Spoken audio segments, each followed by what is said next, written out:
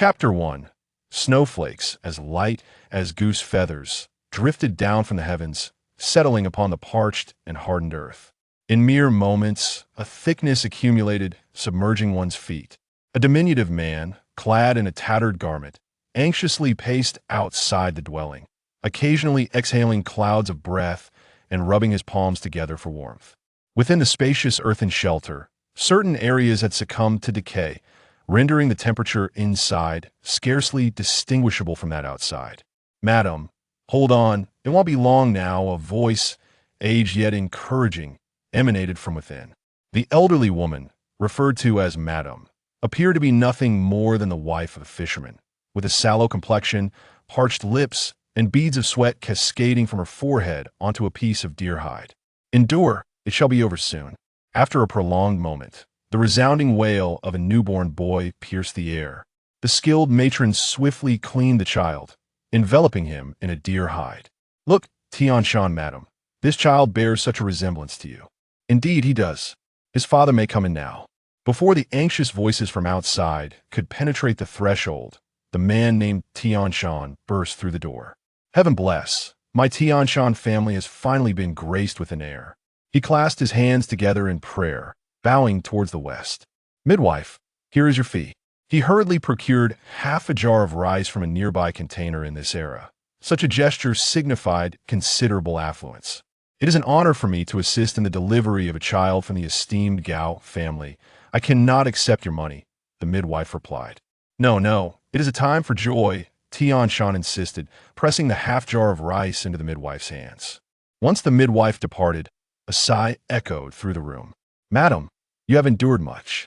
"It is nothing. As a daughter of the Tianshan family, it is my duty. After 5 long years, we finally have him. It is surely a blessing from our ancestors." "What do you think we should name him?" The child's mother gazed adoringly at the tiny infant, whose features resembled that of a wrinkled monkey. "I have thought of a name, Misaburo. Such a name shall surely ensure his safe passage through life. Let's hope for that."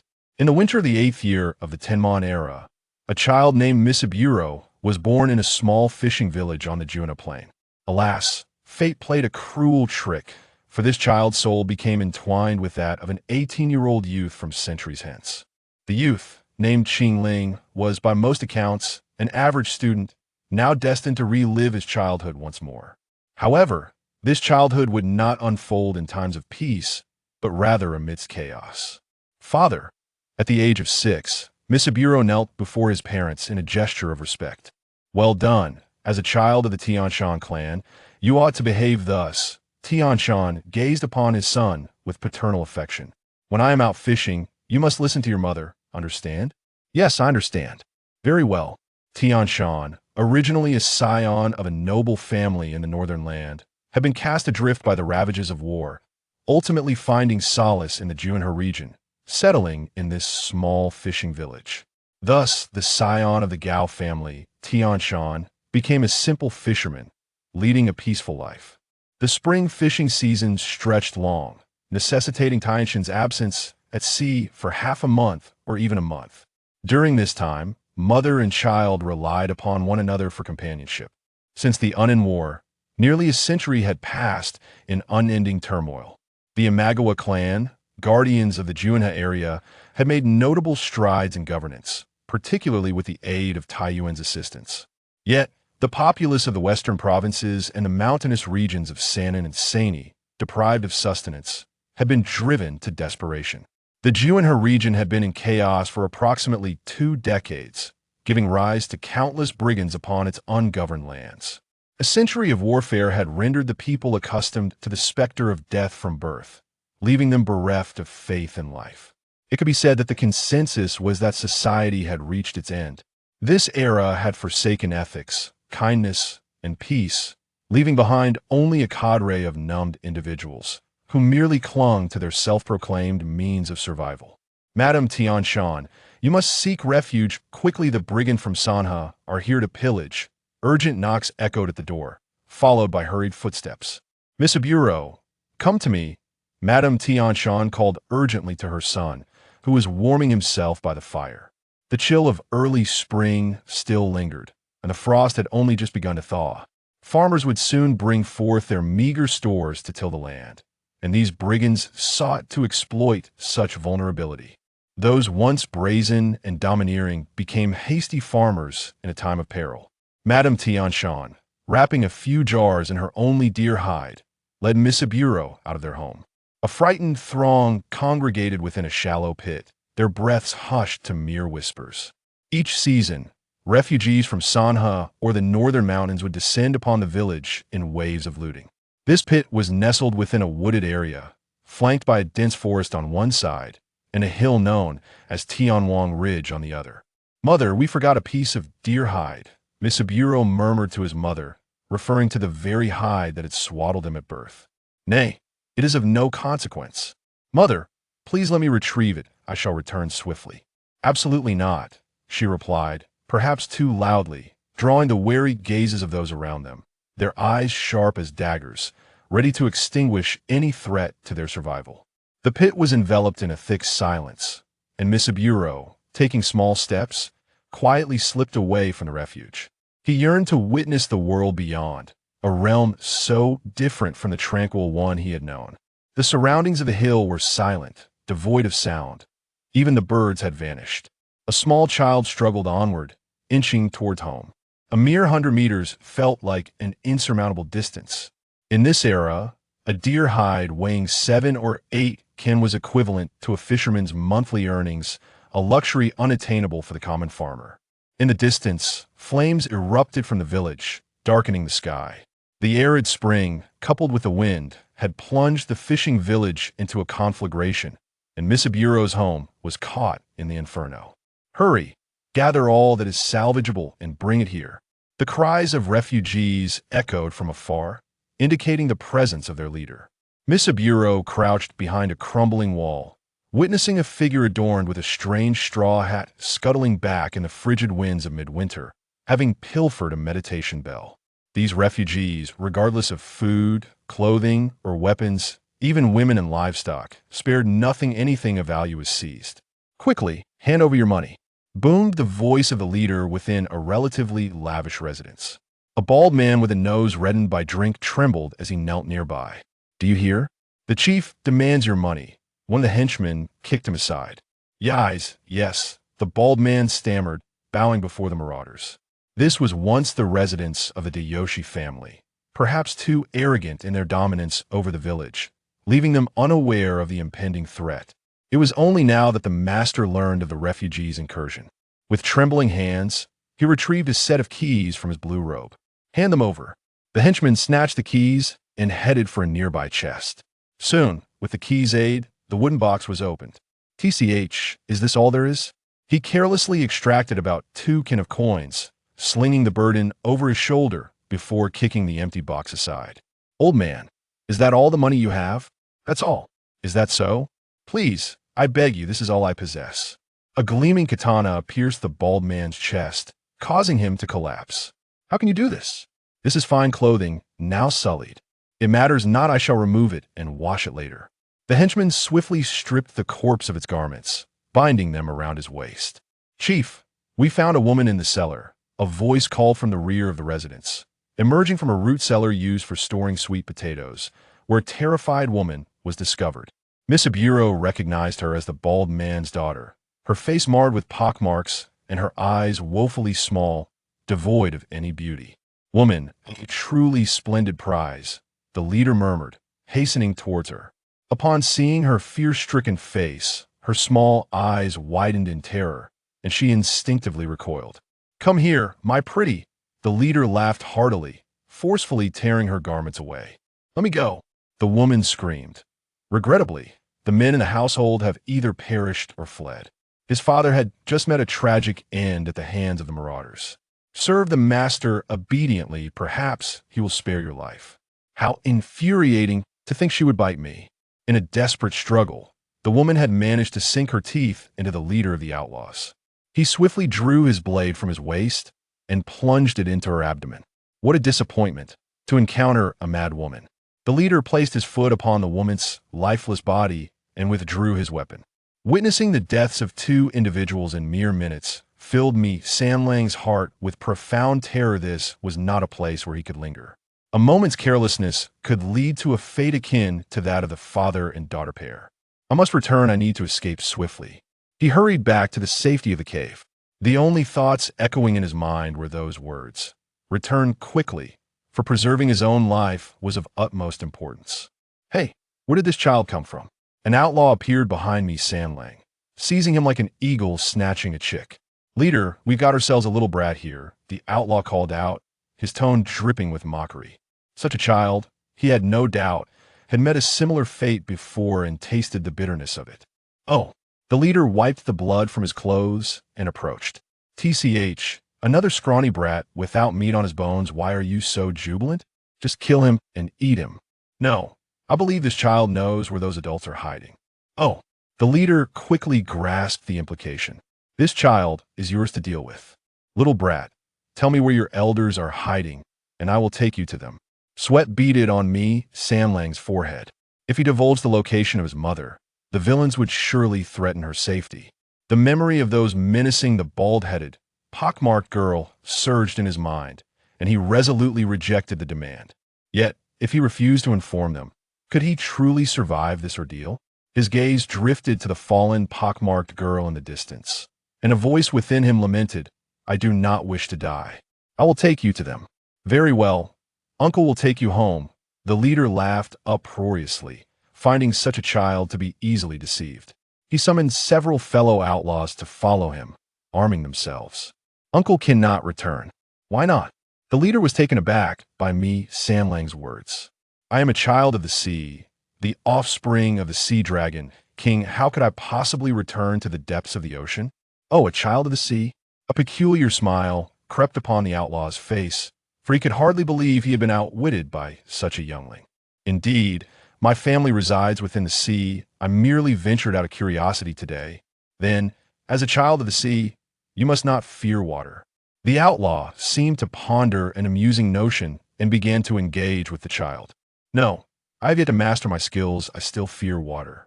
Then you're deceiving me. However, I know. Sweat dripped from his brow onto the ground. Sanlang himself was uncertain of his own abilities. Should he be forced into the sea, his 2-year-old frame would surely spell his doom. I know where the treasures are hidden. Really? Yes, lead me to them. The outlaw felt an insatiable curiosity toward the 6-year-old child. Sanlang, each step weighed down by uncertainty, began to walk toward the village outskirts, unsure if he would truly find salvation. Perhaps the place he was being led to was the location of treasure. You aren't deceiving me, are you? No, you should know, great treasures are typically concealed within the deep mountains. Indeed, the outlaw nodded, lifting me, Sanlang, into his arms. Tell me where it is, and I shall take you there. It lies within the distant mountains. I discovered it during my play. What is it? Treasures, shimmering gold plates. Gold plates, are they truly gold? The outlaw's breath quickened. This was a considerable sum of money. Yes, hidden within a valley. The outlaw tightened his grip around me, Sanlang. For his eyes, this child was a veritable gold mine. What do you intend to do? The outlaw disregarded his question and began to walk in the opposite direction. Are you going to fetch others? That would be unwise. A fortune must be divided, and you might only receive a portion. Testing the waters, for desire dwells within every heart. In the end, I only wish for you to release me, and you could acquire a vast treasure. This is indeed a most advantageous trade. Seeing the outlaw pause, Sanlang quickly followed up with another remark. The outlaw agreed, halting his steps. Speak. Where is the treasure hidden? Over there. With a sense of inevitability, Sanlang pointed toward the distant Tianwang Ridge. Within that earthen mound lies a cave. I happened upon it, and sensed there was something within. Just something within? Could it be the gold plates? My mother mentioned that this is the place where the great Minamoto no Yoshitsune donned his armor, and countless treasures are buried here. Hearing you say that, I recall a story from my childhood. The refugees seem to believe this legend even more fervently, convinced that a vast number of gold plates lie hidden within the caves of the earth. After all, these treasures belong to the Minamoto clan. As we approached the earthen slope, the refugees halted their steps. Is this the place? Indeed, there in the distance is the stone torii of shrine. and behind it lies a passage. Due to the low height of the cave, the refugees could only hold Misaburo in one arm as they began to venture inward to their amusement. The refugees quickly discovered several scattered coins on the ground, likely dropped in haste by a fleeing individual, which only intensified the legend of buried treasures within.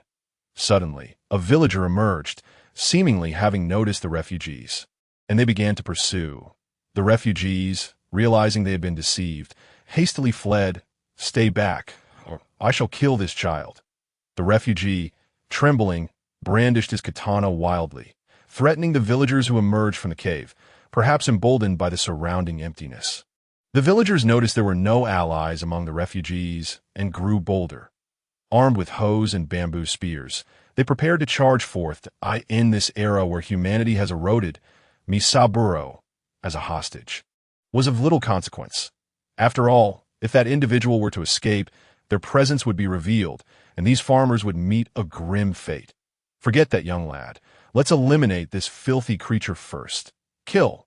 The villagers erupted in chaos, seizing their weapons and charging forward. The refugee, poised to strike down the child who had caused his demise, raised his katana. Thud! A stone flew through the air, striking the refugee's wrist, causing the katana to slip from his grasp and fall to the ground. Thud! Thud! A bamboo spear found its mark, piercing the refugee's abdomen, causing him to release Misaburo. Misaburo was the first to fall, and before his vision darkened, he felt the weight of a lifeless body collapse upon him, the warm blood seeping onto his skin. Whose child is this? I recognize him. He seems to belong to the Tanaka family. What a disgraceful individual, causing such trouble for everyone in any case, if nothing else. Let us clean this place up and find refuge. The townspeople, exchanging words, carried the unconscious Tanaka back into the cave. The following day, as dawn broke, the refugees had already departed from the village, while the leader had forgotten the tragedy that befell one of their own. In this chaotic era, death had become commonplace, especially for those who live by the sword. Damn it, our home has been destroyed once more. Enough. I've heard that the infamous leader of the Rumble Waves is here. Someone who can even be compared to Lord Haisuke of Nanto Mountain Castle. The leader of the Rumble Waves has come to plunder our little fishing village. This world is growing increasingly tumultuous. The small fishing village entered yet another phase of reconstruction, while the men remained at sea, fishing. When they returned, the women and those youths not involved in labor would construct some rudimentary shelters. Alas, a Biwa priest had arrived at the village entrance. During their work breaks, the townspeople discussed the sky and the heavens. I have no spare coins to give to such storytellers in this era. The term Biwa priest generally refer to performers. Mother, what are you calling for? Upon hearing this, Mrs. Tanaka pulled Misaburo aside. Go fetch this to the village entrance and listen to what that Biwa priest has to say. Mrs. Tanaka produced a small bowl of rice, topped with a slice of darkened cucumber. In this age, being able to eat a humble bowl of rice is considered a divine blessing, especially for impoverished commoners who may never have tasted rice in their lives. Even farmers might never have eaten the rice they cultivated themselves. Master, this is from my mother. Misaburo carefully handed the rice to the Biwa priest, unsure of why his mother wanted this priest to teach him. Moreover, the Biwa priest was somewhat peculiar, as most performers recounted tales of the Minamoto or the Terra clans. Yet this priest spoke of stories from the Chinese warring states, telling the tale of Xiang Yu's wisdom. Child, do you know why Xiang Yu met his demise? Because his mother harmed him? No, for even the wisest can err. The Biwa priest's words seemed to carry deeper meaning. So, if Xiang Yu had been less intelligent, he would not have died. Indeed, you answer correctly. Sometimes, even if you know something, you cannot speak it. Even if you wish to act, you cannot do so. The Biwa priest spoke slowly in his aged voice. Think on this, child. Return here tomorrow, but do not bring food. The priest smiled, gently patting Misaburo's head. The next day, Misaburo returned to the village entrance as agreed. The priest appeared to have been waiting for him. Seated beneath a withered tree, eyes closed, as Misaburo approached, the priest emitted a tremulous sound from his throat. Have you come to understand? Misaburo clasped his hands together in a bow, seemingly grasping something, yet also feeling confused. Oh, the priest's expression grew intriguing, as this seemingly non-answer appeared to be the true answer. Can you take me to meet your parents? What is it? You saved me that day. Misaburo scrutinized the priest closely, filled with suspicion. The Buddha guides those with fate. How did you guess? We are bound by fate, so I can certainly surmise that Misaburo did not speak the truth. But continued with the priest's next words. Did you promise to take me to meet your mother? I did not say so. Master, although you saved me, that does not mean I owe you anything. Misaburo knelt down and bowed, expressing gratitude for the priest's rescue. Yes, that's so. Still, I wish to meet your mother. Did the master follow me last night? No, the Biwa priest chuckled. I would never employ such underhanded tactics. It was the Buddha who revealed the way to you. Understand? Buddha. If there were a Buddha, this world would not have become so. At least, I have never seen such a being. You little rascal, calling the Buddha a mere being. The Biwa priest joined his hands in prayer, offering a gesture of atonement for the child as impudence. Oh, you wish to learn my ways? My ways? Yes, your mother brought you before me with the intention of sending you to the temple. Impossible! My mother would never allow me to become a monk. Misaburo shouted, unable to comprehend why his parents would want him to follow a wandering monk to renounce the world, although this monk had saved him. His mother was unaware of this matter. The priest did not press further. Do you know the trouble you have caused your mother? Misaburo remained silent, merely lowering his head. The events of the past few days weighed heavily upon him.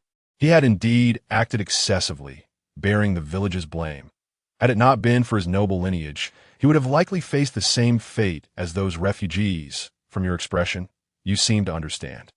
You are seen as a calamity within the village, and I, as a wandering monk, am here to assist you. That I do not wish to be a monk.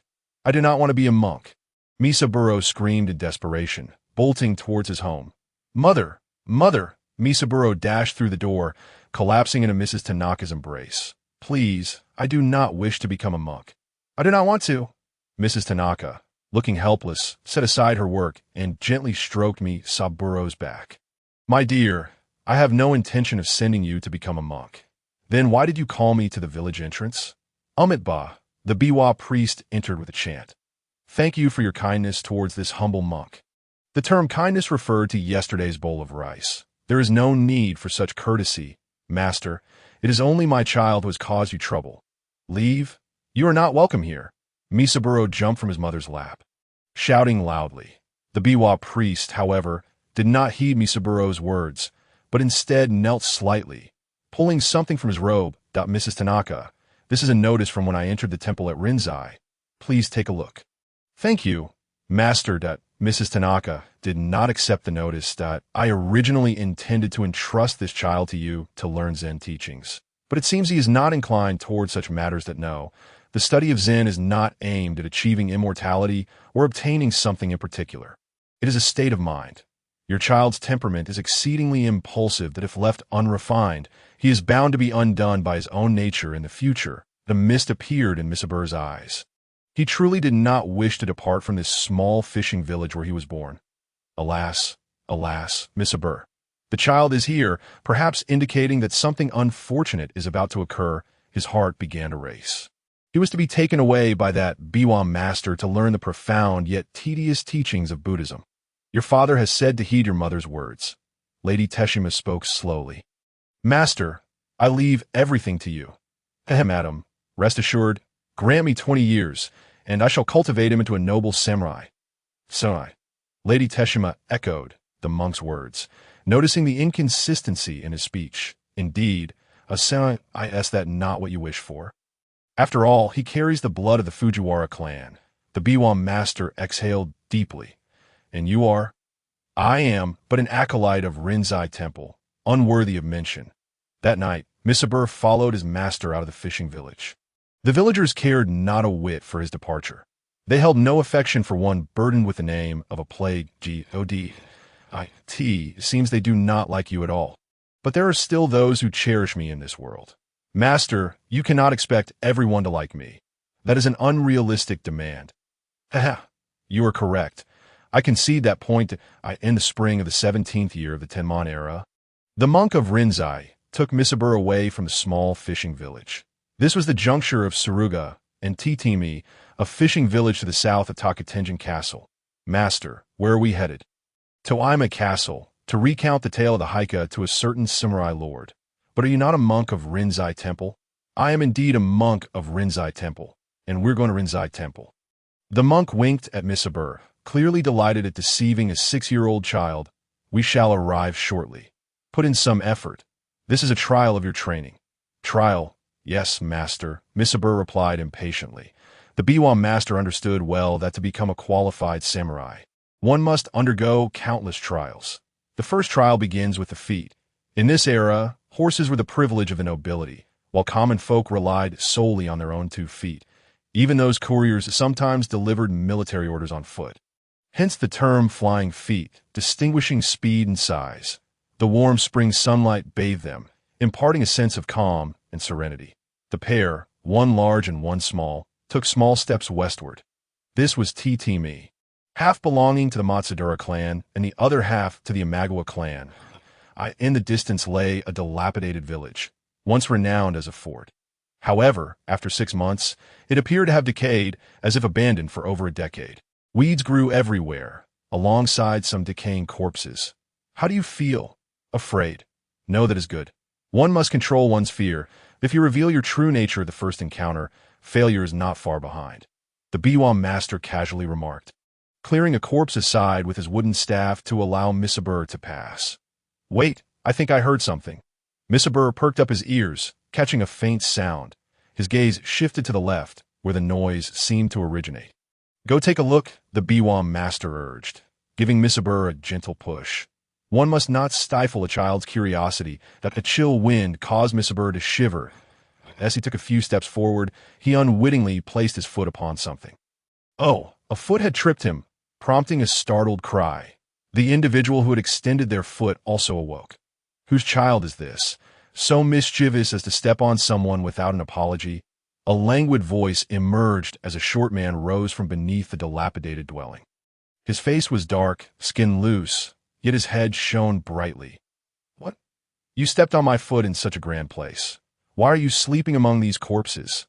The area was littered with twisted bodies and decaying wood. Little one, do you know what I'm doing? What are you doing? Aren't you sleeping?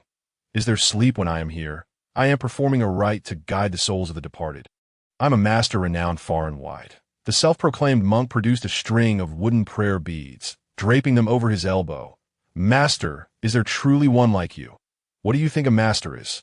Misabur found himself momentarily speechless. He had encountered shameless individuals before, but never one so audacious. He initially thought the Biwa master was neglecting his duties, but it turned out this fellow was the true freak. Little one, do you understand your mistake? Then do not disturb my meditation. I am Master Zichin. The monk paused, finding a comfortable position before closing his eyes again. That I aspire to become a priest in the future. Dejected, Misabur walked away, yet such a myriad of worldly experiences might forever elude him in his small fishing village. What's wrong? The monk was surprised to see Misabur return. Nothing, just a master who was sleeping. The largest stronghold in Titimi was Ima Castle, located at the southern end of Lake Hamana. This location was a crucial junction connecting east and west, and the lord here, Noritake, was a thorough opportunist. Whenever Imagawa Yoshimoto's forces surged from the east, he would present himself as a penitent. When the Matsudara clan attacked from the west, he would offer a token resistance before capitulating. In recent years, the situation had improved, not due to a change of heart on his part, but because the Matsudara clan had truly weakened, to the extent that Lord It no longer regarded him with any respect. The one responsible for hosting the Biwa master was Lady Teshima, the wife of It Noritake. Compared to her husband, she could be considered a competent spouse, managing both political affairs and household matters with skill. Master, please follow this way. A servant led the Biwa master into the main keep of Ima Castle. Greetings, master. I hope you'll favor us today. Soon, he was introduced to the lady of the house, Lady Teshima. Their conversation revolved around the simple tale of the Haika, as the Biwa master, donning a large headscarf, combined words with gestures, instilling a sense of remarkable authority, as if the Haika truly stood before them. Arrest him! Suddenly, midway through the discourse, Lady Teshima exclaimed, The hidden doors of the hall swung open, and a dozen armored warriors wielding katana rushed out. Quickly, tell me, who summoned you here? The lady pointed at the Biwam master. I merely responded to your invitation, madam. I asked you to tell a story, not to inspect the upper levels of the keep, nor to view the barracks. Although the arrangements here are similar to most castles, I will not permit a spy to trespass without permission. Speak the truth, and I may spare your life. The Biwam master chuckled. I am merely a monk in his 60s. If you truly believe I am a spy sent by another nation, then draw your katana and behead me at that moment. Lady Teshima hesitated. People are invariably like this. The more you plead for mercy, the more they wish to kill you. Yet when you invite them to do so, they reconsider kill you. This foreign old man would tarnish the reputation of the family. I thought you truly wished to kill me. The Biwam master took a step back, ready to resist at any moment. Master, she inquired, what is your opinion of Ima Castle? Lady Teshima spoke with a tone of cautious inquiry. What do I think? If we are to discuss the structure, it is utterly dreadful. The thatch on the distant keep has yet to be renewed. During summer, it will certainly be blown away by the monsoon, and an undue focus on martial training has allowed horses to run rampant throughout the castle, leaving even the courtyards littered with manure. You speak truthfully, yet this only heightens my suspicions of you. Lady Teshima regarded the Biwam master with a solemn expression, scrutinizing him closely. This is a place protected by Lord, serving under Imagawa Yoshimoto. Do you understand? The Biwam master nodded. I understand. Lord is a man of integrity, adept at navigating these war-torn lands. However, due to his poor character, it may prove quite difficult for him to ascend to the rank of Lord of the city with more than 50,000 koku. Impudent. No. Is this not what you requested? As a retainer of the Imagawa clan, how dare you, an outsider, offer your unsolicited opinions here? Suddenly, the words of Tachikata were interrupted. What do you think of me, if I were to be the lord? Indeed. Then, perhaps I could even become the ruler of 100,000 koku. Tachikata gestured with his gaze towards those around him, and the guards promptly retreated into the shadows.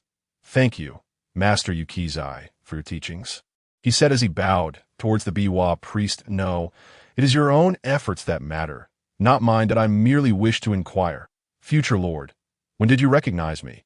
Your wisdom is undoubtedly beyond that of a mere storyteller.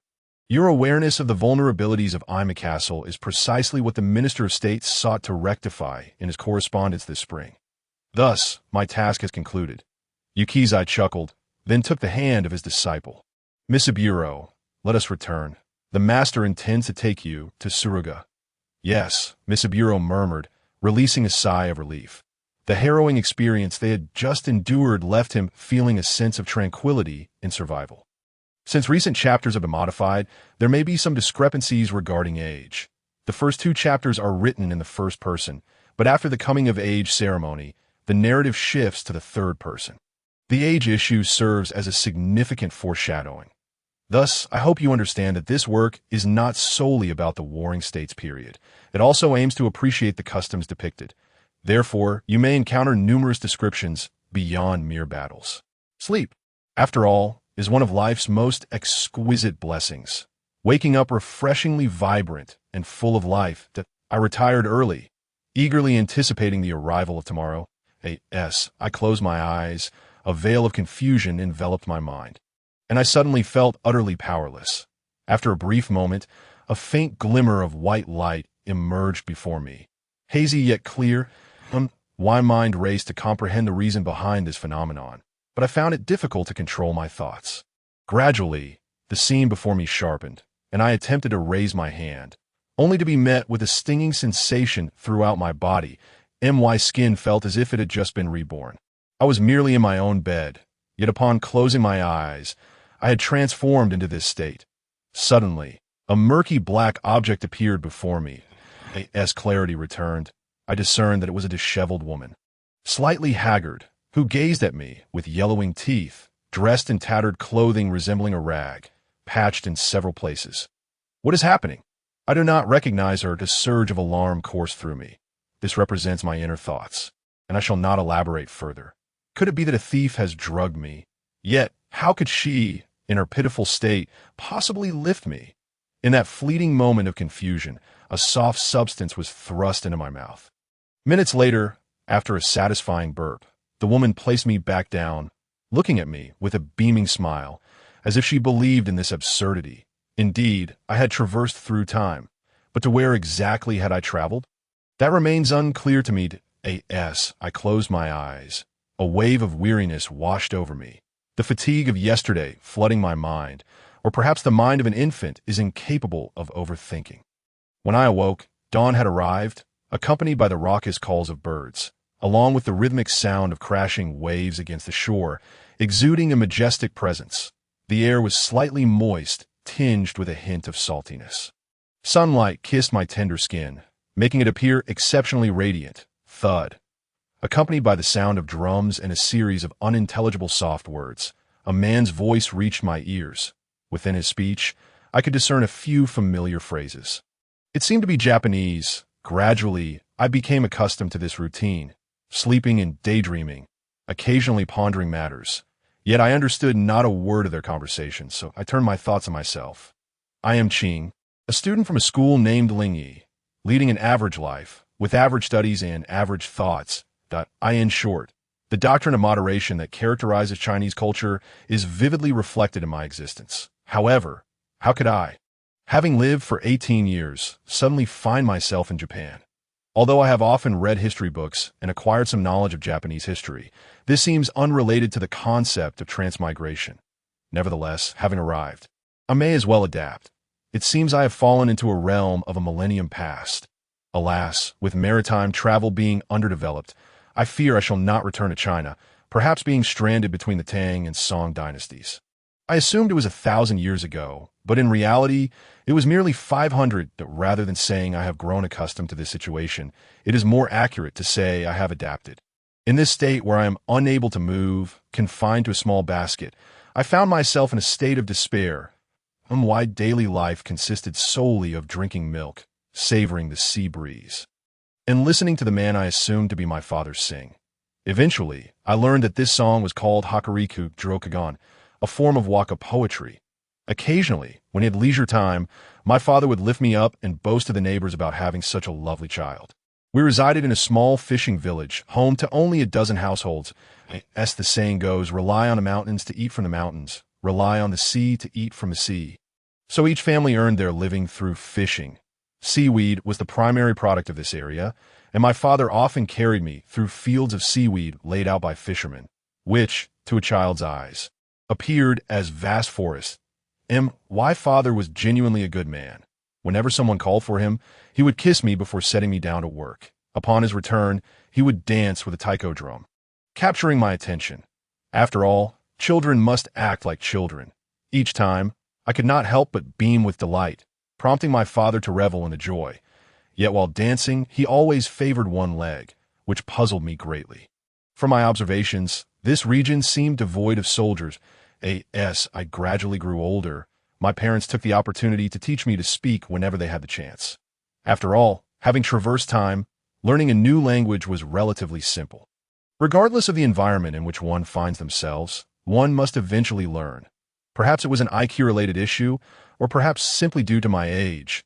In any case, my learning speed was remarkably swift, bringing great joy to my parents. When I finally managed to stutter out Daddy and Mommy, they lifted me high and paraded me to the neighbors, boasting about their wonderful assimilate into the local customs. I was given a name akin to Nigo, Misaburoed. As for why it was not Mataru or Nairu, I could not understand. Gazing into my father's expectant eyes, I felt a sense of mission. My father's name was Tadison, a name that, for a family with a surname, could elevate them above the nameless individuals of this era. Strangely, this name belonged to a lineage of remarkable standing. However, lineage alone does not provide sustenance.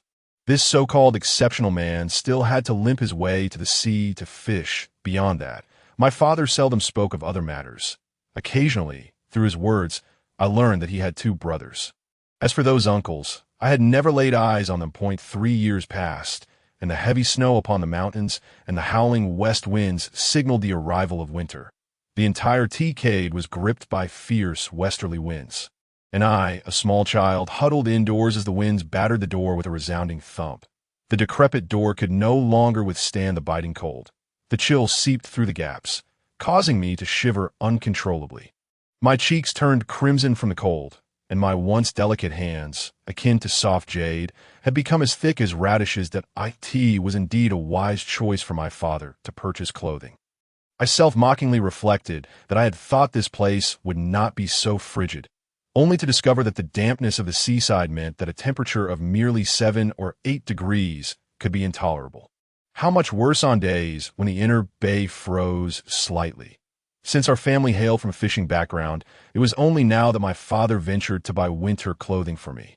In this era, winter clothes were simply cloth filled with cotton.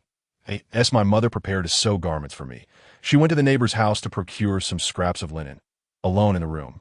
For safety's sake, my mother extinguished the fire, leaving me helpless to find warmth. Bang! A fierce gust of wind burst through a not-so-sturdy wooden door, and I struggled to waddle toward it, trying to close it before it was blown wide open.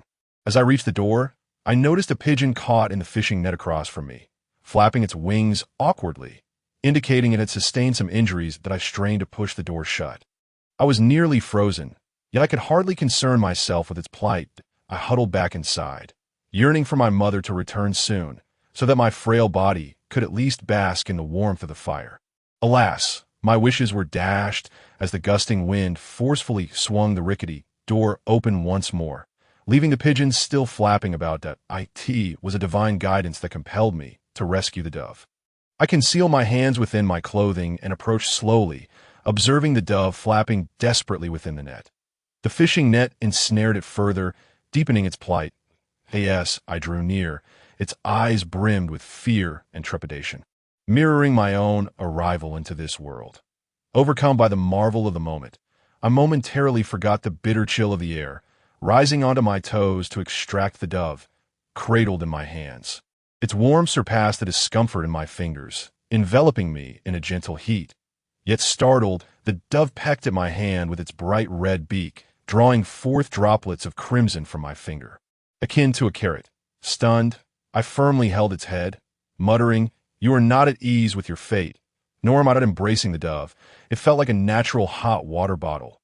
Eventually, the dove grew accustomed to my hold, ceasing its resistance, only emitting soft coos from its throat. Coincidentally, my mother returned home with some cloth. The adults. Children are of utmost importance, and they overlooked the dove in my hands. "Misirou, what happened? Why is your hand injured?" she asked, her heart aching at the sight. "Oh, it's nothing, just a bit of frostbite," I chuckled lightly. While my mother tended to my wound, she remarked, "Since you are bleeding, the dove would be a great tonic. Why not give it to me? We can stew it for dinner." Make tea that moment. I yearned to prepare the dove in a simple broth. "Mother, sometimes you are away. Could I keep this dove?" I extended my hand towards her. My mother, thinking it was merely a fleeting fancy of a child, replied with a smile, "Oh, Misirou is now caring for animals. Let's see how well you've bandaged yourself, and we shall check on the dove too." I nodded and handed the dove over.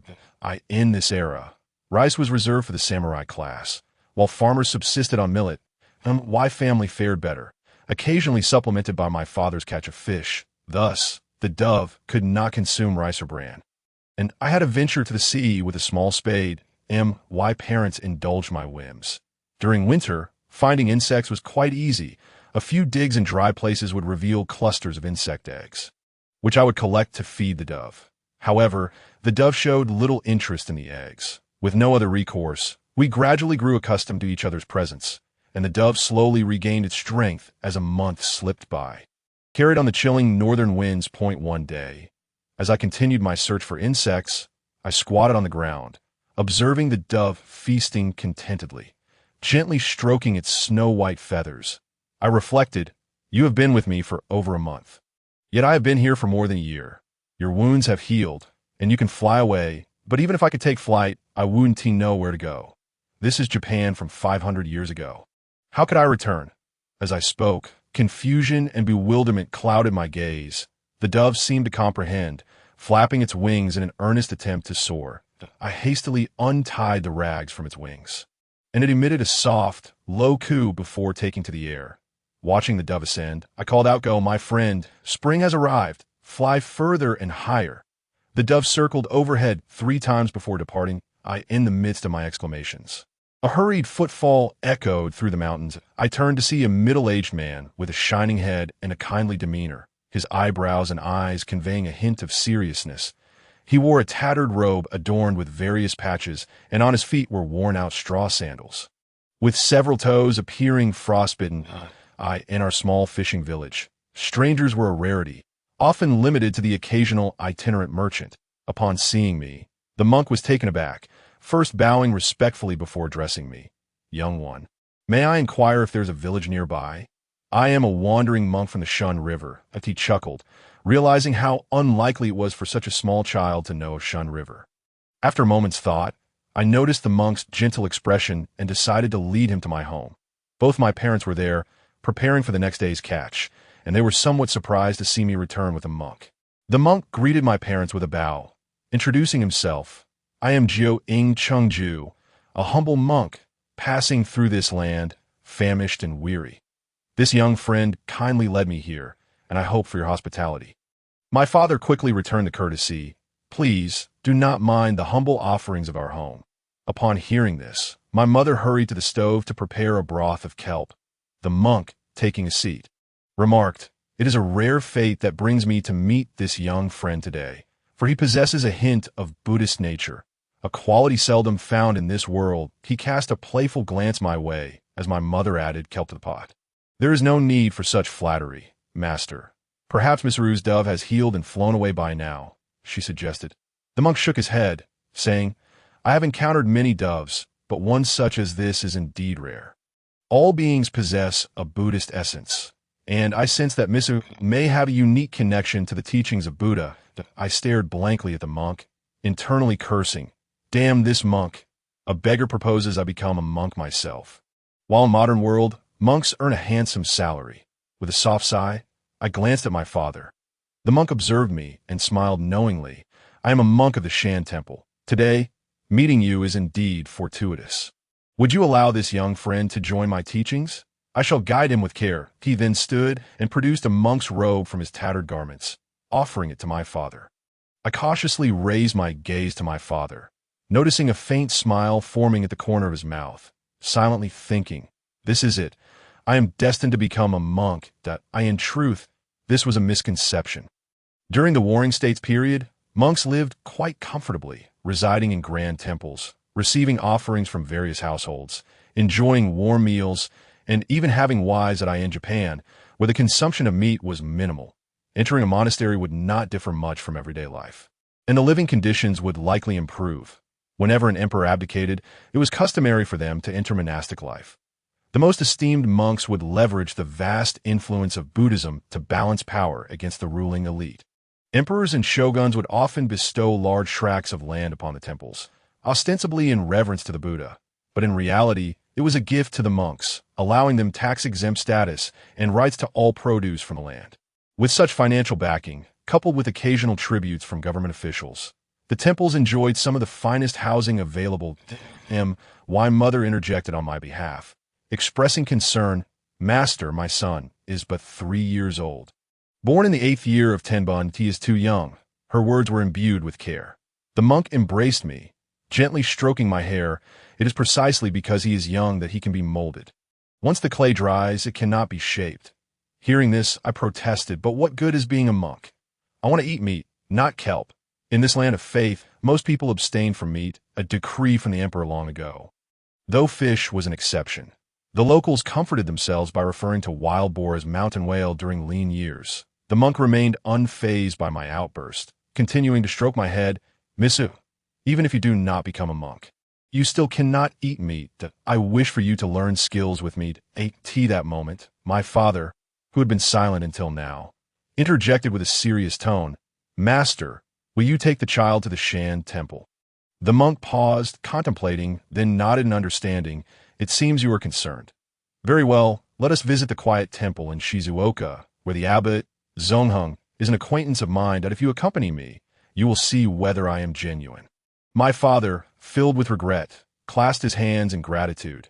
"Thank you for your kindness, master." Thus, I found myself caught in the whirlwind of fate, as my parents deliberated, unwittingly selling me to the monk. Meanwhile, the aroma of the miso soup wafted through the air, mingling with the faint scent of the sea, an enticing dish crafted from simple beans, carrying its own unique flavor. The monk, noticing, eagerly lifted his wooden bowl to savor the steaming broth, embodying the essence of a humble, impoverished monk. After finishing the soup, under the persistent entreaties of my parents, the monk decided to stay at our home, settling into a corner of the room. That night, the howling north wind showed no signs of abating. While I stood on the doorstep, gazing at the moon hanging high in the sky, the moonlight was exceptionally gentle, casting a serene glow upon me that instilled a sense of tranquility. The monk brought over a small stool that belonged to my father and sat comfortably beside me. "Misan Lang," he asked, "do you find the moon beautiful?" He inquired of this child who was yet unaware of the complexities of the world, but I could only feign innocence and replied, "Yes, it's beautiful. I wish we had one just like it at home." The monk nodded and sighed, saying, "In truth, I pursue that very moon.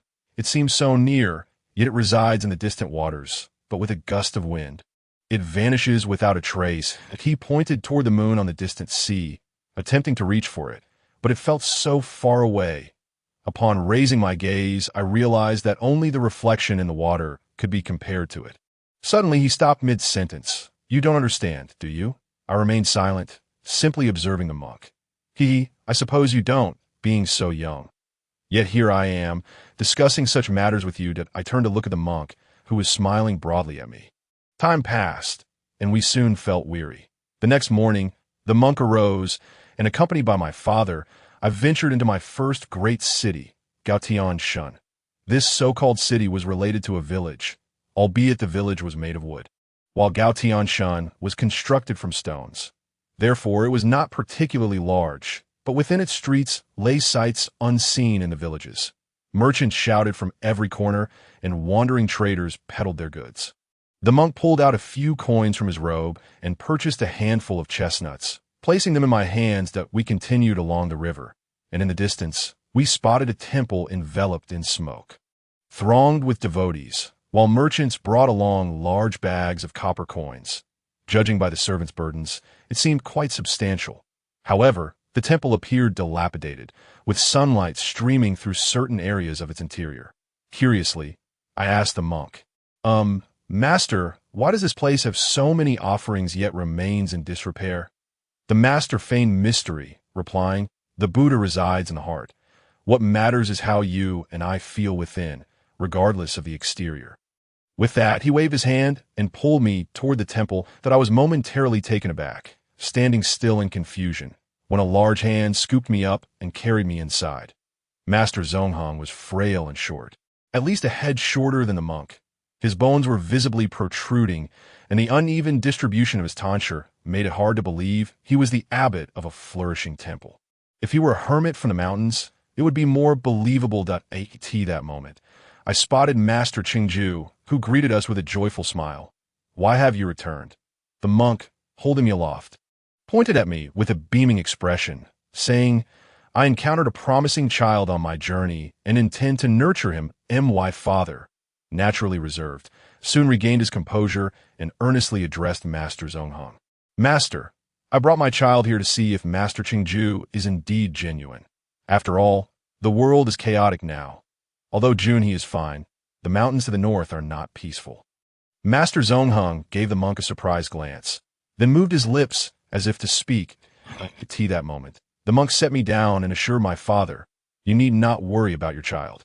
This humble monk possesses some skills in the mundane world." Master Zonghong nodded quickly, saying, "Rest assured, Master Qingju is the teacher of the current governing body. He would not act otherwise."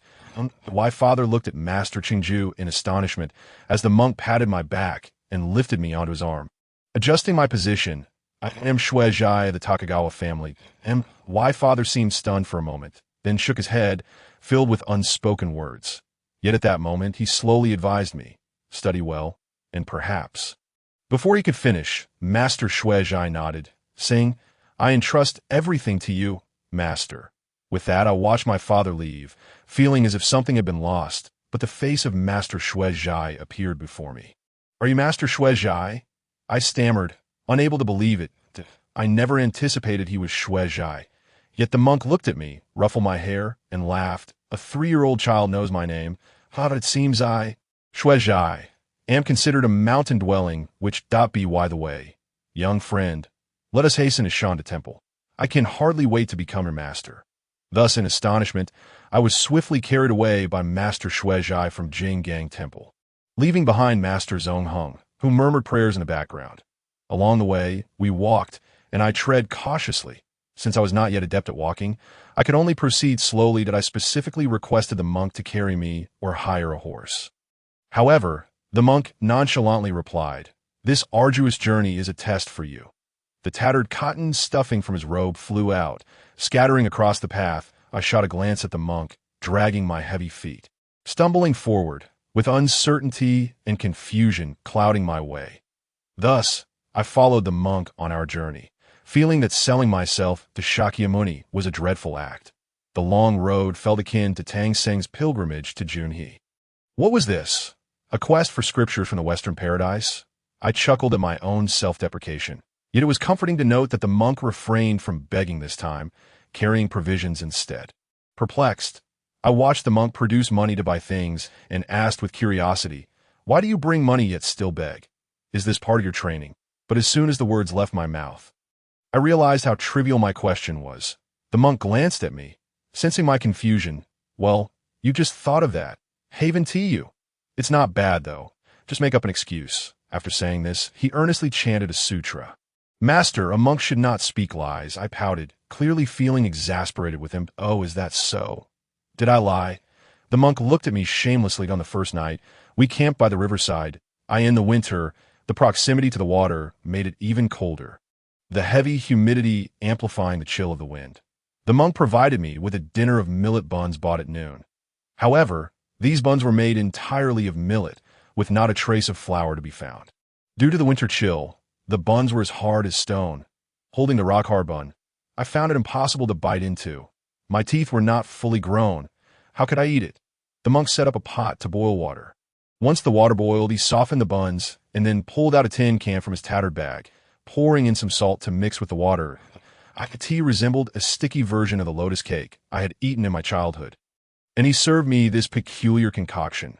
With a playful grin, the monk said, "Hee, my disciple, I know you find the taste bland, but now this water is drinkable." I gulped down the bowl of mixture. The monk was indeed kind to me. Tea that moment. He set up the pot he had just used to boil water and began to cook sand. Thus we passed the night, sleeping outdoors, with him laying down soft. Warm sand for me, heated over the fire. Being winter, the monk tended to the fire every now and then, adding firewood and tucking me in snugly. The next morning, the monk packed up the sleeping bags and blankets, extinguished the campfire, and set off with me. I rubbed my eyes, clearly unaccustomed to this lifestyle. After all, for a child, sleeping for 10 hours a day was more than normal. We arrived at a densely populated village where the monk informed me we were now halfway between Gao Tianshan and Junfu. Today, he had some matters to attend to, so we spent the night at an inn where the monk, clad in a tattered coat and carrying a shabby bag, was none other than the renowned Xue Zhai. I chuckled at my own self-deprecation, thinking perhaps it was not I who was peculiar, but the monk. Looking out the window, I spotted a distant mountain, shrouded in mist, its azure snow-capped peaks appearing even more majestic in the winter. The summit, perpetually blanketed in snow, made me wonder if this was indeed Mount Fuji. This mountain held a special place in the hearts of the people of Fusang, and perhaps Junfu was an excellent vantage point for viewing it. However, the northern Xinjin could only gaze upon the mountain's northern face, becoming known as the mountain folk, a feeling of desolation that seemed all too relatable. I descended the stairs and encountered a 4-year-old boy, armed with a slingshot, aiming at various targets while making dong-dong sounds. He waved at me and then hurried over, his actions outpacing his gestures. As we began to converse, I gleaned a general understanding of his situation. The innkeeper's son was quite young, but due to the bustling nature of the establishment, he was left to his own devices. Upon seeing someone younger than himself, he naturally approached me with familiarity. He was 4 years old, and I was 3. This was a gap that could not be bridged. However, upon seeing me, who was smaller than he took the liberty to invite me to accompany him bird hunting. He made a suggestion and, without waiting for my response, dashed out in a flurry, stuffing a slingshot into my hands just before he bolted through the door. The slingshot here, due to the island's scarcity of animals, possessed little to no destructive capability. After all, a lack of wildlife meant a dearth of tendons, for both bows and slingshots rely on these creatures. As snow fell upon June River, the surrounding scenery was shrouded in a misty haze. With an air of mystery, Kayataro revealed to me that he had set a small trap here a few days prior, and with the recent snowfall, he anticipated a bountiful catch that he then glanced at me, as if to clarify, explaining that in the mountains, one need only toss a bit of leftover food from the guests to ensnare something. That he spoke with a sense of pride, perhaps indicating that he frequently employed such tactics. As he spoke, he led me to the trap, where we discovered a colorful bird caught within. With a smile, he proclaimed, "Let us depart. We shall not be hunting birds today, for we have chicken to roast." He loosened the trap's ropes and pulled me back to the lodging. I was in a daze, unable to comprehend my purpose, only aware that Kayataro intended to treat me to a meal. Observing the comings and goings of the guests at the inn, I inquired of Kayataro, "Kayataro, it is winter now. Why is it so busy?" Kayataro cast a disdainful glance my way and replied, "It is snowing." And many cultured individuals from the Decade are journeying to June River to confer with Lord Jibu on poetry. This happens every year, though today is relatively quiet. Yet the notion of cultured individuals seemed more fitting for the merchant class than for someone of his age. Nodding, I watched as Kayataro summoned the inn's cook to prepare the chicken. In this era, chicken was considered food for the lower classes, while the higher echelons feasted on fish. A simple example.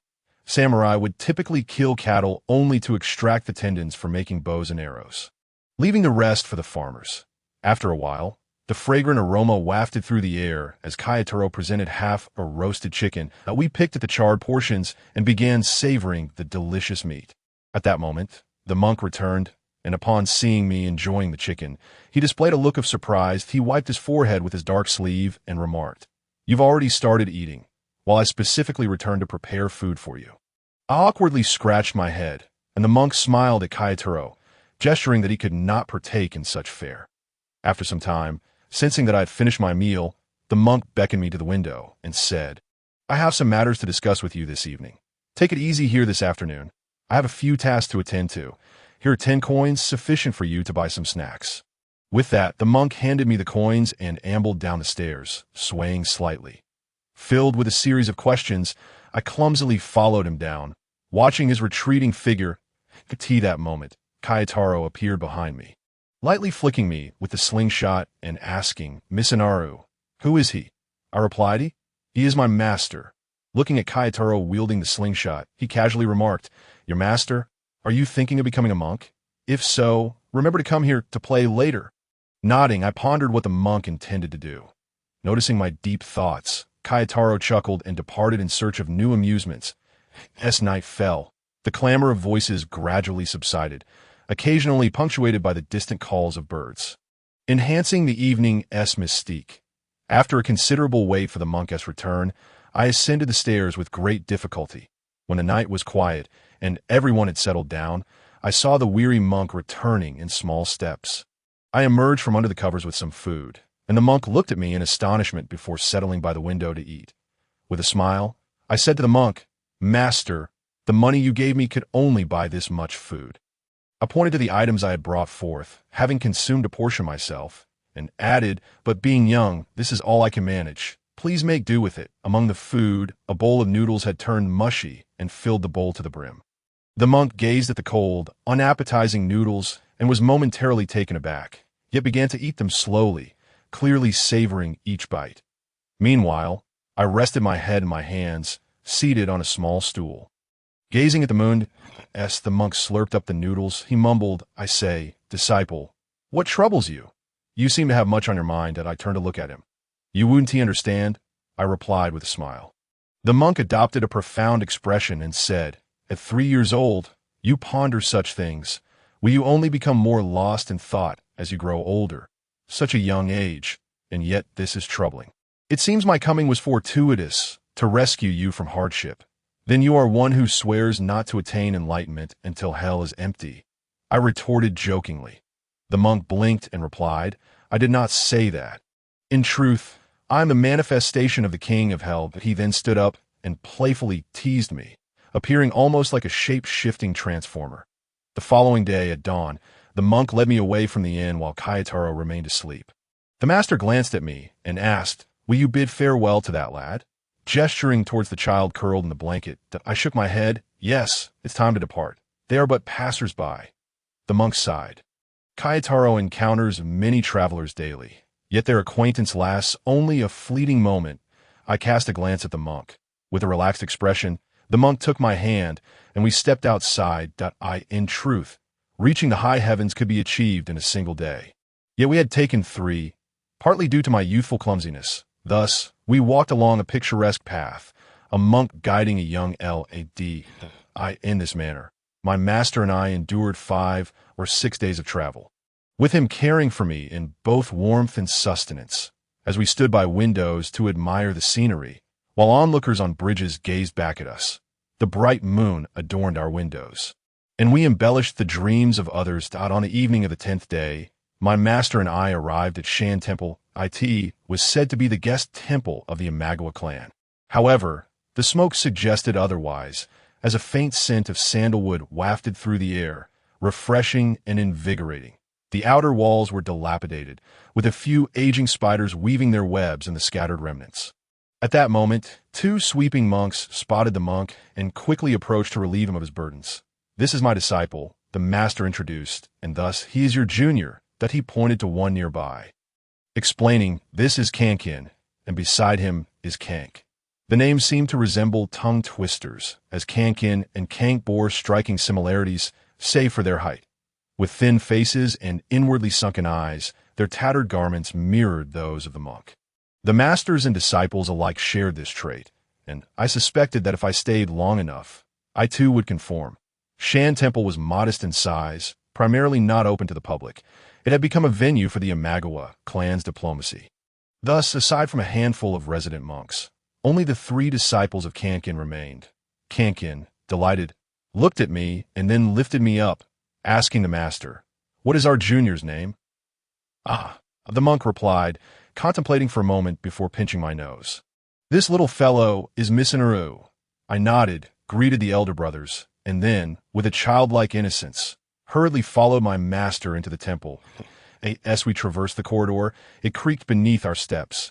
Then I spotted a tall elder, his face lined with the marks of time. Peering out, he acknowledged the monk with a nod. Though the elder was not particularly tall, his imposing presence compelled respect, clad in a light yellow garment. He bore a pair of large, expressive eyes, their pupils dimmed to a gray hue, with lips that had weathered the years, showcasing cracked skin.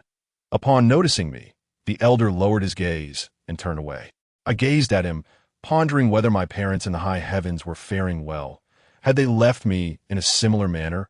Watching another's child while contemplating my own, I summoned the courage to approach the elder. Gently stating, Good day, sir. I am Misinaru, the disciple brought by Master Yuzai. I hope for your guidance in the future. The elder looked at me intently, yet said nothing in response, simply holding my gaze. Just then, the monk entered, momentarily taken aback by the scene, and remarked, What do you think? This child is quite clever, as he waved a fan and gestured for a moment. Grandfather, let us converse later. I must accompany my master inside. I believe we shall meet again shortly.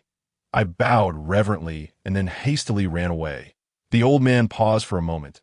Lowering his head, deep in thought, I quickly caught up with my master. Though I wasn't walking particularly fast, it seemed he was waiting for me. As he walked at a leisurely pace, he casually remarked, Do you know who he is? I grinned and replied, Master, I'm only 3 years old. How would I know? Besides, you could pick anyone at random. Does that constitute recognition? My tone was tinged with dissatisfaction. Shueijai pursed his lips and said to me, So you finally don't know. This isn't recognition. Recognition is in my room. Tidying up for you, he knew I would come. I was out writing letters last time. I took a furtive glance. Who knows if you were really writing letters? Taking a whole day, I shook my master's arms and said, Master, please tell me. I'm curious. Shueijai replied, You need not fear. He is a man of great prowess. He glanced at me. I nodded, my big eyes blinking in surprise. His surname is Takeda, given name Nobuharu. He's the father of Kayomasa Takeda. He likely remembers his grandson. When he sees it, I could see it's been a long time since he returned to Kai. He is all alone here, exiled by his own son for Lord Imagawa. He and Lord Kayomasa have some secret dealings. Takeda Nobuharu has been exiled here by his own son, though it is said he is a tyrant. Yet, how could a son drive away his own father? I eagerly awaited Shuhei's next response. Shuhei lowered his head in silence, and then looked at me, saying with profound meaning, "Perhaps you won't understand. But this is the chaos of the times that in truth, Lord Kayomasa's collusion with Lord Ujiyasu resulted in this." After saying this, he closed his fan and tapped my head lightly. Shuhei and I entered his elegantly appointed parlor, from which one could gaze upon Mount Fuji. The air was perpetually infused with sandalwood, and books were neatly stacked, adorned with portraits of Shakyamuni. The courtyard featured a vast stone arrangement, something I rarely encountered in the small fishing village or on television. An 11-year-old boy approached. He must be the youthful and innocent face of Kayomasa, perhaps granting me the fortune of having an admirable older brother. Kayomasa stood respectfully beside Shuhei, who smiled and then called him outside. "Today will be like this. You will stay with me from now on. Perhaps it will be arduous. However, this is for your future. After all, life is like this, isn't it?" Shuhei's wise eyes bore into me. Understood. After he spoke, I bowed respectfully and then entered my own room. Although it was called my room, it was not entirely so. I shared it with my master, separated only by a screen. At that moment, my master languidly spoke. "Rest well today. By the way, at the appropriate time, you can meet Grandfather No. His meals are served by the servants. You will serve him from now on?" "Yes," I replied promptly. I lazily collapsed onto the tatami mat. This 10-day journey had been utterly exhausting. Gazing at the ceiling, I wondered what my parents were doing at that moment. Were they thinking of me? What about my parents 500 years from now? Were they like Nobuharu? Tears welled up. Perhaps I shouldn't cry. Who was I crying for? Nobuharu lowered his head, yet his anxious gaze fell upon me as I served the meal. I carefully placed the food before him, opened the food box, and curiously peered inside. It seemed that Lord Nobuharu did not dine particularly well. Generally, warriors consume rice, yet he had millet. Shuhei was considerate. Despite Ujiyasu's orders, he had added some matsutake mushrooms from the mountains of Kai to the dishes. "Child, what is your name, and where do you come from?" Nobuharu took the food box, his eyes fixed on me. "I am Isanoburo, son of the Kitabatake family of TK'd," I replied, bowing nervously. Nobuharu propped himself up to glance outside, then looked at me and said, "Thank you, Isanoburo. The meal is delightful." That a hint of a bitter smile crossed his face. "Yes, it was my turn to eat." He continued, "Now that you are here, you shall train with me." Shuhei, still focused on his meal, occasionally raised his head to observe my expression, moving his chopsticks. For a warrior, learning martial arts is essential, yet to achieve great things, mere personal valor is often insufficient. Shuhei fixed his gaze upon me for a moment and asked, "What do you wish to learn?" "I want to be a great hero," I blurted out, my answer reminiscent of childhood dreams. "What do you want to be when you grow up?" "A scientist," Shuhei nodded. "That is some ambition. However, learning can be rather tedious. My disciple. You must also study the teachings of Buddhism. But you are quite young, so we shall meditate for just 1 hour each day." Without regard for my astonished expression, Shuhei swiftly tidied up the bowls and chopsticks and exited the room, leaving me seated in bewilderment, like a statue. Perhaps I had boarded a pirate ship, I thought with a wry smile, shaking my head and pulling the door shut behind me as I lay down. Not long after, it seemed someone called for me. "Who is calling me?" I murmured, rubbing my sleepy eyes. Shuhei looked at me and said, "The morning lesson has begun.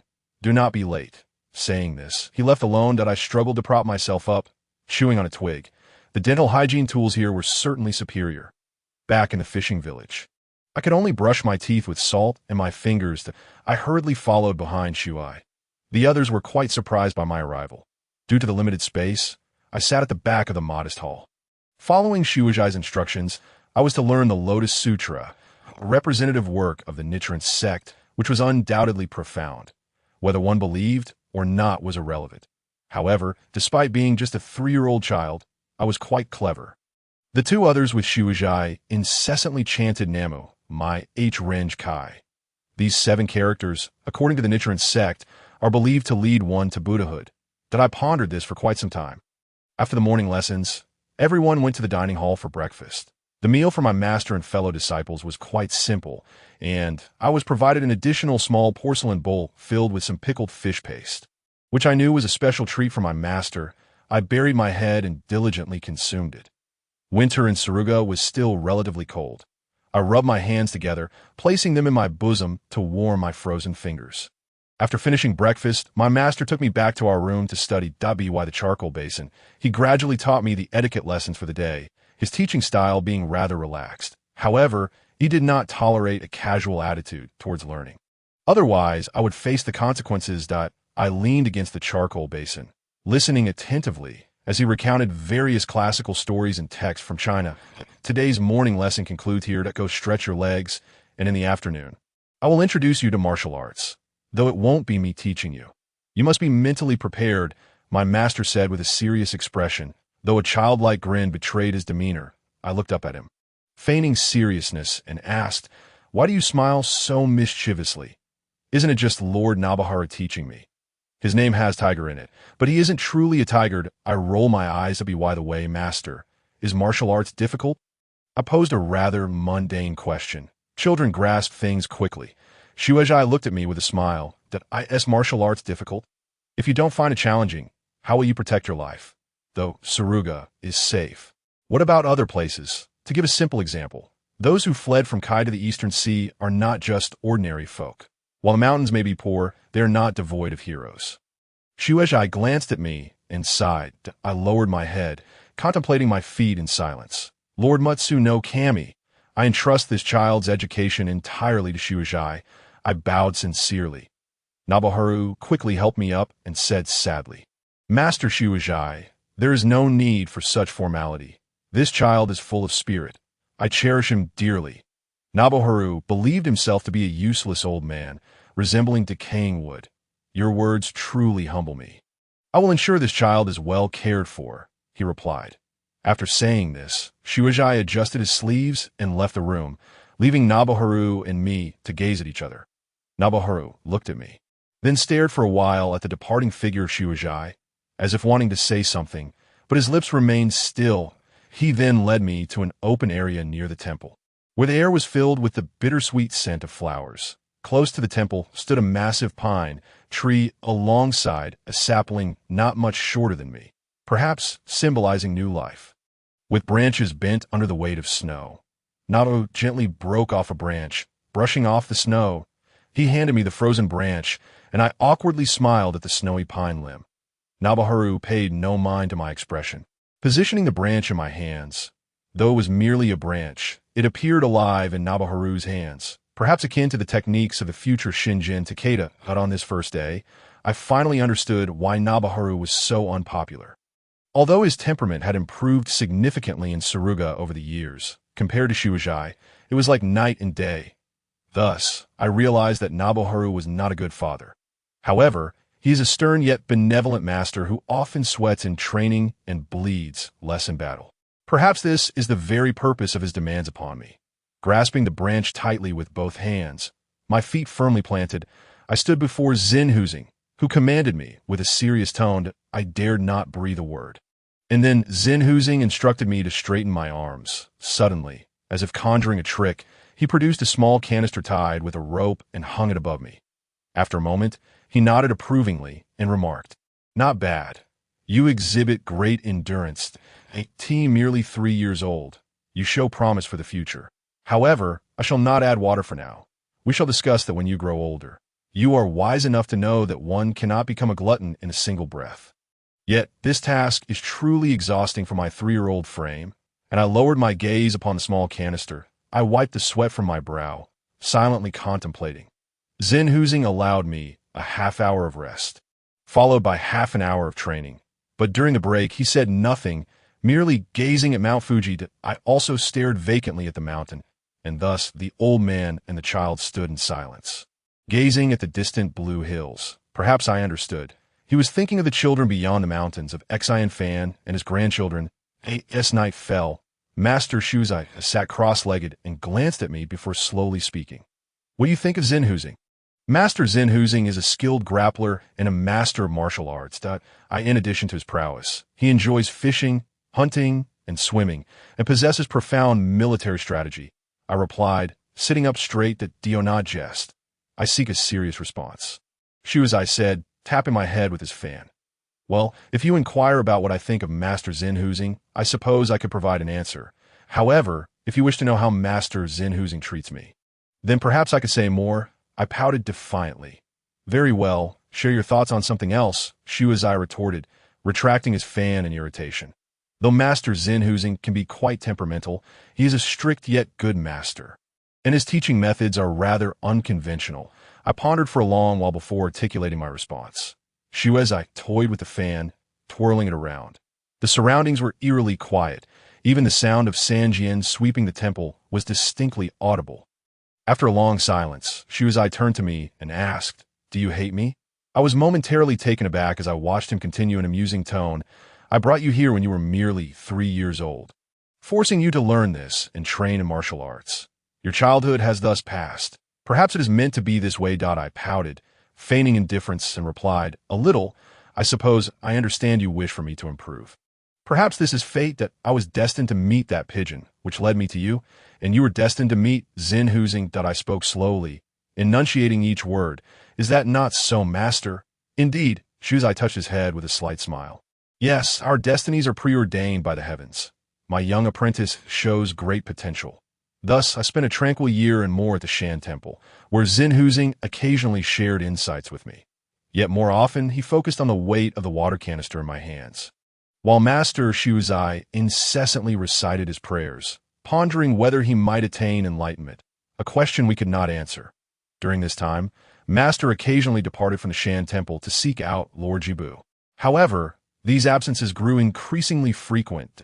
I voiced my concerns to Jianxing, who scratched his head and shyly informed me, "Master has gone west, possibly to Mikawa, and it may be a while before he returns." He mentioned that if you inquired, the morning prayers would now consist of practicing Master Zinhuzing's martial arts. Mikawa. Far away. Must we practice martial arts instead of morning prayers? Training is always so dull. I thought, gripping the bamboo sword crafted from wooden planks, my technique appearing somewhat clumsy. Nevertheless, when I swung it, the sound of slicing air accompanied my movements. Such training became a regular occurrence, and during my time with Jianxing and Jianxing, I sensed a hint of hesitation in their eyes, unsure whether it was due to Zinhuzing or my own presence, a mystery I could not decipher. "You performed splendidly today. As a 5-year-old, your progress is quite satisfactory," Zinhuzing remarked, nodding in approval, then gazing once more at the distant Mount Fuji. Seasons changed, yet the mountain remained unchanged, as if Zinhuzing believed his own life mirrored its steadfastness. That I shifted my position and inquired, "Master Zinhuzing, do you know where Master Shuzai has gone?" Zinhuzing continued to gaze into the distance, his lips barely moving. "He should be in Mikawa. Matsudaira Hiratada has some internal issues, possibly on the maternal side. Thus, Hiratada has allied himself with Oda Nobuhide of Owari." Zinhuzing sighed, seemingly reminiscing about some past adult affairs, for it is often said that the elderly are fond of nostalgia, and I observe this to be true. For instance, the pine tree at the entrance, which Master Zinhuzing tended to daily, struck me as amusing. The unfortunate Hiratada, now compelled to rely on Owari, reflecting on how mighty Matsudaira Kyoyasu once was. Now, with familial troubles, he sought refuge in Owari. How pitiful. Master S. gaze, lost in thought, bore a hint of decline. Though such expressions were not uncommon, witnessing that look evoked a sense of life's futility within me. I assumed a curious demeanor and began to shake my head, asking, "Surely, Master must have met Kyoyasu. Could you tell me what he is like?" Zinhuzing seemed to warm to the conversation, glanced at me, and replied, "Fetch some pastries. I will share the story of the Matsudaira clan with you. As I mentioned this morning, I nodded eagerly and dashed toward Jianxing's quarters, requesting him to prepare some kaiseki and tea. Here in the residence of the esteemed tea master Shuzai, Jianxing brought the food. Zenhuzing swiftly grabbed the teapot and, with a flourish, produced a large canister filled to the brim, then called for a larger teapot. Zenhuzing poured tea with great gusto, not taking the time to savor it as Master would. Everyone in the mountains like him. What of Runabu, an XN fan? In truth, Master Shuizai's tea was quite precious. And this fresh tea was even more so. Merchants typically sold tea bricks, and such high-quality tea was reserved for only a few esteemed families in June River. Yet, this fellow from Kai seemed unconcerned. After finishing the hot tea, Zenhuzing sighed deeply, warmth enveloping him, and, gazing at his aged hands, began recounting his history. The surroundings were profoundly silent, not even a chirp from the birds. Occasionally, a few grasshoppers hopped in anticipation of spring. As the gentle breeze in the sky seemed to listen intently to his tale. Indeed, I have grown old. I once believed myself unfortunate, having exiled my own son. Yet when I speak of Kyoso, I feel quite fortunate, do I not? He looked at me and continued that I was about to offer words of comfort, but his rapid speech silenced me. In truth, I am quite content. When I arrived here, I felt as if I were merely biding my time until death. However, after meeting you, I sensed a glimmer of hope in my life. Though I teach you martial arts, I often feel I am not a worthy father. Yet you are a commendable apprentice. These words finally escaped Zenhuzing's lips, and a wave of relief washed over him. Zenhuzing smiled at me and patted my head, quickly devouring a dumpling with a satisfying crunch. Kyoyasu is an extraordinary individual, he stated solemnly. After the Unin War erupted, at the tender age of 13, he inherited the family leadership and swiftly dealt with his uncle, capturing his uncle's castle and Okazaki, quelling the uprising in a matter of months. Advancing from west to east, by the time he reached Mikawa, Kyoyasu was only 19. At 19, in just 6 years, amidst a tumultuous family, he unified Mikawa. Do you comprehend the hardships he faced? It was evident that this warrior, who had battled since childhood, had also endured great trials. But what of my future? Zenhuzing observed my expression and continued. At this time, Oda Nobuhide of Owari, young and eager to make a name for himself, sought to establish his own legacy. Thus, while Kyoyasu was occupied with internal unification, Oda's forces invaded. For 6 long years, Kyoyasu confronted this old tiger from Owari. He paused for a moment, chuckling. They call me Zenhuzing. Yet, I am a tiger as well. Ha ha ha. I listened patiently, striving to be a good audience. However, in a battle 6 years later, Kyoyasu tragically fell victim to the accidental killing by his retainer, Abe Yashiro, and thus, without warning, his life ended. Yet Hiratada pursued his uncle to ISC, and thus, a generation of talent was extinguished. Had Kyoyasu lived to 30, the entirety of Mikawa might have been his. Zenhuzing glanced at me. A hint of dissatisfaction in his tone that I slowly remarked. This chaotic world is fraught with uncertainties. Perhaps Master is aware that his son would exile him. Today, the lessons imparted to me may well be from Lord Hurinabu. I gazed at Zenhuzing with wide, innocent eyes, yet he lowered his head and sighed. I understood that this tumultuous world was indeed filled with uncertainties, yet it is those who emerge victorious who pen the narratives. 12 years after Kyoyasu's death, his grandson was taken hostage by the Oda clan. Xan who said that I glanced at my master and pondered, perhaps this is merely a jest. Fate is rife with irony. The magnificence of Kyoto has elevated Ashikaga, yet that very splendor has also led to its downfall. Wealth corrupts. Xin who murmured, perhaps this is the essence of the times that I understand my son. I see how exceptionally he is performing now. Knowing him, I can comprehend. Can you, my disciple? Every parent yearns for their child to be the best. Although my master dotes on Xin Shiran, Qing Shin is also a piece of your heart. However, there are words I hesitate to voice. Xin who regarded me and said, speak freely. Do not hold back, for it is just the two of us here that I steadied myself and resolutely stated, a man who exiles his own father, though he may achieve success, may one day find others following in his footsteps, much like Emperor Taizong of Tang. Wouldn't you agree, Master? Moreover, we are in chaotic times, where the excuse of a lord subjugating his vassals is perfectly justified. Since you cannot predict it, you might as well observe your son's performance gradually, I replied thoughtfully. You are correct. I shall strive to live a few more years to witness his progress. But what I observe is not solely about him. Rather, it is you who captures my attention more than Exine Shiran and Qing Xin. Xin, who gazed intently at me, He chuckled. Then you can make me the head of the Takeda family. I laughed, jesting with my master. Ha! The courtyard echoed with hearty laughter that pierced through the clouds, reaching the ears of the workers dismantling the neighboring structure. Days turned into weeks, and soon, Master Yukizai returned. His face etched with fatigue.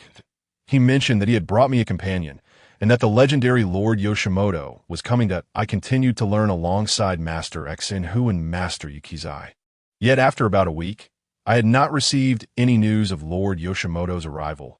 I had been eagerly anticipating a glimpse of the renowned archer from TK'd, perhaps even receiving instruction in archery from him. While Master Xinhu would teach me, I was still quite young, and it seemed Master Xinhu's eyesight was not as sharp as it once was. Thus, I hesitated to learn about aiming. One day, while practicing martial arts, a rickety basket flew in, knocking into the canister on my bamboo sword, spilling water everywhere. Upon closer inspection, I discovered it was not a basket, but a peculiar rattan ball. I made my way around the hall to the entrance, where a youth clad in Ming Dynasty silk with a small silk hat, slightly damp with perspiration, burst into. He appeared to be in his early teens.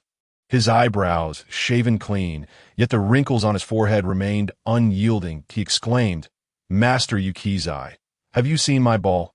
After scanning the surroundings and finding no one, he shook his head in frustration. That moment, Jianxin and I rushed to the main hall. Just as I intended to step forward, someone tapped my shoulder from behind. Turning around, I was surprised to find Jianxin, who had appeared without my notice. However, Jianxin was unfazed and whispered to me, "This is Lord Imagawa's child, Imagawa Hikigoro, a boy fond of Kyudo, Japanese archery. Yet he possesses considerable talent in waka poetry and literature, as Lord Chibu often likens his son to Chao Ji." I was taken aback. Did this imply that Lord Chibu was akin to Cao Cao? I was curious to witness the prowess of this young football prodigy. "Hikigoro, is it?" I called out to him from the hall. The modest temple echoing back my words like a haunted house. "Who is it?" Upon hearing this, Hikigoro flinched. "Who are you?" "I came to see Master Yukizai." He cautiously stepped forward, testing the waters. Upon realizing I was the new disciple, he sighed. "Ah, I see. You must be the one Master has taken in, named Misaburo." His eyes locked onto mine with intensity. I nodded, and he grasped my hand excitedly, exclaiming, "Wonderful! Quickly, take me to see your master. I want to hear your story." He squeezed my hand so tightly it hurt, and he was already 3 years old when he entered the temple. "They say he is a prodigy. Please share your insights, lest my master berate me for not studying diligently." He bounced along, tugging at my hand, that I was left speechless, yet perhaps it was natural for a child to exhibit such exuberance. Hikigoro led me into the inner chamber, seemingly more familiar with the place than I was. Despite my not having seen him in 2 years, I quietly tugged at his hand and nonchalantly replied, "Master Yukizai hasn't repaired this place in 30 years. The remaining damages were merely patched up during the new year. So there shouldn't be much change. By the way, I often played football here on this stone hill when I was younger. However, as I grew older, I found it too small and ventured into Juanfu City, which is quite lively. Have you ever been there?" I asked, standing on my tiptoes. I shook my head and looked at Hikigoro, who regarded me as if I were a rare creature, pitying me for a moment before nodding and saying, "Indeed, Master Yukizai is quite busy, so you must have little opportunity to play outside." His gaze was filled with sympathy.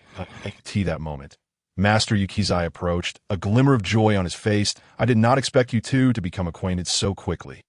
He took my hand and led Hikigoro to the tea room, then turned to me, saying, "This time, I wanted you to meet Hikigoro, the future head of the Imagawa family. Lord Chibu has high hopes for him." Master then glanced at me and whispered in my ear, "What do you think of Hikigoro?" I was taken aback by this unexpected question and fluttered my eyelashes at Master, saying, "Let us discuss it later. It's rather troublesome now," I whispered to him.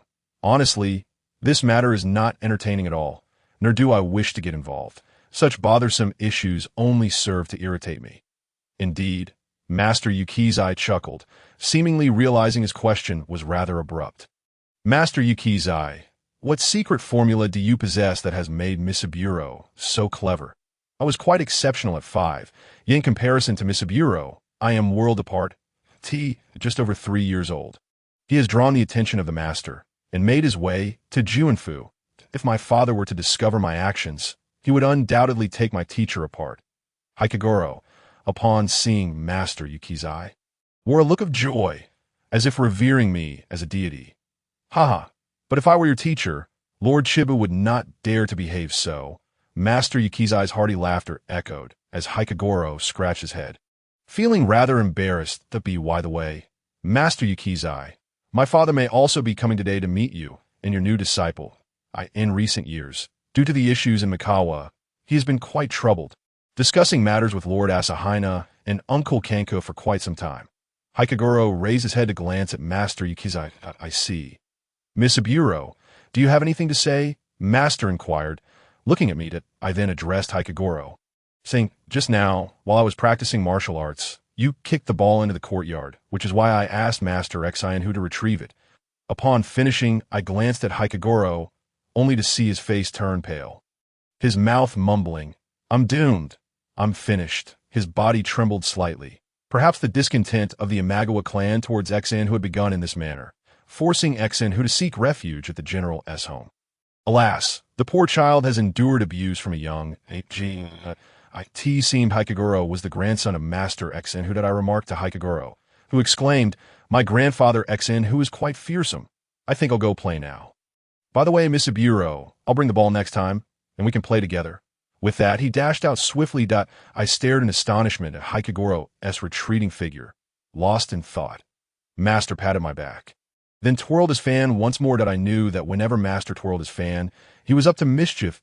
He pulled it out and fanned himself, then asked, what do you think of Hikagoro? I shot him a glare. Aren't you worried the wind might make you stick your tongue out? I quickly sat down and said, let us first discuss your thoughts. Indeed, I was aware that while my observations might be unflattering, I firmly believed Master should already know that Hikagoro was a cultured individual or a Kyudo expert. Yet as a potential ruler, I found him lacking. I spoke earnestly. Master Yukizai nodded in understanding, encouraging me to continue. Although Lord Chibu may be a wise ruler, the environment of Suanpu is not conducive for Hikagoro's growth. At 13, he faced upheaval both at home and from the outside world, which led to the turmoil in Mikawa. In earlier years, he was merely a guest at our Imagawa family. His father was a mere oil merchant, illustrating that hardship is a necessary component of growth. Much like the journey Master undertook with me to reach this place, that I feared saying the wrong thing, glancing at Master, who nodded approvingly, saying, very well. Continue. Adversity is indeed a requisite for anyone, including Lord Ujitsuna and Lord Yoshimoto. However, Hikagoro has not faced such trials, and he notably lacks the fortitude and bravery that Lord Yoshimoto possesses. Lord Yoshimoto is renowned as the finest archer of the Tikai region. But this title does not merely denote superior archery skills. In ancient Japanese, Kyudo often referred to a title held by powerful lords. Therefore, being the finest archer of Tikai simply means being the most formidable lord in the region. Although it may be an exaggeration, the renowned figures indeed merit their titles. However, the audacity displayed by Yen Goru in retrieving the ball, gazing at the receding figure, a hint of concern emerged. History often unfolds in a similar manner. It merely presents itself earlier than one might expect, but I recognize that, at present, the most remarkable among them is this child. After all, it is inconceivable for an outsider like Yen Goru to possess exceptional skills in waka poetry. Alas, I shall refrain from further commentary. The future trajectory remains uncertain, and perhaps I shall not witness the day when Yen Goru assumes command. Only you shall bear witness on my behalf. The aura surrounding Yakusai was tinged with a sense of bewilderment. Master, Lord Jibu may be arriving soon, the diligent Genshin exclaimed, hastily opening the door.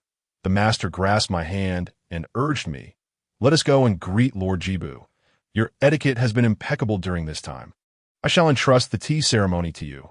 Inside, I prepared the tea set and boiled water, then stealthily slipped to the side of the hall to catch a glimpse of Lord Jibu. At that moment, Lord Nabitora approached, lifting me effortlessly and placing me upon his shoulder. From my elevated position, I beheld a procession outside the walls, where martial artists and foot soldiers bore a grand palanquin towards Shan Temple, accompanied by musicians playing a lively tune that I couldn't shake the impression that it was akin to a wedding celebration. The sound of the suona mingled with the melodious notes of a flute. "Is the esteemed Lord Jibu inside that palanquin, master?" Nabutora tilted his head, glancing up at me perched upon his shoulder. "Such an astute individual, and you still need to inquire. It appears this master has great faith in his pupil's capabilities." "Understood. Master, I shall descend and prepare the tea immediately."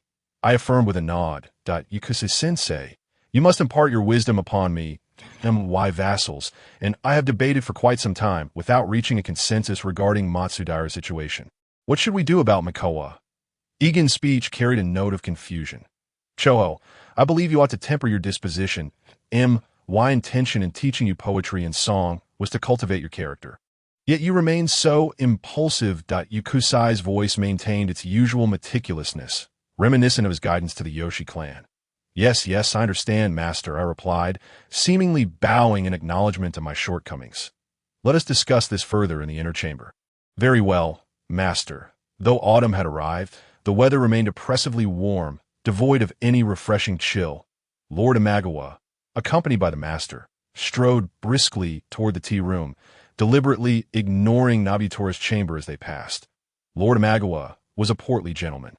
While one could hardly label him as truly overweight, his once svelte figure had been supplanted by a considerable layer of flesh. It was as if he had shed the pressures of life and begun to rebound.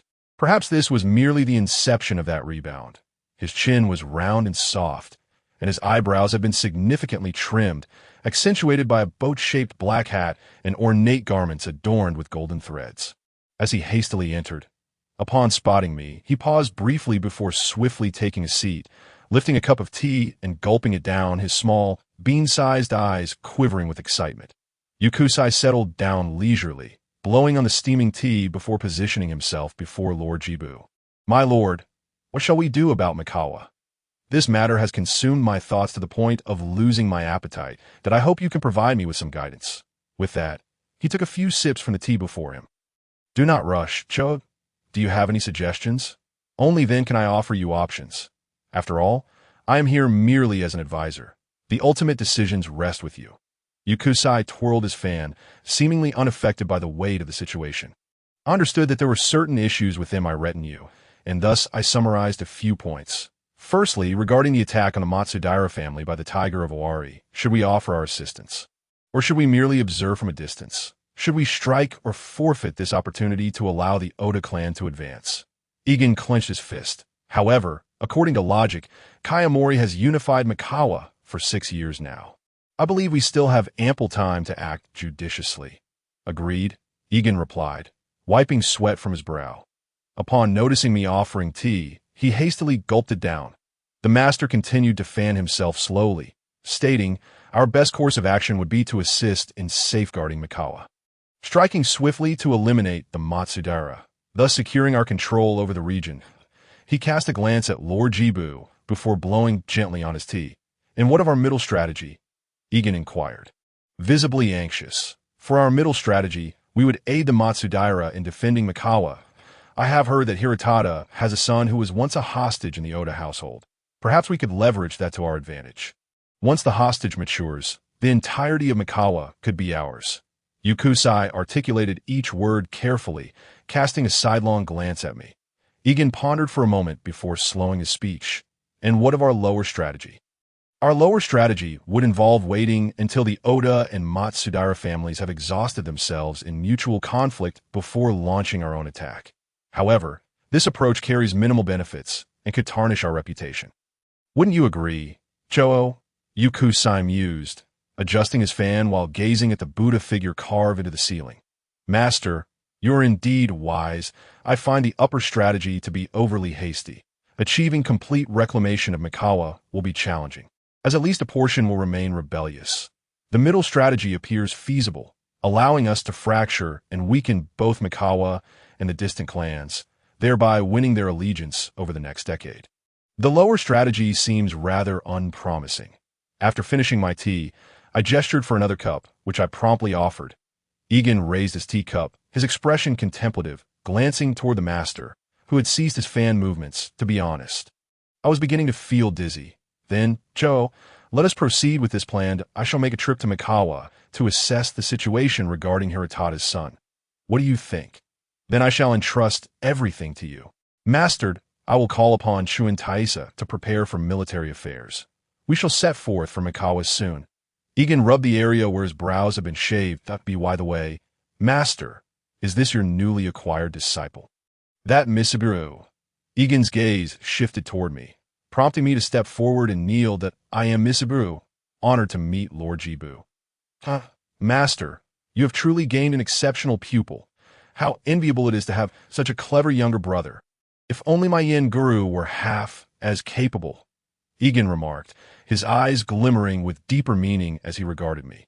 Yukusai regarded me with a puzzled expression, while Lord Jibu, his cheeks quivering with mirth, pointed at the 3 teacups nearby. Is this the work of my disciple? 3 cups, the first cold, the second warm, the third hot. How ingenious! To present such a variety is indeed commendable. After all, I'm a monk as well. Truly impressive. I must admit, I am now seeing tea in a new light.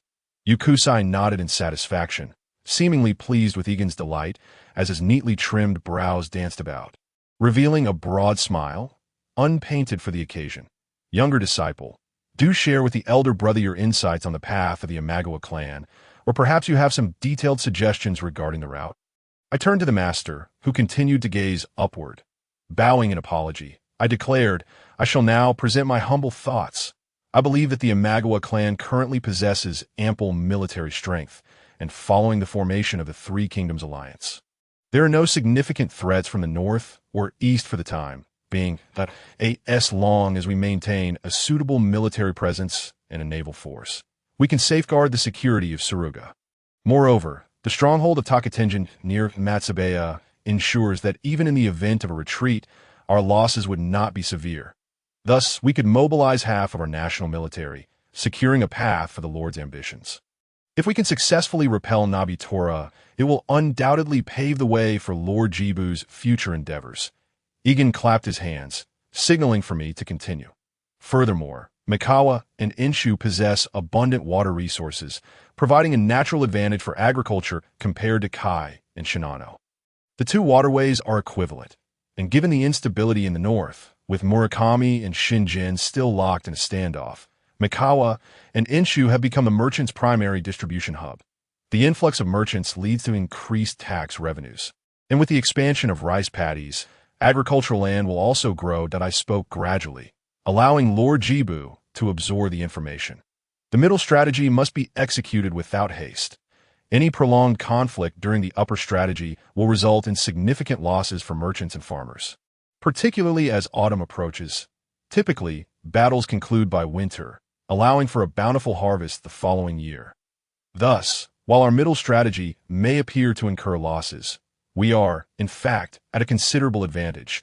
I concluded, my cheeks flushed with urgency for my fervent thoughts. Your insights are commendable, younger disciple. It seems I must act swiftly to gather grain and taxes, Lord Jibu declared, his flabby form vibrating with excitement as he embraced me before shaking me vigorously. Master, I shall leave this young disciple in your capable hands. If you venture to Mikawa, I would not hesitate to consult this young lad, despite his tender age of merely 6. Yukusai beamed with pride, realizing that his disciple had shown promise. Although he was a senior pupil, he understood Choho's character and refrained from excessive praise. The master, aware of my abilities, responded, ultimately, it is your responsibility to resolve these matters, as you are the Lord. Egan nodded in agreement. By the way, what of Nobutura's father-in-law? Please summon Misaburo. With that, I hurried to the side chamber. It was surprising that at just over 6 years old, I appear to be much taller than I had anticipated. Egan sighed in admiration. Perhaps it is indeed due to Lord Nobutura's rigorous training over the years. Regrettably, my companion Yen Wolong is unable to endure such hardship. The last time my father-in-law trained him for merely 2 days, he fled back. Alas, Yuan stirred his ample frame, revealing a look of affectionate indulgence. The sound of the sliding door heralded the entrance of Xin Hui and myself. Has my esteemed father-in-law adjusted well to life here over the past few years? Yuan's voice was laden with regret. Though his demeanor remained rather haughty, it truly is the case that a phoenix in misfortune is no better than a mere chicken. I mused internally. Thanks to Lord Chibu, I am quite satisfied to receive this younger disciple of yours. In truth, I believe Kai is still in a position to mentor Misaburo while he takes some rest. For I am nearing 50 myself. Master Shinue wore a look of deep melancholy. Time is relentless, Master Shujai remarked softly. The Yuan's eyes gleamed with pride.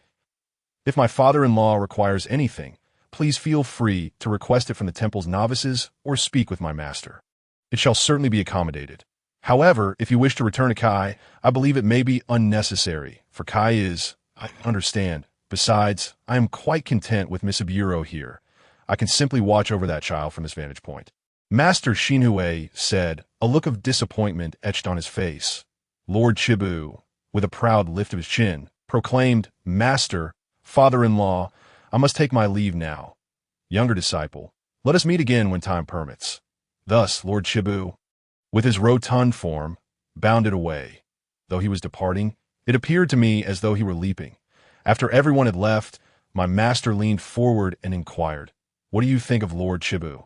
Misaburo, I lowered my head in contemplation, pondering for a moment before responding. He possesses admirable courage and resolve, yet it seems he is rather too self-satisfied.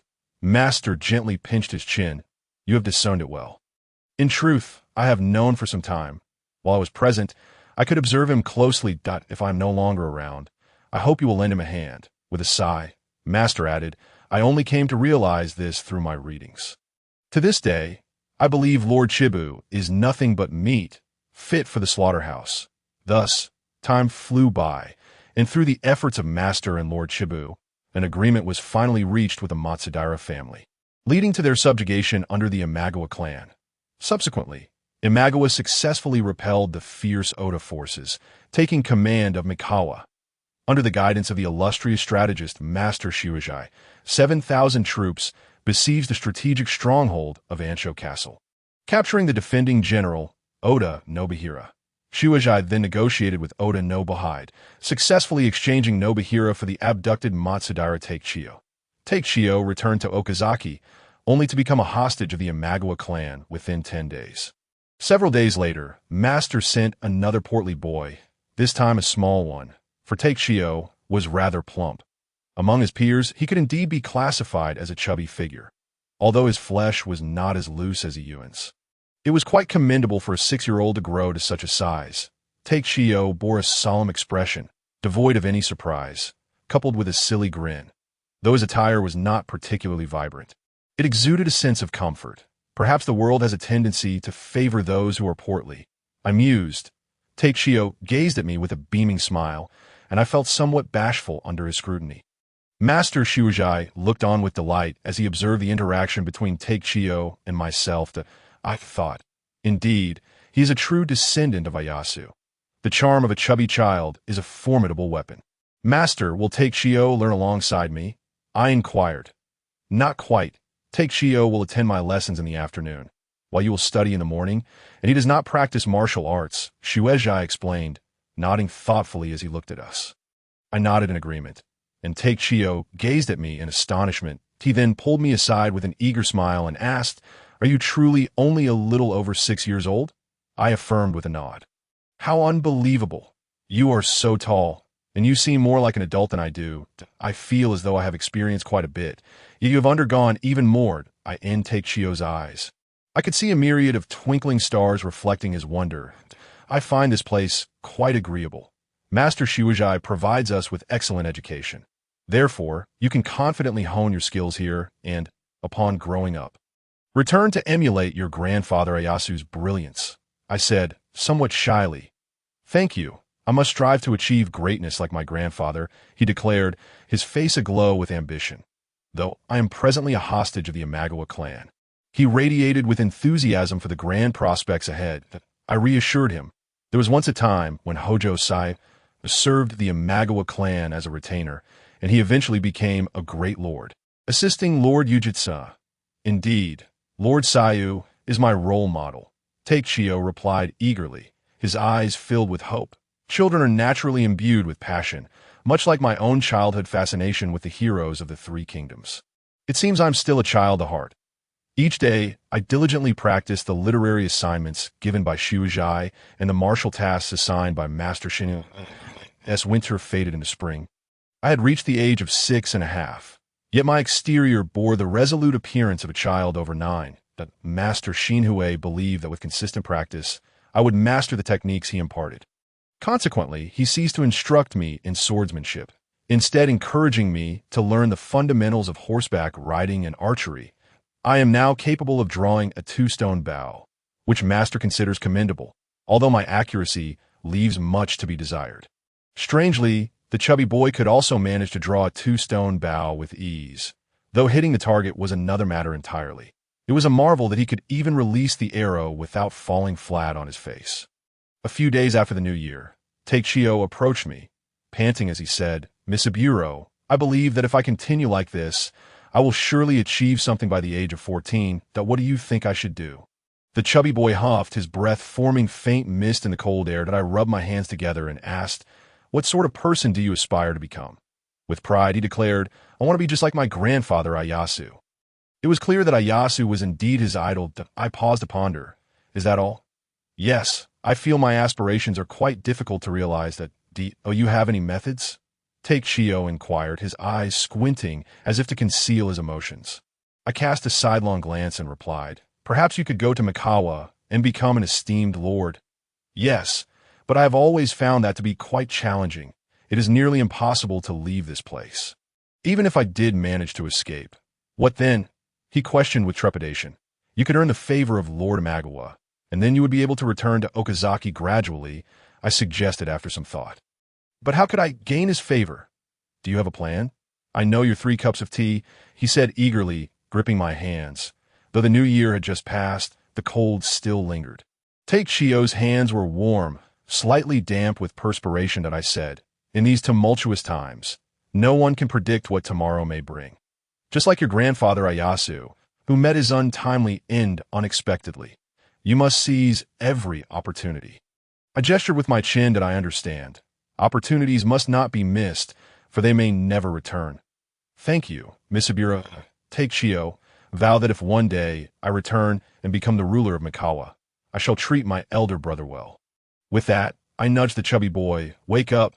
It is still morning." Though I believed he would succeed, it ultimately depended on his efforts. Not long after, a man named Kazukuchi Ushihiro arrived at Shan Temple. Accompanied by a young girl, I pay my respects to Master Xiuzhai. Ushihiro greeted with a respectful bow, after which Master Xiuzhai led him to the inner hall. At that moment, Take-Chio and I were engaged in our calligraphy practice.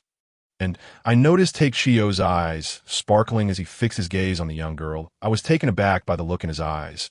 Could it be that he was so young yet aware of such matters between men and women? Perhaps it is the innate nature of the Japanese people. In truth, Take-Chio was nearing 7 and had begun to grasp the world around him. After Ushihiro settled himself, I poured him a cup of tea, and to my surprise, Take-Chio eagerly presented the young girl with a bag of Compito candy, which made her smile as she beamed at him. Take-Chio's face transformed into a mass of creased flesh, completely obscuring his once twinkling eyes. Ushihiro, dressed in the garb of a noble, eventually spoke. "Master, I have brought my daughter, Senna, to meet your disciple, Misaburo. She has heard tales of your disciple and is quite curious." Senna is Iyuan's adopted daughter.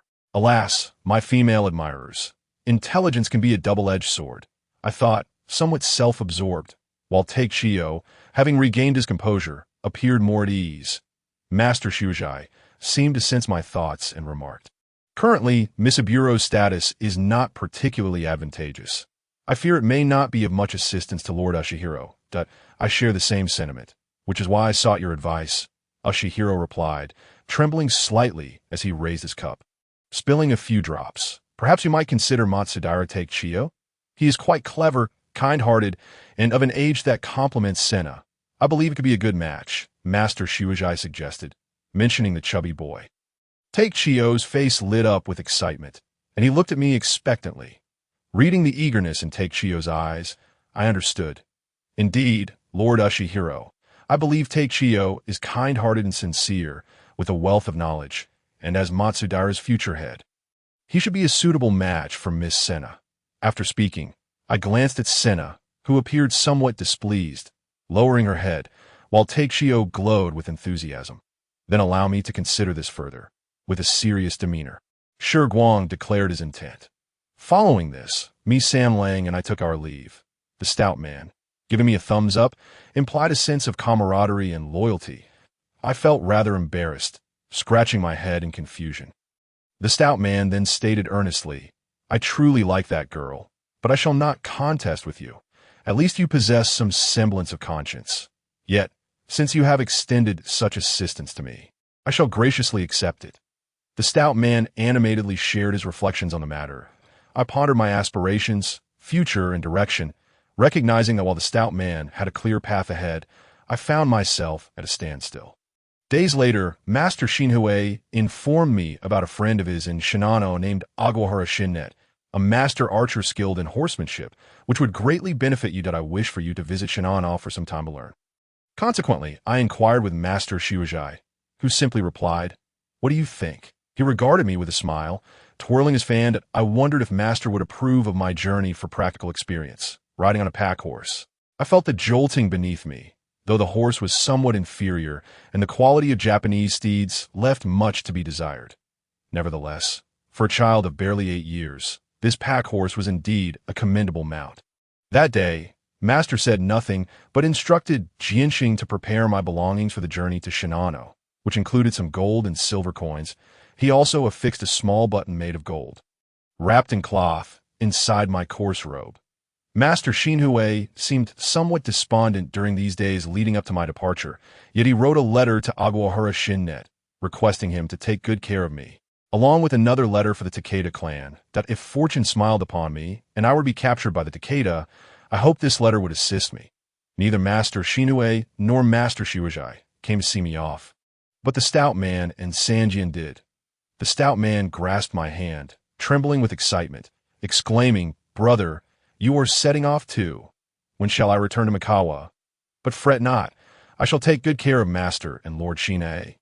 You may rest assured, should you acquire any prowess in the future, do not forget your brother here in Mikawa.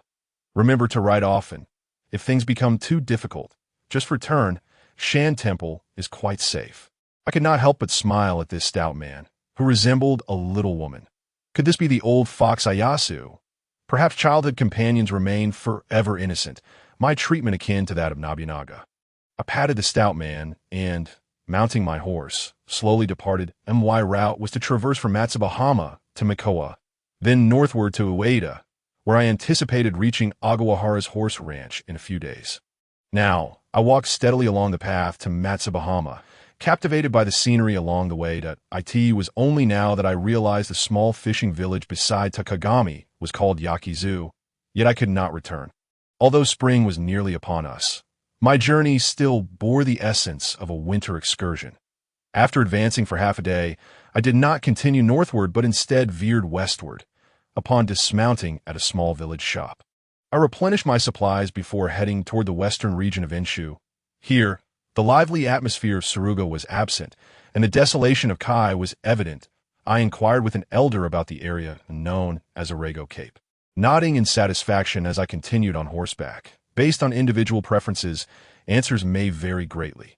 However, the wind was fierce. Despite winter's departure, the seaside breeze still carried a chill, with gusts of 20 to 30 meters per second, known as the Ibuki mountain wind. I was delighted to have crossed into Japan to admire its scenic beauty, and I felt a flicker of hope for the days ahead. Perhaps this was the only source of joy I could find at present. In such moments, standing beneath the lighthouse at Arago Cape, I found myself utterly alone. Gray clouds loomed low, racing over the white-toothed strait of Arago. Meanwhile, tumultuous waves relentlessly crashed against the great rocks, shattering upon impact. The icy spray scattered around me, cold droplets landing on my skin. Times seabirds, whether gulls or black-tailed gulls, let out mournful cries, battling against the gales as they desperately sought to fly towards the distant Kamishima, only to be repeatedly thwarted by the ferocious winds that in the face of such a dim, frigid, and roaring tempest, I was enveloped by a profound sense of tragic solitude, as if I stood at the edge of the earth, at the very brink of heaven. The best vantage point was on Quarro Beach, where one could gaze upon the endless stretch of coastline to the east. Waves measuring 4 to 6 meters thundered with deafening roars, crashing onto the shore, their white foam unfolding across the sand like freshly laundered sheets. Before the foam could recede, another massive wave would surge forth. An elder remarked, "Such fierce winds are not often encountered." I stood quietly in this place where neither Taiko nor Nobunaga had ever sketched a line. This was, in fact, the Itsumi Peninsula. Interested readers might seek more information, situated just below Enshu, with Mikawa separating it from Enshu. In that moment, I recalled Gorky's The Sea Swallow, and perhaps it would be more fitting to express this with a waka that I saw an eagle soaring gracefully through the sky, filling my heart with joy. Irego Cape. After lingering at Irego for a day, I continued my northward journey, owing to my connection with Master Shuujai's disciples. Thus, I made my way to Atri Temple, where I left a note of gratitude. Nearby, there existed a creature known as the red-horned owl, Akakujikish, famous for emitting sounds reminiscent of Buddha, Dharma, Sangha. That same day, I took refuge there. In the afternoon, I ventured out with my bow, successfully hunting a red-horned owl. Finding a secluded spot on the mountain, I roasted it, savoring its delectable taste. It was indeed a wild delicacy, albeit a protected species. Lying in the grass, I used blades of grass as makeshift toothpicks to enjoy the meat. Next time, when the stout man becomes the leader of Mikawa, I shall request him to bring me some of this to feast upon. That I was excitedly contemplating the future. The following day, I departed from Atri Temple early. Riding northward, feeling the remnants of the previous day's meal of red-horned owl still lingering in my mouth, I traveled along a shaded path. I noticed that the roads in northern Kai were all similarly lined with trees. I tightly gripped the sword Senmitsumian, which the Lord Jibu had gifted me, though it felt somewhat unwieldy. However, a small tanto blade at my side was well suited for my age. Suddenly, I noticed some movement in the grass, and 2 gaunt men emerged, their faces twisted with malice, yet clad in tattered garments, appearing as if they had fled from disaster. Their steps were unsteady. "Big brother, this kid looks wealthy. Let us rob him." One suggested, "We just escaped from the gold mines in Kai, and we still have some gold on us. Why should we rob a mere child? At least he is a man with some conscience. Hey, that horse of his looks good." "Hey, you brat, get off that horse, or I will beat you to death," exclaimed the other man. That I was momentarily taken aback, tightening my grip on the horse's belly while drawing my tanto. The 2 brigands were momentarily startled, but quickly regained their composure. "Hey, kid, you don't know how to wield a knife? Let me show you." One of them lunged at me with outstretched arms. Yet, judging by their speed, it was clear they had not eaten for several days. That I slightly turned my horse, and although it was a pack horse, it retained its stable nature. As the horse shifted, I swung my knife downward. Perhaps due to my lack of combat experience or inadequate skills in mounted combat, my strike merely grazed the brigand's arm. That I swiftly dismounted from the horse. The brigand spat, lunging at me simultaneously. I executed a roll, using the momentum to stab the injured man in the abdomen. However, despite the pain, he clung to me tightly. This how it ends? I thought in despair, summoning all my strength. I managed to break free, drawing Senmitsumian in a circular motion, executing a defensive stance. The brigand with the abdominal wound began to bleed profusely and collapsed to the ground. But the other man, shrieking, charged at me like a thunderbolt from hell. With no chance to retrieve the fallen brigand's tanto, I wielded the longer Senmitsumian, keeping the assailant at bay. I then extracted my blade from my fallen opponent's abdomen, stepping on him forcefully as I withdrew the knife, blood splattering across my face. Come on, come on! The clash of blades echoed around us. Senmitsumian, a renowned blade, cut through with precision, severing the tanto as I struck out towards a man.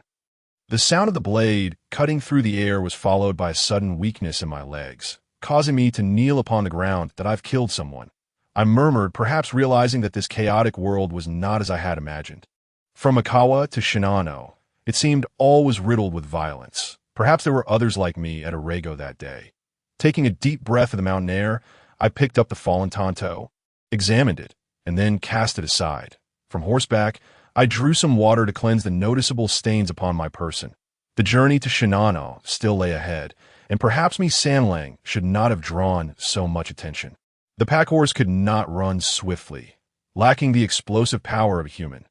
Thus, I resolved to abandon the pack horse, carrying my knife like a burden, and set forth alone toward Shinano that I felt a glimmer of comfort as I advanced. I believed I could glimpse Ida Castle not far ahead. Taking a few steps forward, I heard a loud cry as a flock of birds burst forth from a thicket, and I curiously watched the direction from which they flew. However, the surroundings were exceedingly tranquil. Perhaps I should take a closer look.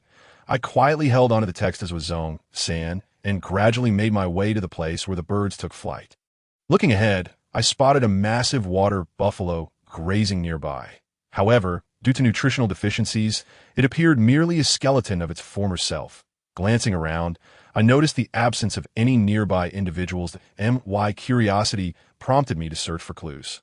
Eventually, not far from where the buffalo was feeding, I discovered a substantial pit, within which lay a man, somewhat portly and exceedingly fashionable, sporting a pair of broken glasses.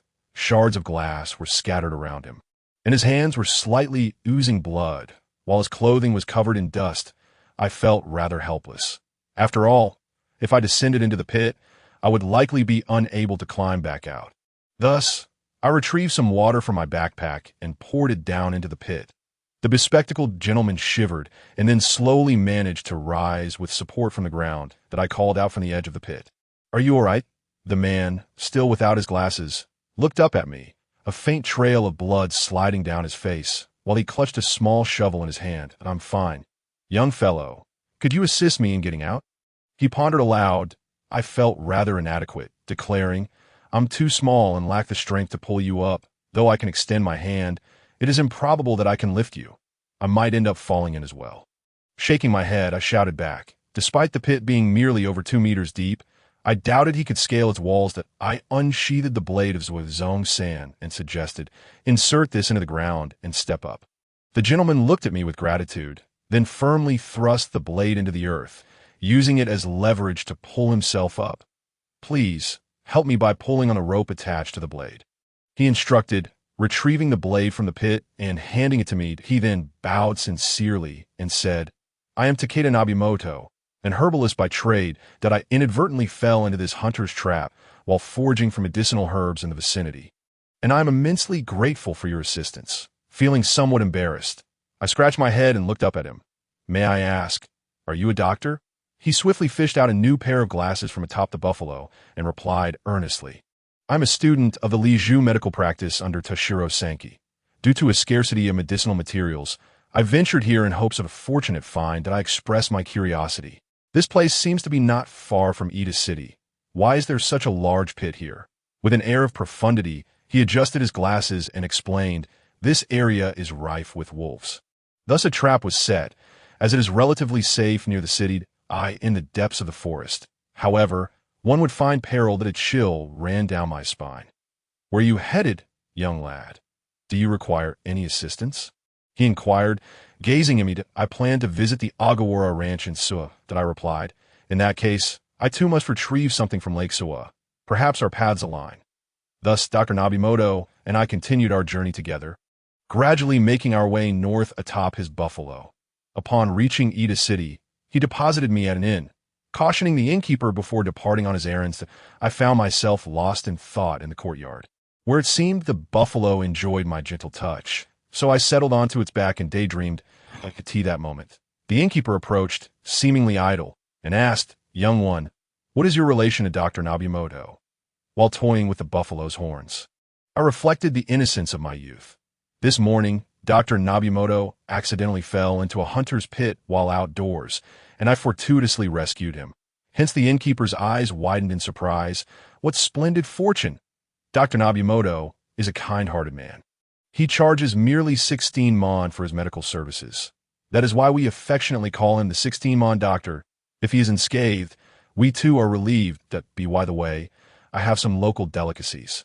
Shinano Matsutake mushrooms.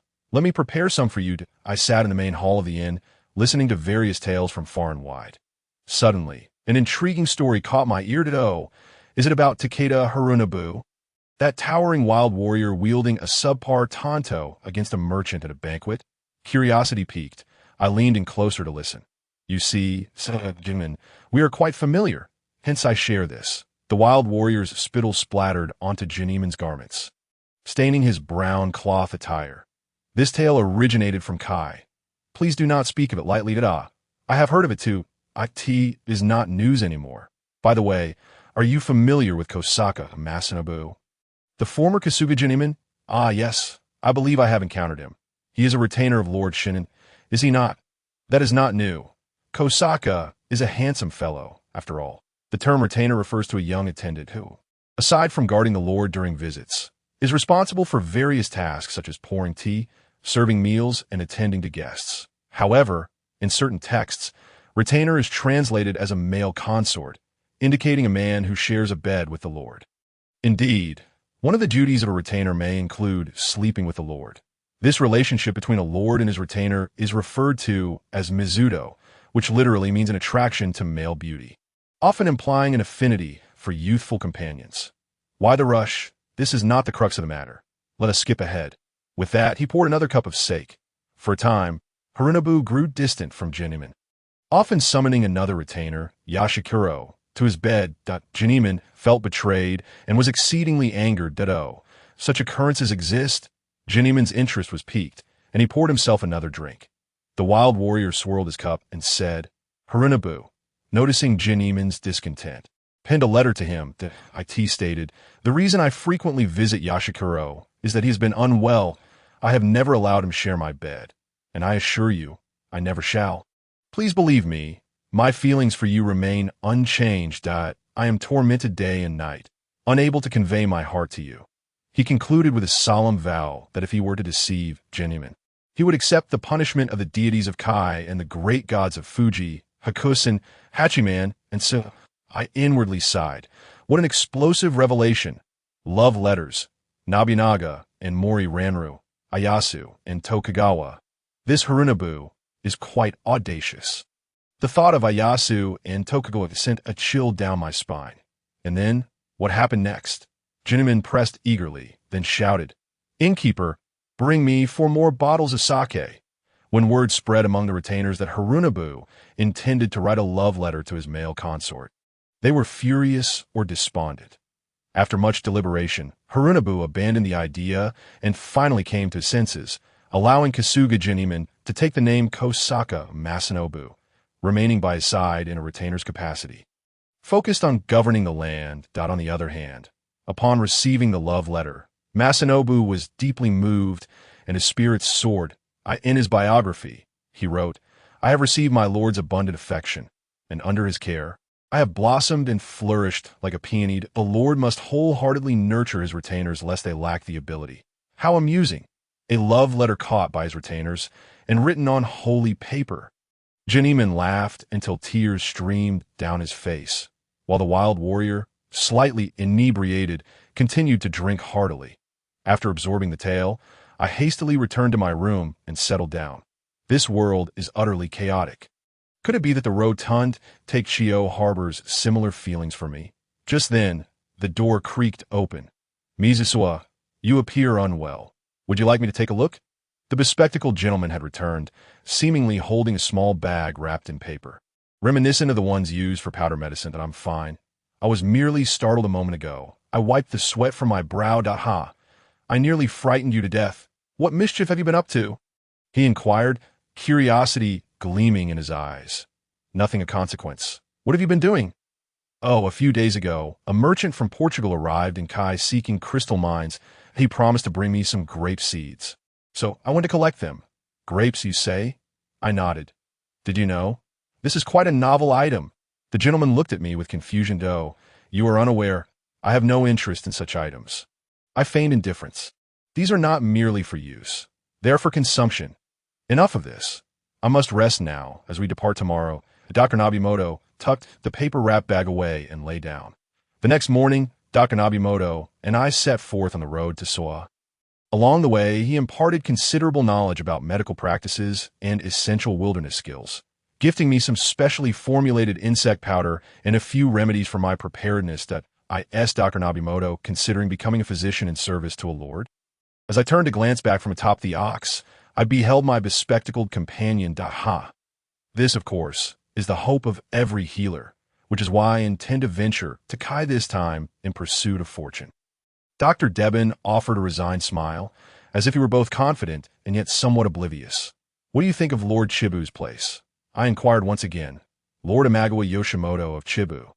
This first archers' gathering of TK'd expects a mere nobody like me to heal them.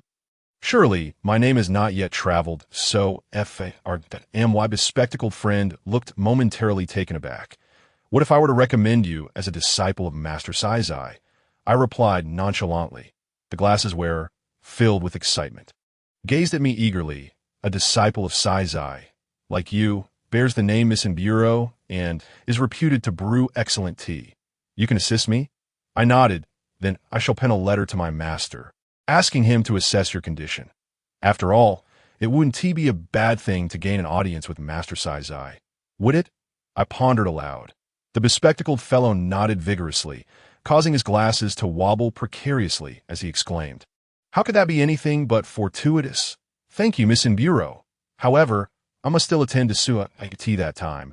I shall escort you to the Ogasawara horse ranch, where I will impart some medical knowledge that is quite easy to encounter issues while on horseback.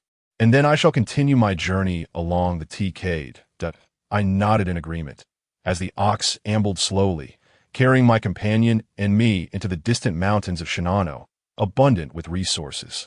Yet, given the mining technology of this era, extraction remains a formidable challenge. By the way, I have heard that Shinano possesses crystals? I queried, looking toward my bespectacled companion.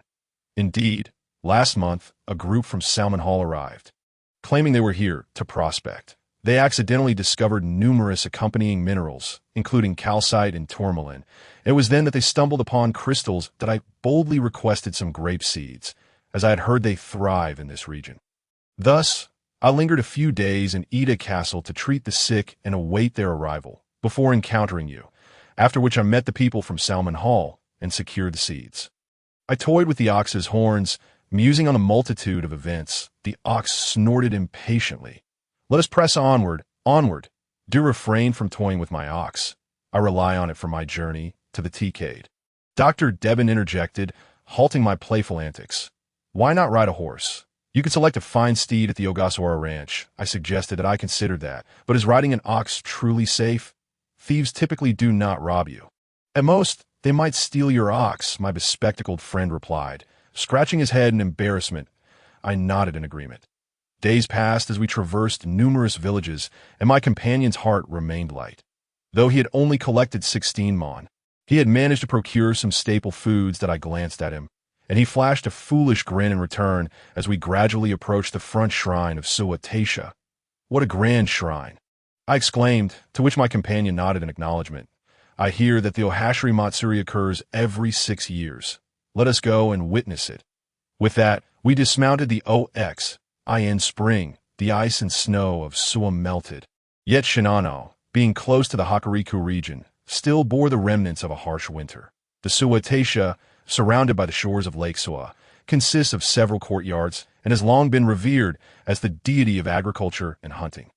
It is divided into the upper shrine and the lower shrine, with the upper shrine further partitioned into the front shrine and the main shrine, while the lower shrine is divided into the spring shrine and the autumn shrine. Thus, it comprises 2 shrines and 4 halls, as noted in the Kojiki. Interested readers may wish to explore that further. We paused at the front shrine of the upper shrine, leading the ox as we proceeded. A multitude of people were present, with earnest shrine maidens tending to the deity of agriculture and hunting. Massive ancient vines intertwined around the expansive shrine grounds, seemingly stretching into infinity. My companion and I sought out a prophetess, who joyfully guided us on a tour of the entire shrine, that I also made a small donation of gold beans as an offering. The prophetess, her eyes shimmering with golden light, promptly produced a small fortune slip for me to draw from, though this time I refrained from offering her any money. Instead, It was my bespectacled friend who gave her 16 mon dressed in a chahyabra. The shrine maidens captured my curiosity, particularly the two flowing ribbons behind her that seemed to stand on their own. After traversing the main hall, we arrived at Lake Suwa, known for the legendary beauty of the lake deity, Koiham, who had captivated Arunabu with her exquisite looks, leaving a significant impact on the later figures of Yashasada and the four men. Exhausted from our journey, we took a break at a dango shop by the lakeside, where my companion and I settled at a tea stall while the prophetess returned to the shrine. I offered her a silver coin as a token of gratitude for her guidance.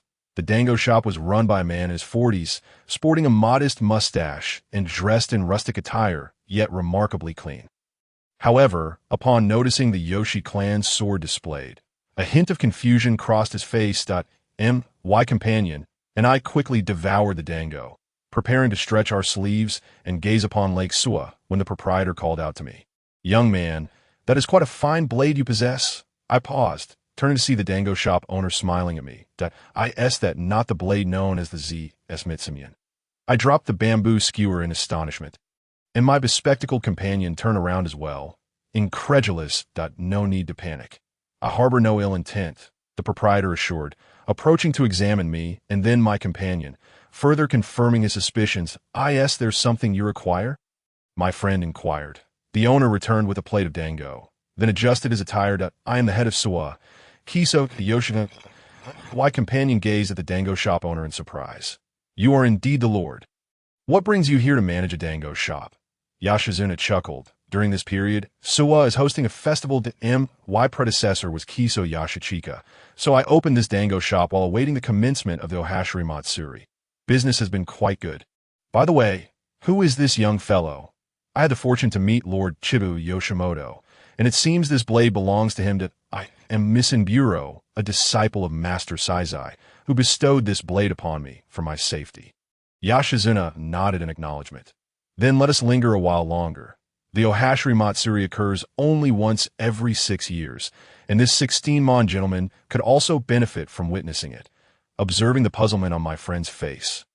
Yoshizuna chuckled. There are many renowned horse riders, yet only you, the great healer, rides an OXM. Bespectacled companion scratched his head, embarrassed. Thus, we remained in Suwa, with the dango shop owner graciously providing us an array of delectable foods, rendering us unable to eat further. 3 days later, the Ohashiri Matsuri commenced smoothly. In truth, Yoshizuna's decision to retain us here was somewhat self-serving, for the festival itself is quite perilous, although the Ohashiri Matsuri is held only once every 6 years.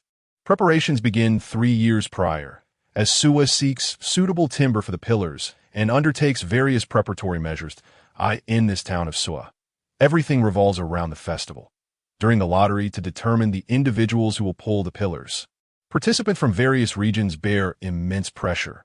Those who do not draw a number may face malicious pranks, such as having tombstones placed at the entrance. However, those who draw hanachi become local celebrities.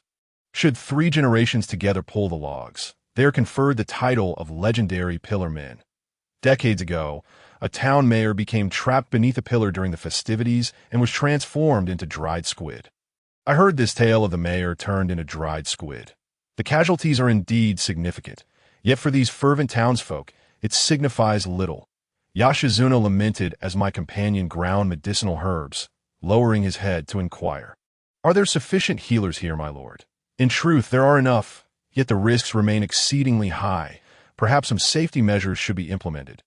Yoshizuna sought our opinions and shared his thoughts, and I nodded, then suggested, might it be prudent to place bedding on the protruding rocks and increase personnel in the steeper areas to assist those rolling down the logs?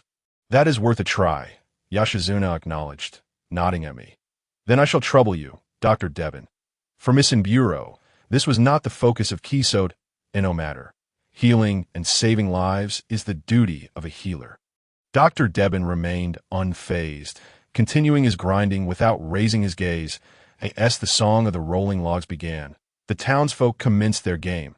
From a distance, they resembled ants converging upon an ice pop, scampering in every direction. Viewed from the perspective of the deities, humanity appears akin to ants, and the sacrifice of a few individuals is not deemed a grave matter. The people of the Jaemon period likely considered themselves similar to ants, insignificant in the presence of great deities in nature. Yet, these proud ants believed that if it were for the sake of honor, they need not fear death. That day, Dr. Debon found himself utterly exhausted. While I pondered the events at length, perhaps I am indeed in a struggle against the heavens. Upon finishing his examination of the wooden object, the master of the inn departed, leaving behind a few remarks that were neither too harsh nor too gentle. Subsequently, Dr. Debon was graciously entertained by the innkeeper and took it upon himself to tend to several ailing patients during his 2-day stay in Suwa, which was considered a significant location. During my free time, I ventured into the town shops and asked the proprietor to deliver a letter to my master, as well as another to teacher Shin Ti that time in Fusong. Walking was primarily done on foot, hence messages were typically conveyed by itinerant merchants. Should one require a swifter delivery, the messenger would be referred to as a Feijiao, flying foot, and for even faster delivery, as a Defigio, great flying foot. Thus, amidst the enthusiastic cheers of the Suwa locals, we departed from Lake Suwa, proceeding slowly into the rugged mountain paths. My companion, Yanjing, adjusted his spectacles, as the fog in the mountains was dense, making it difficult to discern our surroundings. Consequently, our journey was rather slow. Fortunately, the oxen's vision far surpassed that of humans, preventing us from tumbling down the cliffs as dusk approached, just before leaving the mountains. The sound of galloping hooves echoed in the air. A girl appeared riding a diminutive horse, its coat pure yet small in stature. In stark contrast to the girl, a tall colt accompanied her. Debon nudged me and called out, "Hey there, little one, please stop." The girl, upon hearing the shout, rode over with a look of skepticism on her face. Her delicate features were accentuated by slightly pronounced eyebrows that hinted at a spirited nature. In her attire, a leather coat, wrapped around her frame like a rice dumpling. "What is it, uncle on the ox?" she inquired, her voice tinged with youthful innocence. "Oh, may I ask where the Ogasawara horse ranch is located?" Yanjing flashed a childlike smile, which I found rather unsettling. "That's my home. Would you like me to guide you there?" The girl flicked her whip and urged her steed to a halt. For someone like Ishur, such skills appeared rather sophisticated. "Excellent. We are here to deliver a letter to Lord Ogasawara Neshin." All right, the girl interrupted impatiently. "Follow me." With that, she spurred her horse forward. I turned to Yanjing and smiled, while he awkwardly scratched his head as our poor oxen struggled to keep pace. "Slow down, little one," Yanjing called out, straining to keep up. "First of all, I'm not little. I'm already 7 years old and my mother says I can marry when I turn 9 a second. I have a name. Please call me Axie or Princess Axie." With a haughty tone, the girl continued, her nasal inflection evident. Yanjing was taken aback, then bowed slightly. "Princess Axie, we are on an ox. Well, you have a fine steed, so please do take your time." Axie raised her chin arrogantly, glancing at me nestled in Yanjing's arms. "You can give that letter to the little boy. I will send him on horseback while you can walk at your leisure." With that, I was placed atop the horse, and thus the young lady with spectacles departed. Without waiting for Yanjing to react, she urged her steed forward, her laughter ringing like silver bells on the breeze. "Hey, what is your name?" the girl asked, glancing back at me. I adjusted my position on the horse. "I am Yisenlang from Takado, here to seek a master." "Seek a master? For horsemanship? You need not seek my father. I can teach you." Axie turned back, her eyes sparkling with anticipation. "That may not be appropriate. Let's first head to your home. I have a letter for your father," I replied, my voice trembling slightly. "Understood, Yisenlang," Axie teased, her tone light-hearted. After about half an hour's ride, I tapped Axie on the shoulder. "May I dismount to stretch my legs?" "What? Dismount? There's still some ways to go," Axie replied, puzzled. "Do you not find this place beautiful?" "Beautiful." Axie looked at me as if I were an alien, yet she halted the horse. I pointed towards the horizon. "Look at those stretches of grassland. Though icy cold now, you must know that when summer arrives, it will be overflowing with green." "And so what? I've seen it for 7 years." She replied nonchalantly. "Without this grassland, how could there be a ranch? It is filled with the essence of greenery, the air fragrant with the scent of earth." I spread my arms wide, my small hands forming fists. "This place nurtures the products of an era. The gentle brook flows beside us, carrying away the stillness of the earth until one day it will sprout and return, vibrant with life that oh you not sense the abundance of vitality here. Axie, with a ladylike demeanor, covered her mouth to stifle her laughter. Indeed, indeed, you are quite talented, Yisenlang. Now we must be on our way. Life is not devoid of beauty. It merely lacks the eyes to perceive it. All right, enough of that. We must set off. Axie grasped my arm firmly, hoisting me back onto the horse. What lay before us was a quaint village, each household possessing horses, with soybeans planted at their entrances. Children of my age were brushing the horses, while the sound of nails being hammered into horseshoes clanged in the air. Axie led me to the largest house within the village. "Miss, you have returned," a servant exclaimed. Upon dismounting, the girl called out to me, "Do you need help to get down?" I straightened my posture and leaped down with a flourish, quite adept at mounting and dismounting, though you seem to enjoy hiding behind me. Axie remarked proudly, clapping her hands. Hearing this, I lowered my head, feeling a flush of embarrassment. I did not intend to. "Uncle, this boy brings a letter from my father, so please guide him." Axie tied her hair back into a ponytail and set her bow and arrows aside. "Do not mind this young lady. She possesses quite the temper. Her father had 4 sons before finally having a daughter. Thus she is particularly cherished. Since there are more men here, her temperament resembles that of her brothers. May I ask whose letter you bring?" I bowed to the elder. "I am from Takedo, bearing a letter from Lord Jibu, Yoshimoto. Ah, I see. The young lady is quite straightforward, and I recalled Yinjing on the ox's back, and thought of my friends who would be arriving as well, requesting their hospitable reception. From Shunka, no wonder it is so splendid. Please wait a moment while I inform the master." The elder took my hand, leading me through the hall adorned with horsehair, swiftly moving towards the inner chambers. Casting a glance around the Ogasawara hall, I noticed it was unlike the simplicity of Shan Temple, while Shan exuded a modest charm. This hall radiated an air of refined grandeur. Perhaps this is what Master Shueisha desired. Here, various hunting trophies were displayed. Wolf pelts, tiger skins, and even a set of armor from the Namban gold leaf adorned Namban armor. Glimmering with golden brilliance, as a warrior clan, they pursued superficial glory, remaining secluded within the hall, devoid of the scenic beauty found at Shan Temple. The only striking feature was a lone pine tree, upon which hung the Ogasawara family crest. "That I understand. You may attend to other matters." Upon hearing hurried footsteps, I seated myself in the hall. "Humph. Jibu sends a mere child to procure horses before I could see him." His voice arrived first, and soon I beheld a figure clad in splendid Ming Dynasty silk, its blue fabric embroidered with clouds and cranes, 2 swords gleaming with golden light at his sides. Ogasawara Nesshin, his face adorned with a beard, bore the marks of a life weathered by the elements of ranching. Perhaps also a testament to his warrior lineage, he scrutinized me, nodded slightly, and swiftly took a seat on a small stool. Lowering his head to inspect the tea, "Sir, I'm a student from Takedo. Here are 2 letters for your perusal." Nesshin raised his gaze to examine me, then remained motionless as I placed Master Shueisha's letter on the table and stepped back. "Did you not bring me 2 letters?" Nesshin glanced at the paper on the table, then shot me a look before continuing to sip his tea. "Sir, please review the first letter, and only after your judgment may I present the second." Nesshin regarded me with suspicion, set down his teacup, and then opened the envelope to read. The letter detailed Master Shueisha's intention to exchange grain for horses from Shinano, specifically requesting my presence to ascertain Nesshin's thoughts.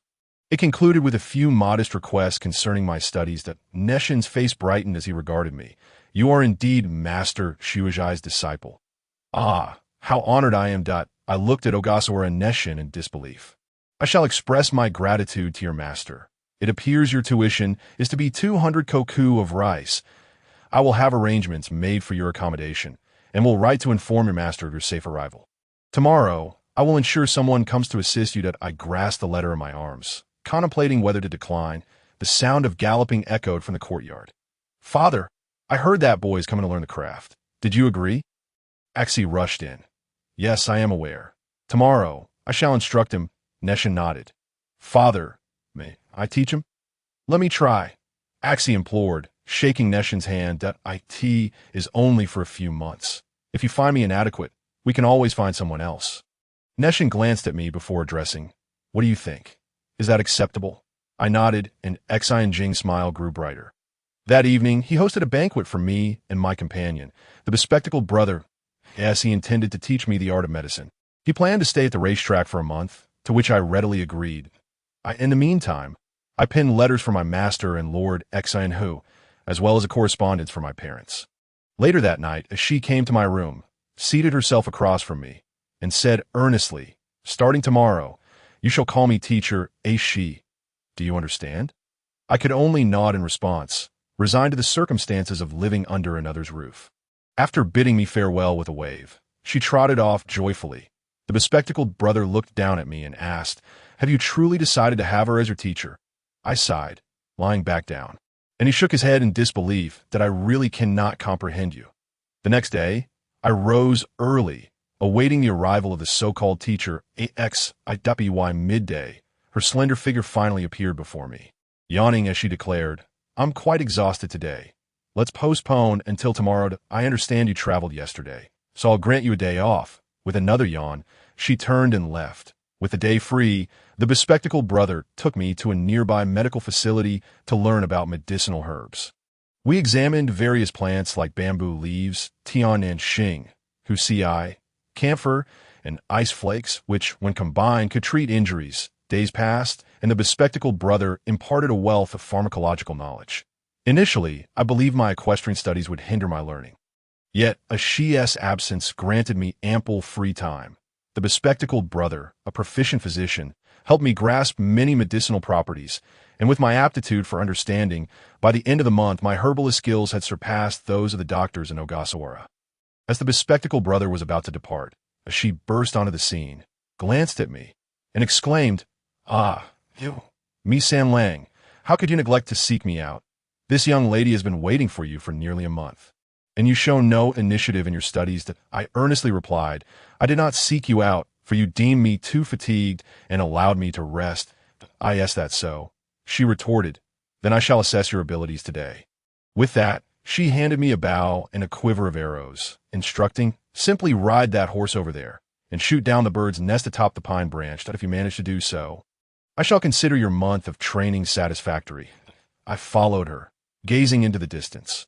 Though they were labeled as ponies, the horses belonging to the mistress were truly exceptional, with remarkable temperament and stability. I mounted my steed, released an arrow, but it missed the target. Quickly, I knocked a second arrow and shot again. The nest fell with a thud. She nodded in satisfaction, saying, "Not bad, not bad. See how well I have taught you? With one arrow, I can strike down a target. However, my apprentice, you must be able to hit it with 2 arrows. I'm pleased with your talent." With that, she dismissed me and went off for a stroll. "Mi Sam Lang, what do you think you have learned during this time?" the bespectacled brother inquired. I looked up, brushing the dust from my clothing. "I believe I've gained quite a bit, especially from Dr. Deben." "You mean here in Ogasawara?" he pressed anxiously. Yes, in a few days I shall return it. I assure you, I will earn back those 200 stones," I replied, dusting off my hands. "Let us hope so," he sighed. For the remainder of my time there, each night, I would go out to feed the horses with wild grasses. Thus, in the middle of the night, I struck up conversations with the stableman, a secret shared only between us. A few days after the bespectacled brother returned, an unexpected event unfolded.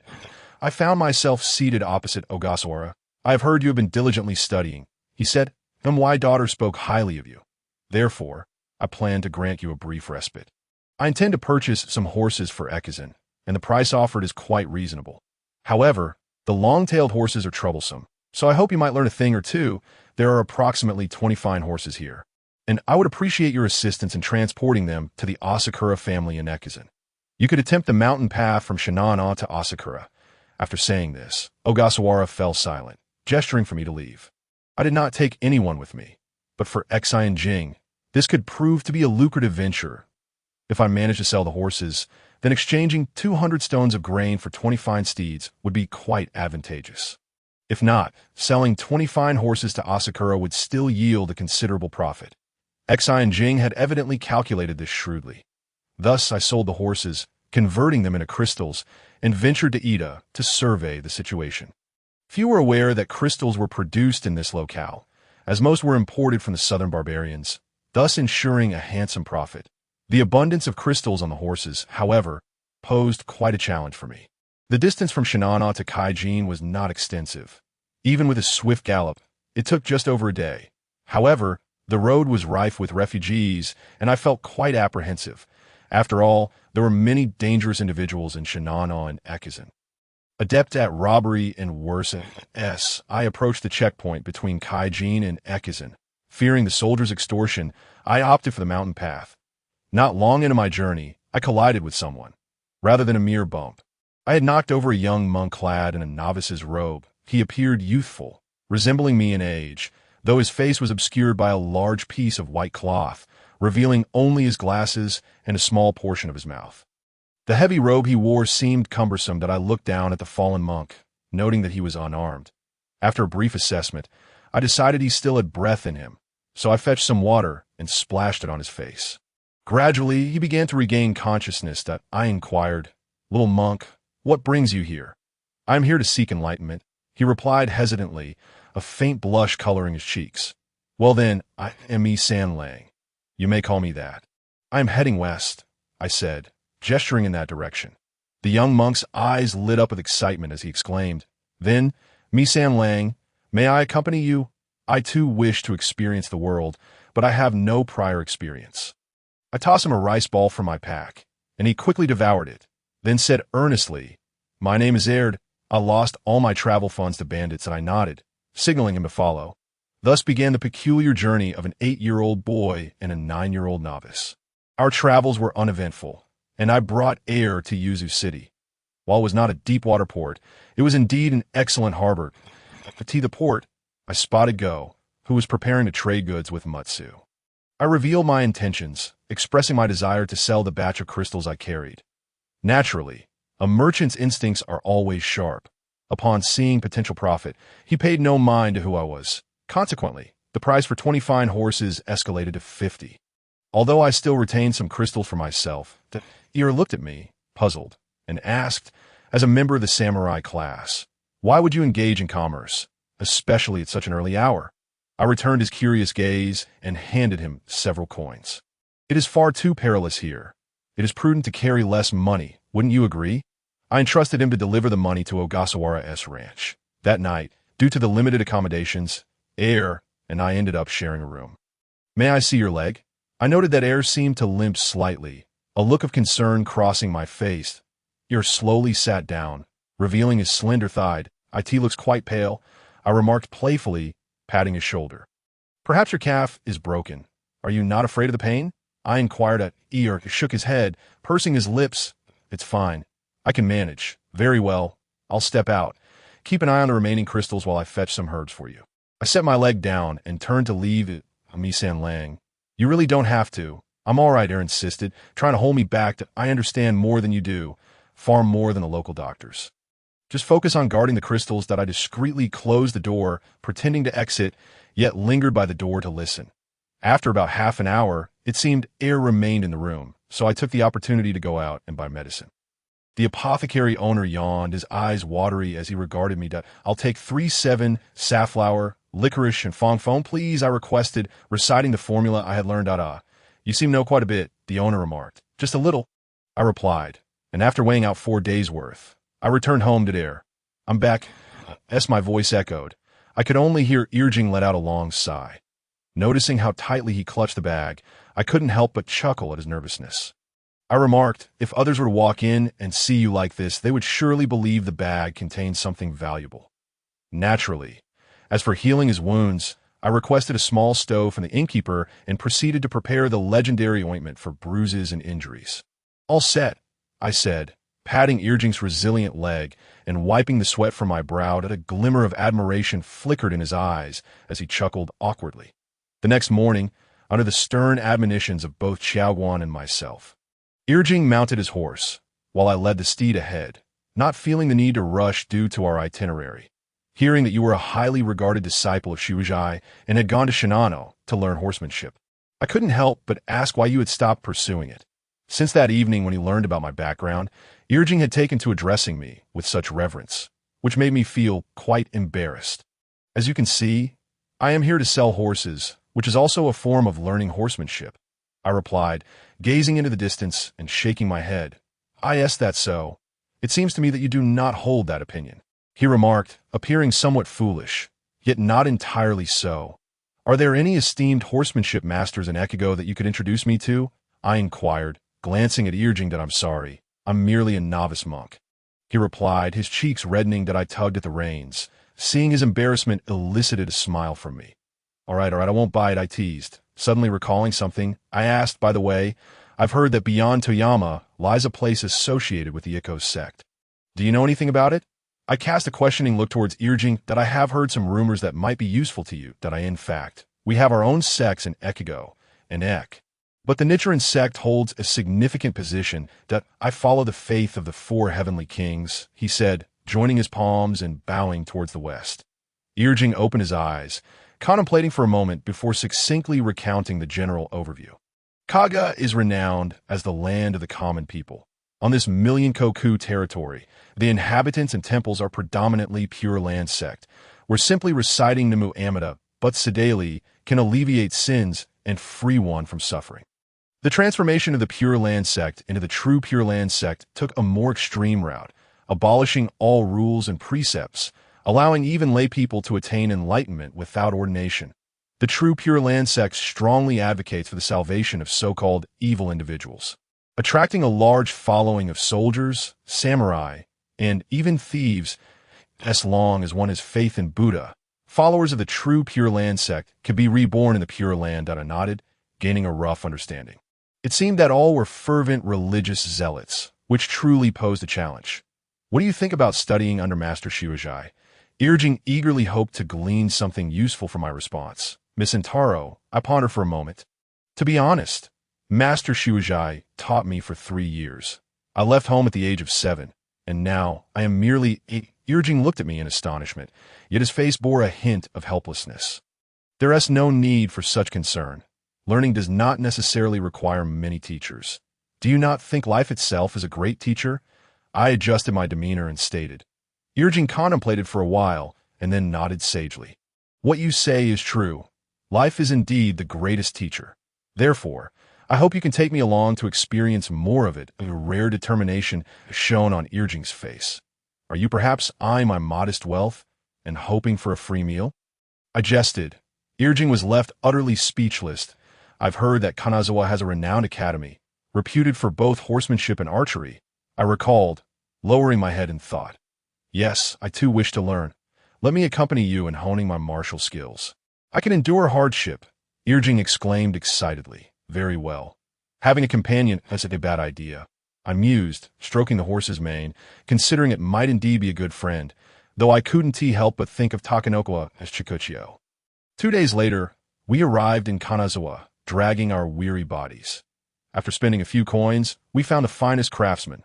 Good sir, you're the most skilled artisan in this region. My grandmother wishes to carve a Buddha statue from this piece of crystal to donate to the temple. I implore your assistance. I earnestly addressed the master craftsman. He examined the crystal with satisfaction. Very well. I shall craft a statue of the king of no worries from this crystal. It will take me about 2 days. Master, could you also carve a few smaller Buddha statues from the remaining crystal? I eagerly inquired. No problem. Leave everything to me. Come back in 4 days to collect the offerings for the Buddha. I assure you it will be done well, he promised, thumping his chest, emphasizing the sanctity of religious matters. Irjing looked at me with a puzzled expression. Are you really planning to give away those crystals? Those are worth quite a lot. I shot him a disdainful glance. Who said anything about giving them away? I intend to sell them to those bald monks. No, I mean those Ikko monks. All right, let us head back for now. In 4 days, you will understand my intentions. I eagerly led Irjing back to the inn. The next morning, Irjing and I ventured to the largest dojo in Kanazawa, the Nakage-ri Dojo, home to the head of the Tomita-ri. Tomita Shurjin. Nakage-ri is historically recognized as one of Japan's oldest swordsmanship schools. We exchanged hopeful glances before stepping into the dojo. Upon entering, a cacophony of sounds greeted us, followed by a burly man with a thick beard blocking our path. Children, this is not a place for you. It is quite dangerous, so you should head back, he chuckled. Hello, we have come to seek a teacher. My name is Misanaro, and this is Irjing that we wish to study under the esteemed Master Tomita of Nakage-ri. I introduced ourselves. The bearded man scrutinized us before pushing us aside.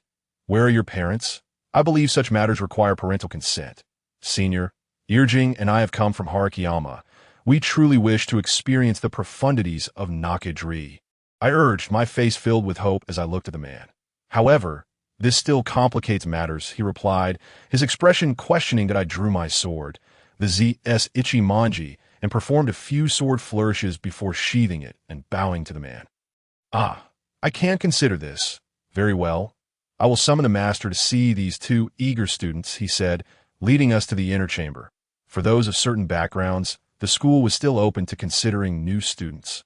I held Irjing's hand, excitement bubbling within me, that we quietly followed the bearded man, who turned back to speak a few words that be by the way. The master's eyesight may not be the best, so I hope you can be understanding. Irjing and I nodded in agreement, and continued to follow. Tomita Shurjin was not very old, yet he possessed a mature demeanor. Though he was only in his 30s, he appeared as though he were in his 50s. A long-standing eye ailment had made his already small eyes even smaller, yet his martial aura still filled the room, accentuated by two gleaming katanas displayed behind him. Upon entering the inner chamber, Tomita was brewing tea. Upon seeing the bearded man enter with two children, he inquired with curiosity, Zazai, what brings you here with these two children? Master, these two have come from Harakiyama to seek knowledge. They hope you might guide them, as they possess some excellent martial foundations, the bearded man hurriedly explained. Very well. Children, come forth, and let me assess your sword skills. Tomita beckoned us closer. Irjing and I nodded and approached him. Come closer. My eyesight isn't the best, he added, gesturing for us to step forward. Ah, your sword is quite impressive. It appears to be the Z.S. Ichimonji, he observed. Indeed, I nodded, aware that anyone who could recognize the Z.S. Ichimonji must know the significance of the Jibu Lord. I am Misanaro, a disciple of Master Shuujai of the Yamaguwa clan. I stated earnestly. Ah, I see. And what about you? Tomita inquired, pointing at Irjing. Master, I am a novice monk from the Bodhi Temple of Harakiyama, and my name is Irjing, he replied with reverence. Tomita regarded us thoughtfully for a moment before waving his hand at Zazai. Zazai, you may go about your business. I would like to speak further with these two children. Also, please prepare their bedding. The room is next to mine, in that tea room, that I know Misanaro excels at brewing tea. Zazai, understanding the master's temperament, had no further comments and departed. Tomita nodded approvingly. What do you wish to learn? Irjing quickly responded. We would like to learn archery, horsemanship, and Nakajiri. Tomita nodded and replied, this will be quite arduous. Are you not concerned? We knelt down and bowed deeply. Please, master, accept us as your students. Very well. Henceforth your tuition will consist of me brewing tea for you to enjoy. Xuan appeared somewhat exhilarated. After assisting the two individuals who had fallen to the ground, I said, allow me to recommend a teacher to you. Half of him is me, and the other half is him that he has just arrived in Kanazawa a few days ago. Therefore, I hope you will dedicate yourselves to your studies. Although the Nakaj style is ancient, my health is not particularly robust. Thus Tsukahara Bokyuden is well suited for you. Both I and Niizumi nodded in agreement, realizing that our new instructor was indeed the legendary sword master, Tsukahara. Why have you come to Kanazawa to study Kenjutsu? In Oyama, there are sword masters aplenty, and even in Kashima, disciples of Master Tsukahara abound. Given your status as part of the Yamaguwa clan, wouldn't it be more advantageous to remain in such places? Xuan squinted, his brow furrowed in confusion. Clarify. I took the liberty to explain the situation in Shinano and Suruga to Master Shin. He nodded in response, saying, since I have accepted you, you may focus on your studies. When you feel you have gleaned enough knowledge, you may return. As for disciples, Fujita has few demands. However, you must first obtain his consent before leaving. In the afternoon, Master Xuan engaged us in various discussions regarding the way of tea and waka poetry. To my surprise, Niizumi's prowess in waka was comparable to that of Lord Jibu, and he was quite fond of it. You think Master Xuan is suitable? Niizumi inquired, a hint of uncertainty in his voice. Although I was aware of his renown, I couldn't help but ponder. Do not harbor doubts. An old man with poor eyesight may not see me clearly, yet he can discern the essence of my sword. Left by Munenori. What skill is that? I murmured while reclining on the tatami mat. Perhaps I was overthinking, for Niizumi displayed an embarrassed expression. The following day, Niizumi and I encountered our senior brother, Zongjuan Jizai. A jovial man with a bushy beard, he was delighted, as he had gained several younger disciples. Laughing heartily, he remarked, "From now on, the elder brother will have no food to eat. Yasaburo, you must take care of me. Perhaps I should become a swordsman under your tutelage. Regardless of the circumstances, pleasantries must be exchanged. Indeed, elder brother, your swordsmanship is unparalleled. Apart from Master Tsukahara and the illustrious Yusuji Nobitsuna, you are undoubtedly the most formidable. You are still young, while they grow old. Your future is boundless." A resounding pat on the back elicited an even broader smile from Jizai. Soon after, the bearded man guided us to the dock to welcome Master Tsukahara, who had arrived from Kashima. As the sailboat approached, we saw Jizai greet him. "Good day, Master Tsukahara. Due to my master's visual impairment, I was sent to welcome you. That I hope you do not mind." A man in his 50s descended from the boat. With hawk-like brows concealing eyes that dared not meet ours, and a distinctive mustache that swayed in the wind, his tattered clothing concealing a remarkable sword. Niizumi and I led the way, while Jizai introduced Kazuha and the Nakage Dojo to Master Tsukahara. Suddenly, with a resounding crash, a man emerged, dressed in ragged garments, yet wielding an exquisite blade.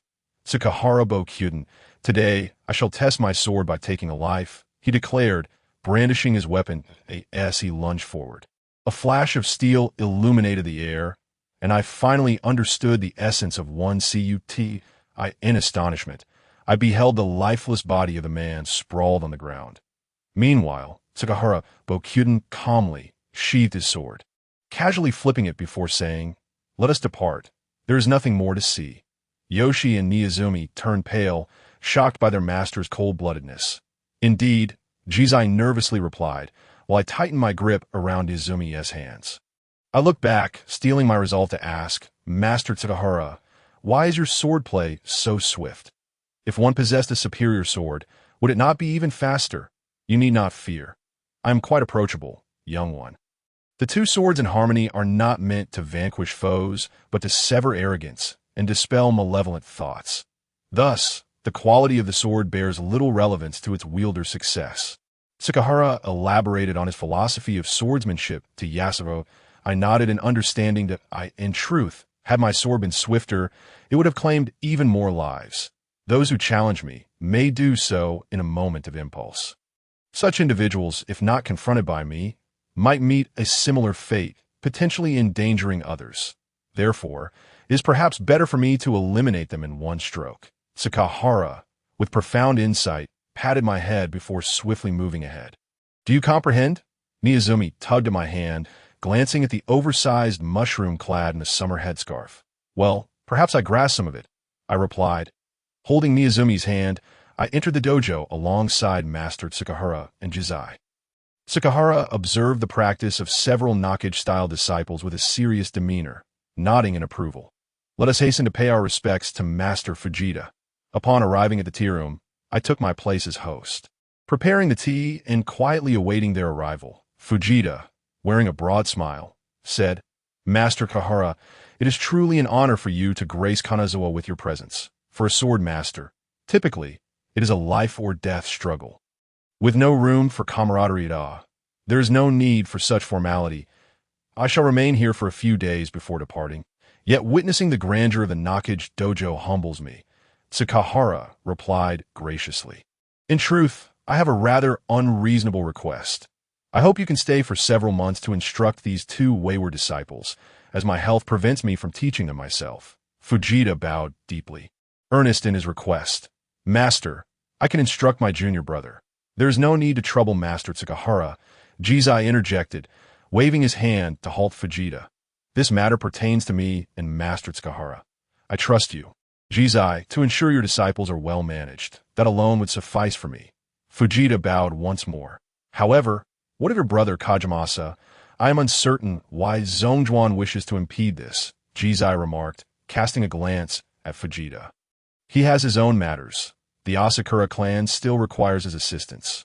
Fujita shot a knowing glance at Jizai. "That I understand," Jizai replied, retreating with a look of reluctance. "I shall consider your request, but I wish to witness the swordsmanship you recommend for my students."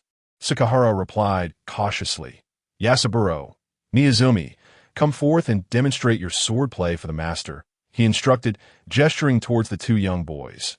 "Yes," Miyazumi and I complied, moving to the courtyard adjacent to the tea room to spar with our bamboo swords. It was my first duel with Miyazumi, and I was pleasantly surprised by his commendable skill, though he lacked some strength. Sakahara observed our match intently before deliberating for a long moment. "ITT Ri is well suited for Miyazumi's learning. While my Katori Shinto Ri aligns with Yasaburo's style, in truth, you should also impart knowledge of archery, horsemanship, and firearms," Fujita hastily added. "Fear not. Teaching one is akin to teaching all. If, in the future, Katori Shinto-ri can resonate throughout the Japanese archipelago, I would have no regrets." Sakahara laughed heartily. "It seems this will not merely be a matter of a few months." After wiping the sweat from our brows, Miyazumi and I returned to our seats, and Sakahara nodded in satisfaction. "Starting tomorrow, I shall reside here to instruct you. However, let me be clear. If you fail to meet my expectations, I shall take my leave in a few days. If I find satisfaction here, staying for 3 to 5 years would not pose any issue."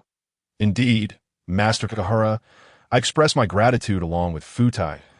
In the afternoon, Futai and I visited the workshop to collect the newly carved Buddha statue and some small jade ornaments, after which we proceeded to the largest gathering place of the sect, the Goyama Temple. The reception was managed by a monk named Shuri, but upon revealing the crystal Buddha statue, he led us to the residence of the master, Reish. However, this Reish could hardly be considered a true master. The one who opened the door to the living room was a captivating woman, revealing a hint of her allure. Reish, in contrast, bore the demeanor of a worldly man, displaying a cheerful expression. "Please, esteemed guests, take a seat," he said, then instructed the woman to serve tea. It is indeed an immeasurable virtue for a young friend to present such a precious item to our sect. "Amit Bha," Reish proclaimed, joining his hands in a gesture of respect. "There is no need for formality. Master, the sect has guided those lost in sin, enabling them to lay down their swords and attain Buddhahood. This is truly virtuous. In this vast Kaga, there is no cruel dominion, allowing the spirit of mutual aid to flourish among its people, which is indeed commendable that we, as children, merely represent our parents in offering you this small token, hoping you may accept it to better care for those suffering in the sea of anguish." I adorned him with lofty praises, nearly veering into proletarian theory. However, the bandits transformed by the sect were merely reciting the Buddha's name while continuing their original pursuits. "You are exceedingly courteous, presenting me with such a precious gift," Reish remarked, his tone shifting rapidly, as if the ideology had instantly become his OWAS monks. "We are bound to this duty. Such items do not suit our ascetic path." "Amit Bha," Reish replied with a serious tone. "Your sincerity is commendable, yet this tea room is rather humble. Such decor could reflect the master's grandeur, while the transparent crystal embodies a monk's untainted spirit." I interjected hastily. "Since you say so, I cannot decline. The Buddha teaches us to let go, and thus I must accept," Reish responded with a smile. "Indeed, as a devout believer, I naturally wish to share our finest offerings with the disciples of Buddha. Your insights at such a tender age are impressive. A bright future surely awaits you." "Amit Bha," he continued, his demeanor softening, "I have here a jade token for you, young friend. Many sect followers still purchase such jade pieces. May you guard it well, as it will ensure your safety and future. I am truly grateful, Master," I exclaimed, pulling Futai to bow in gratitude before producing several crystal ornaments from my robe. "These are gifts for your disciples, and I hope you can keep them safe until an opportunity arises for your esteemed pupil, Shuri." "Shuri," Reish called out, "bring each of these fine young friends a jade token." "Master, is that appropriate?" Shuri questioned. "What do you mean by appropriate? Just take it," Reish replied impatiently, then accepted the jade token and handed it to me. "This jade token shall protect you from harm in Kaga. Simply recite Amit Bha using it."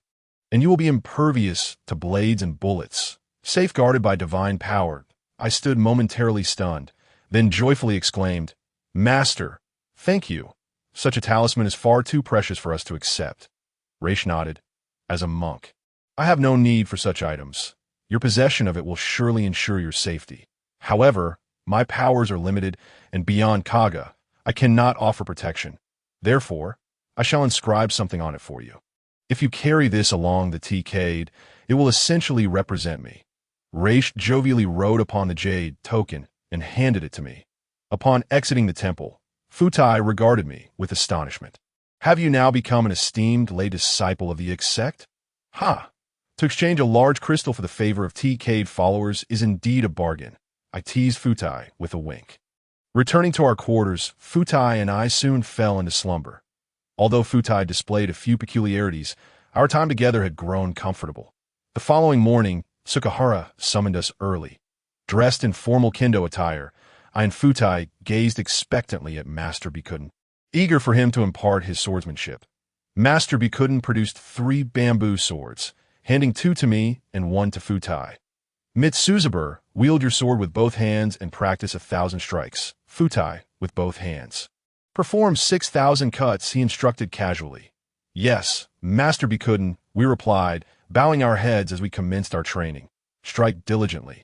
I have some word to share with you, Bikuden observed, satisfied with our efforts. Since I'm teaching you the Katori Shinto-ryu, you shall receive the most rigorous training. Failure to uphold my honor is unacceptable. His serious expression conveyed a chill in the air. The length of a sword should correspond to one's height. It is improper to wield a sword with a guard that exceeds one's navel. This reflects my views on the sword. Based on your physiques, Mitsuzabur, you are suited to the IT3, while Futai fits the nimble techniques of the ITT school. That a sword comprises 3 essential components: power of timing, Ten, technique of circumstance, Chi, and position of alignment, Jin. Only those who stand between heaven and earth, harmonizing these elements, can achieve invincibility. This is my expectation of you. Should you fulfill this, I shall impart more profound sword techniques. Bikuden adjusted his robe and observed us swinging our swords. Master, what do you believe is most important for a swordsman? What should our future aspirations be? I inquired, my voice tinged with curiosity as I continued my strikes. With hands clasped, Master gazed skyward, his slightly graying hair dancing in the breeze. Many years ago, 2 individuals asked me this. One was my adoptive father, and the other was Yasuji Hidetaka from Kinrin Castle at that time. The Sword Saint had yet to change his name. My adoptive father told me he believed that possessing a transcendent heart allows one to understand the world. Thus he realized what we now call the Wondrous Sword. However, Hidetaka insisted on the importance of carrying the mantle of the sword's legacy, shouldering a mission, even if one's body cannot move and hands cannot lift the blade. As long as one possesses a heart for victory, they can defeat their foes. Otherwise, they cannot even save themselves, he sighed softly. What do you both think? Where there is righteousness, there is the sword. Even if one possesses no strength, they must never bow to malevolent forces, using their own flesh and blood to awaken the slumbering in this age, Futai declared passionately, a faint blush adorning his cheeks. Bikuden nodded, then turned his gaze to me. As for my swordsmanship, while blades may be sharp, they pale in comparison to the power of words. The world may be vast, yet the hearts of men are even greater that I wish to wield my sword to sever the thorns and shackles of the future. Those who desire effortless success, relying on mere luck, will ultimately meet their demise through their own hands. Excellent. I hope you both remember the words you have spoken today. .as for me. I have but 2 words, without intention. How you interpret this is up to you. Master Kahara departed for the tea room. After completing our 10,000 strikes, Futai and I collapsed onto the grass, inhaling the fragrant, dew-laden aroma of the earth. Futai, aren't you worried about getting rashes wrapped like that? I inquired, puzzled. Not at all. I've grown accustomed to it since childhood. Once you adapt, everything feels natural. It's uncomfortable not to wrap up. Futai replied with a rosy smile, tightening the headscarf atop his head that I propped myself up. Asking, do you think I can succeed? My tone carried a hint of reluctance. Each person's goals differ. Health is the greatest fortune. Contentment is the best wealth. Trust is the finest fate, and peace of mind is the utmost happiness. What do you think? Futai smiled, hugging his knees. One day, if I become a samurai, will you support me? I remained transfixed, gazing vacantly at the sky, and I believe I will certainly be of assistance, as long as you feel the need for my strength. Irjing's face flushed a deeper shade of crimson. Rising to my feet, I picked up a pine branch and tossed it outside the yard, my eyes following its trajectory as it fell, embracing a tranquil hope. In truth, my aspirations are not exceedingly lofty. I do not seek perfection like yours. I find great satisfaction in simply offering my own strength, even if there are those who may fade away before they shine. Irjing regarded me with utmost seriousness. A heavy weight settled in my heart, tinged with a faint excitement, yet brimming with uncertainty about the future, that I glanced back at Irjing's flushed cheeks and rubbed my hands together. Perhaps I was merely speaking idly. Could my true ambitions be so distant from me? I seemed to grasp the concept, yet found it elusive, a touch that felt almost unattainable. That I spoke with a face full of sorrow. At the very least, you possess a grand vision, and I believe that is sufficient. When your abilities are adequate, you will see more clearly, perhaps even touch it. Irjing continued to speak, her words deliberate and devoid of expression. This is akin to the way of the sword. Long ago, I believed that the divine sword represented the ultimate mastery of swordsmanship. Only today have I come to understand that true swordsmanship resides within the heart. If you perceive it as a sword, then it is indeed a sword.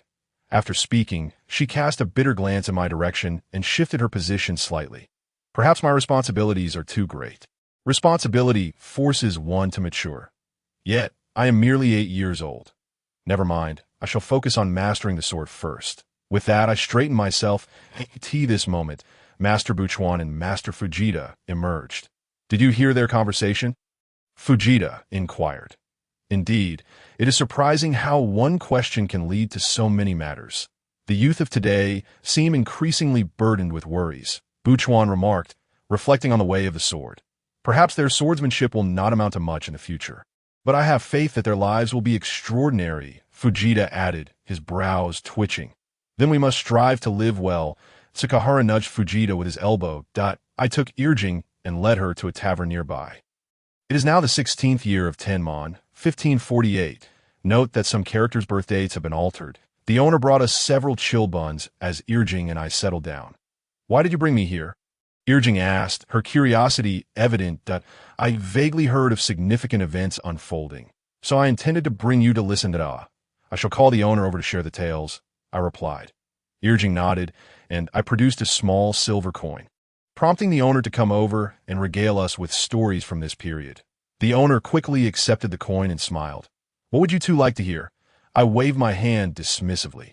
Anything, but please start with the major events, and no need to recount how many followers the Lord has acquired today. Let me share a legend instead. The owner sat up straight. Did you know? In the distant Kyushu, it is said that many monsters have arrived, bringing with them a dark, ominous stick. A stick? Irjing looked at the owner, astonished. I leaned toward Irjing and whispered, it is likely from the southern barbarians. I purchased my crystal from them. Irjing nodded in understanding.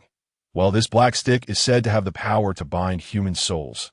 Once wielded, it produces a thunderous roar, and instantly, the soul is captured. It is rumored that those souls belong to Ainami. Interested readers may refer to the Kojiki. The owner trembled slightly. Is it truly so? Irjing leaned closer to me, causing me to feel a bit uncomfortable due to the proximity. Is there anything else? I inquired. As it was clear that this childish tale did not appeal to Irjing, I have heard that the Woka have attacked Korea, severing our trade relations. Fortunately, it has not greatly impacted us. The northern side is beset by messengers from hell, and Korea's severance is indeed troublesome. I nodded. By the way, gentlemen, did you know that a massive typhoon struck the Takedo last summer? Suddenly, I recalled something. What? I grasped the owner's collar and saw a man in his 40s lifting a 5-year-old child. Forgive my rudeness, my parents and masters are present. Please continue, I said, handing another silver coin to the owner. That typhoon ravaged Kinki and the Takedo, causing widespread flooding. It is said that many fishing households by the sea were swept away. And Takitenjin was half submerged, not to mention Matsubino port. I lower my head. clenching my fists, murmuring. Irjing, aware of my state, patted my shoulder. "It's all right. Everything will be fine," I nodded, signaling the owner to continue. However, upon seeing my demeanor, the owner hesitated to elaborate further and shifted to a different topic. 3 years ago, the shogunate enacted the Decrees of Virtue. You are aware of this, I presume? Although you're asking me, there was little time for those like Yamasuburo to contemplate it. Subsequently, Shogun Yashiru passed the mantle to his son, Yashite, as the 13th shogun. He actually abolished it half a year ago, claiming that the Kamo Shrine had closed its temple in protest against the shogunate's promulgation of the Decrees of Virtue. In an attempt to restore the rights of the original landowners, the owner shook his head in disappointment, recognizing that the shogunate's prestige was waning day by day, perhaps signaling the onset of chaotic times. By the way, do you know why so many foreign monks have appeared in Kanazawa? He glanced at Irjing. Irjing shook his head. Aren't all monks relatively similar? Even the Hosh sect? Not at all. The disputes among the temples of Enryakuji in Kyoto, such as the Nichiren sect, Han, Ji, and Hokji, have ceased. The owner looked at Irjing as if he were an alien. That I whispered to Irjing. In this world, all crows are black. Soon, monks will become daime themselves. Irjing shot me an exasperated glance and turned away. By the way, what is the current situation with Takeda Harunobu in the countryside of Kai? I inquired, looking at the owner with curiosity. Harunobu, shortly after ascending to power, issued a decree on currency, allowing old copper coins to circulate alongside new ones. He even personally worked alongside laborers to construct levees, which he named Harunobu's levy. I nodded, and the owner shared more stories from the Sengoku period, though they were not particularly significant. After finishing our chilled buns, Irjing and I departed from the tavern. That I felt I had gained much from today, yet Irjing seemed hesitant. You really shouldn't have come, she said, looking embarrassed. Irjing, you need not feel that way. Everything is uncertain. When the time comes and we meet the master, we shall understand, I replied, offering a faint smile. Indeed, we should be more open-minded. Your parents will undoubtedly be fine. Irjing echoed my sentiments, smiling along with me. You truly believe such sticks exist? Irjing still gazed at me with skepticism. That I took her hand, and we hurried toward a shop. Owner, I would like to purchase a firearm. I called out the entrance. That the middle-aged, balding man peeked out and welcomed us inside. Could you show me the firearms you have? I asked, producing some gold. The owner's eyes gleamed, and he swallowed hard. Everyone knows that our shop, Chikuya, conducts business fairly and honestly. Please wait while I fetch one for you. After a brief moment, the owner returned with a firearm coated in mechanical grease. This just came in from the southern barbarians. It was only 2 years ago that they discovered Japan, so such items are quite rare. That I nodded. I understand that I will consult with this young master. This the iron stick? Irjing looked at the weapon skeptically.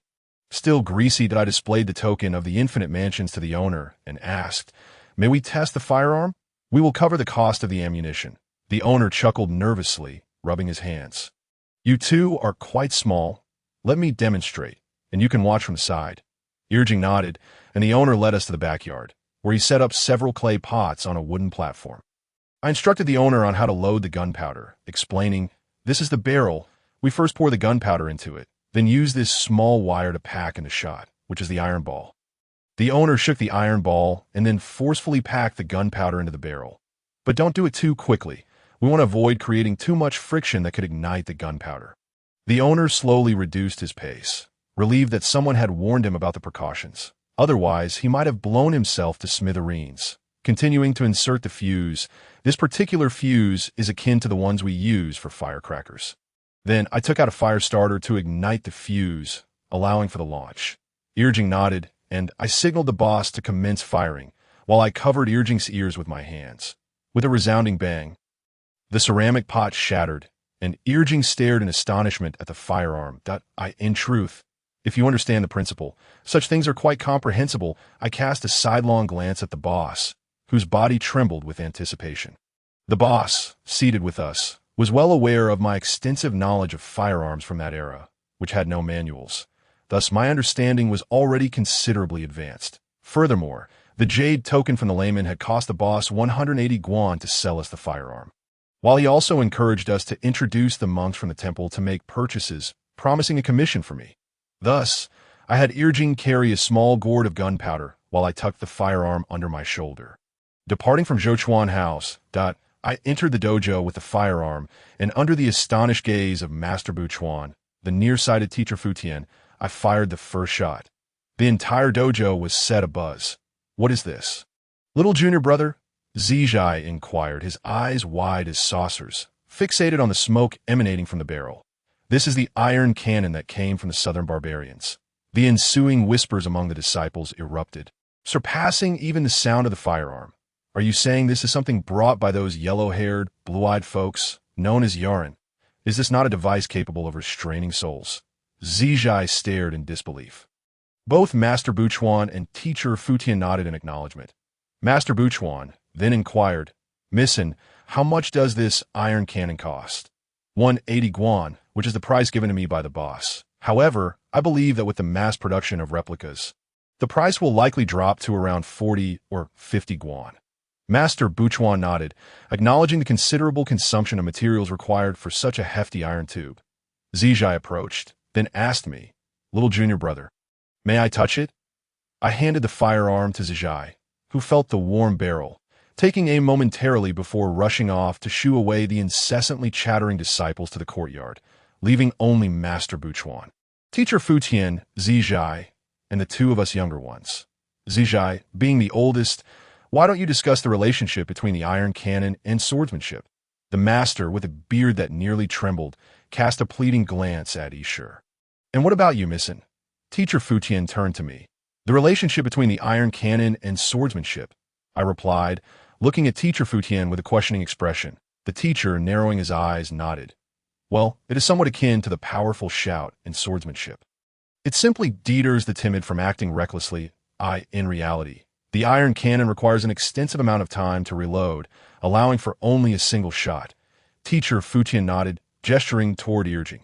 "Therefore, as Missen suggests, at the moment of decision in swordplay, a powerful shout followed by a feint is indeed a commendable tactic."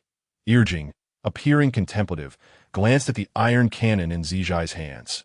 "Indeed," teacher Futian affirmed, nodding in our direction as a sign of approval. In truth, the iron cannon's utility lies not in close-range shooting, but in providing support to archers on the battlefield. After all, our current arrows are exceedingly light, thus the iron cannon surpasses them in efficacy. With advancements in manufacturing techniques, the lethality of the iron cannon will likely increase. Moreover, the iron cannon does not require significant upper body strength, which is its greatest advantage. Teacher Futian's eyes opened wide, revealing a glimmer of satisfaction at receiving the master's praise. I continued. "In fact, the southern barbarians possess an even larger iron cannon known as the Datong, which has a slower loading speed but boasts a caliber of approximately 1 foot 33. 333 as a unit of measurement. It is evident that such a massive projectile would cause a ship to sink shortly after impact." "Excellent." Master Buchuan applauded, then took the firearm from me, asking, "May I borrow it to have some fun with your master?" I nodded and signaled Irjing to provide the gunpowder, while keeping a watchful eye on Zijai to ensure safety. That evening, the courtyard echoed with sporadic gunfire, more than 10 shots ringing out. Thus, several weeks passed, with Irjing and I diligently practicing our swordsmanship, when Zijai suddenly entered, hurriedly whispering a few words to teacher Futian before heading to the dojo. With Master Buchuan's approval, Irjing and I followed suit. We encountered a 10-year-old boy wielding a long sword, its spine adorned with intricate carvings.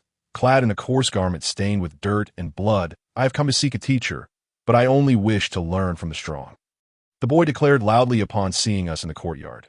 "Master, allow me to teach this arrogant child a lesson." Zhongwan stepped forward, eager to showcase his swordsmanship.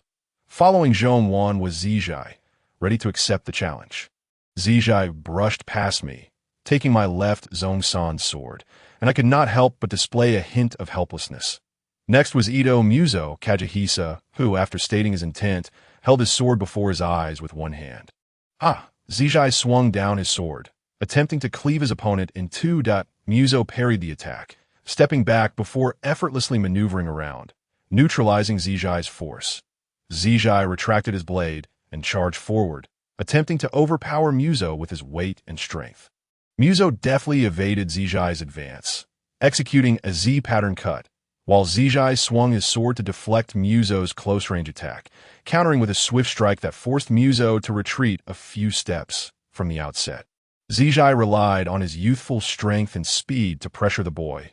"Look, that is the true sword of the Nakaho style," Teacher Futian remarked indifferently from the sidelines, after Zijai's hand struck Muso. He instantly withdrew his sword, shouting, "Ha!" feigning an attack, and swiftly delivered an elbow strike that sent Muso crashing to the ground. Zijai returned his sword, smiled at me, and bowed to the master, wearing the countenance of a victor. Muso rose, kneeling on one foot, supporting himself with his sword, and pleaded, "Please, Zijai-sensei, take me as your disciple." Zijai glanced at Teacher Futian, then led Muso into the inner chamber. After completing today's training, I followed Master Buchuan into the tea room. Observing Zijai's beaming demeanor, I knew the bearded one must be feeling quite inflated with confidence. Upon my arrival, Zijai hastily expressed, "Thank you for the sword, junior brother." That earlier shout tactic, without such a fine blade, I would have surely shattered my heavy-backed sword. I settled cross-legged, assuring him that he was in good hands. That I waved my hand dismissively, saying that at this point, all I could do was offer words of encouragement. Teacher Futian introduced Muso, stating, "These two are your Shirshu, one named Missen, and the one in the headscarf is Irjing." Ito bowed to both Irjing and me, shedding the haughty demeanor he had when he first entered. "This gentleman is—" Ito glanced at Master Buchuan. "Next is Tsukahara Buchuan." Heroes emerge from youth. "I was never as audacious as you at your age." Master Buchuan chuckled. "I am unworthy. You are our predecessor.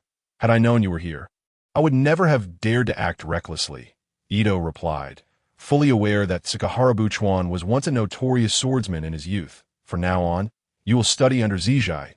If you have any questions, feel free to approach the elder Tsukahara, who is currently instructing your two Shirshu," Teacher Futian advised. "Yes." Ito lowered his head even further. Thus our quarters gained another child. After all, Ito was still a child, and it did not take long for him to form a close bond with me.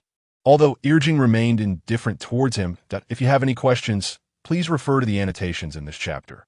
Half a year had passed, and Irjing and I continued to diligently wield our bamboo swords. While that young lad, Ito, spent each day learning swordsmanship under Zijai's guidance. However, he always carved out time to practice alongside us. Master Buchuan observed from the sidelines, sipping tea with an expression of detachment. As Ito swung his sword, he quietly asked, "Missen, do you think Master Buchuan will impart his skills to you soon? Zijai-sensei is already teaching me exquisite techniques." "Well, perhaps it is not necessary. It may be that the Ikenotai requires a solid foundation." I mused, wiping the sweat from my brow and contemplating Ito's inquiry, acknowledging that even Ishur was not entirely certain. Don't speak in such vague terms. Ask him when you have the chance." Ito shot me a disdainful glance. "In truth, there is no need for that. Master Buchuan will take good care of both me and Missen." Irjing interjected, "If you have come here for half a year to learn only this style of swordplay, you might as well pursue something else. Life is too short." Ito paused as if lost in thought. By the way, during this time, I conceived a new sword technique. "Ito and Irjing, would you be interested in seeing it?" As I wielded my sword, a sudden flash of inspiration struck me. My own swordsmanship. That moment, Master Buchuan emerged from within. "Master," the three of us paused a bow. "Very well, you may show me your swordsmanship," Buchuan said, gesturing with a wave of his hand. That I promptly picked up the two bamboo swords in my hands, and with one in each hand, Buchuan nodded for Ito to join us for a sparring match. As Ito and I stood in the courtyard, Nijing quickly moved aside the stones nearby, positioning himself correctly. I held my left sword in front and the right sword behind, stepping forward gradually. With a loud shout, I swung my left sword. Ito, noticing my attack, parried with his sword, and as the momentum carried our blades to the left, I quickly executed a Z-shaped slash with my right hand. Ito hastily leaped back to evade the strike and retracted his sword, preparing for the next attack. This time, he charged at me, delivering a downward chop I held both swords in its formation to block his blade and swung down, my left sword pressing against his right as he attempted a diagonal cut. In that fleeting moment, I gripped my bamboo swords tightly and struck from left to right with equal speed, generating a gust of wind. "That's enough," Buchuan interjected swiftly, halting our combat. I immediately sheathed my sword, and Ito followed suit, both of us silently watching our master. "Your mindset is commendable, but it appears that this style of swordsmanship may not suit you," Buchuan remarked, pinpointing my shortcomings that I lower my head. Admitting, this technique is primarily innovative, yet its defensive capabilities are severely lacking, necessitating an aggressive approach to overwhelm the opponent. Buchuan nodded in satisfaction, stating, "If one seeks victory solely through blocking rather than capitalizing on openings with one's own attack, that swordsman shall forever face defeat." And one is fortunate enough to block every strike. That he then added, "Indeed, this style does not suit you, but Nijing beside you may be well suited for it." With two swords in hand, his innate strength, coupled with agility, could grant him an advantage. "When you have the opportunity, teach him." Buchuan glanced at Nijing before turning back to me. "Yes, master," I replied with a respectful clasp of my hands. "Now, come to my room for a moment. Nijing and Ito can continue practicing." With that, Buchuan entered his chamber. Ito raised his eyebrows and gestured toward the room, while Nijing looked at me with eager anticipation. I sighed, quickly following Master Buchuan into the room. "How long have you been here?" he asked. "0.6 months," I replied humbly, bowing my head. "0.6 months. How swiftly time passes. I have watched you practice daily. I never imagined you would progress so rapidly." Buchuan mused, reflecting on the speed of swordsmanship. "This is largely due to your adept guidance, master," I humbly replied, licking my lips. "Very well, let's not dwell on that. Are you interested in learning my Ichin no Tachi?" Buchuan inquired, glancing at me. "Master," I exclaimed, my heart racing, my fists clenched tightly.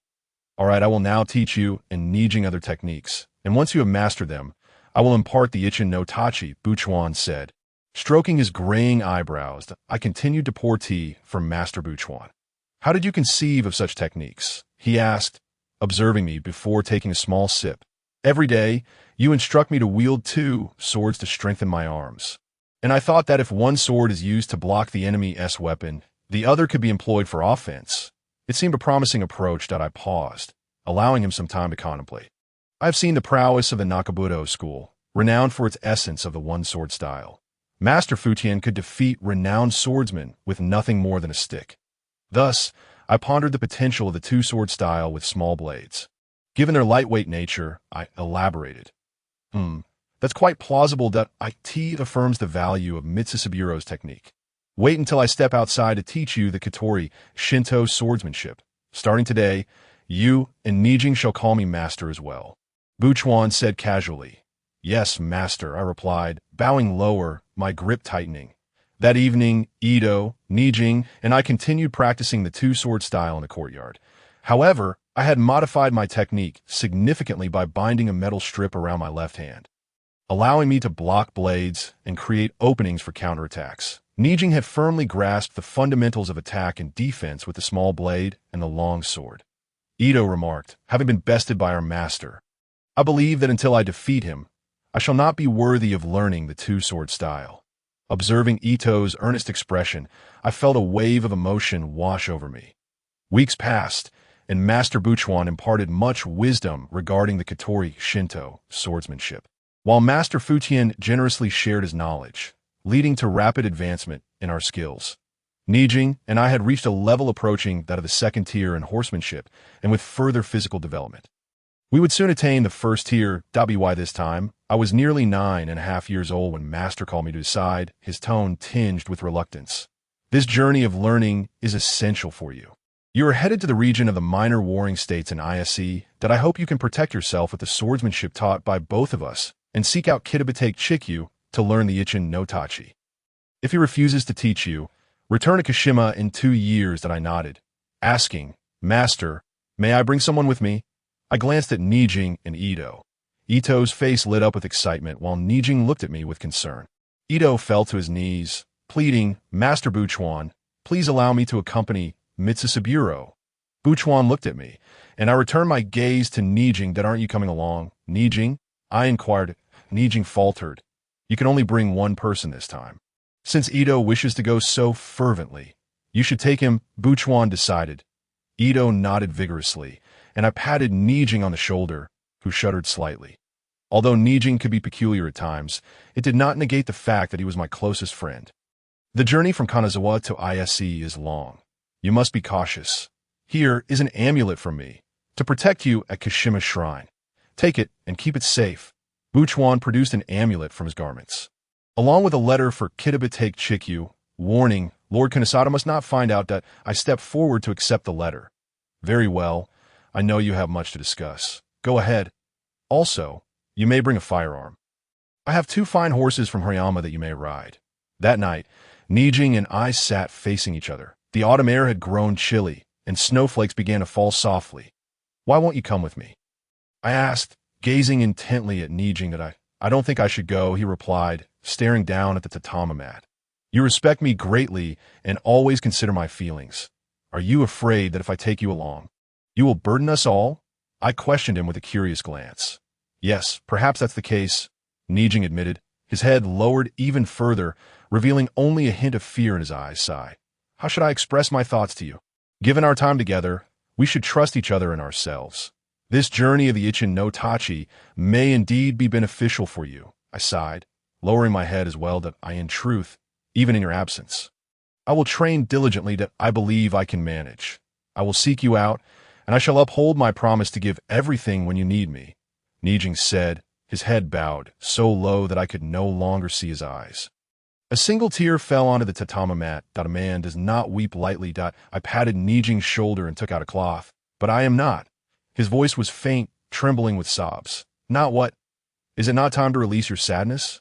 I lifted his chin, revealing his handsome face streaked with tears. Look at me, into my eyes. I urged Nijing. That he quickly averted his gaze, but I pressed on. Nijing, look at me, I insisted. He blinked in surprise, and I continued. Placing my hands on either side of his face, I understand that my future is fraught with uncertainty, and I know you doubt yourself, but I do not see that as a flaw. You must believe in yourself.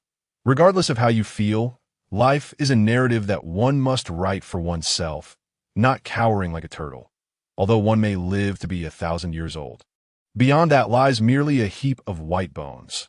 What of Yoshitsune, with his illustrious form and figures such as Ashika Ikauji, Yamana Tokitsuna, and the likes of Ikurugenji? Ni, filled with gratitude, gazed at me and said, I have come to realize what I must do.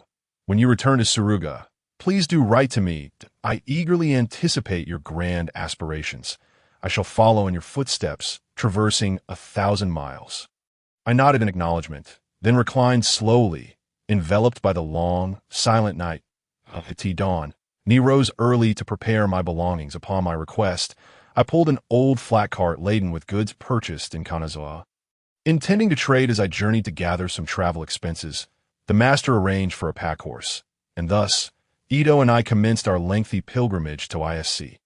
After bidding farewell, Ni returned indoors, speaking softly to Master Tomita. Please forgive me, I wish to return to Kasagama. Understood, you may go. Be cautious, and remember, Kanazawa will always welcome you. Also, take this book and study it well. Yes, I shall strive diligently. After bowing, Ni exited the tea room, clenching his fists and murmuring to himself, Mitsusaburo, I will honor your words, regardless of what lies ahead. I bless you from here. Until we meet again 5 years hence. Farewell, Kanazawa. His flushed face betrayed a hint of unintended pride. Ito, with a firearm tucked under his arms, struck a pose reminiscent of a seasoned marksman. Mitsusaburo, why do you seem so glum? Mused Wisu, chattering away along the road. I glanced at the cheerful Wisu. How did you make your way to Kanazawa? Aren't you from Mutsu? Of course, I carved my path through foes, honing my blade on their bodies. I've dispatched over 20 bandits. That bottle-cutting knife was a gift from a great shrine.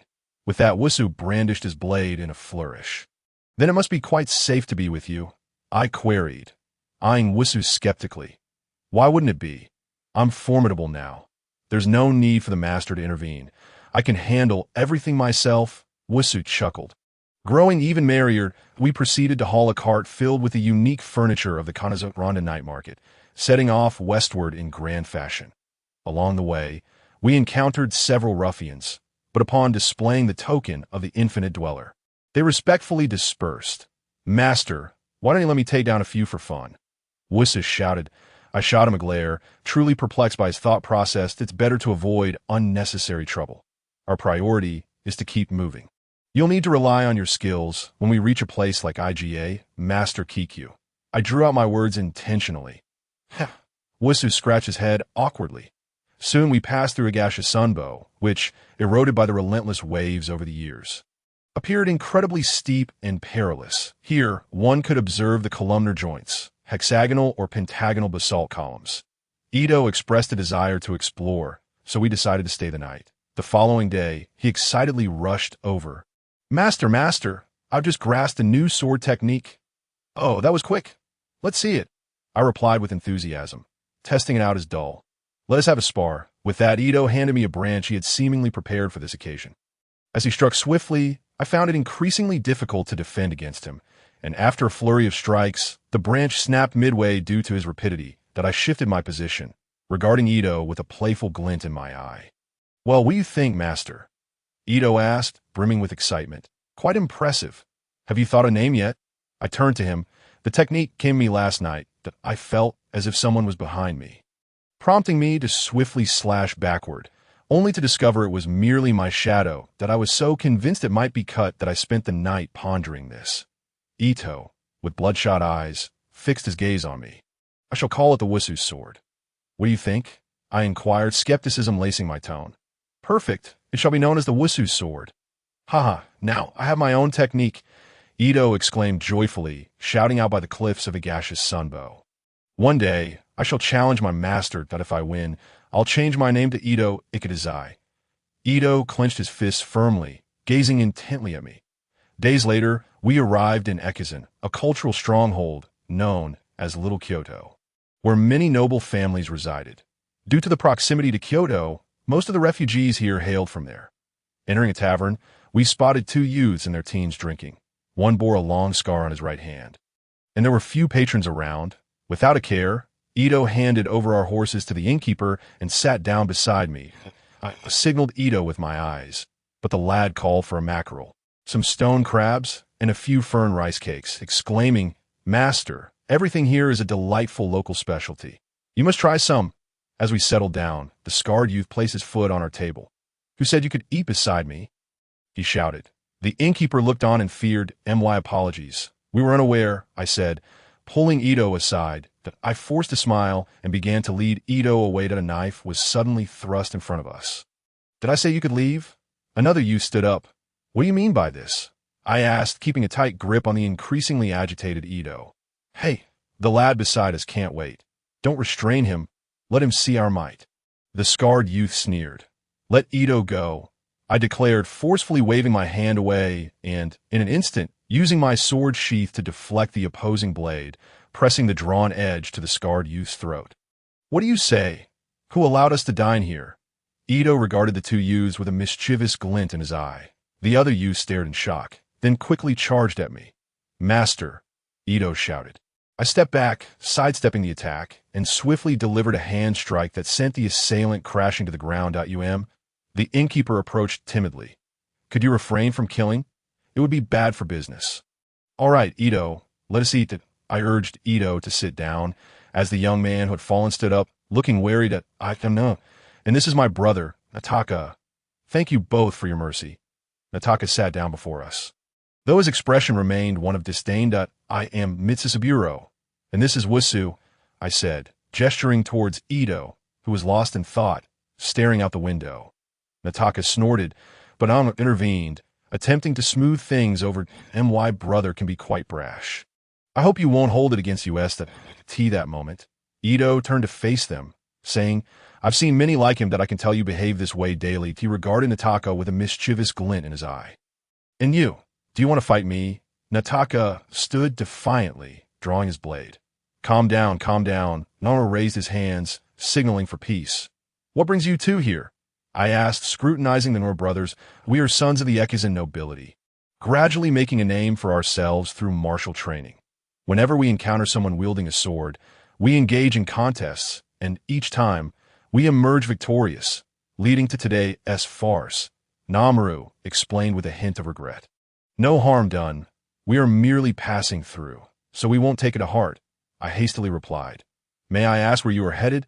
Namaru inquired. Behold, the amicable figure beside me is my master, Sakahara Kyuden, and the disciple of Tomita Sagan. Ito answered proudly that I am the legendary Ito Ikadaizai. I added. Nataka looked up in astonishment. I am truly humbled. He bowed sincerely. Noro asked, where are you two headed? In truth, there's not much to say. We merely intend to head south. I gestured towards the southern direction with my chin. Southward. Would you allow us to accompany you? At that moment, the Bao Jilong looked at me with a glimmer of excitement in his eyes and then brought his brother to kneel. Well, I hesitated, not expecting Ito to speak up. If you pledge to take me as your master, I shall permit your company, I declared. Just think about it. A new school of the IT, under the esteemed Ito. Alongside the guidance of Master Tsuhara's esteemed disciple. How could you not leap forward in prowess? Wu Xiang rambled on excitedly. Then please, accept us, the Jinbai brothers pleaded in unison. Thus, our journey through the quaint town of Ichij Valley was enriched by the addition of two youthful companions. You should learn to be as discreet as your venerable uncle, Ito advised them. And when you encounter bandits along the way, do not hesitate to hone your skills. Bravery is forged through such encounters. Ito, like a conspirator, recounted tales to the Jinbai brothers. Uncle, why do you carry such a large cart? It seems unnecessary. You would earn little profit from such cargo that if you need money, you may ask us. Our family in Ekizan still has some wealth. Jilong inquired, puzzled. I chuckled, and Ito quickly interjected. Do you understand interest? My uncle has a fondness for wealth, much like my own obsession with taking lives. The Jinbai brothers regarded me with contemplative expressions. Ito, you are truly over the top. Having traversed Wakasa, our party had expanded to 4 members, thus avoiding exorbitant tariffs as we journeyed along the mountain paths of Wakasa. This cursed place, Ito grumbled, kicking at a clump of grass.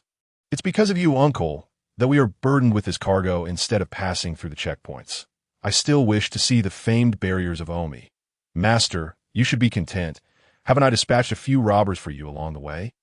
Jilong remarked, surveying the surroundings with his firearm. With so many of us, why not eliminate those small bandit groups?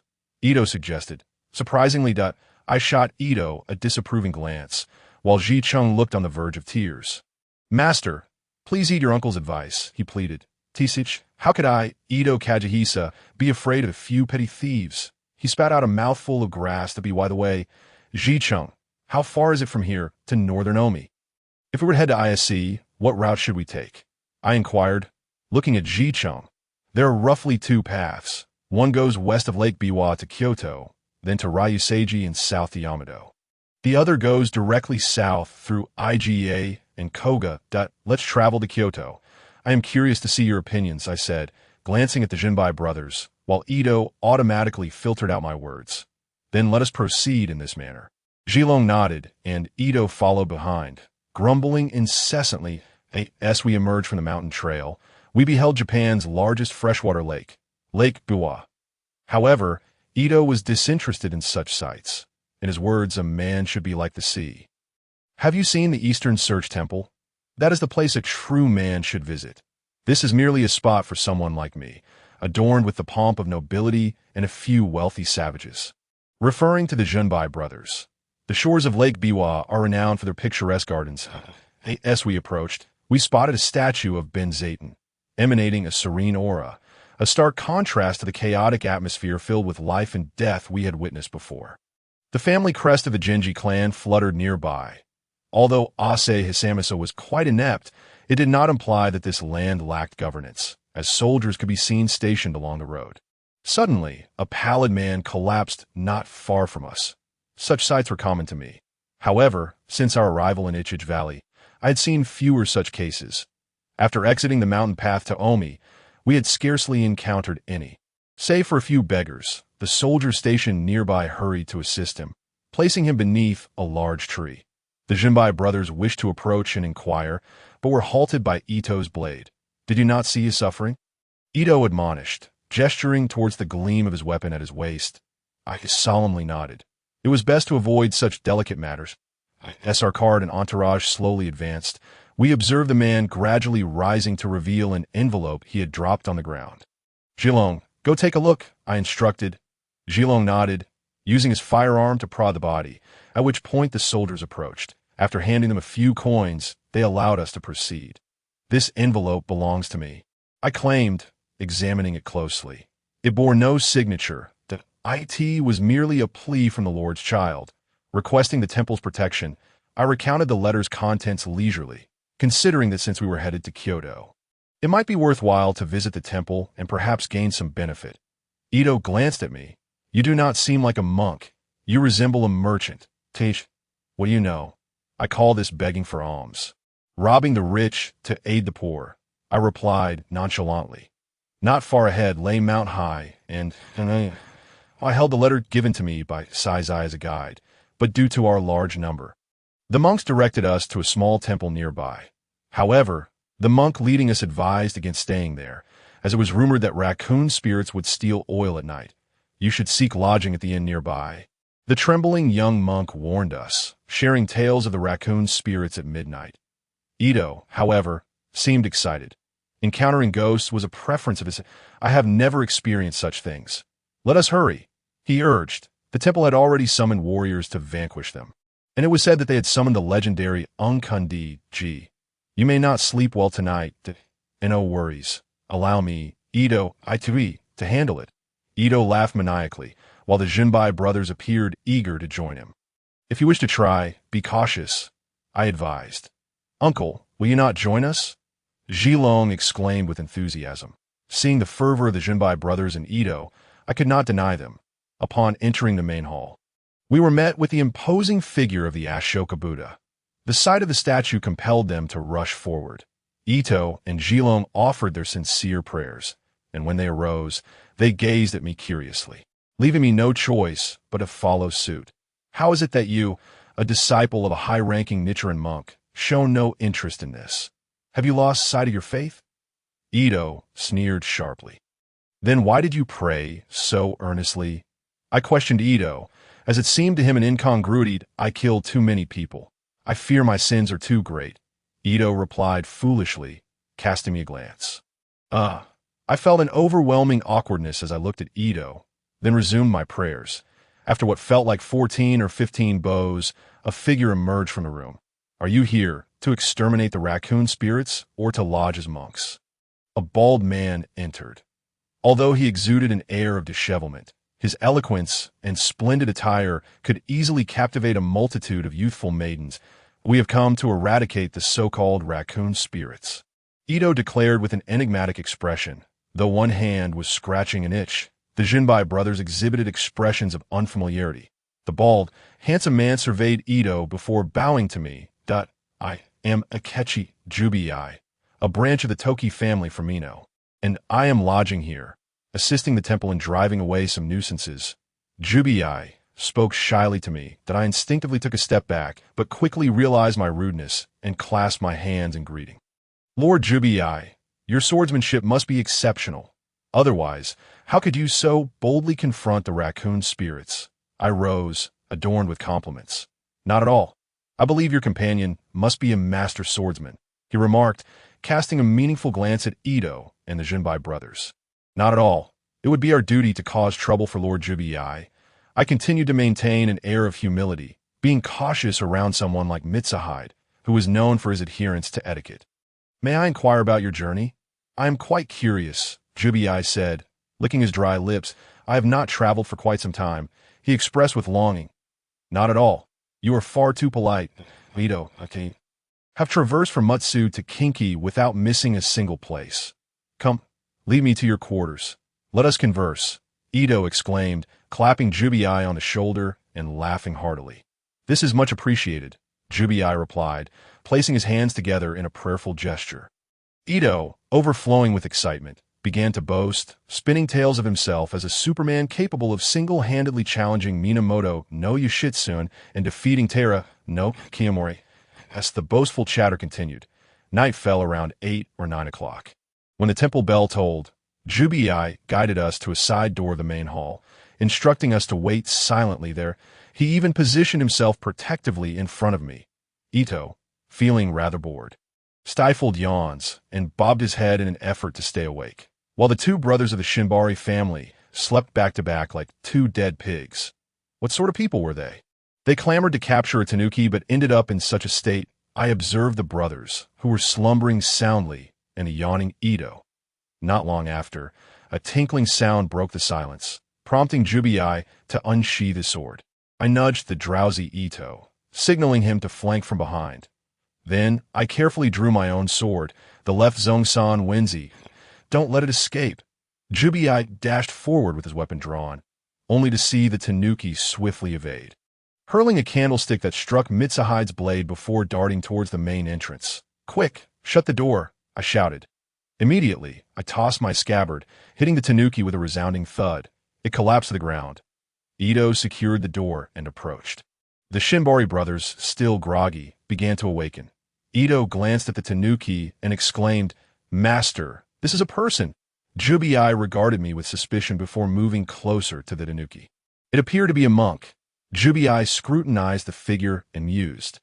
"Seems like a monk after all." I nodded slightly at Ito. Alas, Ito kicked the fallen man. The man groaned, propping himself up as the Shinbari brothers approached to assist the monk. The monk looked at us with an apologetic expression. "May I inquire how you came to steal oil?" Jubii asked with a puzzled tone. "Well, the monk hesitated, adjusting his robes and straightening his collar. "I am Hosokawa Fujitaka, a retainer of the Shogun Yoshihide. Due to the Shogun's policy of reduced stipends, I can only afford to buy food and cannot afford oil for reading lamps." He confessed, looking somewhat embarrassed to so. "Mr. Hosokawa, you thought of borrowing oil from the temple." I observed Fujitaka as I sheathed my sword. After all, money was exceedingly scarce in this era, and temples had everlasting lamps, so I thought to borrow some oil to take back. Fujitaka scratched his head awkwardly. Ito circled around Fujitaka, scrutinizing him. "Do you have any proof of your affiliation with the Shogun's household?" "I apologize, but I lack any documentation. Engaging in such activities is quite troublesome. That I hope you can keep this a secret." "I promise not to return," Fujitaka said, contemplating before nodding his head down. "So you intend to stop stealing from here and target elsewhere? Perhaps Kinkikuji in Kyoto?" I teased Fujitaka, my eyes gleaming with curiosity. "Are you trying to get me killed? That's impossible. Besides, I swear I won't steal again. Trust me." Fujitaka shook his head vigorously. Jubii, rifling through his belongings, produced a jade bracelet and handed it to Fujitaka. "This was left to me by my mother. I hope it aids you in your studies so that your name may be renowned throughout the land." "This is too generous," Fujitaka exclaimed, his gaze fixed on the bracelet as he hurriedly waved his hands. "Then may I offer you some personal support?" I produced a small gold plate and extended it to Fujitaka. This Fujitaka gazed at me gratefully. "I hope you can wait for me here for a few days. I will travel to Kyoto and then come to find you. Please wait for me." With that, Fujitaka pushed away the gold plate and attempted to leave. Ito blocked his path, and I gestured for Fujitaka to depart. Why let him go? Ito sheathed his sword and looked at me. "What do you think?" I gazed at Ito with eager eyes. "Well," Ito scratched his head, seeking assistance from the Shinbari brothers, though they merely wore expressions of confusion. "Ultimately, since Mrs. Saburo allowed him to leave, we should patiently wait," Jubii concluded with a smile. "Alas, what a hassle, having to stay at this monk's temple for a few days that I must go and indulge in some culinary delights tomorrow," Ito said, licking his lips with anticipation. "Master, we will accompany you then," Taira exclaimed, equally eager. "How about we go night fishing?" Ito proposed, feeling pleased with his brilliant idea. I regarded Ito thoughtfully. "Mrs. Saburo has permitted them to go." "I also have some matters to discuss with you," Jubii remarked, looking at me with curiosity. "Very well, Ito. Remember to return early for rest. If it gets too late, do not come back," I instructed loudly. Watching Ito's retreating figure, I exchanged a wry smile with Jubii. Once inside my room, I prepared tea, and Jubai and I sat facing one another. After I settled in, Jubai poured me a cup of tea and said leisurely, "You truly are a person of hidden depths, Mrs. Saburode." I continued to hold my teacup, displaying a foolish smile that I detest resolving issues with force. Perhaps your thoughts align with mine. But first, please share your background. Jubai observed keenly, his eyes glimmering with anticipation. After a moment's silence, I devised a plausible explanation, only to shake my head in rejection instantaneously. Noticing my behavior, Jubai inquired, "Are you concerned about something?" He pushed another cup of tea toward me. I took the cup and, after pausing, said, "Mitsahide, I am a student of the esteemed Yukisai of the Imagawa clan, that I can be regarded as both a samurai and a monk." Jubai scrutinized me. "And your swordsmanship?" "My masters are Tsukahara Bokuden and Tomita Sagan," I replied, maintaining an impassive demeanor. The glimmer of excitement flickered in Jubai's eyes. "Then would you accept me as your subordinate?" "I must apologize. I am only 10 years old and have no income. Merely earning a little from small trades." I chuckled awkwardly. Jubai's expression fell. I have observed many individuals, such as Lord Toki of Mino and the Shogun Yoshihide. Yet his voice trailed off, his fists clenching tightly. The surroundings fell silent. "What do you think of Lord Kankuro?" Jubai inquired, standing up before slowly sitting back down, though his tone was less than amicable. "How could you expect me to serve the enemy of Toki?" "Mikoji," he emphasized. I shot him a glance. "What of Toki Masayoshi? Is it not a burden to follow a national thief?" Jubai's emotions began to settle, appearing conflicted. "You seem to have some connection with Lord Akechi Mitsahide." I probed. "That is from my grandfather's generation," Jubai replied, looking perplexed. "Then following Lord Saito shouldn't pose much of an issue, should it?" I observed him with keen interest, but Lord Saito does not conform to propriety. Jubai replied, lowering his head. "What about Lord Sogen? If he were alive, would you follow him?" I spoke with deeper meaning. "Well, Lord Sogen is Lord Sogen, and Lord Saito is Lord Saito," Jubai stammered. "While I do not advocate for resolving matters through force, there are many situations in this world that necessitate it. Just like today, although Fujitaka is a good person, without exceptional swordsmanship, he might have fled long ago. Is Mino's current condition significantly better than it was under Toki's rule?" I finished my tea, and Mitsahide pondered my words. Regardless of the methods, if they could indeed bring peace to the realm, then such methods are justifiable. The stability of this land is what the people desire most. Is it not? I poured myself another full cup. "Your words have enlightened me. If you do not mind, I have a small daughter named Tamako who has just been born. I shall offer her to you." Jubai remarked playfully, casting a glance at me. "I see.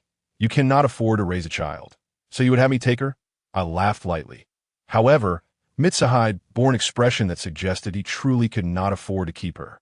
I patted his shoulder, handed him 5 gold plates, and said, "Remember, this is a debt you owe me, and you must repay it. If you cannot, then let your daughter Tamako suffice as collateral. That I am forever grateful." Mitsahide bowed deeply. "Please wait for me a day. I shall go down the mountain to fetch my child." With that, Mitsahide opened the door and dashed out. "Oh dear, it seems I have done something foolish again." I chuckled helplessly as everyone left the room. I found myself alone. How unpredictable the affairs of the world are. Turning to enter the room, I fell into a deep slumber, while Ito and the others had yet to return in the dead of night. I awoke naturally, and as I enjoyed a light breakfast in the tea room, Ito walked in, his expression one of surprise as he scanned the empty space. "Where is that Tenbei monk?" he inquired. Tenbei had entrusted his daughter to my care. I thought helplessly as I gazed back at Ito. Ito, mouth agape in astonishment, exclaimed, "He entrusted you with his daughter. Have you forgotten that you are merely 10 years old yourself?" I took a few hasty bites of my tea-soaked rice and replied, "There was no other choice." I offered Tenbei 5 gold pieces, and he agreed to pledge his daughter to me. Sighing, I added, "Well, I suppose we shall see how it unfolds." Ito had no retort, and, after letting out a hearty belch that wafted a faint fishy aroma, he asked, "By the way, how many fish did you catch last night?" I tilted my head to glance at him. "Not a single one, but I certainly filled my belly," he chuckled, rubbing his hands together. "So how did you manage that?" Did you buy them? I gestured with my chopsticks for him to take a seat on the tatami mat. With a swift motion, Ito settled down on his right hand. You see, I used up most of your fire starter yesterday. I lit a fire and put it in a gourd, then cast it into the water. It was like thunder crashing. All the fish at the bottom of the lake jumped up. Ah, I replied, casting a resigned glance at Ito, who continued to excitedly describe the spectacle of the previous day.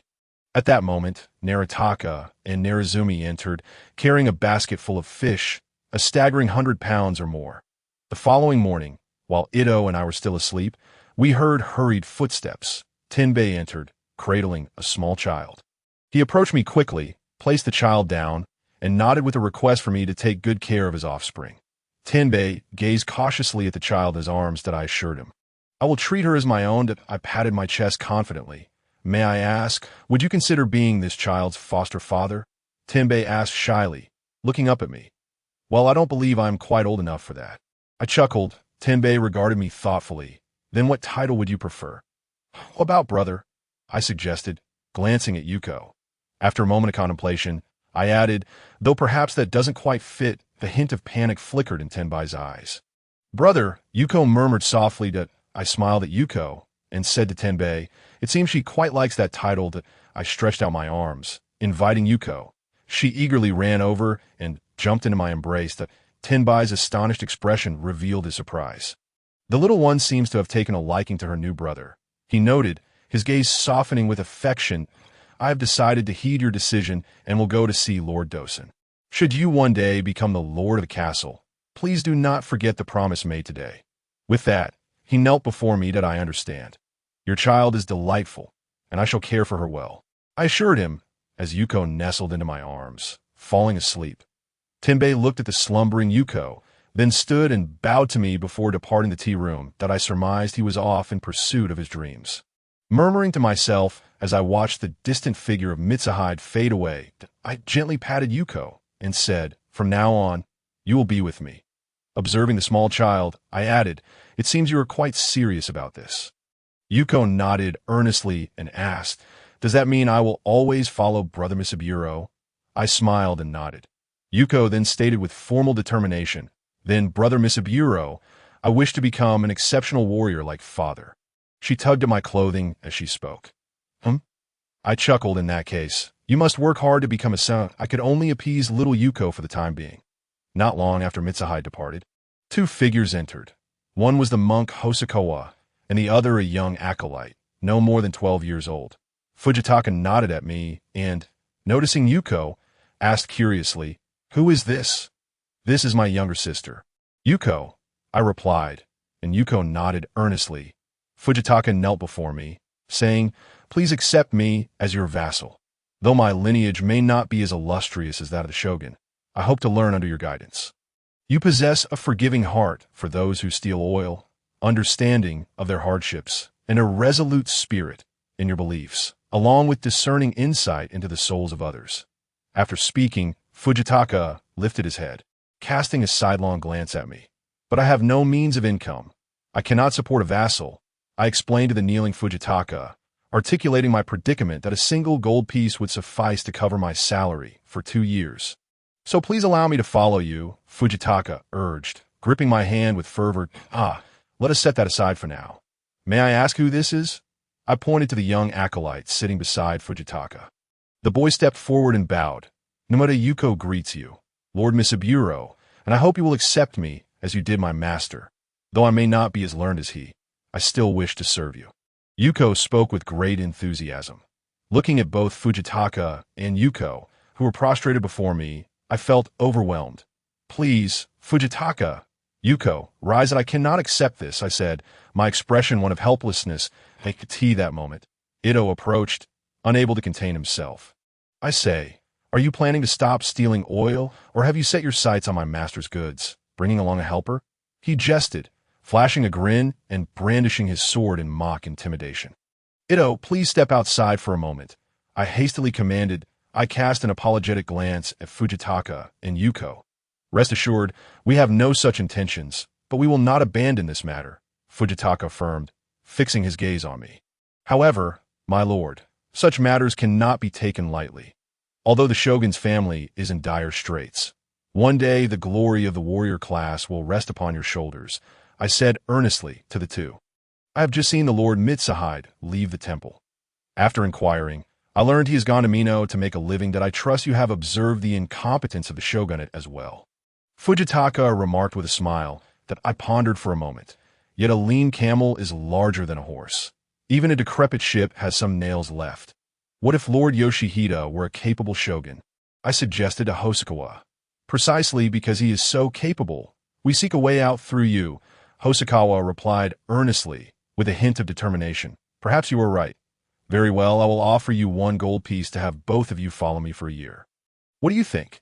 I leaned back, a look of resignation on my face. With your words, I am at ease. I have followed Master Tsukahara and studied swordsmanship for several years, while Yuko has learned some basics from me. So rest assured, Fujitaka said, stroking his bald head with a smile. My master is still a disciple of Master Tsukahara and Master Tomita. Ito chimed in, nonchalantly slipping back out the door. Please, I interrupted Fujitaka, who was about to speak. I hope you can be understanding of Ito and Magura.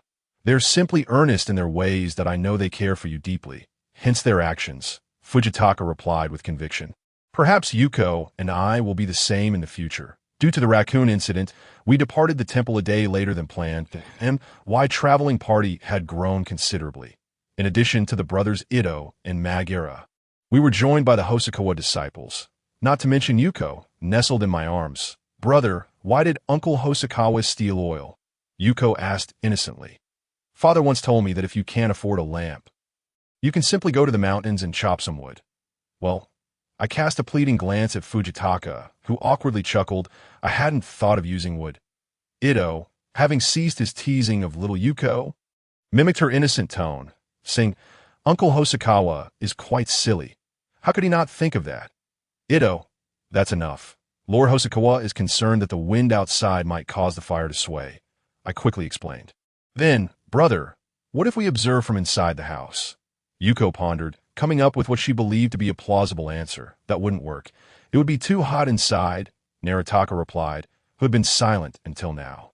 Thus, we continued our lively discussion about the tale of the raccoon stealing oil, while Fujitaka occasionally interjected with his own insights. Before long, we entered Sakio, though according to the map, it is actually to the east, as the east is referred to as left and the west as right. When Fujitaka pointed to the buildings ravaged by war and informed me that this was Kyoto, we were taken aback. Namita, with an expression of resignation, remarked a few years ago, Lord Hisahide of the Mayo family led an army to attack this place, and even the emperor nearly met his demise at the hands of the barbaric soldiers. The nobility suffered countless casualties, not to mention the civilians. I nodded in acknowledgement, my gaze falling upon the beggars lining the streets. Evade the throng of beggars. Our carriage hastily made its way to Yukio, a region less afflicted by the disasters due to its distance from the shogunate. Perhaps we should consider selling the furniture we brought from the Wajima night market, I mused, surveying the laden cart.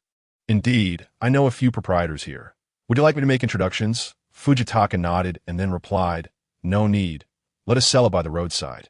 This way, we can ensure a substantial profit while reaping considerable returns. I gestured towards a nearby tea stall. Before long, we had sold all the furniture, turning down numerous orders from merchants who approached us.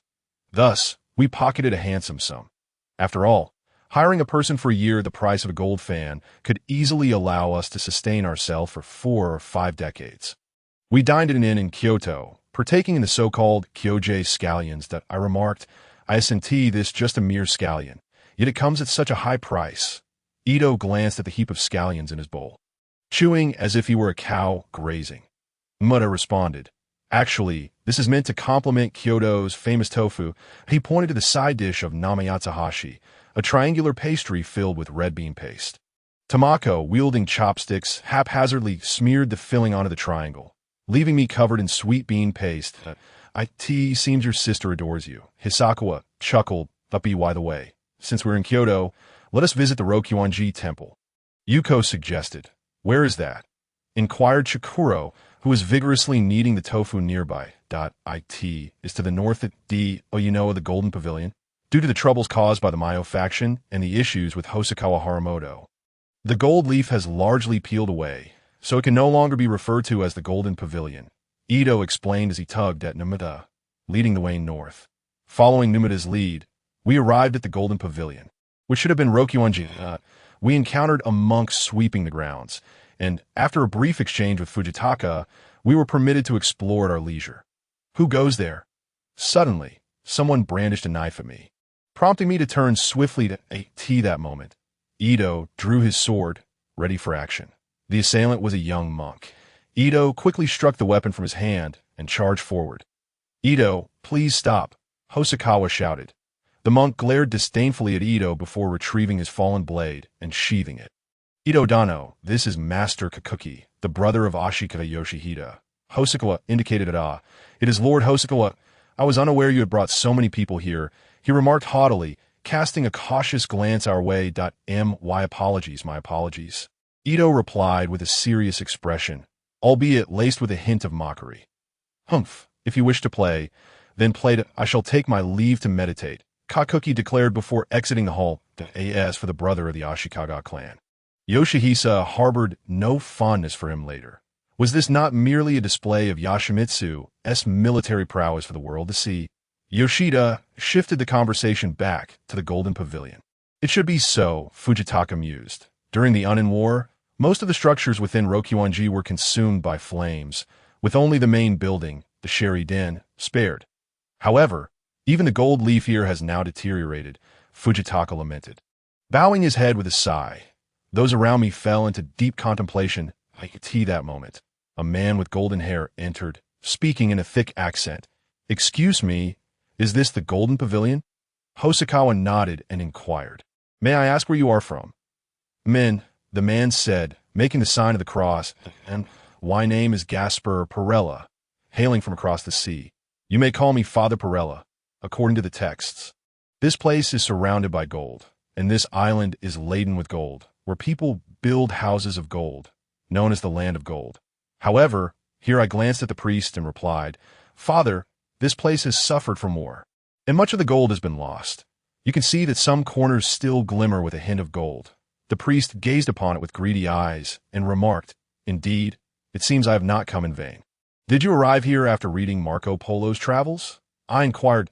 No. Note I was swept here by a storm to Hirado, where my friends engaged in trade, yet I ventured here alone, Father Perella replied, continuing to make the sign of the cross. What is Amen? What is Nanono? Ito remarked with an exasperated tone. I explained to Ito. No simply means not. While Amen is a term from their religious practices, akin to Umibad, it signifies as you wish. You are absolutely correct.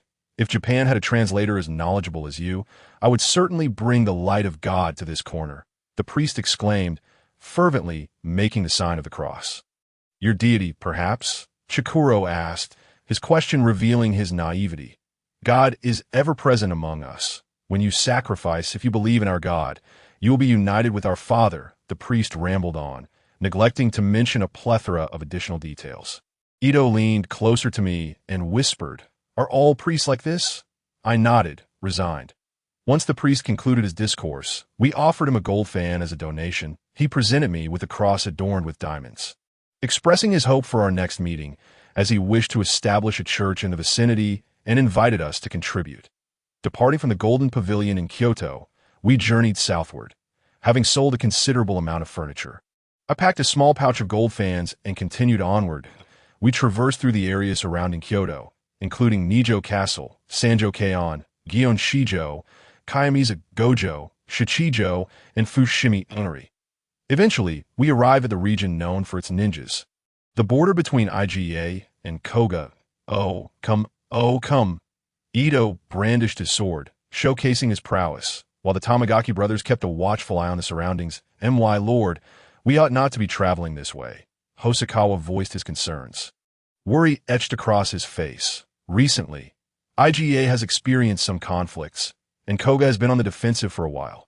Fear not, Ito proclaimed, wielding his sword confidently. If one comes at me, I shall vanquish him.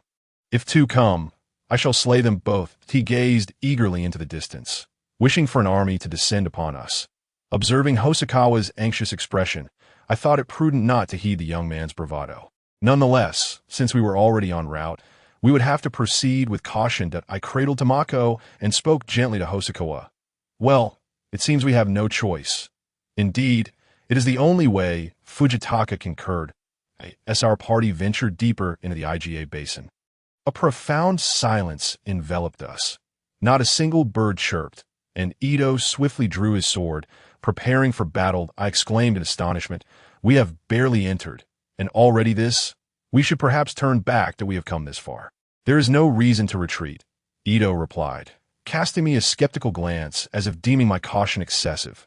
Suddenly, a rustling sound emanated from the leaves, and Ito warily glanced towards the underbrush. Could it be a person? He mused, cautiously approaching. "This is bad. We have been exposed. Quickly eliminate these intruders." A voice emerged from the thicket. A flurry of arrows rained down towards Ito, and I shouted, "Dodge behind the horses." The few pack horses we had suffered a barrage of arrows, bolting in pain as dozens of shafts pierced their sides.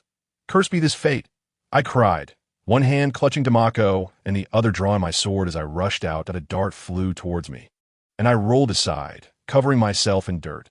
"How could this be?" Ito shouted as he charged forth, slicing through an assailant with his tanto.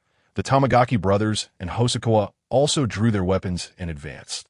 Thwack! A dart whizzed through the air, and "Brother, be careful," Chikuro warned, shoving Ji aside to evade the projectile. "To be cautious.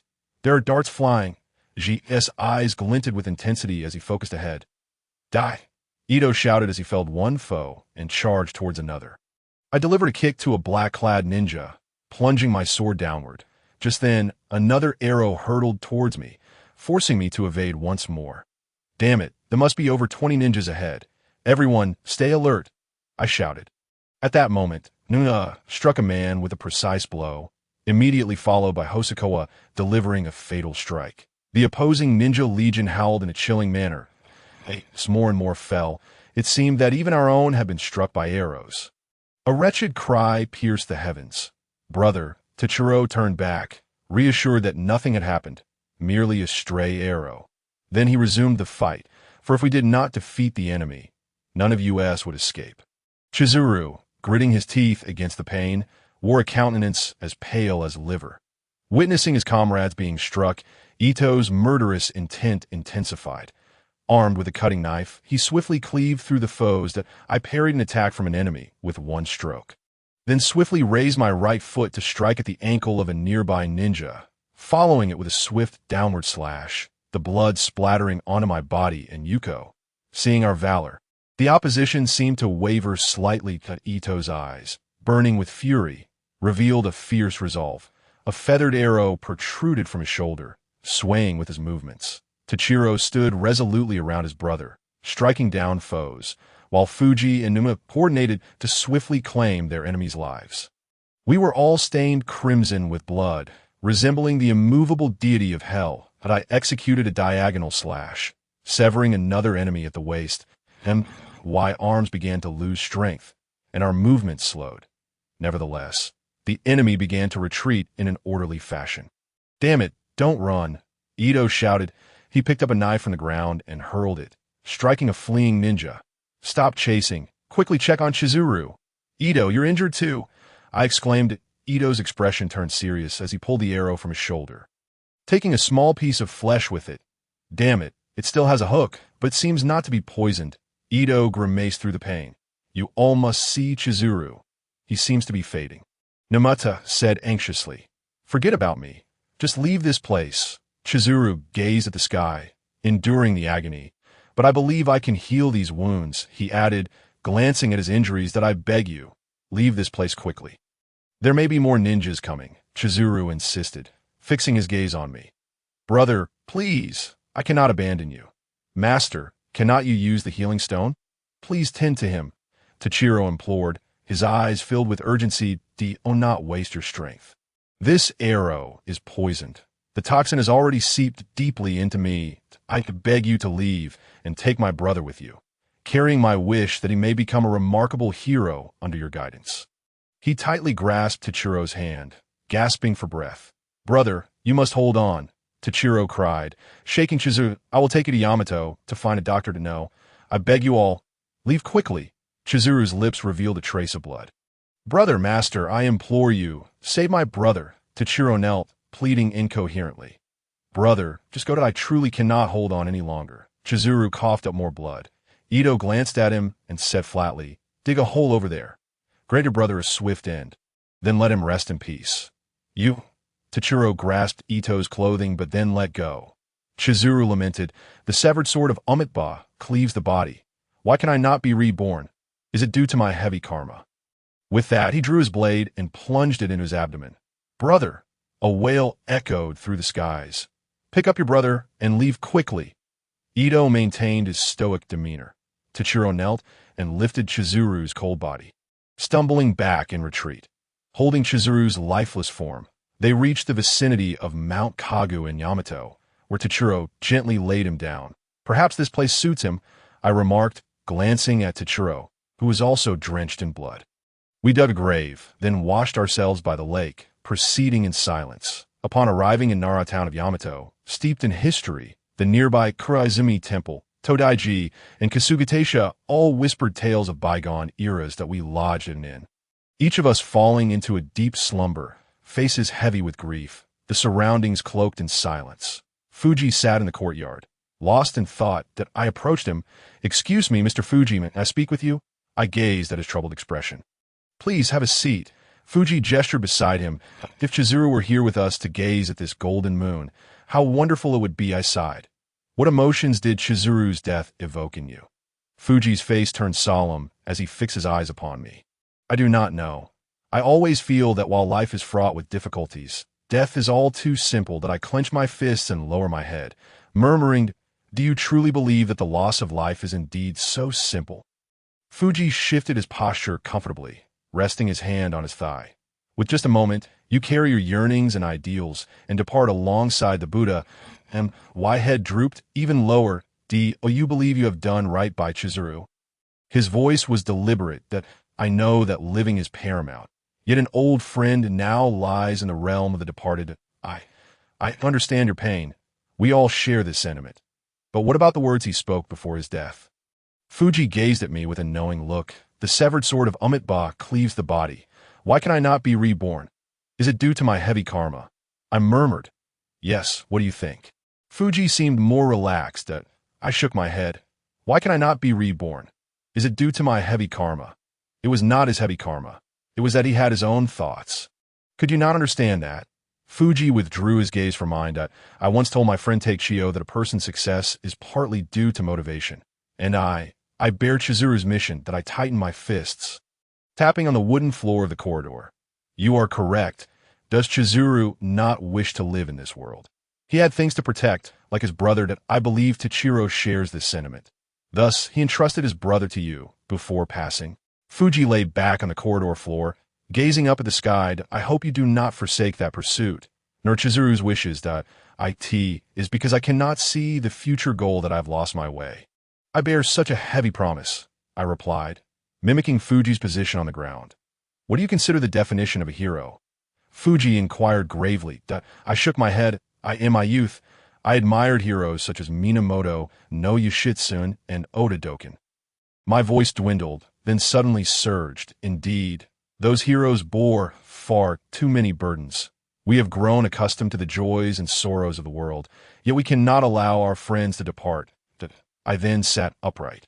You still have not answered my question about the definition of a hero. Fuji pressed on. I do not know. Do you?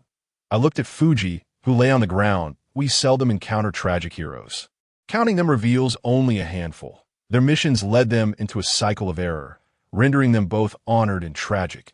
But does that mean they are failures? Did Chizuru fail? The answer lies with you to reveal in years to come. With that, Fuji lifted himself and walked into the room. That I sat quietly in the corridor, the moonlight casting a shadow from the eaves upon me.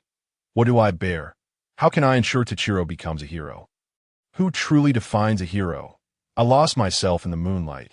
Gradually drifting into slumber, I beheld Chizuru, bloodied, reciting his final words. Heroed, I awakened quietly, clenching my fists. One day, I will fulfill your wish. The next day, I led my team toward ISC. Avoiding the conflict in the IGA basin, Tachiro's spirits remained low, yet I knew that through my persuasion and Fuji's efforts, the team regained some vitality, albeit with a more serious demeanor. Ito approached, chewing on a blade of grass. "What did Mr. Fuji discuss with you yesterday?" He asked that IT was about some of Chizuru's final words. I replied that I truly apologize. Had it not been for my impulsiveness, this would not have happened. Ito spoke earnestly, and no need for such talk. Our sole objective now is to reach ISC, our immediate destination, I said, glancing at Ito. That I know I have been foolish, but starting today, I will study diligently. I understand there will be no second chances.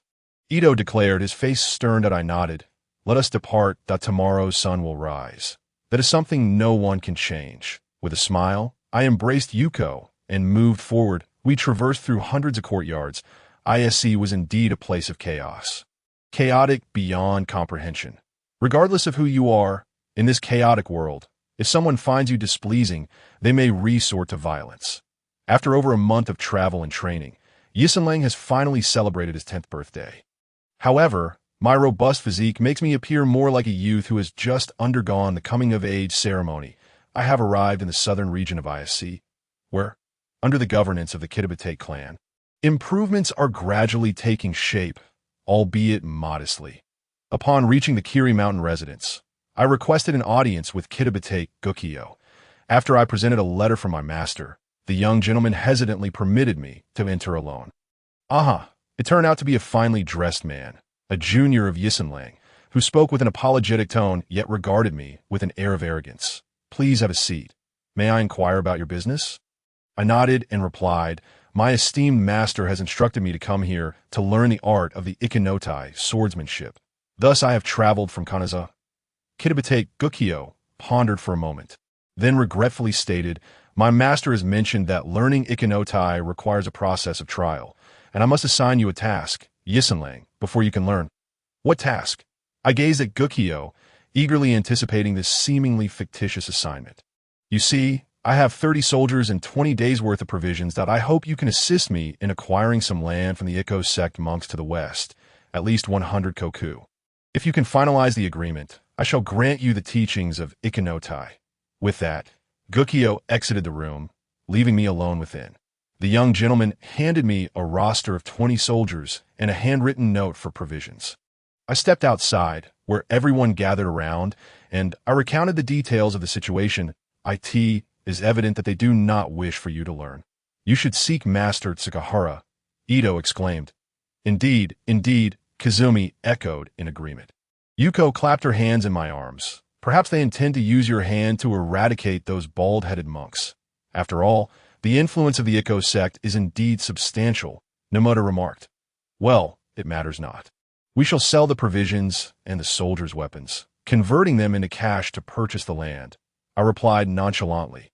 "But, sir, these provisions amount to merely enough for 10 koku, and the Ikko sect would never agree to sell."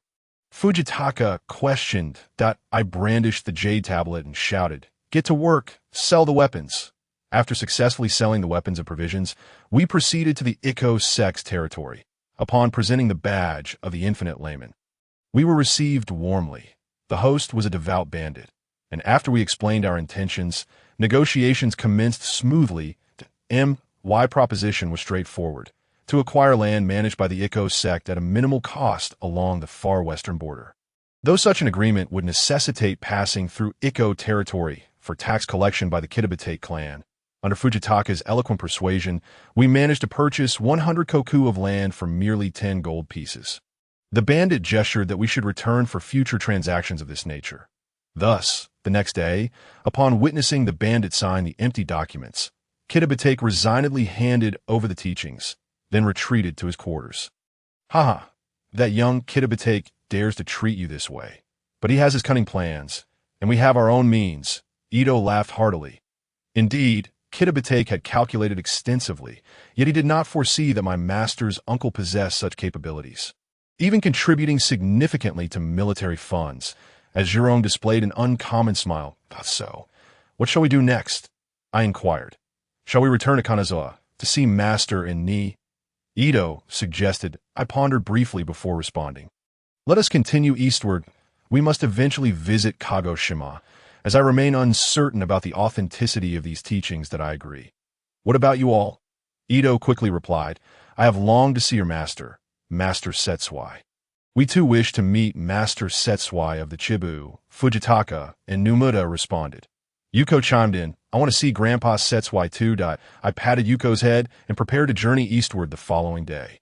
However, we must first visit the northern region of IGA to uncover the truth behind recent events. We cannot allow Kazumi to perish under such ambiguous circumstances. Yes, I must inquire why such peculiar happenings have transpired within IGA's borders. Jirong declared, clenching his fists. Ito, brimming with excitement, said, We shall discuss it tomorrow. Tonight, I shall treat everyone till I seize giant lobsters, but Yisenlang will cover the bill. Ito joyfully dashed ahead, while Yuko waved her small hands, chanting, Bill, Bill. That evening, we settled in an inn and indulged in a sumptuous feast of lobsters, leaving everyone comfortably drowsy. Even Yuko, who fell asleep in my arms after consuming a generous amount of lobster meat. Yet, I lay there, my stomach full, staring blankly at the ceiling, pondering, what does the future hold for me? After departing from the Kiri Mountain residence, we headed north toward IGA, having intentionally avoided the IGA region on our way here. I was now confronted with the devastation of the countryside. Dilapidated rooftops swayed in the western winds, evoking the imagery of Du Fu's lamentations over his crumbling abode. I see, a land rife with conflict, has birthed a community of ninjas that in such a harsh environment. This unique group has managed to thrive, a rare occurrence amidst the chaos of the Warring States period as we traverse the path. Witnessing crumbling houses, abandoned fields, and the remnants of various ceramic kilns, it was hard to fathom that anyone resided here. Following the recent surprise attack by the Koga clan, hidden ninjas lurked everywhere, ready to strike at the slightest provocation. However, the people of IGA, having transcended the control of the daimyo, remained simple and kind-hearted, albeit few in number. A kind elderly woman welcomed us into her home and advised us not to wander outside at night, due to the curfew imposed by the war. Anyone found outside would be executed without exception. We expressed our immense gratitude before arriving at an inn in IGT that moment. The innkeeper rubbed his hands together and inquired if I sought an introduction to a ninja. I would like a female ninja, I replied. Ito cast a lewd grin at the innkeeper, who promptly presented a roster of geishas to him, drawing the attention of Jirong as well. Fujitaka and Numura, their modest salaries not permitting such indulgences, politely declined. I feigned a lack of funds, but the innkeeper, noticing my ornate clothing and the child in my arms, recognized my significance and quietly suggested, Would you like a ninja to help care for the child? This would ensure your safety. After a moment of contemplation, I nodded. How much is it per month? Well, this is an exceptional ninja. Due to urgent financial needs, you can acquire her for just 1 gold piece. And meals will be provided, the innkeeper replied with a sly grin. May I meet her first? I requested. The innkeeper then summoned a malnourished girl of around 12 years. She appeared to have suffered from prolonged malnutrition. I tossed the innkeeper a gold piece, and he, with a mischievous smile, declared, Now that you have paid, there are no returns. I dismissed the innkeeper and turned to the girl. What is your name? The girl timidly replied. My name is Kagami. I am a ninja and can assist you with certain tasks. My only request is to be fed. Observing the emaciated child, I thought to myself, alas, a kind-hearted child who cannot even get enough to eat. What ninjutsu can you perform? I inquired. I have studied in IGA for 10 years and can perform most ninjutsu, along with some additional techniques. For instance, I am comparable to IGA Sakido Jun in skills, Kagami said, still quite timidly. It seems that I have stumbled upon a treasure for merely 1 gold piece. The poor child cannot even get enough to eat, I thought excitedly. Hisakawa called back Ito and Jirong, and with Kagami, we settled into our guest room. Due to Kagami's recent arrival, I continued to care for Yuko, allowing ample time for Kagami and Yuko to become acquainted. Master, may I ask if I will be fed sufficiently during meals?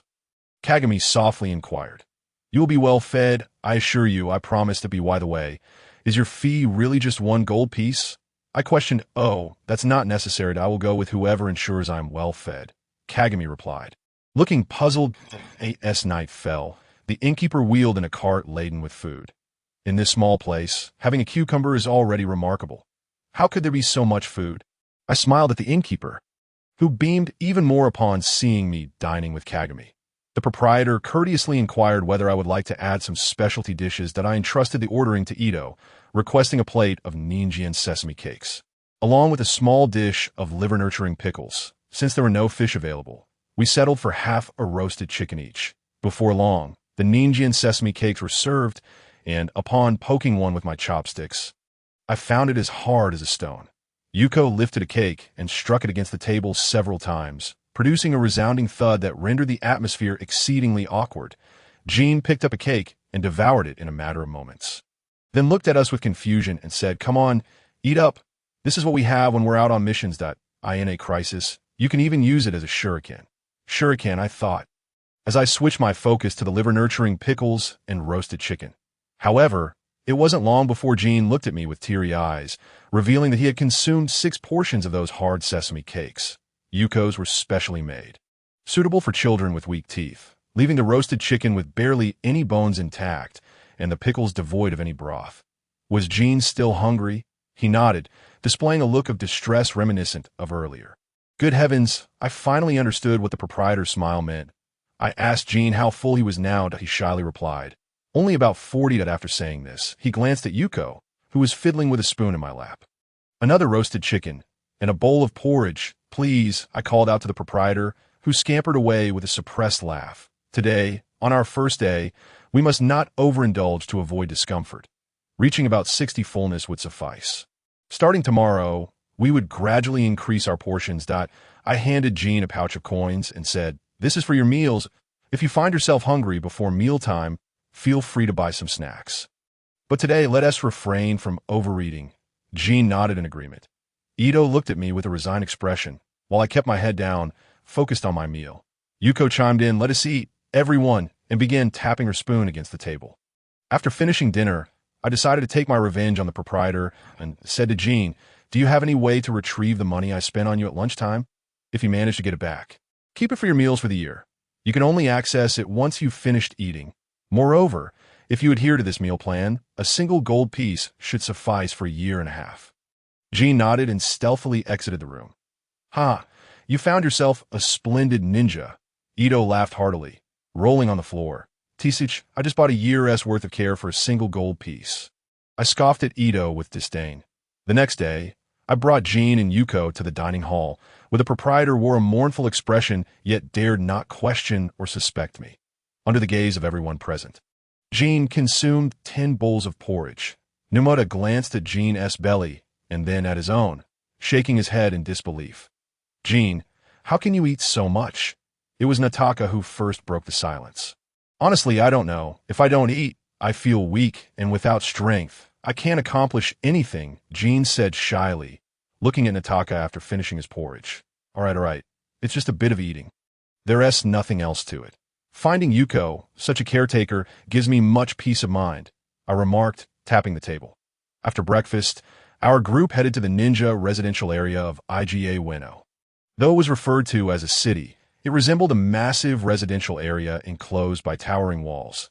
After stating our purpose, we received a warm welcome from Iga's Chunin. So Senajo, we entered the dilapidated house, and he expressed his gratitude for our visit. "Thank you for taking Jean in. This place is exceedingly impoverished, and even our rations are barely sufficient, let alone for Jean." He lamented that they had no choice but to treat her as a discarded ninja. "Not at all. To gain a skilled ninja for such meager provisions is truly humbling," I said, casting a meaningful glance at Jean, who was still looking down, her left arm cradling Yuko while her right hand fidgeted with her fingers on the floor. "I also express my condolences for your friend who perished in the recent attack. Iga has been tumultuous of late. The Koga clan has launched an offensive to reclaim their territory since we harbored refugees at the border." Suj said solemnly, adopting a victimized expression that I see. "I understand. May I inquire about the current situation in Koga?" I asked, tapping my fingers thoughtfully. "Koga has allied with the Rokaku clan of the northern Kananji Castle. which has significantly boosted their fighting capabilities. There are even rumors of them developing a new type of weapon for combat. Suj replied, looking somewhat shocked. I see. Allow me to ask a question that may be deemed inappropriate. Do you believe you have a chance of winning? I inquired, scrutinizing T-Shug. To be honest, we're unsure. However, IGA will not perish, nor will Lord Santayu abandon us, he stated with an expression devoid of emotion typical of a ninja. If I wish to commission a task in the future, should I approach you or Lord Santayu? I pondered aloud. For minor matters, you may approach me. For significant matters, it would be best to consult Lord Santayu. Suj replied after some contemplation. What constitutes a minor matter? And what is considered significant? I continued probing. That depends on your perspective. If you deem assassinating the Emperor a minor matter, you can certainly come to me. Suj joked, eliciting a smile, though Ieyasu found the jest rather amusing. I handed him a gold piece and departed from IGA Castle with my so-called retinue. Suj offered me a grateful glance that on our way to the inn, I suggested we should visit Koga. As this situation seemed rather serious, why, Lord, you need not worry. As long as I, Nataka, draw breath, I will never abandon you. Nataka declared passionately that no, I'm not sending you to your death. This time, it's for negotiations. And I intend to involve the Rokaku clan in Koga. I clarified my intentions. Are you suggesting that the Rokaku clan will escort you to Koga? Fujitaka questioned, looking puzzled. Yes, Rokaku Yasharu is indeed a remarkable lord. I affirmed, glancing at the confused Fujitaka. After leaving IGA, we learned from our previous experience to avoid the IG-Koga border altogether, opting to circumvent IGA and head to Yamato before proceeding to Kananji. This detour significantly extended our journey, and along the way, we encountered a cart selling key oranges that in a playful banter with Fujitaka, we purchased the entire cart at an incredibly low price. However, in my good spirits, I allowed everyone to indulge, and Jean alone consumed over 10 pounds of oranges, eyeing me eagerly for more. Before long, I had to prohibit any further consumption of oranges, as the pace at which they were being devoured was unsustainable. We eventually arrived at Ryushiji Castle, where I heard alarming rumors. Hosokawa Haramoto, thanks to the resurgence of Miyoshi Choke and Yashikatsu, had moved from Setsu to Kyoto, with Rokaku Yasharu also joining Haramoto's side. Haramoto subsequently besieged the Ashikaga of the Muromachi shogunate, forcing them to escape from besieged Jizan Castle to Misakai. The road was filled with refugees fleeing Kyoto, and witnessing these helpless souls deepened my reflections. Fujitaka glanced at me and signaled everyone to heighten their vigilance against potential rioters. I could see that moment. A monk approached from a distance. Numida squinted and hurried over. The monk was none other than Ashikaga Yashitaru's brother, Master Kakuki of Rokyunji. Ito mischievously teased, Master Kakuki, why aren't you performing rites for the departed? Inwardly chuckling, Kakuki shot Ito a disdainful look, but approached nonetheless, saying, Maesaburo, it seems we are truly fated to meet like this.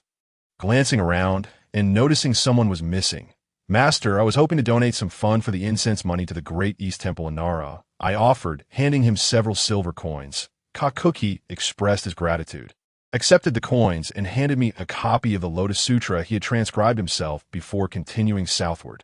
Why did you give that shabby monk money? Ito questioned, looking perplexed in these chaotic times. If one day the shogun is no longer with us, might he not be the one to succeed him? I replied, patting Ito on the shoulder as we walked, as we entered Southernme. The busy merchant caravans were bustling in all directions that I casually approached a middle-aged man to inquire about the situation. You must be new to trading, right? The Rokaku clan has opened the roads of Southernme free of charge. There are no tariffs on trade, he explained. How do they profit then?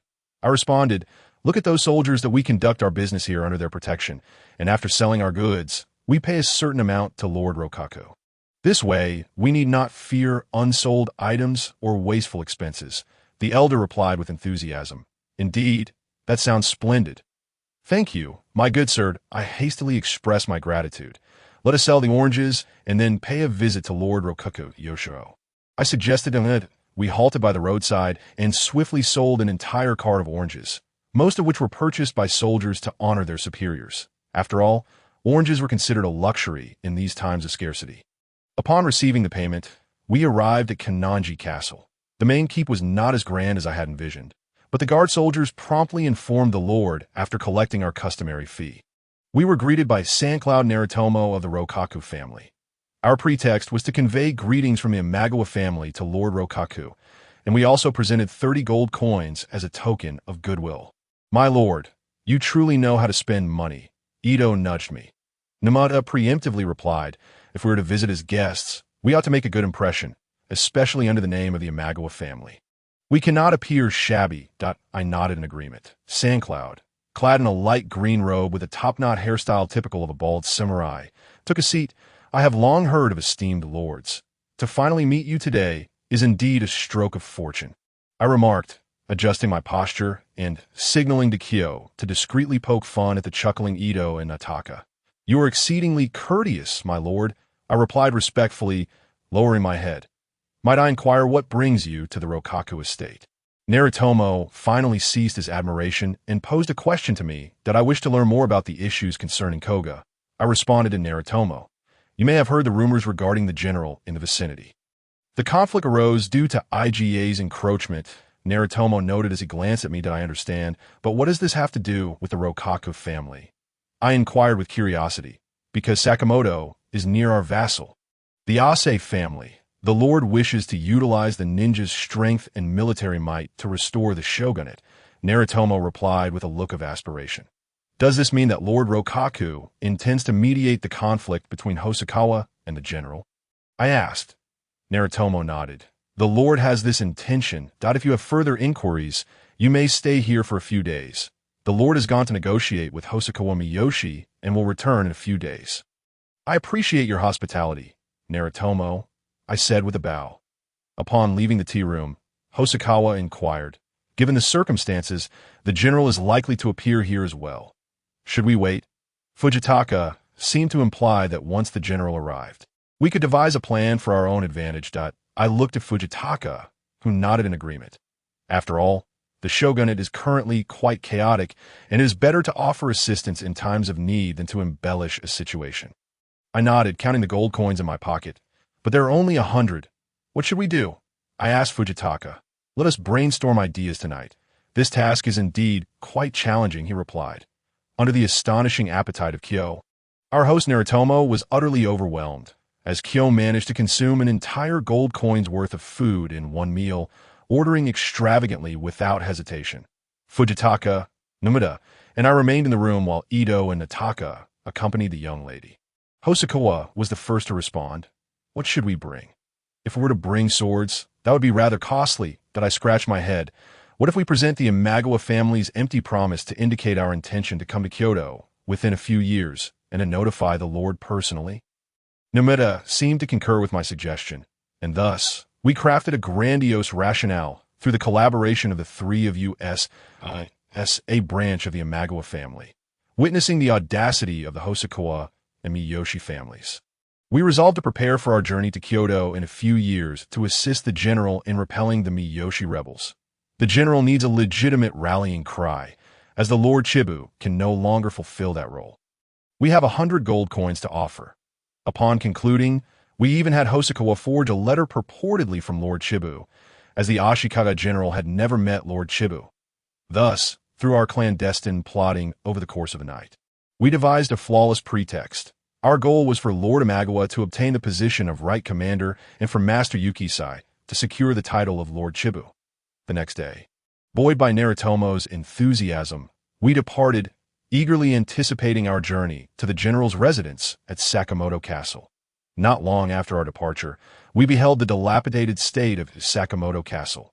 Lord Rokaku, eager to maintain appearances, had prioritized negotiations with the Miyoshi family and Hosokawa Haramoto, which only served to elevate their status over ours. That I am a disciple of Master Tsukahara, and I hope to meet my senior brother, General Ashikayoro, I stated. After relaying this to the guards, we soon saw a man clad in martial attire, brandishing a sharp sword, charging towards us, his brows adorned with a hint of gallantry, before I could respond. He drew his sword and aimed to strike at me. I swiftly unsheathed my sword, Sanmon, to meet his blade. Just then, Ito joined the fray, and as we dueled, we gradually gained the upper hand. Enough, I am General Yoshiro, he declared, quickly retreating. Ito and I were taken aback, and after the general sheathed the sword, he invited us into an inner chamber. The general gestured for us to sit and began to explain. It is not uncommon for people to claim to be my master's disciples to deceive others or to boast of lineage. Hence, whenever I hear such claims, I tend to rush out and confront them. If they truly are my master's disciples, I doubt my master would object to me dispatching them. After all, it is for the betterment of this place, where the general's estate cannot tolerate such antics. Yoshihiro smiled as he regarded us. I nodded, maintaining my composed demeanor. I am Mrs. Saburo, and this is my retainer, Ito Muzo, who is also my nephew. The gentleman beside me is Hosokawa Fujitaka, whom I believe you have met, along with Nataka of Ekizen, who is Fujitaka's disciple. I introduced each of us to Yoshihiro. Yoshihiro nodded in acknowledgement, displaying an air of authority towards his subordinates. Mrs. Saburo, are you familiar with the one sword? Yoshihiro inquired, engaging in casual conversation. Indeed, my senior brother, I have acquired the techniques from Kitabatake Tanahira and brought them to share with you. Hoping for your guidance, I replied, producing a scroll. Very well, since you possess the teachings of Tanahira. I believe we can discuss this for quite some time, Yoshihiro responded with delight. However, my purpose extends beyond merely sharing this knowledge. I'm also here to represent Lord Imagawa Chibu, I promptly added. Yoshihiro looked at me with curiosity, urging me to continue. I presented the scroll to him, and then returned to my seat, remaining silent. Upon receiving the scroll, Yoshihiro's expression shifted from confusion to growing excitement, until his face flushed with exhilaration. Is what you say true? He asked eagerly. I nodded and gestured for Fujitaka to elaborate. My lord, it is as follows. Seeing the chaos in Kyoto, Lord Chibu has decided to mobilize forces to restore the shogunate's authority. As the Miyoshi family has shown disregard for the shogunate, and how soon can Lord Chibu arrive? Yoshihiro asked, his face filled with urgency. With Lord Chibu's plans in motion, Lord Rokaku will undoubtedly come soon.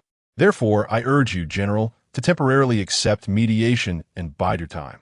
This way, the Miyoshi and Hosokawa families will inevitably descend into conflict due to their lost objectives, when they are locked in fierce battle. Lord Chibu will raise his banner, and with your leadership, we shall decisively vanquish the Miyoshi rebels and Hosokawa brigands, restoring the shogunate's glory.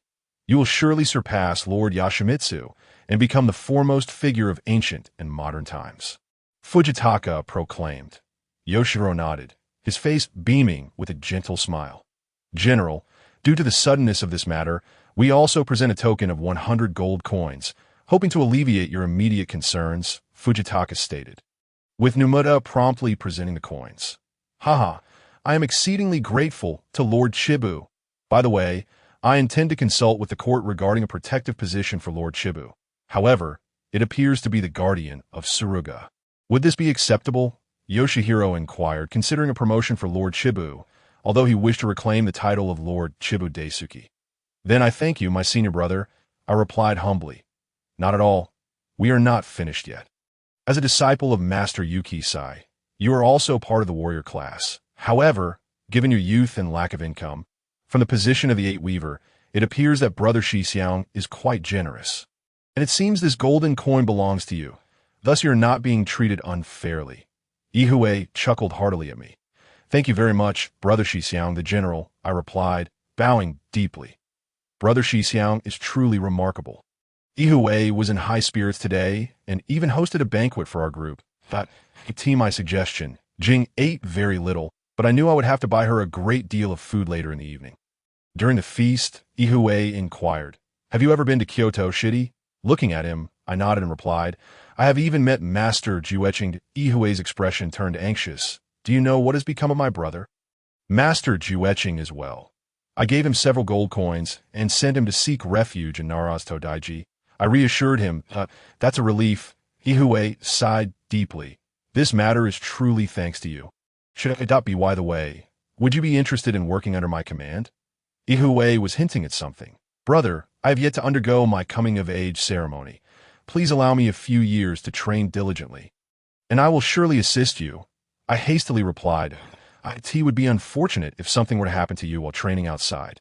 Thus, I have a gift for you, a sword, the honor of Kinitsuna bestowed upon you. I hope you can travel the realms on my behalf. Additionally, if you venture to Kanto, you might consider visiting the Ashikaga clan there, Ihue suggested. Thank you immensely, brother, I replied eagerly. It is nothing. What relationship do we have? I'm not yet a general. I am merely your elder brother, Ashikaga Ihue, he said with a grin. I thought to myself, if only Ihue were a swordsman, he might achieve great things. What a pity he is merely a general. I will also ask Issei Fujicho and others to prepare a document for you. So you need not pay customs duties on your journey. Ihue planned to give me further assistance. That evening, I shared drinks with brother Ihue, who passionately demonstrated the authenticity of the Ichinitachi sword to me. After Ihue instructed me on the Ichinitachi for an entire morning, I received news from the Rokaku family. Armed with the appointment letter from Issei Tungto, I set forth on my journey home. However, I planned to visit the Saito family to see Tamako's father, Akechi Mitsuhide.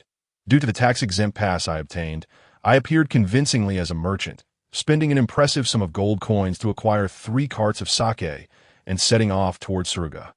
As we traversed the fertile Min Plain, we marveled at its vibrancy, a testament to the governance of Lord D. San.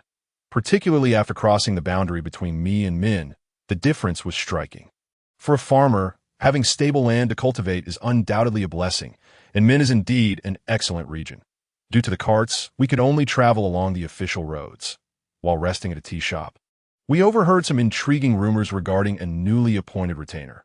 Lord D. San, known as the Viper, had a reputation for cruelty, boiling criminals alive, while compelling their wives to stoke the fire in a moment of courage. The new retainer ventured to advise that a wise lord should show mercy to those guilty of minor offenses rather than resort to execution. Just as everyone anticipated Lord D. San would execute him, he kicked the retainer aside and merely penalized him a month's salary. Subsequently, Lord D. San dispatched the retainer to gather intelligence on the rebel Toki forces. However, during this investigation, the retainer unexpectedly engaged in battle with enemy troops and returned triumphantly bearing the head of an enemy soldier. Lord D. San was infuriated by the retainer's disregard for orders and reprimanded him, stating, I explicitly told you to gather intelligence and return swiftly with a report. Such behavior, motivated by ambition and lacking loyalty, warrants military punishment. The chastised retainer lowered his shoulders and sighed. The autumn miscanthus, though not a romantic thing, how could I bear to part with it?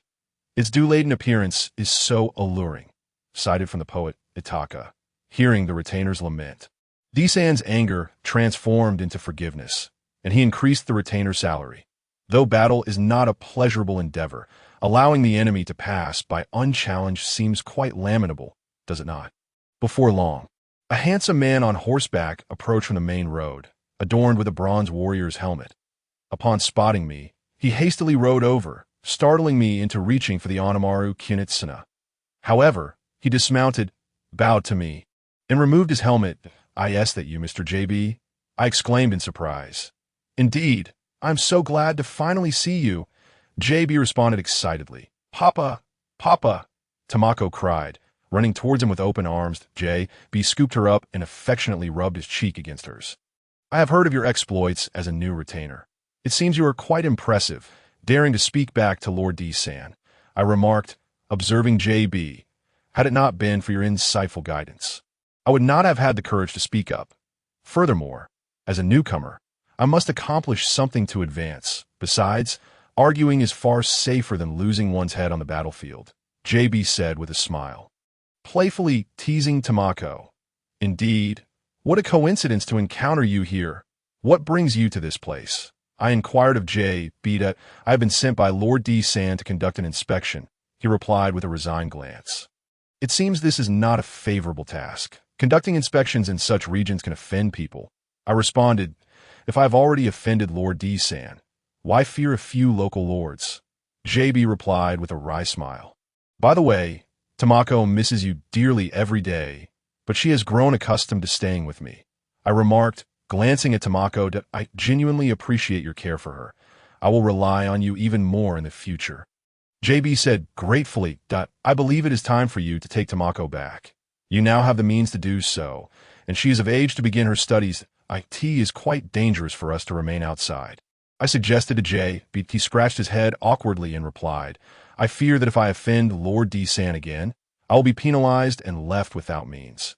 However, JB continued with a plea. I truly ask for your assistance. I will host a banquet tonight to make amends. Then my friends must eat their fill, I said with a sly smile. All right. It's just for 6 people, but we can postpone the inspection for today and head to the tavern instead. We arrived at the town beneath Date Castle, and thanks to JB, we indulged in a feast. Especially for Jing, the golden citrus was so refreshing that beads of sweat began to form. If you lack funds, do not play the hero. I sighed dramatically at JB. He smiled awkwardly in return. One of my friends was executed by Lord D. San for offending him, and he asked me to care for his child. But as you know, JB trailed off, and I shot him a disdainful glance. Do you think this is your refuge? You can't just drop your child here, but the child is about the same age as you. You could raise him as your own, JB said awkwardly. Puffed. Ito laughed so hard that he nearly spat out his drink. Mr. JB, do you realize that child, Miss Aber, is not even 7 years old? You want him to marry? There are many such cases, and besides, a child bride is not a bad idea, Jur said with a mischievous grin. That day, JB, how could you say such a thing? Why not leave him at someone else's place? I remarked, drumming my fingers on the table. Everyone fears Lord D. San. You are not from around here, so you are safe, JB muttered timidly, glancing at me. All right, I will take him in. He could be a sister to Tamako, I conceded, looking at JB with exasperation. Thank you so much. If you could also cover the expenses for that meal, I would be even more grateful. JB said, licking his lips. We ventured near the border of Mino to the area close to Owari, where we met the child Mitsuhide had mentioned. JB earnestly said to me, please take good care of this girl. Yin, and also look after Tamako. He bowed deeply before waving goodbye. Continuing his inspection mission, I called out in the direction JB had departed, Golden Citrus Head. When we meet again, I hope you will have risen to the rank of a general. The child was not very old. According to Mitsuhide, she was just over 7, a year older than me, named Yin. She looked up at me and then lowered her head, drawing circles in the dirt with her right foot. As if she had done something wrong, I leaned down and spoke to her. From today onward, you will be joining our group. If you need anything, you can speak with Sister Jing beside you. Yin nodded in agreement. Thus, our party departed from Mino, crossing into Owari's territory. Due to the exemption from tariffs, the profit from each bottle of Lake Biwa sake has reached an astonishing level. After successfully selling the liquor, I received 100 gold coins. As the ceramics from Owari are fragile, we purchased a substantial quantity of textiles to wrap them securely. Additionally, we acquired some exquisite tea sets as gifts for my master and Lord Waihei Yoshimoto. Both textiles and ceramics are specialties of Owari. Upon witnessing my actions, Namuta praised my cleverness repeatedly. While resting at a tea shop, we indulged in a fair amount of the local specialty, wide noodles, which, to be honest, were not particularly appetizing. However, Kyo enjoyed them immensely, which inspired 2 nearby children to eat even more. You must be cautious during this period, remarked the boss beside me. What is it, boss? I inquired, filled with curiosity that I heard that the Owari Lord, Oda Nobuhide, passed away a few days ago, and a grand funeral is being held throughout Nagoya and Kiyosu. For merchants, this means additional layers of exploitation. Business is becoming increasingly difficult, the boss lamented. Then who is the head of the family now? I asked. That remains unclear. Lord Hirate has instructed that Nobunaga should take over according to ancestral traditions. However, Hayashi TSH and Shibata Katsui are supporting Nobuyuki Nobukatsu, which may lead to a potential conflict. The boss said resignedly, Lord, shall we wait for news here before heading to Suruga? Suggested Fujitaka. Kyo, come here for a moment. I have something to discuss with you, I called out to Kyo. Could you help me gather some information? I asked Kyo. Lord, it shouldn't be too much of a problem. As long as it doesn't extend beyond a day, I can endure this hunger. However, if I go without food for too long, I might lack the strength to flee, Kyo replied. All right, wait for a while, and then go to the Oda family's morning hall to gather intelligence. That IT should take about half a day. and report anything unusual you observe." Kyo nodded in agreement. After ensuring Kyo was well fed in the afternoon, we settled at an inn in Nagoya. I took care of Tamako and entrusted YK with teaching the two children etiquette. Kyo stealthily infiltrated Nagoya's castle, incapacitating a patrolling soldier. After donning the soldier's uniform and completing his disguise, he quietly stood guard. Due to the funeral, soldiers were not permitted to move freely, which provided Kyo with an opportunity. The first to enter was a man in his 50s, as I later learned during the conversation, followed by a young man in his 30s, Dange Nagahide. Next came the wife of Nabitora, Lady Sachida. The scene descended into chaos as Hirate whispered inquiringly to Dange, who then hurriedly exited. That a few minutes later, Nabukatsu arrived at the morning hall, accompanied by Shibata Katsui and Hayashi Tsh. Nobuyuki cast a triumphant glance around before adopting a mournful expression and kneeling before the altar. Lady Sachida approached Hirate, angrily questioning him about something. Hirate patiently explained, but Kyo, standing too far away, could not hear clearly. At that moment, Hayashi Tsh attempted to snatch the letter of inheritance from Hirate, who promptly drew his sword, creating a tense standoff. Hayashi withdrew, returning behind Nobuyuki, while Lady Sachida continued to argue with Hirate. After about half an hour, Dange returned with a man dressed in the attire of a high-ranking Indian monk, with one shoulder exposed. The man disdainfully glanced at Nobuyuki before bowing before Lady Sachida. Her voice rose louder, filled with insults such as fool and idiot. The man, now clad in the ceremonial garb, knelt before the altar, offering prayers and casually scattering incense ashes before departing. "Nobunaga, how could you act this way?" Hirate could not contain his frustration. Without looking back, Nobunaga left the morning hall, while Nobuyuki stood, casting a victorious glance at the retreating figure of Nobunaga. The morning hall was filled with clamor, resembling a farcical spectacle. "I see now. I understand," I said after hearing Kyo's report. "Fujitaka, if you were to choose a successor, who would it be?" I asked. Fujitaka pondered for a moment before responding slowly. "A madman in this world will either perish or lead others to their doom. As a ruler, the best approach is to remain inscrutable to others. Wouldn't you agree?" I nodded thoughtfully. "I comprehend your meaning. I believe we should hasten to Suruga to inform them of this matter." Fujitaka nodded in agreement. Initially, we intended to visit Atsuta Shrine along the way, considering having Kyo steal the Kusanagi sword for Tamako to play with, but it seems that plan must be abandoned. We embarked on our journey back to Suga. It has been 2 years since that typhoon. Although many occur annually, such a colossal one is rare. As I tread upon the returning soil, my heart felt increasingly burdened. In the past few days, the shores of Mikawa still bore traces of the aftermath of the typhoon. "You need not worry. Your parents are in good hands." Numura reassured me that I know, but until the truth unfolds. "I refuse to believe such things," I replied faintly. After passing by Lake Amana, a man recounted the situation to me. That year, the main keep of Takatenjin was blown away. The nearby fishing village endured 21 days of rain. Most people spent their time in damaged homes, while some clung to their properties, succumbing to hunger and illness. Those who abandoned their homes remain homeless to this day. Along the way, I fell silent, and even Tamako and En ceased their playful chatter, allowing me to ponder. Soon, we arrived at the small fishing village near Takatenjin, now hardly deserving of the title fishing village. Remnants of thatch scattered along the shore bore witness to the wind's wrath. I raced towards the house of my birth, guided by memory, only to be met with a scene of devastation. A gust of sea breeze carried with it a murky air, and in that moment, all my grand ambitions crumbled. "How could this be?" I murmured.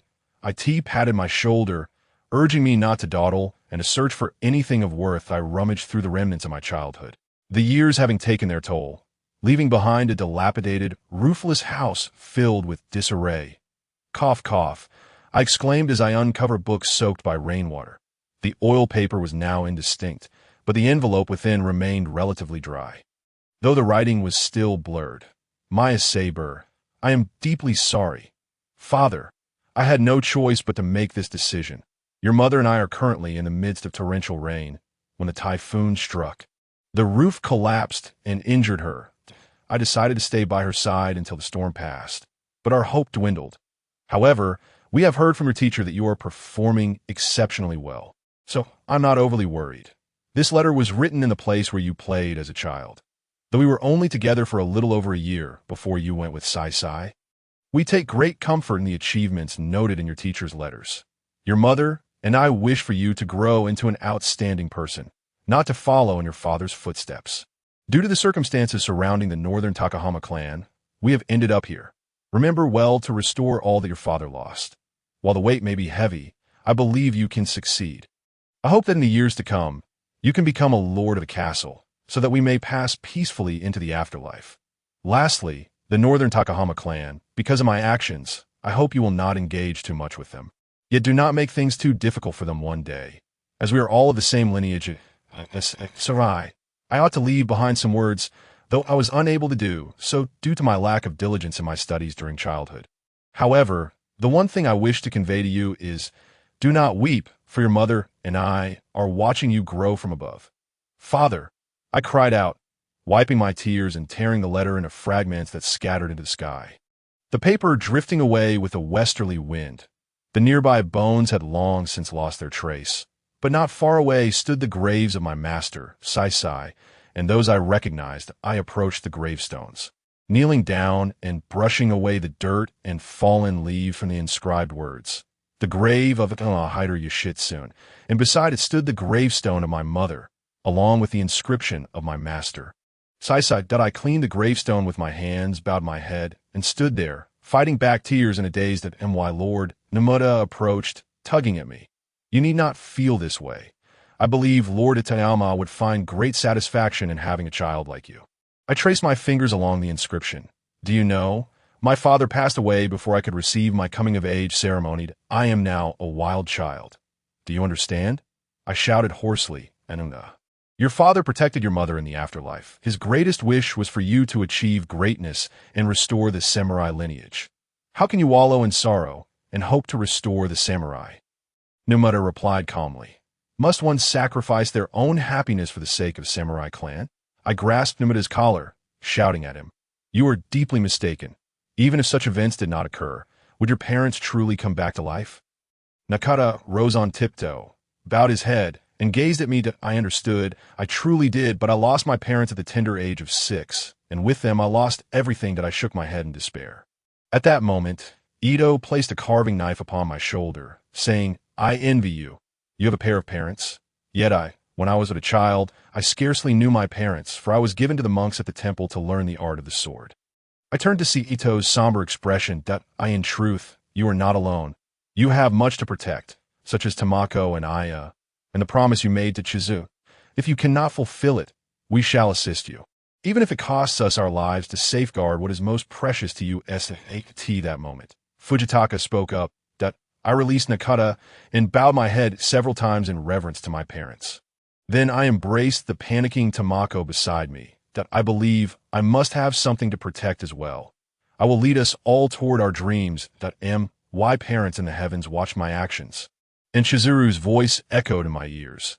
Let us depart from this sorrowful place, from this realm that bears both joy and sorrow. In life, I failed to cherish the preciousness of existence, and alas, I am left with an empty shell, devoid of any memories. I began to hum a mournful song. After mustering my spirits, I remained silent for a long while, yet eventually, I relaxed my brow, for I knew I was not alone in my struggles.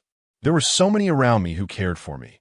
Following the passing of Nabitora, the head of the Oda clan in Owari, the Saito clan regained a measure of power, plunging Owari into a state of military readiness.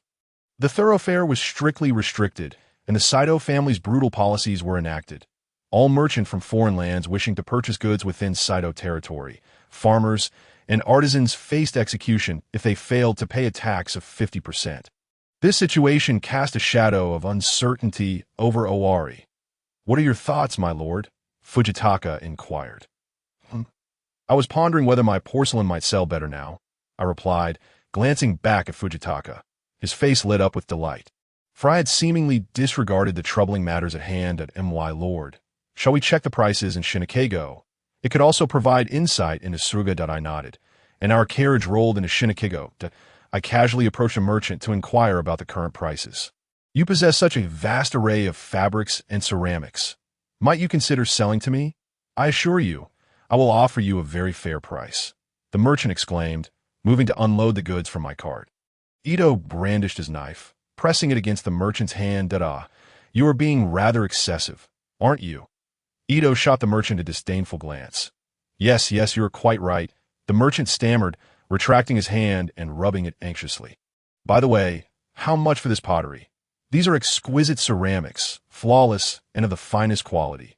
With the blockade in Owari being so stringent, I presume you cannot acquire much of good quality. Can you? I replied with a beaming smile. Indeed, I intend to purchase all of these ceramics and fabrics for 1,000 goldmon. The merchant smirked at me. It seems that amount is rather insufficient. Ito, let us be on our way. I turned to leave. Could you not add a bit more, perhaps 1,400? Please do not leave, my esteemed guest. The merchant called after me. That moment, a diminutive youth entered. Boss, I too have brought some fabric from Owari. Do you think it could fetch a decent price? Hearing the sharp voice, the merchant ceased his pursuit of me and addressed the youth. You do not understand. This fabric is so soiled, it will not sell for much. I will give you 5 goldmon as a charitable offering. The merchant wore a look of resignation. This is clearly worth 10 goldmon. The sharp voice continued to pierce the air. I gestured for everyone to halt, curious to see what the youth had to say. Humph, sell it or not. You are not that esteemed gentleman over there with 3 carts of ceramics and fabrics. Accepting this would be a favor to you. The merchant's eyes brimmed with contempt. That moment. The youth turned to me and approached. He appeared to be around 14 or 15, with a bald head that sported a few strands of hair, and a gaunt face that resembled that of a monkey. Sir, please wait a moment. I wish to sell my fabric to you. I lack the fare, so if you could give me 8 goldmon. That would suffice. That he presented the fabric before me. Why are merchants like you so bothersome? Ito sheathed his knife, ready to shoo him away. Wait, let him finish speaking, I interjected, halting Ito. Thank you so much. I know my fabric can sell for 10 goldmon, but I urgently need the money, so I will settle for 7. The youth's voice was exceedingly piercing. Let us do this. I feel somewhat reluctant to profit from your plight. You may travel with my caravan to Suruga, and I will cover your travel and meals. Once we arrive, you can compensate me with 2 goldmon. What do you say? I looked at the youth and I asked, that true? Thank you so much, by the way. I have yet to introduce myself. My name is Kinoshita Tokichiro. I hope to be in your good graces.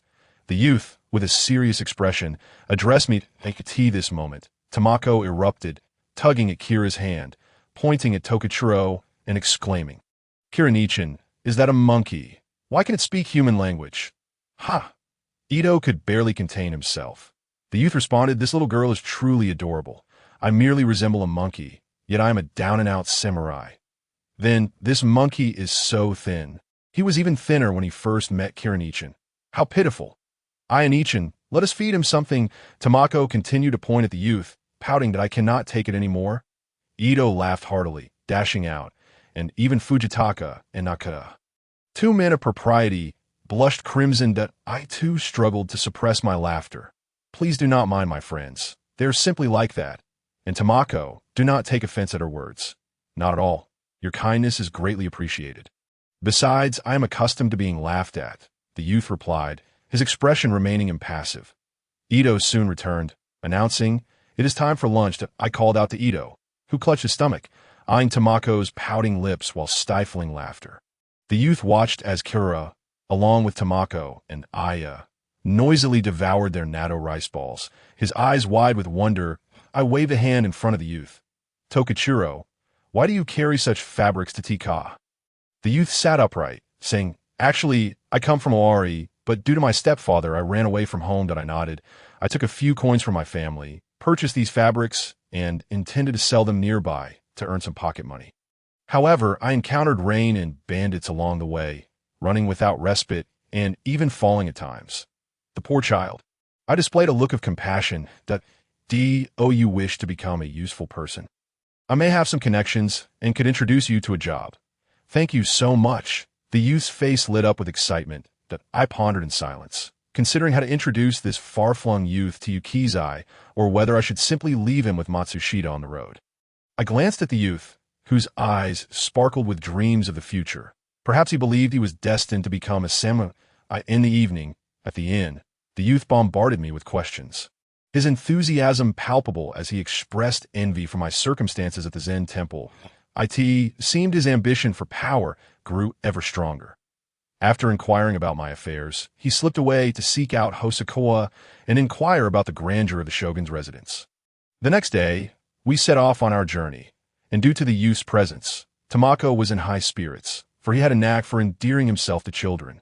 Before long, we arrived in Suruga, where, with the assistance of the merchants of Ajiri, we successfully sold the ceramics and fabrics, and then I took the youth to the Zen temple. The Ajiri merchants were the first to establish a merchant self-governance during the Warring States period. Jin sure. I have returned, I exclaimed upon seeing Jin Shin, who was sweeping at the entrance. Oh, Mrs. Saburo has come.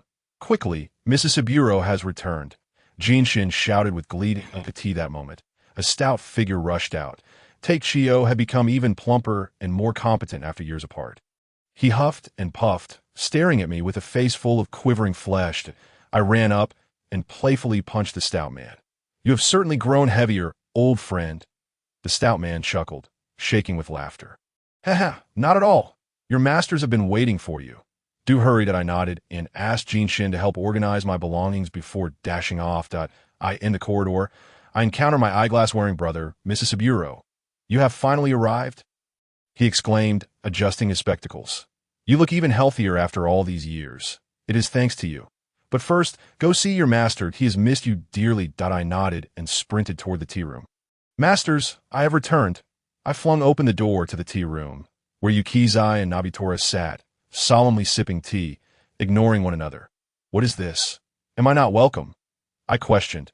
Yukizai and Master Nobutora remained stoic, and I set out the tea set I had prepared before them. Since both of you are here in meditation, I shall not disturb you. I made to leave. Dio not. Xian Hu uttered, at which point Shuai immediately twirled his fan and chuckled. Brother Xian Hu, you have lost. Today, you shall make the tea. Humph, how could I possibly compare to your profound composure, you old bald head? Come, me Sanlang. I shall prepare the tea for you. With that, Xian Hu rose to make preparations. How could I trouble the master? Allow me. I pushed Xian Hu aside. Look at how conscientious my disciple is, unlike certain individuals. Xian Hu cast a sidelong glance at Shuai. All right, let us discuss your matters. Shuai tapped his fan towards me. I nodded, sitting up straight. I recounted my acquaintance with Yin Jingxiong in Kanazawa, followed by the tragic death of Ji Chung and the events in Kyoto. I have learned of your friend's situation. I hope you can take this lesson to heart. These are matters steeped in blood and tears. Since you cannot sever ties with them, please cherish their lives and tread carefully. Shuai sighed, to which I nodded in agreement. You handled the Kyoto situation well, but I do not wish for you to continue in this manner. After all, you are not yet a retainer of Egan, and such significant military decisions are best kept from the ears of the uninitiated. However, due to the alliance of the three kingdoms, your intention to head to Kamakura indeed corroborates this. Otherwise, it would have been difficult to broach this matter with Egan. After pondering for a long while, Shuai responded, Egan's corpulent self is preparing to lead the charge personally. The sooner he meets his end, the sooner he shall transcend. I deftly avoided the subject of my parents, and my master refrained from mentioning it as well, allowing us to enjoy a cheerful afternoon together. Masters, why not visit my friends? Additionally, could you assist in finding a position for that fellow who resembles a monkey within a samurai household? He appears to be an exemplary retainer. The doctor you mentioned, Tokubun, is quite impressive. I am grateful to him. As for that man named Fujikachiro, I will arrange a suitable position for him within a samurai household. Shuai nodded. Xian Hu ruffled my hair and said, I must say, you have received teachings from Sakahara and also from Fujita. Even the general's Kikumaru Kuniashi has been imparted to you. Quite commendable. When shall we engage in a friendly contest? Enough. Hold on for a moment before you challenge him. His friends have been waiting for quite a while. Shuai hastily interjected. Old ghost Shuai. I was merely having a brief conversation with my disciple. Yet you interrupted. You can certainly speak for an eternity. Xian Hu raised an eyebrow at Shuai. Upon entering the parlor, we found Itu surrounded by the rotund man and San Jian, who were animatedly boasting. Particularly, the rotund man's face glowed with delight after hearing Itu's remarks, nearly causing him to exclaim aloud. Ji Long and the monkey were discussing the prosperity of the Asakura clan. While the monkey listened with a look of longing and AS for Dr. Tokubun, he was engaged in a scholarly discussion with Hosokawa and Numida. Mirroring the elegance of Yuzi and Yin, they welcomed our arrival with courteous bows to Shuezhai and Xianu. Shuezhai first called the monkey, instructing Jian Xin to take him to seek a retainer position within a samurai household. The monkey expressed his gratitude towards me with a bow before departing. Then Shuezhai addressed the gathering.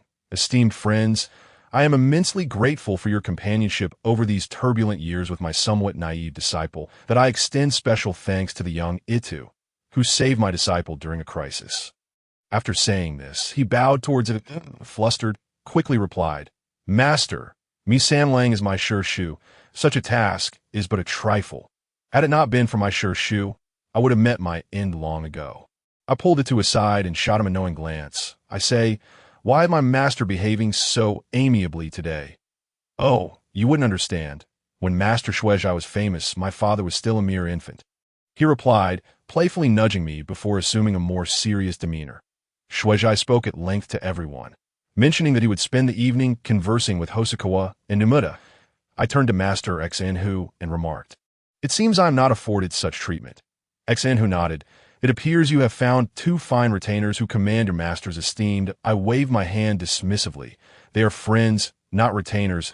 I am not yet a samurai of any house, and I have yet to undergo my coming-of-age ceremony. With that, I lower my head, lost in thought. Jin Xin was busy preparing for the evening feast. Tonight, let us indulge and forget the sorrows of this period. Xin, who patted me on the back. Oh, I nearly forgot to mention. Instruct Jin Xin to prepare 30 servings of dishes, he added, then left me to pursue Jin Xin. Due to the presence of Jing, San Jian was nearly driven to madness, casting a disdainful glance in my direction, as if to say I was making a mountain out of a molehill. Nevertheless, I insisted that even if it were delayed, we should prepare more. Upon returning to the parlor, Shuezhai approached me, pointing at Jing. That ninja, are you planning to have him care for your friend's children? I nodded, sighing, yet it seems perilous to travel abroad. Indeed, Egan's mother, Lady Shikini, is an extraordinary woman. If I were to undertake some work, perhaps I could find a good teacher for those 2 little ones. He cast a knowing glance at me. I scratched my head and remarked, if such a teacher could be found, it would be splendid. That I would trouble you greatly. Master, no worries. I believe Lady Shikini would appreciate such clever and bright children. She has previously helped raise many children of her retainers, such as Take Chio's betrothed, Senna, he concluded, nodding towards the rotund man in the distance. By the way, your 2 retainers are quite impressive, especially Fujitaka, whose mastery of poetry is exceptional and possesses remarkable political insight. I did not expect such rare talent to exist in this world, detached from the court, yet reminiscent of it, retreating into Buddhism, yet engaging with the samurai. Quite remarkable indeed. It would be wise to consult him often, as I believe he can offer you valuable advice. Shuezhai continued. Yes, master, I shall seek out Take Chio. I bowed to him. Rotund one. I waved at Take Chio. The rotund man hurried over. Senior brother, you are truly talented, possessing so many capable retainers, especially that Itu, who is truly formidable. Upon hearing this, the rotund man gazed at Itu with starry eyes. Did not pay heed to his boasting when he first learned the sword. He gave a mighty shout at Zazai and then swiftly knocked him down with a hand strike. I teased, all right, senior brother, you truly have an abundance of friends, including Dr. Tokubun, who also holds you in high regard. The rotund man winked at me. You wish for such recognition, do you not? I replied to the rotund man that he nodded. If I had so many retainers, I would surely restore my grandfather's glory. Did you know? Your grandfather left a retainer group for your father. That is your greatest asset. I remarked to Ayasu, I must still seek out my own. Well, you have already inherited prominent figures such as Okubo and Ishikawa. Correct? The rotund man nodded, grasping my hand. Thank you, senior brother. I have finally realized that beyond you and master, there are others worth anticipating.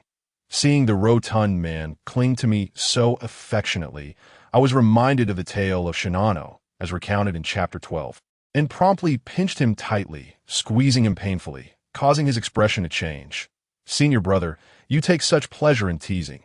The rotund man laughed and shook off my grip. "By the way, may I accompany you on your travels?" "Senior brother?" Take-Chio asked, his face filled with yearning. "How could that be? You are a hostage. Do you understand what that means?" I replied, casting a foolish look at Take-Chio. Indeed, it seems there is no opportunity. Take-Chio's expression dimmed. "However, if you put in the effort, there may yet be a way," I said mysteriously. The rotund man's expression quickly changed. Now filled with anticipation, I grinned mischievously. "You might try your luck with Senna's father. With some effort, you could secure a place as the lord of the castle. Furthermore, as you grow, the Imagawa clan will surely welcome you back to Mikawa." The rotund man assumed a serious demeanor, clenched his fists, nodded at me, and then dashed off excitedly. Watching the rotund man sprint away, I felt a sense of helplessness. The evening banquet commenced, with Master Shueijai, as the host, raising a toast to everyone. Jing, accompanied by Yuzi and Yin, enjoyed sweet sake. "Welcome everyone to Zenji Temple, as friends and my disciple. I hope you will consider this place your home." Naturally, poetry was an essential part of the festivities that I shall begin with a verse, followed by Lord Xenhu, then my disciple, and finally, all of you. I hope everyone will indulge fully. Shueijai began. "The bright moon fills the window, countless sorrows weigh heavy on the heart. Autumn light shines upon one." 575 arrangement. Xenhu exclaimed, "Autumn frost intoxicates the red leaves. Let not Mount Fuji wither. One day, I shall behold the sacred countenance." 777 arrangement. The selection of this poem carries some intention. I nodded and recited. "The waters of the bottle flow, surging to the river's spring. When shall we meet again?" At that moment, Ida stood up, only to quickly lower his head again, prompting Yuzi to call out loudly, "Brother, Ito." How embarrassing! It was a rare occasion to catch Ito in an awkward moment, and the room erupted in laughter, transforming the elegant poetry evening into a jovial gathering. However, Sanjian found it impossible to smile, for he had done less than required and was compelled to hand over his share to Jing, causing Jing to feel quite embarrassed about the food. That evening, Master led Fujitaka and SH Ta for a candle-at-night discussion. Shinhue stayed behind with the Navi to practice the way of the sword in their room. The plump fellow enjoyed playing with Jing, as he was still younger than I, leaving me to converse with my bespectacled companion. "Thanks to your kind recommendation, I have settled here comfortably. Your master endorsed me, allowing me to treat Lady Shuke, the mother of Lord Imagawa, as well as your master Shinhue and others. My days here have been quite pleasant. However, should you one day rise to become the lord of a city, you must take me along as your military physician. After all, with the unpredictability of blades and swords, having me around would ensure a greater measure of safety, as I still harbor doubts about the skills of the current physicians, and why bespectacled companion expressed to me, 'Not at all. Your achievements today are clearly the result of your own hard work. I merely nudged you along with the winds of fortune. At critical moments, your own efforts are what truly matter,' I replied with a smile. Indeed, you are correct. Yet, I remain deeply grateful to you for recommending an obscure man like myself." My companion continued to express his thanks. "Very well, as we are family, there is no need for such formalities. Rest assured, I will certainly employ you when the time comes. Is that agreeable, my bespectacled friend?" I affirmed, enunciating each word carefully. That night, I lay on the tatami mat, with Yin and Yuko asleep beside me, while Jing stood guard at the door, ensuring our safety. I gazed vacantly at the door frame illuminated by the soft moonlight, its glow casting shadows upon my cup. Thoughts of my father's admonitions, as well as the words of Naotake, filled my mind, mingling with those of my friends from today. Perhaps I am about to embark on a path fraught with thorns and challenges. The following day, I awoke early and took a stroll in the courtyard. Last night's revelry had left everyone quite exhausted. Even Master Yukizai was still asleep. That I took Yuko and Yin to the yard and said to them, "You must stay here to learn and cannot accompany me outside." Yan's eyes brimmed with tears, and Yuko burst into wails. I quickly covered Yuko's mouth. Listen, little one, you are school age now and should focus on your studies. It would be quite troublesome if you cannot even recognize characters. Yuko ceased her crying, pondering my words. What about me? I can read all the characters. Yin chimed in beside me. You still need to learn manners and propriety, I replied to Yin. But isn't Lord Hisokawa here? I can learn from him. He's a good teacher, Yin stubbornly retorted. Do you not consider my feelings? How can you venture out with such meager martial skills? I would have to worry about your safety. You must understand how chaotic the world is now. Point 1 cannot predict when a situation akin to the IGA incident might arise. How could I explain that to Akihiro? I spoke sternly. Ultimately, you still believe my skills to be lacking. And there is the matter of JB to consider. You remember this well. I will stay behind. When the day comes that I can best YKO, you must take me with you. Yan's eyes fixed intently on me. And me. Yuko waved her hands at me in a frenzy. Very well. When you can defeat YKO in swordsmanship, I shall take you along. I nodded affirmatively. After that, Yin pulled Yuko back to their room, seemingly discussing something with Jing. While I could only smile helplessly, I entered its room and kicked him awake from his snoring slumber. What? An enemy attack. It exclaimed, grabbing a blade. Could you wake up? I replied, my face breaking into a smile at the sight of it. Yes, sure, Shu. I thought the enemy had broken in. It yawned. This is Suruga. It is quite safe here. I tapped it on the head. Indeed, you are correct. You have something to discuss with me? It inquired. I intend to visit Kashima to see Master Tsukahara. What do you think? The matter concerning the Ito is rather troublesome. I remarked as I observed the still yawning it. Sure, wherever you go, just take me along. I do not care as long as there is someone to practice with, it replied in a daze before lying back down. Forget it. I will not bother with you. I left the room. Afterward, I awakened Fujitaka and explained the situation. This is indeed worth pursuing, for the Eastern lands are rich in talent, that if you encounter anyone, it would be advantageous to incorporate them into your retinue. I believe you should visit Kashima and perhaps check out the Koga clan, as Lord Ashikaga Yoshihide has also suggested you go. What do you think? Fujitaka rubbed his sleepy eyes. Very well. Let us make arrangements. We shall prepare in Suruga for a few days. I retrieve the tea set I had procured for Lord Yusuji and Master. Preparing to brew tea and wash the cups. New tea sets require soaking before use. Once Master awakens, I shall inquire further. Yet while still asleep, I noticed Lord Yusuji entering quietly and gesturing for silence. I nodded in acknowledgement. My lord, what brings you here? I asked in surprise. You brought me, how could I not come to express my gratitude? Lord Yusuji had gained considerable weight since I last saw him. His face sporting rolls of flesh that surpassed that of a pig's head, and he playfully swayed 2 chunks of meat. Not at all. I merely benefited from your favor in acquiring you jibe. I replied respectfully. You are quite humble. I came specifically to discuss something with you that I wish to hear your thoughts, Yusuji said, patting me on the back and grinning widely. What is it? I queried, looking at him with curiosity. It pertains to your suggestion about advancing to Kaito. I am considering a plan. What do you think? Yusuji whispered to me. Regarding Mikawa, you could elevate that lad Take Chio to the forefront, thus gaining control over much of the territory. I observed, glancing at Yusuji, who nodded for me to continue. Next is Owari. Due to the passing of Shinhue, you can seize the opportunity and head west into Yamato. If you support the IGA ninja, the rewards could be substantial. I scrutinized Yusuji closely. I noted a flush of excitement on his face. How do you know that IGA will support us? My lord, KGA is the sworn enemy of IGA. Given the circumstances of the last battle, it would be much easier to win them over. Yusuji chuckled, eagerly awaiting my next words. We could then restore the reputation of the Tutsui family and subsequently approach the Rokaku family. Because the Rokaku were once supporters of the shogunate, they would not pose significant obstacles to you, thus allowing for a successful entrance into Kaito. I explained step by step to Yusuji. You make a valid point. I will consider it. Though preparations may take a year or two, I will notify you when the time comes, Yusuji mused, picking up my newly purchased teacup. My lord, that one belongs to my master. This more luxurious set beside is yours. I pointed out that, Splendid. Then I shall accept it graciously. Yusuji beamed with J. O. Y.My lord, I wish to travel Isakashima to learn swordsmanship from my master. And I must also return your left ZS San text that I hurriedly stated. Yusuji nodded.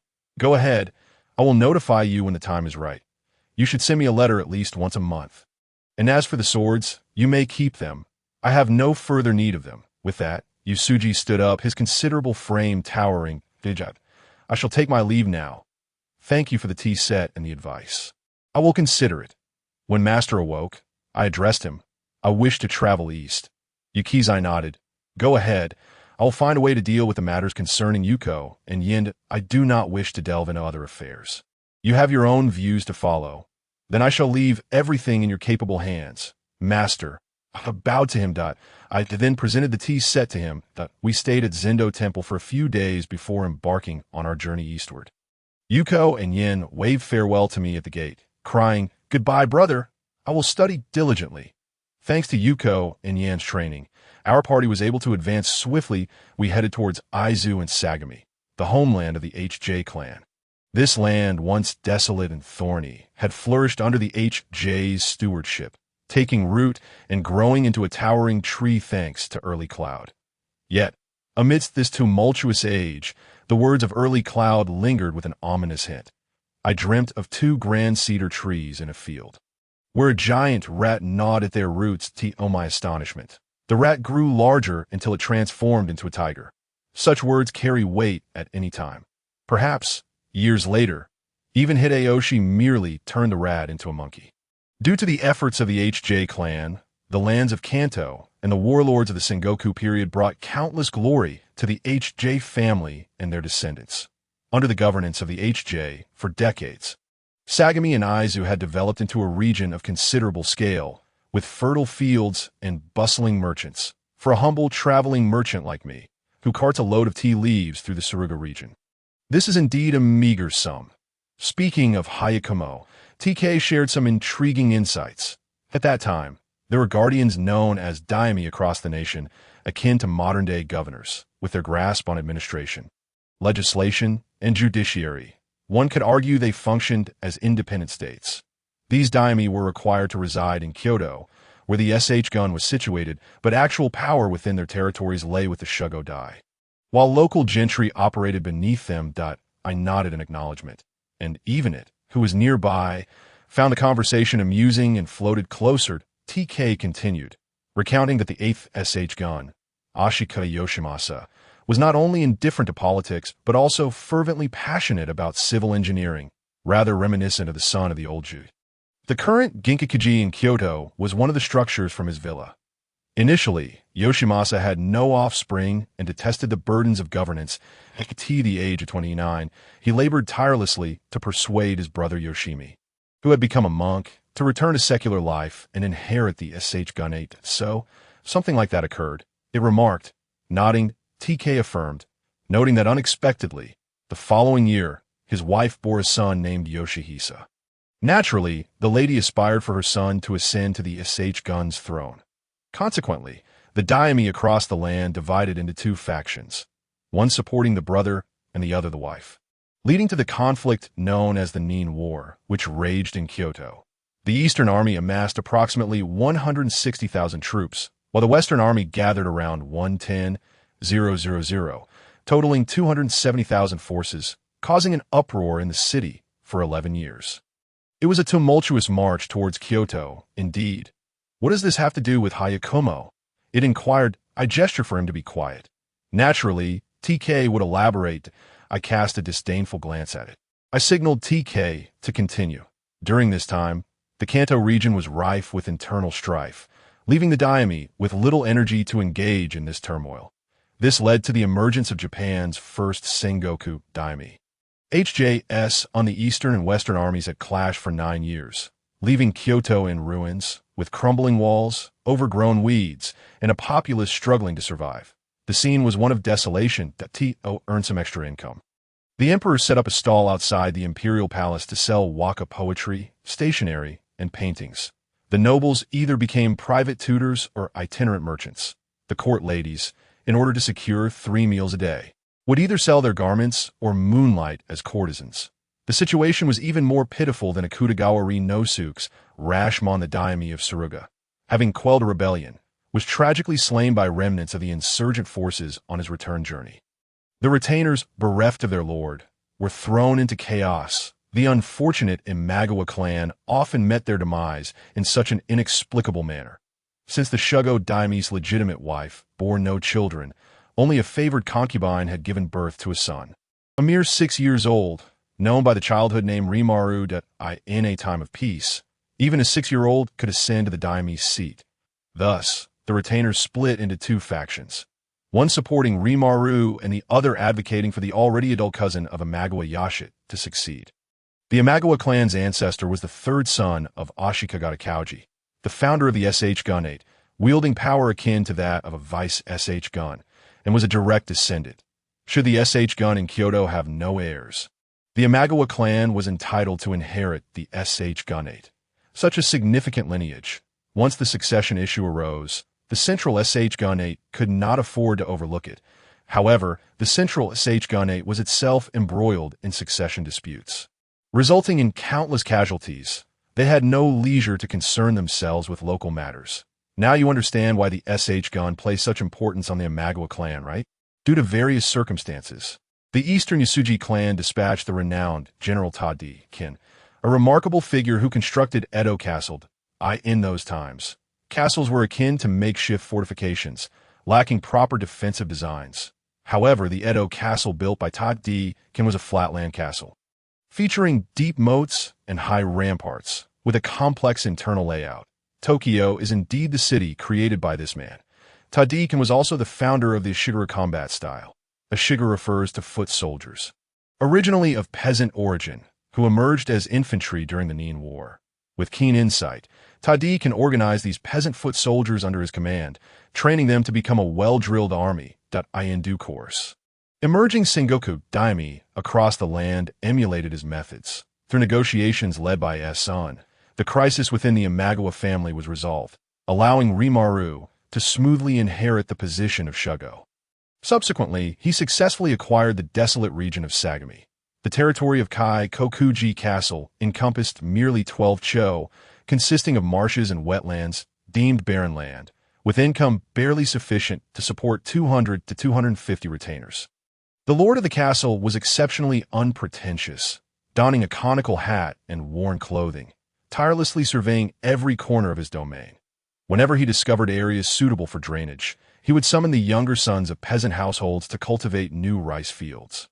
He even personally ventured into the countryside to mediate land disputes and, upon discovering a young widow struggling to support her family, would help her find a suitable husband.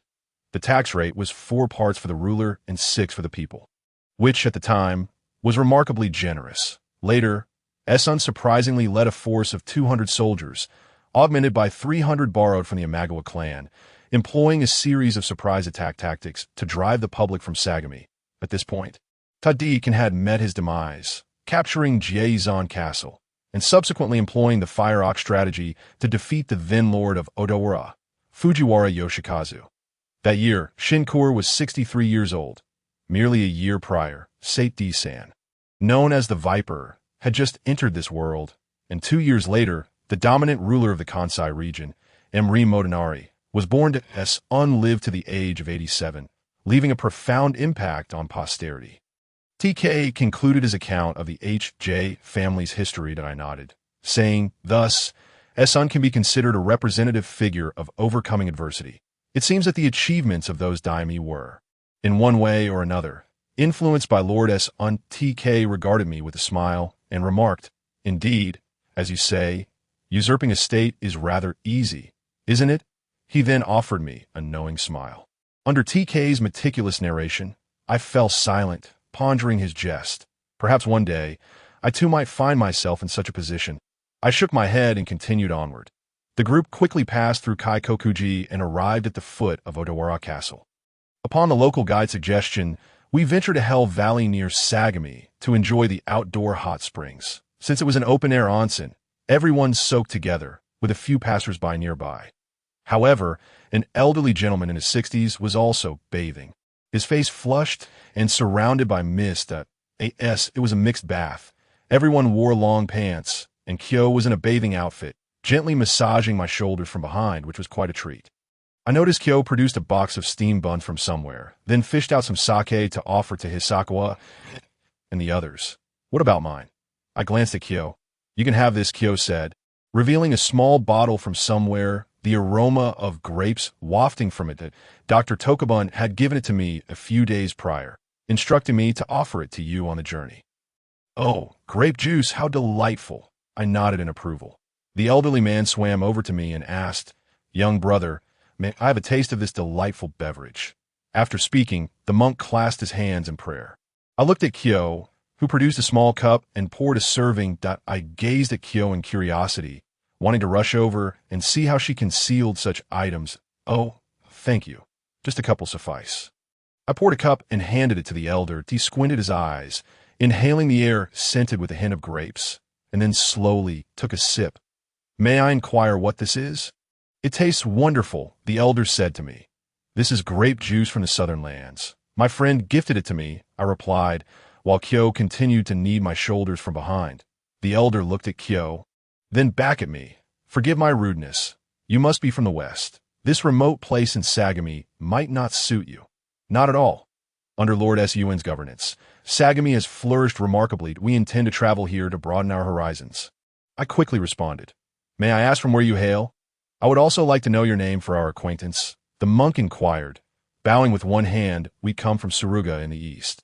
I am Misasabur. I haven't yet inquired about your name, master, I said eagerly. Haha, Suruga is a fine place. If Lord Sun could manage Suruga, perhaps we Easterners wouldn't be subjected to ridicule. Forgive my lengthy discourse. I am H.J. Jinin, he replied, returning the cup to me. You are Lord Sun's third son. H.J. Nagakazumi Jinin. I am truly remiss, I said, feeling abashed in front of this renowned diplomat of the Sengoku era.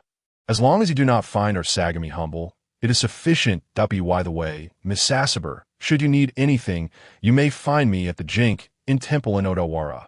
I still have some influence within the H.J. family. Jinin said, smiling at me. His face wrinkling further, I leaned back against Kyo. Having little to discuss, I merely came to understand more about Lord Sun and Lord Yusuji. These figures are indeed role models for us younger generations. I stated formally to Jinin. Haha, you flatter our H.J. family too much, he chuckled. Very well. Once the hot spring is ready, I shall discuss matters concerning our esteemed Hojo family with you. Allowing you to gain some insights as well. Huanan glanced at me and then smiled. Then I must express my gratitude to you, Lord Huanan. Once we are done, I shall treat you to a meal at the nearby tavern. I sank comfortably into my seat.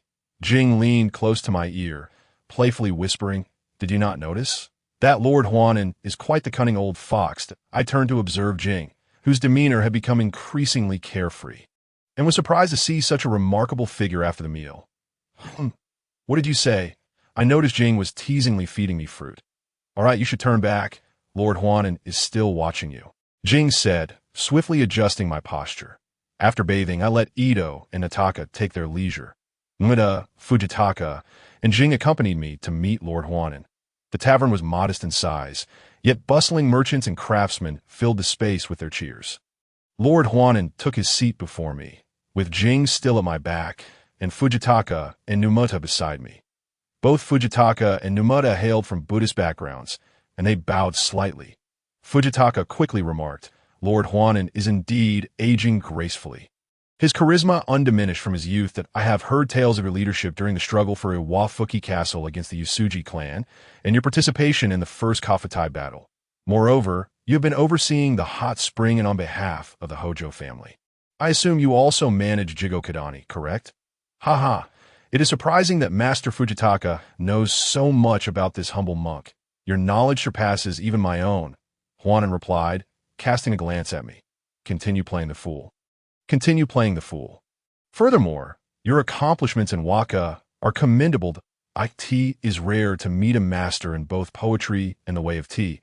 I must engage in a discussion with you today. Fujitaka continued So Master Fujitaka has a penchant for such matters, I observed, catching his meaningful glance towards me. And then towards Jing, who was peeling fruit for me, I exaggeratedly insisted that Jing feed me. Indeed, Lord Huanan is truly a role model for our generation. I am tempted to forsake Master Fujitaka and become your disciple. Numida seized the moment to interject, haha, not at all, that I am merely a useless commoner. Huanan modestly replied, since you all hold me in such high regard, I shall share some thoughts with you. Huanan's enthusiasm blossomed. Upon returning to our lodgings, I collapsed as if utterly exhausted. I am utterly drained. I feel as if I had been reduced to a mere servant. I lamented, reclining on the tatami mat. You are fortunate. At least you have Jing attending to you. For us, pretending to be admirers is utterly absurd. Otherwise, that old fox would not divulge so much information. Fujitaka cast a disdainful glance at me. There is no avoiding it. If I can amuse that old fox, perhaps he will reveal some secrets. Besides, how can one win the favor of such a cunning creature while posing as someone indifferent to ambition? I replied, rising to my feet. Think back to what was said today. We should compare notes. I feel I have bewildered that fox with my chatter, shifting from poetry to laws in a single breath. In the end, Numita, Fujitaka, and I exchanged insights, and we all benefited greatly.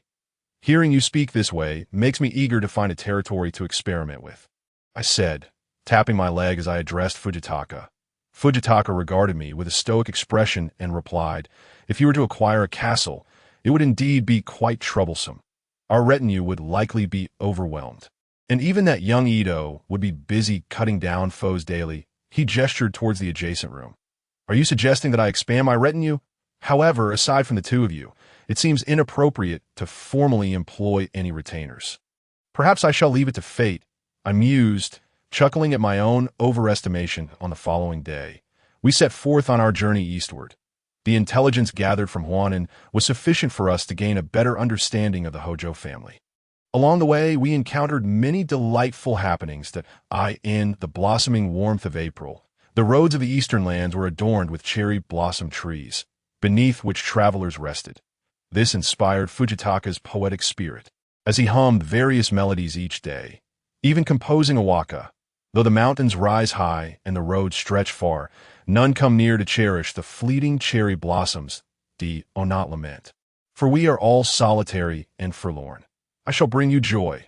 With that, he began to dance, revealing an unexpected talent that filled our caravan with merriment.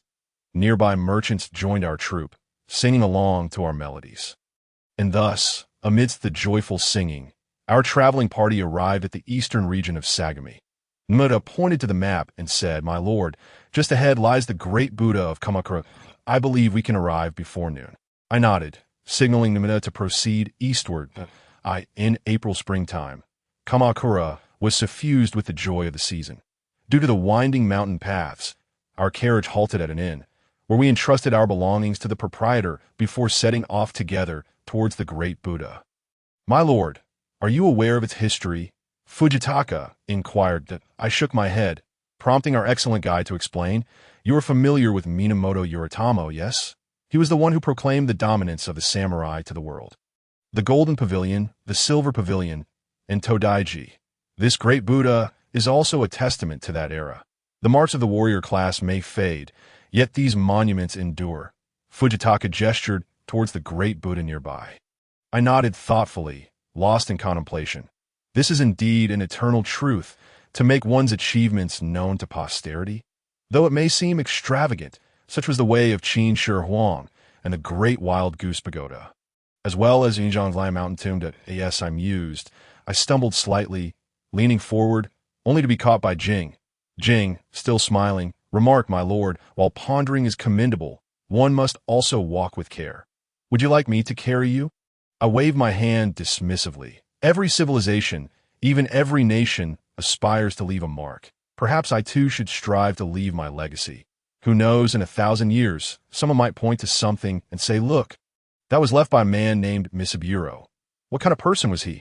I concluded with a self-deprecating smile. Fujitaka then added, the great Buddha has endured many tribulations, much like the shogunate itself.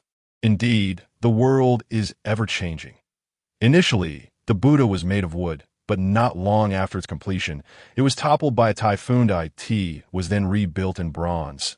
enduring fires and storms, until a tidal surge once flooded the hall, leaving the great Buddha to be displayed in the open air. Having said this, Fujitaka ascended a steep slope, exclaiming, "My lord, you may now behold this calamity-ridden Kamakura. You can enter through the back. The interior is hollow." Oh, I nodded. Noticing that Ito had vanished in a puff of smoke, as a poet, I felt compelled to leave something behind, yet I was at a loss for words. Fujitaka glanced at the great Buddha and remarked to Numida, "Fujitaka, I have composed a poem. Would you care to read it? Fire cannot consume it, nor rain erode its glory. The great Buddha of Kamakura stands as an eternal sentinel." I turned to Fujitaka, who nodded approvingly. I did not realize Misaburo possessed such poetic talent. "This is truly splendid." Clap, clap. A man nearby applauded, approaching me with curiosity. "Pardon my intrusion, but your poetry is truly remarkable, and I wish to seek your guidance." The young man, appearing around 14 or 15, wore simple attire as he approached. "This is Fujitaka Hosokawa, and I am Misaburo. Visiting this place, I introduced myself. The poem was spontaneous. I hope it does not offend." "Not at all. Your poetry is exquisite. I am Haruaki of the Koyama clan," he replied, bowing respectfully. Haruaki was adorned with 2 sheathed swords, his neatly trimmed mustache framing a serious face, styled in a warrior's topknot. Clad in a blue-hued armor that exuded an air of authority. "Please, you flatter me. It is merely a reflection of our shared sentiments." I chuckled at Haruaki. "Indeed, you are correct, if you do not mind. I would like to serve as your guide. I am quite familiar with this area and will not require any payment. I simply wish to make your acquaintance," Haruaki proposed with a nod. Glancing at Fujitaka, Fujitaka remarked, "In that case, we leave everything in your capable hands." He cast me a mischievous look. By the way, all my poetic knowledge comes from the esteemed Lord Hosokawa, as well as that one observing the Buddha. "Who is Lord Hosokawa's disciple?" "Numida." I pointed towards Numida in the distance. "Oh, your poetic prowess is indeed impressive. To have produced such a disciple speaks volumes of your abilities that I must engage you further. No, I must seek your tutelage." Under the radiant sun, Haruka displayed a charming smile towards Fujitaka. Ito returned, accompanied by Nataka, and everyone gathered to introduce themselves, expressing astonishment at the nature of my relationship with them. At Haruka's suggestion, we made our way to the nearby Tsuragaka Hakamanga Shrine. The reference to the great Buddha pertains to the later Japanese poet Masaka Shiki. Those interested in the original text may seek it out. At this time, the head of the Yuki clan, Masamasa Yuki, had not yet adopted Haruka as his ward. The following day, the crimson weeping cherry blossoms bowed their heads, exuding vibrant hues. Morning dew gathered at the tips of the buds, swelling at the edges of the petals, shining white through the red, and gently cascading down. Then, the second drop of dew slid away. The Japanese have a penchant for oscillating between the extremes of pure beauty and distorted beauty, often choosing either the pinnacle of innocence or the depths of vulgarity, with few occupying the middle ground, thus forming a distinctive aspect of the Japanese spirit. On Haruka's suggestion, we ventured to Tsuragaka Hakamanga Shrine, merely half an hour from the great Buddha. Numerous cherry trees adorned the shrine's periphery, and our soft steps crushed the blossoms carpeting the ground. Kagami whispered in my ear, "My lord, the east is truly beautiful. Shall we return next year?" Her face glowed with a rosy hue, and her long ponytail cascaded over her shoulder as she delicately caught the falling cherry blossoms, scattering them with care. Looking at Kagami, I smiled. "IGA does not possess such wonders, does it?" Kagami nodded in affirmation. I continued, "If one day I become a samurai, I shall plant cherry and pine trees throughout my courtyard. What do you think?" I glanced at Kagami, revealing a naive smile. Kagami, blushing like a youthful maiden, took my small hand and said, "My lord, as you wish, I shall help you plant every single tree. You are like my brother. How I wish I had a brother as clever as you." "Then you may consider me your brother." I raised my eyebrows, smiling at Kagami. Kagami shook her head, eagerly responding, "My lord, do not jest, I in her heart." She silently vowed, "Yet, in my heart, you shall forever be my brother, that I will protect you, without fail." Haruka flicked his sleeves and addressed everyone. "Ahead lies the guardian of the samurai, Hachiman. Let us pay our respects." Fujitaka approached, accompanied by a somewhat unsteady oracle. "My lord, would you like to draw lots? The fortune of the samurai may be of use to you." I nodded and extended my hand to draw a lot, only to find it blank. I stared at the dazed oracle and remarked, "I remember drawing a small blessing at Suwa. Why is it absent now?" Handing the lot back to the oracle, he sheepishly scratched his head. "Perhaps I forgot to write it." With a comical grimace, he quickly scampered away. "Oh, you know how many missions of the samurai reside here?" Fujitaka inquired, patting his bald head, preparing to educate me once more. I shook my head. Fujitaka glanced at me. "Taira Kayamori, Minamoto Yoritamo, and perhaps Yoshitsune as well. All have turned to mere bones now.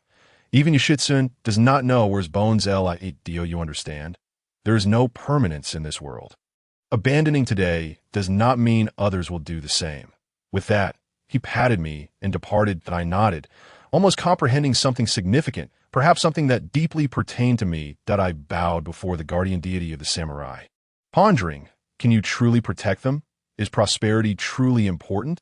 Or is it merely to leave behind the names of those individuals? With a devout clasp of my hands, I produced a sound of snap, then cast a gold coin into the offering box. That moment. Haruka approached, saying, "Do you know, when I was young, I naively believed that by worshipping this guardian, I could become a warrior. It was only upon my coming of age that I realized how difficult it truly was. However, yesterday I saw you. Your friends possess a unique charm. Some of my age, you represent vitality. Perhaps the ancient Kanto should be infused with fresh blood, and the legend of the Kamakura shogunate ought to change. I heard from Fujitaka that you intend to travel. Might I accompany you? I too wish to witness the distant landscapes. Perhaps my martial skills are lacking, but I believe a warrior must first possess an indomitable spirit. Facing whatever challenges the future may hold," I nodded and lowered my head, falling into deep contemplation. In the afternoon, we departed from Surigaka Hakumenga Shrine, setting our course for Edo. Haruka, having accepted Fujitaka's invitation and my consent, joined the merchant caravan. Gradually, we left the Sagami region, home to the Hojo clan, and entered the Musashi territory of the Oda clan. Along the way, Haruka displayed great interest, incessantly inquiring about the tales of our travels from Nimona and Edo, growing increasingly fond of our company. Due to the connection with the Oda family at Iwafune Castle, despite being merely 50 years old, the land bore the somber echoes of years of conflict, as Oda Yashizane had waged battles for years, saturating this territory with a melancholic atmosphere. Although there were no starving corpses, given that this was the Kanto Plain, many farmers still bore pallid expressions. At that moment, Kagami gently addressed me. "As a lord, how can one engage in perpetual warfare, yet remain oblivious to the suffering of the people in his domain? Does he not realize that children like us are lost amidst the chaos?" I remained silent for a moment. "Do you understand? This is the nature of turmoil. If it does not cease, children like you will only multiply. Then how can we bring an end to it?"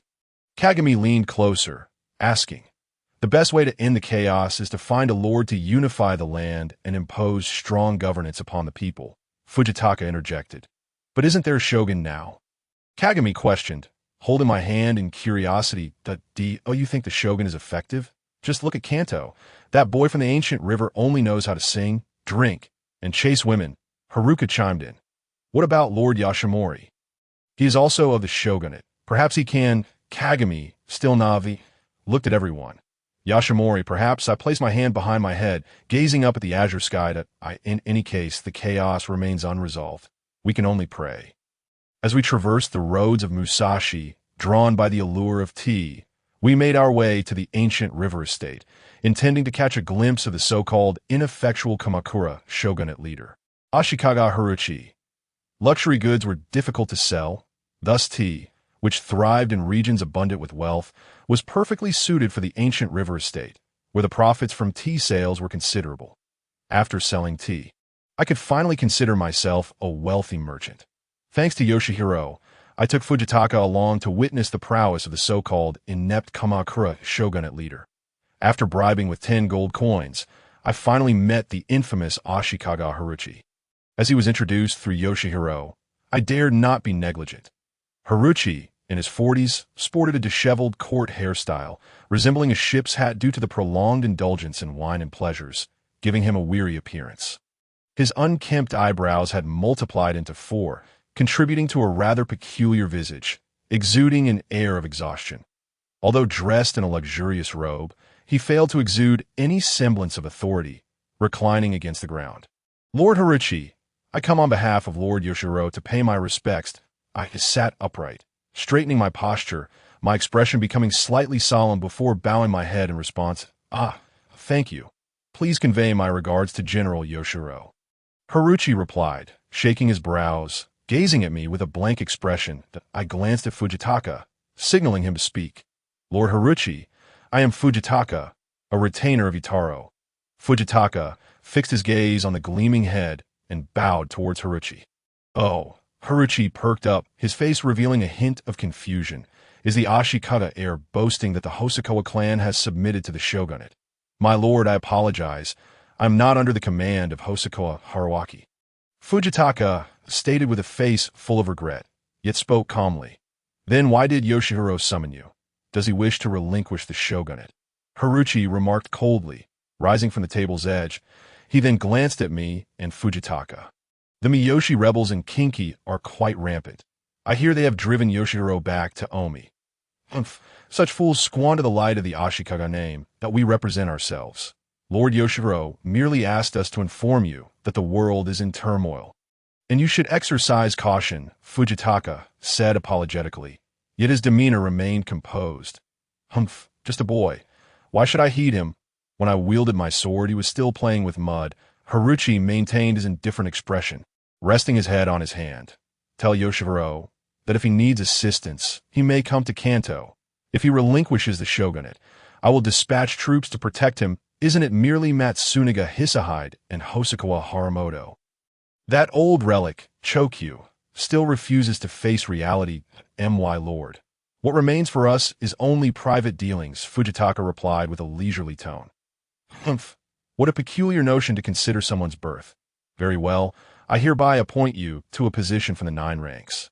All you need to do is pay me 1,000 K and this moment. Haru, without raising his head, reclined once more. By the way, do not presume to haggle. This is not a marketplace. Well then, my lord, we shall take our leave. I stood up, pulling the prostrate Fujitaka along with me. "Return and tell Yoshihide, be careful not to let the Sanho faction dispatch him." Haru looked at us with great disdain, then laughed heartily. My lord, why are you in such a hurry to depart?" Fujitaka, following my lead, hastened to leave. What is the point of lingering with such individuals? It is far better to leave early. I grasped Fujitaka's hand, displaying a face of helplessness as I rushed outward. "Do not be so anxious. Haru is not a man-eating tiger." Fujitaka halted, glanced at me, and spoke. In any case, let us return to the inn." I sighed and shook my head. I recounted to everyone the events of the day.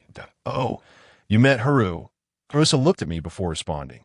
"Indeed, the Kamakura shogunate has been passed down through 4 generations. And this is the outcome." I sighed softly, patting my thigh. "You see, the warrior class is just like this. Eternal prosperity is unattainable, that a life of decline has already consumed him. Yet Yoshihide is different, for their circumstances vary." Fujitaka offered me an awkward smile. "You must have realized, I suspect the Hojo clan will soon attempt to subjugate this puppet noble." Harusa picked up my hand, which had been resting on my thigh, and seated himself beside me. "The Hojo clan subjugating Haru of the Kamakura shogunate. Surely that is impossible. He is, after all, a general." That I looked at Harusa in confusion. You do not know, do you? The Hojo clan is renowned for their usurpation. Such matters are not uncommon. Moreover, in this world, power is the currency of survival. It not merely a declining Takeda. Should someone possess sufficient strength, even the emperor could be toppled. Harusa patted my shoulder, indicating that I was still too naive. Fujitaka, who had remained silent, remarked, "Perhaps the Hojo clan will place Haru under house arrest, as killing is detrimental to one's reputation." I nodded in agreement with Fujitaka's assessment. "By the way, have you encountered Haru-san?" Harusa pondered for a moment before replying. "Not yet. We have searched high and low without a trace of him." That I expressed my confusion to her. He must be at the tavern. He is likely carrying that famous blade. Harasame's face lit up with mischief as he stroked his small mustache. What of Harasame? There have long been those who covet that blade. Even if stolen, one would not dare to wield it. You should abandon such thoughts. I contemplated for a moment before saying, if you find Haru displeasing, let us seize an opportunity to deal with him. Ito chuckled mischievously. Revealing a bright smile, everyone turned their heads, casting looks of disgust. After further discussion, we resolved to hasten to Kashima to meet my master, Tsukahara. Kurosa expressed his envy for our opportunity to receive guidance from Master Tsukahara.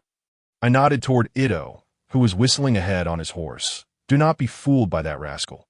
His swordsmanship is exceptional, and if you were to receive his instruction, it would surely be beneficial. Then, tightening my grip on the horse's belly, I urged it forward, leaving her deep in thought. As we rode swiftly, we arrived at Kashima by the end of the day. Unfamiliar with the area, we paused to inquire about the dojo. At that moment, a man staggered out, saying, "Ah, more inferior swordsman like you, why not come and join my Itoryu? Allow me, Negisuji, to teach you a lesson about your ignorance." With that, he drew his sword, eager for a duel. Negisuji, with a face resembling that of a bandit, might as well have had "I am a bandit" written upon it, his disheveled hair styled in a haphazard bun, yet his two side blades were positioned with precision. Ito displayed a look of disdain as he glanced at Suji. "This fool is not worth my effort. By the way, master, it has been a long time since you fought. You should stretch a bit before meeting our master to avoid any complications." "Very well," I replied, drawing my Onamaru Kunitisuna that not use such a fine blade. That would be bullying the young lad. "Here, take this small side blade of mine. Go on." With that, Ito handed me a side blade. Confiscating my Onamaru Kunitisuna not look down upon others. "You will regret this day when you reach hell." With that, Suji, in a fit of rage, charged at me with his sword that I crouched low, ready to draw my blade. Ito, standing nearby, cleared a small space for combat, signaling me to prepare in case I got injured. Suji charged at me, aiming to strike directly. This was merely a side blade. I refrained from meeting his force head-on, instead lightly deflecting and leaping back, dissipating the momentum of his attack. Suji swung left and right, aiming to slash at me. I held my blade steadily against his strikes. "Damn it, you young pup." Suji lowered his stance and swiftly aimed a downward slash at my feet. I jumped just in time, and Suji flashed a grin, revealing his yellowed teeth. "In midair, one has the least control to ha." Suji slashed upward, and I hastily braced my blade against his, then pivoted to the side. Maneuvering around Suji with a lateral strike, utilizing the technique of the first sword, I broke Suji's side blade effortlessly, causing him to stagger back several paces. "Damn it," Suji spat. "Youngster, I shall let this slide today. But mark my words, I will return." With that, he stormed off, his face filled with indignation. That I turned to my master and asked, "Why did you not simply defeat him?" Ito, dissatisfied with my restraint, displayed a questioning expression. I shot him a glare. "Do you think I am like you, solely inclined to kill? When will grievances ever end?" I dramatically recited a Buddhist phrase. Today, I finally see you resembling a monk." Ito laughed, clutching his stomach. By the way, we should quickly inquire about the location of our master's dojo." I sheathed my side blade, returned Onamaru Kunitsuna to its scabbard, and eagerly asked, with the guidance of passers-by. We arrived at the dojo of Tsukahara Bokuden. How a frail man emerged, his complexion pallid, clad in a patched garment with two side blades, his face displaying signs of skin peeling. "May I ask what brings you to the dojo?" "If you seek to apprentice, please go to his home. Master Tsukahara is deeply engrossed in his training." The man gestured toward a distant dojo named Itoryu that a few dojo members passed by, saying, "Did you hear? That Suji Negi got taught a lesson by a child, and he even broke his very inferior side blade. It seems to be that one over there." With that, he pointed at me. The frail man suddenly appeared startled, his previous weakness vanishing. With his right hand on his sword, he asked, "Are you here to challenge the dojo?" I waved my hands apologetically, quickly clarifying, No, you misunderstand. I am a disciple of Master Tsukahara, here to pay my respects." "Oh, you are Misaburo's disciple." "Understood. Come in quickly." The man's demeanor softened, revealing a hint of vulnerability as he welcomed us into the dojo. Disciple, you are truly impressive. Upon arriving in Kashima, you have already bested my student. Where shall I place the face of Itoryu? The man looked at me awkwardly, then begrudgingly added, "Da, is he your senior? Then why are you here and not at the dojo?" I inquired, puzzled. My name is Uka Itoryu. I remain here to care for our master while I entrusted the dojo to my student Suji. With that, Itoryu scratched his head. Apologies, senior. I had no idea he was your student, I said, my face filled with regret as I looked at him. Well, my student complains daily that everyone seeks out the master but not him. He feels embarrassed, hence his penchant for intercepting others to teach them a lesson. Itoryu shrugged, raising his eyebrows. Ito leaned against the doorframe, remarking, "What was that Suji fellow? Had it not been for my master's intervention, he would have been finished long ago. You ought to manage your students better or assess their potential before taking them on. A swordsman must possess character." With that, he shot a disparaging glance at Itoryu. "Thank you for your advice. I will certainly pay more attention to this matter." The feather nodded humbly, speaking with modesty, yet lacking any expression of true humility. Well, what does Ito say? After all, Aya is our elder. A lesson from that rabbit horn should suffice. Young people, often like to show off their newfound skills. With that, he smiled amiably, "AS if you weren't young yourself." Ito shot me a glance and stepped into the inner chamber. "Mitsusaburo, please come this way. The master is in that courtyard." Aya gestured toward a distant small gate, with a heart full of excitement. I traversed the grand hall and entered through the small door. Upon seeing me, Tsukahara's white brows slightly lifted in delight as he sheathed his sword and approached me briskly. "Master, I have come to see you," I said, bowing slightly. Tsukahara glanced at me and then rapped gently on the increasingly mature Ito beside him. "It seems your training has been quite thorough, especially you, Ito. You've gained much from your uncle." "Haven't you?" Tsukahara smiled faintly at Ito. "Master, you flatter me. Mitsusaburo has been of great assistance, allowing me to learn so much," Ito replied, casting a glance my way. "Indeed, it appears so. Mitsusaburo, you haven't yet introduced your companions." Tsukahara noted, eyeing the distance, that must be Fujitaka, right? "I taught you for a few days while I was in Kyoto." Tsukahara recognized Fujitaka, standing nearby. "Greetings, master. I am Hosokawa Fujitaka." Fujitaka clasped his hands and introduced himself, standing upright. "This is my disciple Namada, and over there is Ito's disciple Nataka, along with our friend Risa," he continued. Tsukahara tilted his head to glance at Ito. Our Ito is also taking on disciples now. "What style are you naming it?" he inquired. Ito scratched his head, and I chimed in, "Ito intends to call it Ito Itasai, as he recently grasped a sword technique called Dream Sword in Ekizen, and thus plans to take on disciples." I patted Ito on the back, teasing him. "With such a thick skin, how come you become so timid in front of the master? You're like a maiden." He just shy. "After all, it's a new sword technique." Ito rolled his eyes and replied, feeling embarrassed. By the way, Mitsusaburo and Ito, please come in my room. I have a few words to share." Aya gestured toward the others. "Go attend to Mitsusaburo's friends." Tsukahara pointed to a spot not far away. That moment, Harusa, who had been silent, stepped forward. "Master, I am Konohisa, and I wish to learn swordsmanship to become a true warrior," he said, his expression serious, his brows almost knitted together. "Very well. Aya, assess him. If he shows promise, teach him. If not, offer him guidance," Tsukahara instructed, nodding at Aya before leading me to the tea room. "Master, this is the sword of the left. The ZS Somamanji." I drew the sword and offered it to Tsukahara. He examined it, then returned it to its sheath. "Do you understand the true essence of Kendo?" Tsukahara asked, looking at me and then at Ito. "Isn't it about defeating formidable opponents and pursuing invincibility in Kendo?" Ito expressed the dreams of his youth, perhaps still valid today. I shook my head. "I only know that learning Kendo helps me protect those in need." I paused, then glanced sideways. "Protecting what?" "I believe the essence of Kendo lies in one's personal mindset. As the saying goes, each person possesses their own style of Kendo. There isn't a fixed standard answer.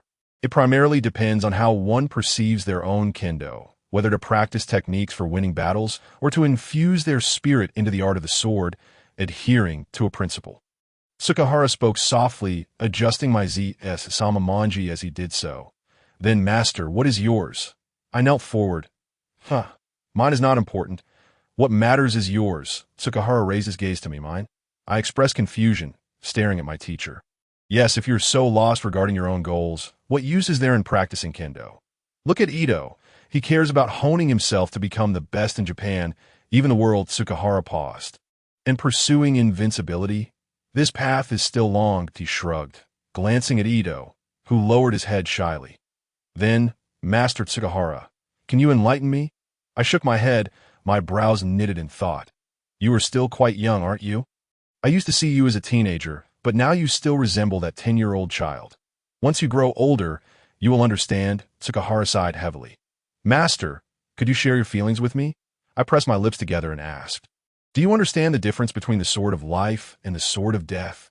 Tsukahara looked up at me. I've heard Master Tomita speak of your unarmed victory style, but I haven't heard of the sword of life and the sword of death. I replied respectfully, shaking my head at That is a topic for another time, that a sword is fundamentally an instrument of swift vengeance. No matter how beautifully it is described, it remains a weapon for killing. A sword that has never tasted blood is merely a work of art. Techniques that have never seen blood are akin to calisthenics. Tsukahara stated to both me and Ito that we nodded in understanding. Tsukahara's expression grew contemplative. In any dojo, if a master senses a student harboring a strong desire to kill, they will refrain from sharing technical secrets. The deeper one learns, the easier it becomes to kill. If such a person is not corrected, they can easily fall into madness. For them, killing is as simple as breathing. When murder becomes a source of pleasure, it becomes difficult to extricate oneself. Teaching one such person is akin to killing millions. He paused before adding, conversely, if one kills in order to save millions, that could be termed the sword of life. The room fell silent as I pondered. According to your words, Master, the sword's purpose is merely to separate objects. It is not the sword that kills, it is the person. The decision to kill rests within your heart. If you genuinely wish to take a life, it makes no difference whether you have a sword or not. Tsukahara nodded, his gaze reflecting a sense of mentorship. Even though the Unin War has passed nearly 50 years, the remnants of that killing spirit still linger in the world. A true swordsman should sever the injustices of the world. Breaking the chains that remain. Kill one to save 10, to kill 100 to save the world, to kill thousands to save all living beings. Perhaps this is what you should pursue.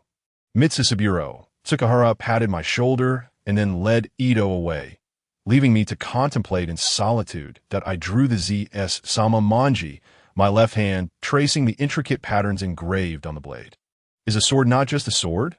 Or is a sword still a sword? Amused with a touch of self-deprecation, I remained lost in thought when, suddenly, a sliding door creaked open and Fujitaka entered. I apologized for the interruption, he said, his face filled with regret. I gestured for him to take a seat. Sir, Ito mentioned you were feeling perplexed, so I thought I'd come and check on you. Fujitaka said, settling cross-legged before me, his eyes scrutinizing my expression. Do you have any confusion? He inquired gently. I lowered my head, lost in contemplation. Is there such a thing as truth? I raised my gaze to meet Fujitaka's. After a moment's thought, he moved closer and suddenly slapped my face with a resounding smack, knocking me to the ground. Unhurriedly, he looked down at me, asking, does it hurt? I propped myself up, rubbing my mouth. It hurts, but it doesn't make sense that it hurts because I was hit. It doesn't make sense because I cannot hit you back, so I find it puzzling. Fujitaka nodded. You understand everything yet still ask me why? Pain is truth. I shook my head, still confused, and Fujitaka observed me, covering my mouth, and why Master once shared a story with me. And I hope you'll listen too. Fujitaka settled back and began his tale. One day, a student asked his teacher, what is liberation? The teacher replied, who has bound you? The student then asked, what is purity? The teacher responded, who has dirted you? The student continued, how does one escape the cycle of reincarnation? The teacher answered, what is wrong with reincarnation? Is that so? Sir, it seems you're not really posing a question. Fujitaka laughed heartily. Indeed. I glanced at Fujikyo, still rubbing my mouth, and said, "Fujikyo, you've gone too far." With that, I shot him a disdainful look. Fujikyo led me out of the room while I continued to rub my mouth. "Master, what on earth happened to you?" Ito stared in astonishment at my swollen left cheek. I shot another glare at Fujikyo just as a bug fell from the ceiling and landed on my face, which I had inadvertently hit away to. "Oh, ha, that bug is quite large," Ito remarked, feigning ignorance. I nodded and quickly walked away. Ito approached Fujikyo and nudged him, saying, "You really pack a punch." I merely mentioned he was confused. "And you went all out." After that, Ito looked at me with a teasing grin as I walked away. Adults possess considerable insight, yet often appear somewhat lost. They will understand once they grow older. Fujikyo blinked and glanced at Ito. I hurried to the well, tossed down the bucket, and then flipped the bucket over to tea that moment. A gentle hand helped me lift the rope of the bucket. "Sir, does it hurt?" A soft breath of air brushed past my ear. What's this? When I practiced martial arts with teacher Zinhut, I was covered in bruises. Besides, you're not born a ninja, are you? I handed the water rope to Mirror and smiled broadly. However, my smile faltered midway as a piercing pain surged through me. Don't overdo it. If something happens to your face, no girls will chase after you. Mirror chimed, her laughter ringing like silver bells. "Stop laughing at me." "If that's the case, let me see it quickly. I don't even know how swollen it is," I said impatiently. All right, don't move," Mirror said in a tone reminiscent of soothing a child, then produced a piece of cotton cloth and dipped it in clean water. "Fujikyo is indeed impressive. He could deliver such a powerful slap." "Leaving a mark," Mirror remarked as she gently touched the bruised area. I retorted, "He might as well be the unmoving accomplishment king, able to strike down into hell with a single blow." "Be good, don't talk." Mirror continued to massage my face with the cotton cloth. By the way, is this your first time hitting someone aside from during training? I nodded, falling silent. Indeed, I think the first blow was delivered to that monk. "Fujikyo, it must be due to me." Mirror laughed again, and I pouted. "All right, I 1T hit you. Fujikyo did it for your own good, and I understand that," she added, conjuring a bottle of medicinal ointment and applying it to my face. "Later tonight, I'll change it for you. Just remember not to rub too hard on your face to avoid breaking the skin." Laughing, Mirror cheerfully led me into the hall, as soon as I entered. Everyone turned to look at me. "Misuru, what happened to your face?" What is wrong with your face?" I shook my hand to indicate I didn't want to explain. However, someone huffed disdainfully. I turned to see it was Rabbit Horn, who had given me a sound thrashing, looking at me with a scornful gaze. By the way, Misurao, Master Iga, Ichiyo has taken me as his apprentice. He said I have a positive spirit. Saishu exclaimed excitedly as he approached. "Oh, congratulations." "Thank you, Brother Ichiyo," I said, bowing to him. "Not at all. Saishu is a fine talent as well. I merely recognized his potential," Ichiyo responded humbly. "All right, enough of the pleasantries. Let us all have a meal together today." At the banquet, everyone engaged in lively discussions, each sharing their thoughts. Ito was speaking to Ichiyo about something, causing Ichiyo to glow with J-O-Y-T that moment. Takahara leaned over and asked, "Disciple, do you consider yourself a member of the warrior class now?" I shook my head, displaying a puzzled expression. "Master, how could I be? Besides, I have yet to undergo the rite of passage. No warrior would accept me." Takahara nodded, indicating his understanding. "Then how do Fujikyo and Numida fit into this as your retainers?" After glancing at Fujikyo and Numida, I realized, I suppose they could be considered retainers. I imagine I will serve the Imagawa family when I grow up. Takahara pondered for a moment. "Since you have this intention, I know someone I can recommend to you." I looked at Master Takahara with curiosity and pushed a cup of sake toward him. Takahara took the cup and said, "There is a mystical divination at the Kashima Shrine. Every time there is a battle, it predicts victory or defeat with a very high success rate." He then tilted his head back and drank the sake. "Are you implying?" I asked, looking at Takahara with intrigue. Takahara glanced at me before continuing to drink. Did I lower my head in thought when Mirror, leaning against my shoulder, spoke up, "Sir, is there really someone so favored by the gods?" I turned to my right to see Mirror nearly nose to nose with me. "How could that be? You must possess some insight. However, warfare is not the same as divination. Winning a battle can ultimately lead to defeat.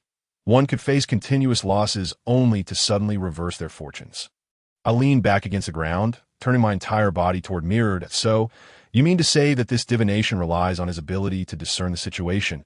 Mirror seemed to grasp something, and I nodded. Remember to let me change your medicine tonight. You can meet the deity then, lest you be looked down upon. Mirror continued to gently rub the cotton cloth against my face. All right, we will be staying here for a while. One reason is that Saishu needs to study, and the other is that I want to learn more about the Ikenotai sword. I pushed Mirror's hand away, contemplating my words. Due to the slap from Fujikyo? It took me 5 days for the swelling to gradually subside. Sir, your training has been quite rigorous these past few days. Take care of your health, Mirror said as she replaced the last piece of cotton covering my face. All right, that should do. It's hardly noticeable that your face was swollen, and she gently touched my cheek. I nodded in acknowledgement. Ito had been guiding martial arts at Ichiyo's dojo these past few days. Thanks to Ito's swift methods, the hospital nearby was quickly filled with patients that I signaled Mirror to find Ito, Fujikyo, Nomura, and the others to visit the Kashima Shrine. By the way, sir, are you really planning to see that oracle? Ito approached, seemingly in high spirits, likely because he had been busy dealing with many people lately. Perhaps he's a master of military strategy? Well, let us go to the shrine. If nothing else, it can be a sightseeing trip, I said, stretching lazily. Let us go, brother Ichiyo. I leave the dojo in your capable hands, Ito said to Ichiyo with a casual smile. Fujikyo looked at my face and leaned closer, asking, Sir, has your face healed so quickly? I glanced at the approaching Fujikyo. Do you want to hit me again? I said coldly. Not at all. I merely wanted to clarify a point, Fujikyo replied awkwardly, scratching his head with a naive smile. All right, everyone, prepare to set off. Our destination is the Kashima Shrine, I called out. Unlike other shrines, Kashima Shrine is located on an island, so we took boats toward the island center. By the way, Master, what is this Mugen Shoryu? Is it powerful? Ito asked innocently. It's extremely powerful. It's a unique technique of Master Tsukahara, I said, clear my throat formally before nodding. That if it's that powerful, why haven't I seen Master Tsukahara use it? Ito exclaimed, and Mirror leaned in with interest. Let me share this story. To put simply, once Master Kahara was on a boat with someone, just like today. That person kept boasting about their martial prowess. Unable to tolerate it, Master Tsukahara challenged him to a duel. The man asked which school he belonged to, and Master Tsukahara replied, Mugen Shoryu. The man then questioned, if you are of the Mugen Shoryu, what purpose do those 2 swords at your waist serve? Master Tsukahara responded, the 2 swords are not to defeat enemies, but to cut down arrogance and sever wicked thoughts. Then the man instructed the boatman to row to the island and jumped onto the shore. Demanding the master follow, Master Tsukahara replied, please wait. The mutagen requires a calm mind. Saying this, he lifted his garments, handed his swords to the boatman, and took the wooden oar from him, standing at the edge of the boat as if about to leap to the island. The burly man on the island stomped his foot and shouted, why aren't you coming ashore? Master Tsukahara replied, why should I? If you're not convinced, swim over here, and I'll enlighten you. This is how Mugen Shoryu works. After finishing the story, Ito sat up, exclaiming, that is clearly being a rogue. I never knew Master Tsukahara had such a sense of humor. I shot a glance at the one who lacked insight. Thinking he was only capable of such thoughts, with a sigh, I added, upon reaching Kashima, we entered the Kashima Shrine. Due to its location on the island, the shrine is rather modest, lacking even an imposing torii gate. However, nearby stands a notice warning residents against discussing national affairs, with severe consequences for those who do. Jilong glanced at the notice and nodded at me. What does it matter? We are merely here to visit. Sighing, I noted that the young man seemed to be a newly appointed practitioner, exceptionally skilled in combat. That a group nearby pointed and whispered about Ito. He casually grabbed someone from the crowd, who appeared quite intimidated. Stand straight, Ito commanded ominously. The man knelt, pleading, Master, I am not here to challenge you. Please spare me. Ito shot him a glare. I never said I would hit you. You mentioned that the shrine master here is renowned for his fortune-telling. What is his name? And where can he be found? The man, trembling, pointed towards a direction. Tisich, still a man, Ito muttered as he clapped his hands and walked over. It's right there. I've already inquired. I locked eyes with Jing, shrugged, and proceeded in the direction Ito indicated. As we walked, Ito remarked, am I really that terrifying? At that moment, Jilong, passing by, quipped, You are quite boring. Not far ahead, we encountered a shrine master around 17 or 18 years old, clad in a white robe with a grass belt. His hair tied back in a ponytail. His face radiated sunlight, yet bore a hint of reluctance, with delicate brows revealing a trace of confusion. The shrine master was gazing at the ivy of Kashima, seemingly lost in thought. "Excuse me, are you the shrine master here?" I inquired. He continued to gaze at the ivy, replying, "For matters, please consult the shrine maiden in the opposite loft." No. We were sent by Master Tsukahara to ask you a few questions. I hurriedly gestured. The shrine master turned slowly, saying, "What is it you wish to know?" "I do not engage in fortune-telling. Master Tahura is my mentor, and he recommended you for service, though I may not belong to a samurai family at present. I do have some spare funds to employ your expertise that I hope you can assist me." I stated candidly. "Many lords have approached me with similar requests, yet here I stand," the shrine master replied, resuming his gaze at the evergreen tree. I am conversing with you," Ito interjected, drawing his sword. Fujitaka quickly intervened, suggesting Zhilong take Ito aside for some diversion that we, with our youthful naivety, sought to hone our skills together, thus proposing that the shrine master join our ranks for training. "That I apologize for my intrusion," I said with regret. "Do you understand why I can stand here in peace? It is precisely because I have turned away those who come to me," the shrine master remarked coldly. "Might you share your name?" I pondered aloud. "What of it? Whether known or unknown, it matters not." He turned back and chuckled lightly. "Well, since you are a disciple of Master Tsukahara, I shall indulge you. Otherwise, you would surely seek out your mentor. My name is Nij Shink." With that, he leaned against a post and departed, leaving me in contemplation. Fujitaka approached and patted my shoulder. "It seems you are in an impasse. We may as well return for today. After all, we plan to stay here for quite some time." That I remained silent, nodding in resignation. Like a contemplative thinker, I sat on the boat, observing the ripples created by the oars. "Do not worry, my lord. We shall discuss matters with Tahura and Fujitaka later," Jing said beside me. "Why can't I just confront that shrine master? What was his name, Nij? It seems that anyone with the surname Nij is no good," I declared vehemently, kicking the edge of the boat, causing it to sway. The boatman, glancing at Ito, who continued to kick the boat, hastily warned, "Please refrain from that, or it will end poorly." Enough, no need to scold. I motioned for Ito to quiet down. Just then, Haruka approached, bowing his head. "Did you know, Zhou Shibuachong, with such virtuous grace, achieved the prominence of Qi Huan, standing as the leader of hegemony. Jin Wen also held sway, serving the heavenly king." I nodded in understanding, then gazed at the rolling waves of the Hirabi. "By the way, Zhilong, shall we go fishing tomorrow? Let's invite Haruka, Namida, and friend from the dojo as well." Ito proposed an excellent idea. Discussing the details, "Perhaps you should take a cue from Ito. He seems utterly carefree." Jing whispered gently in my ear. I relaxed my brow. Perhaps such matters were not worth overthinking at my age. Forming my hands into a trumpet shape, I shouted towards the sea. Due to the shrine master's presence, I found myself restless that night, desperately seeking a breakthrough. Regrettably, no matter how much I pondered, I could not comprehend the shrine master's words. Thus, I drifted into a hazy sleep. The next morning, an excited Ito roused me. "My lord, we are going fishing. I brought new weapons. No need to worry about a lack of fish." He urged me forward enthusiastically. "Fishing?" I mused, glancing at Ito. "Indeed, I informed everyone yesterday, and you seem to agree. Let's get going. There's a nearby lake perfect for fishing," Ito said, pulling me along and tossing me my clothes. That I donned the garments and remarked, "Are we not going to the seaside?" This is, after all, the seaside. That I looked at Ito, puzzled. "It's a secret," he replied, patting me on the back before exiting to take tea. That moment, Jing entered with a fishing rod. "My lord, I have prepared the fishing rods. Once you are ready, we shall depart." He adjusted my clothing. Since Ito was leading the way, I became utterly disoriented amidst the commotion. "Where are you taking us?" I called out loudly that tea should be around here. "I asked the dojo folks yesterday," Ito replied, surveying his surroundings with uncertainty. Zhilong scoffed nearby. "You aren't going to threaten them with violence or lead us astray, are you?" "Of course not.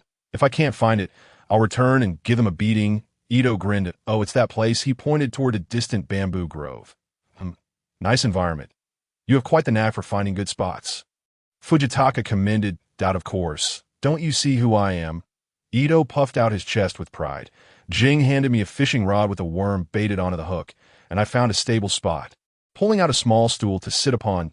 My lord, would you like to try a different bait? Jing inquired. I shook my head. It's all fishing. ISNT it. As long as it catches something, that's all that matters. ISNT that the feeling we seek. I chuckled self-deprecatingly. I could tea that moment. Fujitaka sat beside me on another stool and asked, do you know why Nid Shink ignored you? He produced a ball of dough as bait for his fishing rod. I glanced at Fujitaka's bait. He likely believes he shouldn't enter service, as the current times are too perilous. Fujitaka cast his line. Is that so? Then why did he gaze at the evergreen ivy with such a puzzled expression? Then please, Fujitaka, elaborate for me. I urged eagerly. Shoo, Fujitaka made a gesture for silence, fearing the fish would flee, then whispered, he is seeking a true leader. What sort of people do you think seek him out? I regarded Fujitaka, furrowing my brows. They must promise generous salaries, offer assistance, or perhaps even threaten with a sword. That I spoke while contemplating. Fujitaka gently planted his fishing rod into the ground and turned to me. Actually, those are not what he needs. What he seeks is stability. Dio, you understand. I shook my head. Why is he here? Because it is safe here. Why does he need to be here? Because the world is tumultuous. Why does he evade? Because he's yet to find someone who can save everyone. Fujitaka sighed. Are you suggesting that he needs someone capable of leading the people towards glory? I inhaled deeply. Damn, it got away. Ito's voice rang from a distance. Haha, I told you not to rush. Jilo mocked. Kid, just wait until I catch you. No, master, please don't hit me. Fujitaka glanced distantly. When he believes no one can save others, he will protect himself. That is the mark of a wise man. He tightened his grip on the fishing rod. But I believe you can save everyone. Even if you are still young, he turned back to his fishing. Can I truly save anyone? I gazed quizzically at the pond, then touched my fading expression, shaking my head. I could tea that moment. The mirror beside me leaned in and said, my lord, it is not imperative for you to save the world. Perhaps you might first attempt to save just one person. A glimmer of light sparked in my eyes. Thank you, mirror, I exclaimed hurriedly in gratitude. Curse be it, curse be it, curse be it. I shall vanquish you all. Ito cried out in despair by the riverbank. Just then, Fujitaka lifted his fishing rod and caught a small fish, then gazed at me with profound significance. Indeed, this is also a form of fishing. It merely involved a creature known as a human, does it not? Fujitaka continued to bait his hook and cast his line at my lord. Your rod is moving. The mirror nudged me. The mirror swiftly assisted me in raising the fishing rod, gently reeling it in. Yes, just like that. Slowly. I have fished before when I was starving in IGA, but it was simply too time-consuming, and I still went hungry. The mirror scratched his head that a crucian carp was caught, and I quickly netted it and placed it in the basket. Everyone come here.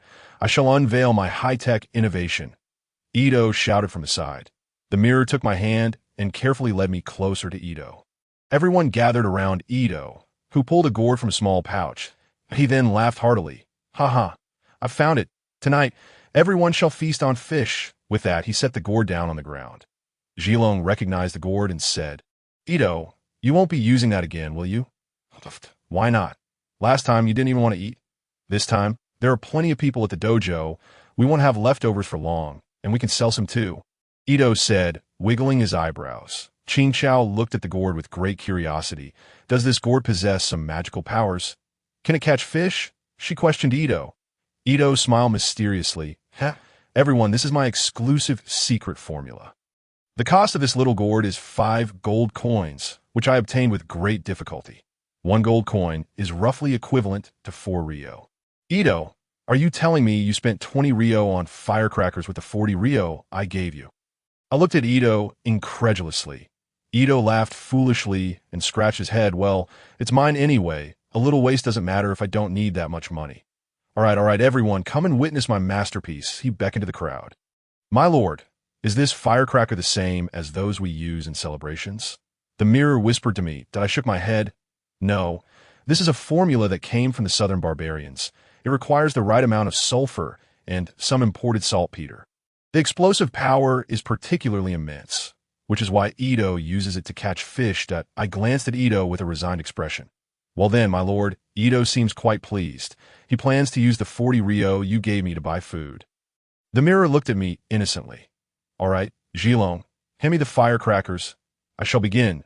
Ito stuffed the oil-soaked cotton into the gourd and prepared to ignite it. Now, who among you can swim well? Come help Zhilong catch fish, he said with a grin before lighting the gourd and throwing it. With a boom, water splashed all around us, drenching us, and countless river fish rained down around us, with some even landing atop people's heads. Dead fish floated in the lake, and wisps of smoke rose. Zhila, what are you dawdling for? Qingqiao, you should join him. Ito urged the two into the lake to catch fish. As the sun set, everyone filled their fish baskets, and Ito brought a large cloth bag, indicating that he had planned this for quite some time. To my lord, have you considered this? Should we visit the Kashima shrine again tomorrow? Fujitaka nudged me with his elbow. Yes, that sounds good. Please prepare accordingly, I replied, observing Fujitaka as he led the fish. Amidst the praise from friends at the dojo, Ito once again soared to the heights of glory. The next day, I set out for Kashima with the mirror and Fujitaka. Ito emerged, reeking of fish. My lord, why do you still wish to meet that Nita guy? He doesn't seem like a good person at all. Ito blocked my path. And you, Fujitaka, I usually find you quite clever. How come you're also being foolish with my lord today? All right, my lord and I have our own plans. Just wait and see as we invite that Nita fellow over. Even if he is useless. Ito, do you know the saying about paying a high price for bones? I gestured for the mirror to help me board the boat, leaving Ito deep in thought. Arriving at Kashima, beneath the evergreen vines, stood the Nita Shino once more. Nita, deity, I come to intrude again. I stepped forward to offer my apologies. Oh, you are here again. What excuse do you have this time? Nita smiled at me, his face full of mirth. Well, Nita, deity, do you desire peace? I straightened my posture and addressed him. Peace? Who does not cherish it? Nita replied vacantly. Then do you wish for your friends to have peace? I posed another question. Hope? Do you think I wish for my family and friends to suffer the ravages of war? Nita turned his gaze toward the evergreen vines, then back to me. Lastly, do you desire peace for this nation? I enunciated each word carefully I concede, you have sensed the message I wish to convey. But this alone is insufficient. Nita regarded me with significance. Thus, I hope you will assist us. I implored earnestly. I stated that this alone is not enough. I need a compelling reason. Nita fixed his gaze upon me, raising his eyebrows slightly. What do you think about sacrificing oneself to fulfill the spirit of aiding others? I pondered for a moment before responding slowly. Pouting, I'm not a samurai. I do not know. But sacrifices must be made for something worthy. Then if I can assist some people, would you lend me your strength? A glimmer of unprecedented anticipation crossed my face. This is the first time I've heard someone say that to me. Perhaps I should lend you my strength? Nita replied. Looking at me, it seems I am about to make a significant commitment. I thought, chuckling at myself, I will tidy up and, when ready, seek you out at Master Tsukahara's dojo. I hope you will find my strength useful then. Nita straightened his ceremonial garments and walked toward the main hall. My lord, it seems to be going quite smoothly. Fujitaka approached me. After all, perhaps I am still a child. Such words have a significant impact on him. It would be different if I were an adult. I contemplated for a while before saying, Indeed, that is why when you spoke with him, the mirror and I observed from the side. By the way, I asked the mirror for a protective amulet that you can collect later. Fujitaka suddenly recalled something and said to me. I nodded and headed in the direction of the mirror. My lord, this is the protective amulet I requested. I hope you will be safe throughout your life. This is our greatest happiness, the mirror said as he pressed the amulet into my hand. Did you not request one for anyone else? I inquired of the mirror. The mirror blinked his large eyes. Well, I plan to ask for one for everyone together with you. With that, he took my hand and led me toward the prophet's location. After requesting protective amulets for everyone, the mirror held my hand along with Fujitaka as we made our way to the dojo. Due to the aura of the protective amulets, everyone was in high spirits. Among the amulets given to several outstanding disciples, I also placed a small silver coin. Ito examined the amulets. My lord, did you really invite that Nita fellow? He seems like nothing but a charlatan. He looked at me with evident displeasure. I patted Ito on the shoulder. Let's wait until he arrives to discuss it. I put in quite a bit of effort for him. Ito turned away and began fiddling with the amulet. The next day, a man dressed in a water garment entered. Is Master Tsukahara or Yasaburo present? He asked, and knowing he was sent by me, I led him into the hall. Hold on. Ito stormed in. Furious. That Nita fellow, Yasaburo, is my uncle that is a member of our team. I must test you. Ito glared at Nita, who frowned slightly. Oh, this should be interesting. How will you test me? Nita replied readily. Well then, I, as a swordsman, will not duel you. Naturally, you cannot defeat me. Choose any other martial art you prefer. Horsemanship, archery, or even firearms. Just pick one and compete with me. Ito declared boldly oh, I see. I choose archery? Nita smiled easily. Humph, just don't come crying to me asking for lessons afterward. Ito said arrogantly as I.W. led them to the archery range for their competition, that a feather hurriedly interjected. This may not be appropriate. After all, he is a person summoned by Misaburo, displaying a visage of anxiety. Master Ichiba, please lead the way as a divine priest. I am naturally versed in the etiquette of archery. I believe I shall perform adequately. Shinomiya spoke leisurely. Sigh. Very well. You two shall accompany me, Ichiba replied, guiding the two towards the archery range. My lord, a grave situation has arisen. Lord Ito is about to clash with Lord Shinomiya. Chikuro dashed into the inner chamber, flinging open the door. I turned to glance at Chikuro, who had just arrived with Master Tsukahara. Just as I was about to rise to intervene, Master Tsukahara remarked, Chikuro, how will they fight? A duel of swordsmanship. Upon hearing Tsukahara's inquiry, Chikuro shook his head. No, master, they're competing in archery. Tsukahara pondered for a moment before breaking into a smile. Misaburo, let us observe Shinomiya's archery skills. A worthy divine priest must possess commendable prowess in this art. He then requested Chikuro to escort me to the shooting range. A considerable number of spectators had gathered, with the notable presence of Shinomiya. Clad in a white ceremonial robe and adorned with a brass breastplate, he wore the traditional black hat for divine rituals, embodying the quintessential image of a divine priest. Calmly testing his bow and selecting arrows, in stark contrast, Ito was dressed in coarse garments, with frayed sleeves revealing ragged edges. His countenance twisted in rage as he glared at Shinomiya, as if harboring a grudge of profound enmity. Humph, laugh now, but I wager you will soon find it difficult to maintain your mirth. Ito scoffed at Shinomiya, shaking his head. Shinomiya drew his bow and mimicked a shooting motion without an arrow. Uttering the sound donged, he then cast a glance at Ito. How dare you underestimate me? Just wait. If I prevail, I shall make you rue the day, Ito declared, clenching his fists. Shinomiya raised his bow and gestured lightly. My lord, you have finally arrived. That it appears a confrontation is imminent. Should we cancel the match? Miki said anxiously beside me. Let us observe for now. As long as Shinomiya remains at ease, I replied, glancing at Shinomiya. Upon noticing me, he waved his bow, and I returned the gesture. Shinomiya, what troubles you? Do you wish to rely on my master to mediate your affair should you lose? Ito sneered dismissively. Oh, is that so? Shinomiya continued to draw his bow, perhaps contemplating, let us proceed with the competition, that I shall not engage in idle chatter. Soon you will realize that I, Ito Akitsai, am not to be taken lightly, Ito proclaimed. Grasping a 3-stone bow and preparing his arrows, Ichiba recited the rules of the competition and the spirit of the event, rambling on for over 10 minutes. Impressive to sustain such an impromptu speech for so long, elevating it to the lofty notions of physical training and fostering dojo cohesion. I remarked to Miki, how humorous you are, turning such a serious matter into a jest. Miki replied, her cheeks tinged with crimson. The rules of the contest were as follows. 3 arrows at a distance of 3 shaku, approximately 10 meters, followed by 6 shaku and 9 shaku, then a high throw of 3 shaku with a wooden barrier 1 shaku in front, requiring the arrows to clear the obstacle.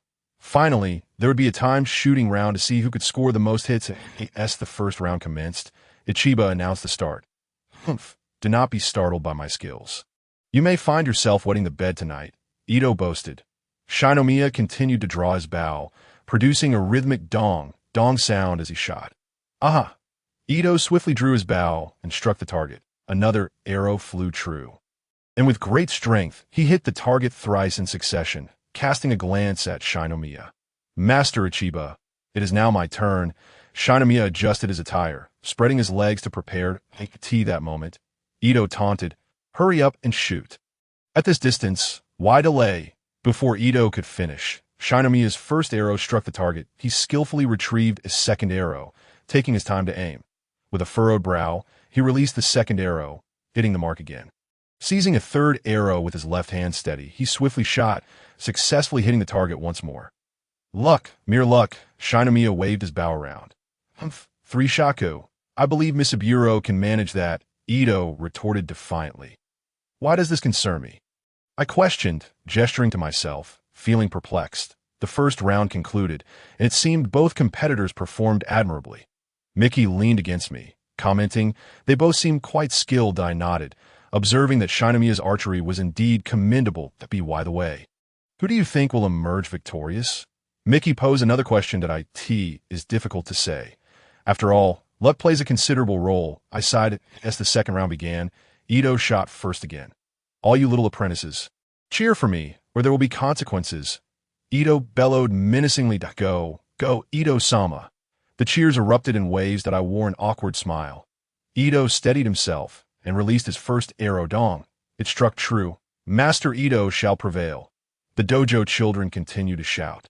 Ito flashed a grin at Shinomiya. Watch closely. With that, he hit another arrow. He lowered his bow, shifted his stance, and swiftly knocked another arrow. Ha! The third shot was powerful, hitting the target, the tail of the arrow quivering wildly. Shinomiya, did you see that? This is true skill, Ito boasted, casting a disdainful glance at Shinomiya. Shinomiya, in turn, picked up 3 arrows and bowed. Humph, your prayers will be of no use, Ito scoffed. It no matter. I am in communion with the divine. Someone like you would not comprehend, Shinomiya replied calmly, knocking another arrow. With 3 precise shots, one after another, the arrows struck the target. How infuriating. He possesses genuine talent. Ito clenched his fists, moving back to 9 shaku. At this distance, the target appeared slightly larger. Shinomiya began to dance, twirling a fan while chanting incantations. Humph. Ito seized 3 arrows. Stop your antics. Even if the creator deity Izanagi were here, you would not succeed. Watch closely. Ito drew his bow, mimicking Shinomiya's earlier technique. Dong. It appeared he only managed to hit 2. Damn it. It's your turn now. Ito glared at Shinomiya, who seemed momentarily surprised that, oh, is it my turn? He looked around, resting his bow against his armor before retrieving an arrow. Ha! With a powerful release, he shot an arrow that struck the target. Only 2 left, Shinomiya assessed. Another arrow flew true, drawing gasps from the crowd. With a maximum draw, he released the last arrow, hitting the mark again. I whispered to Mickey, it seems Shinomiya's archery is exceptional. Even if he cannot contribute significantly, his skill in archery is sufficient to outshine the rest. Mickey nodded in agreement. Next was the high throw. Shinomiya quickly launched 2 arrows, only missing 1. Poor Ito could only shoot in a straight line, landing all his shots on the board. We still need to compete? Shinomiya asked Ito, his demeanor calm. We shall compete. I will not concede until the final moment. Ito replied fiercely. It appears Misaburo has truly worthy companions. Shinomiya remarked with a smile. A timed round of shooting commenced, where the goal was to see who could score the most hits in the time of a tea ceremony. Ito stood dejectedly 1 shaku away, knocking his bow and glaring at the dojo apprentices. Meanwhile, Shinomiya, having set aside his earlier rituals, straightened his attire with a serious expression. Let us begin, Ichiba announced. Suddenly, Shinomiya seized a handful of arrows, arranging 3 at a time for shooting. What is that? I inquired. Is that allowed? Mickey chuckled, explaining, that is a ceremonial arrow technique used in divine rituals, shooting 3 arrows at an angle. We watched as Shinomiya took a stance, squatting with his left foot, the bow angled. Aha! In an instant, all 3 arrows struck the target center. What an impressive display!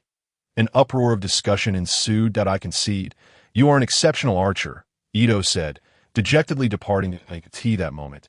Shinomiya took Ito's hand, remarking, "I also acknowledge you as a remarkable swordsman." "Is that so?" Ito turned to Shinomiya, offering a faint smile. "My lord. Have you seen enough?" Shinomiya approached me. I shook my head. "Your archery skills are truly remarkable." Xinguang spread his hands in exasperation, revealing a countenance filled with resignation. "After all, I am a priest, and this is my livelihood. All right, from now on we shall be one family.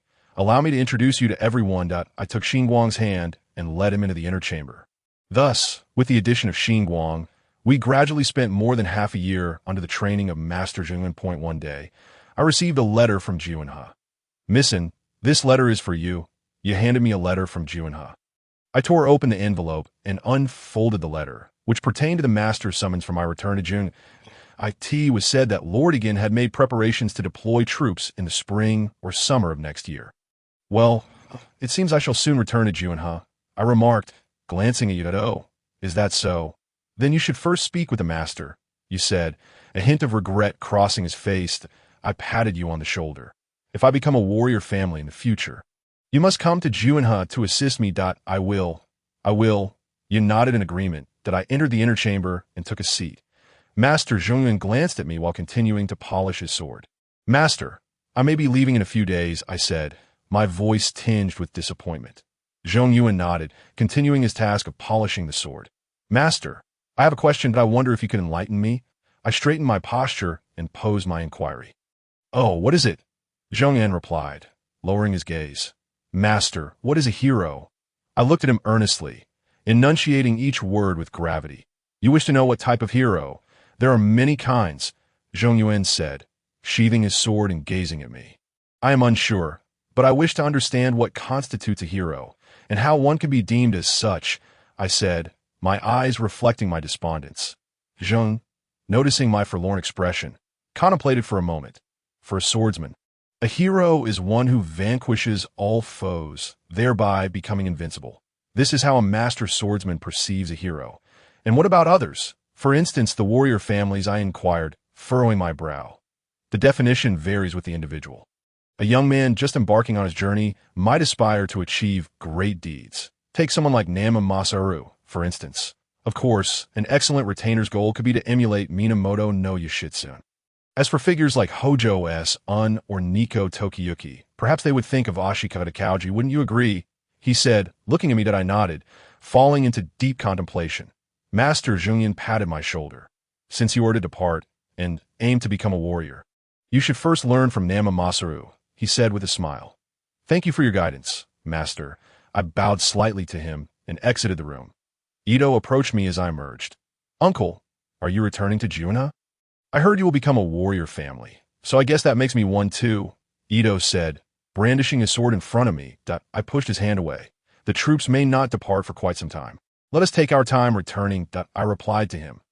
Ito nodded, eager to practice the new sword techniques he had learned during our journey. As we prepared to leave, that evening, Kayama Haruka entered my room and sat cross-legged.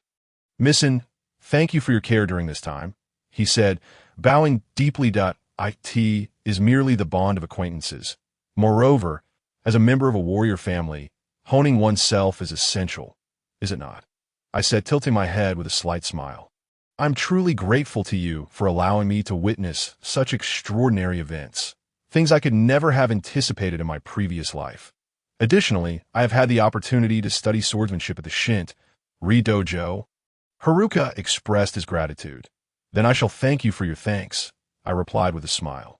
"During this time, I shall continue to study here, and eventually, Kayama Haruka must return home if one day you achieve renown throughout the land. I, Kayama Haruka, shall certainly follow in your footsteps. I hope you will remember these words of mine," Haruka said earnestly, his face devoid of any expression. I looked at Haruka and nodded gravely. "My lord, I wish you a safe journey and enduring martial fortune." Haruka rose and patted me, releasing his serious demeanor. The next day, the troops commenced a new journey, with Nataka busily securing the goods for the wagon, having lingered in Kashima for an extended period. I had taken the opportunity to purchase various fish and shellfish paintings, which now filled nearly half a wagon. Nataka, standing on the axle, strained to tie the ropes. Ito shouted from the side of the dojo, "You all train diligently. Next time you venture out, if you get beaten, do not blame it on my teachings." Ito icked.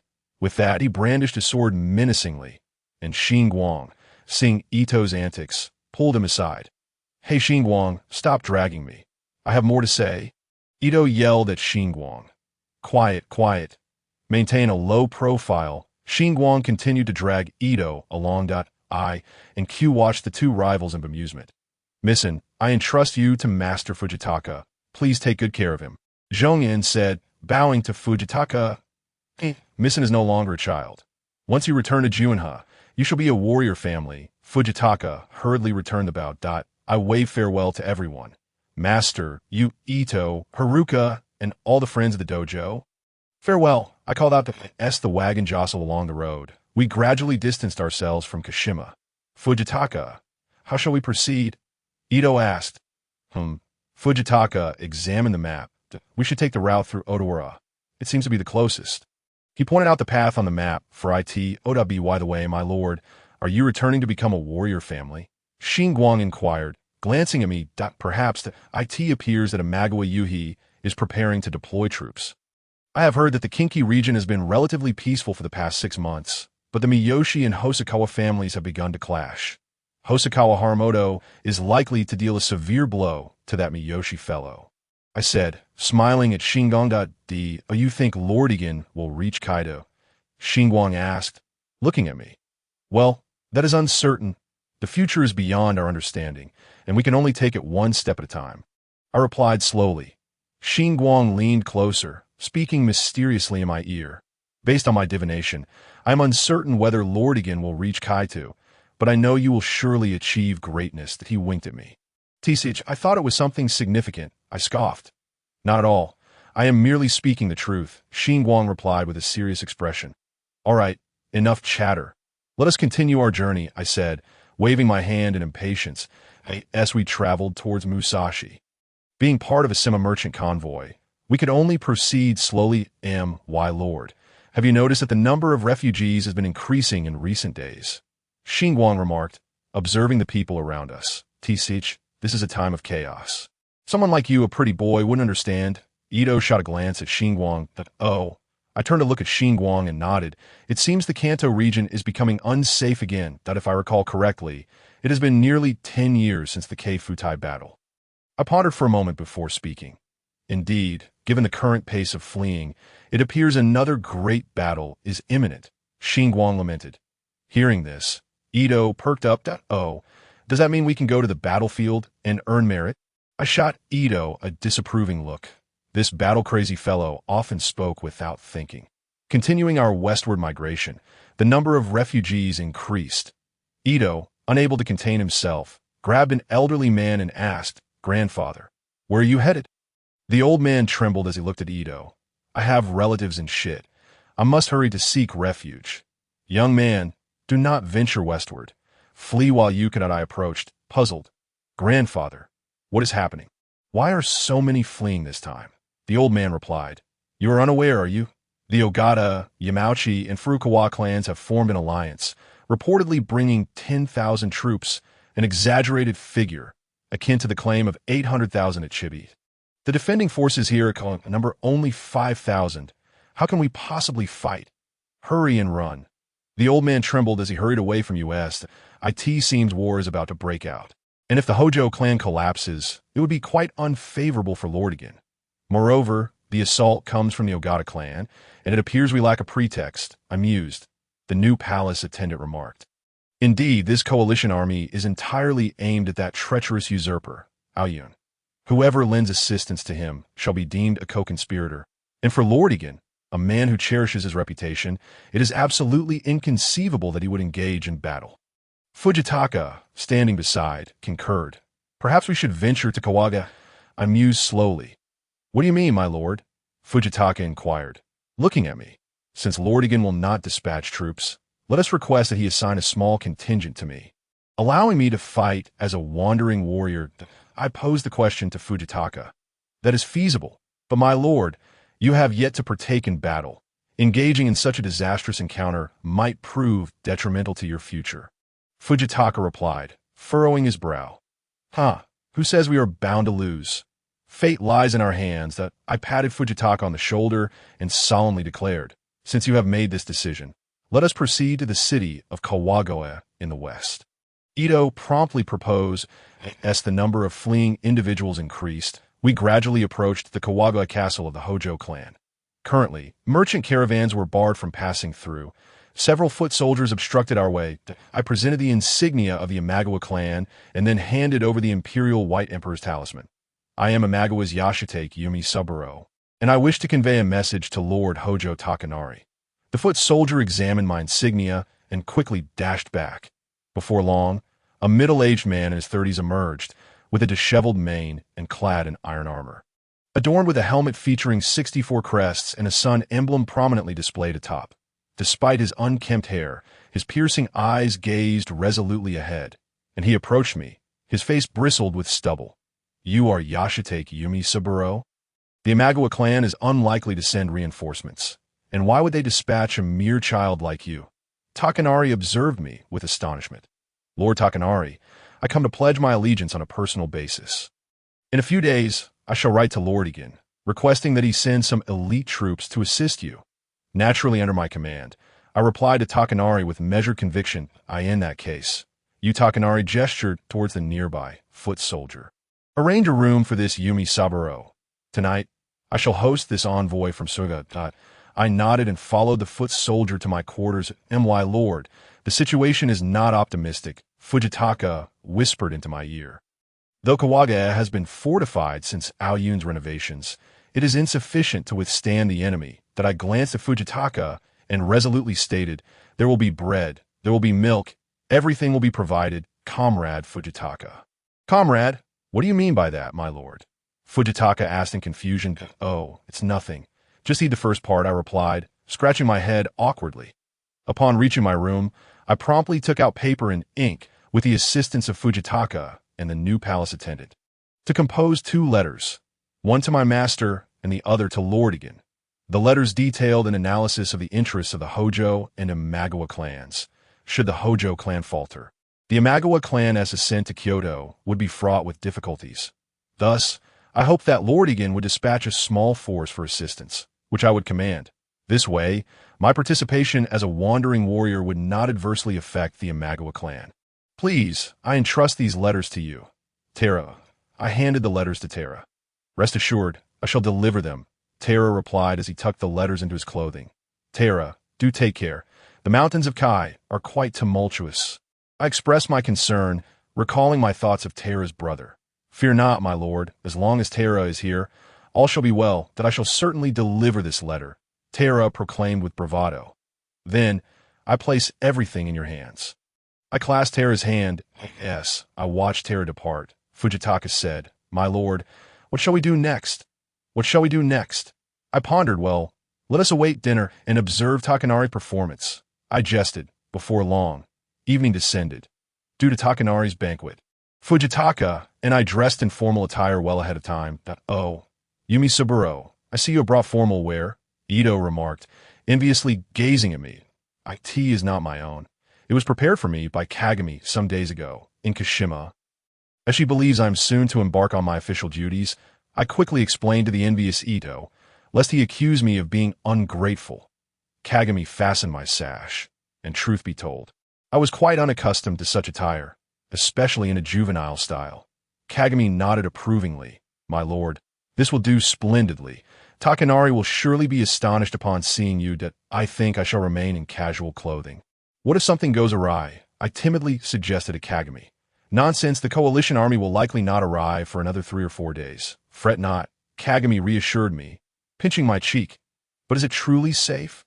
I feel a twinge of anxiety about meeting Takanari. I confessed. Fear not. I am here, and besides, Takanari is no tiger, Kagami chuckled, lightening the mood. Thus we made our way to the keep, upon seeing me in formal attire. Takanari momentarily appeared, taken aback.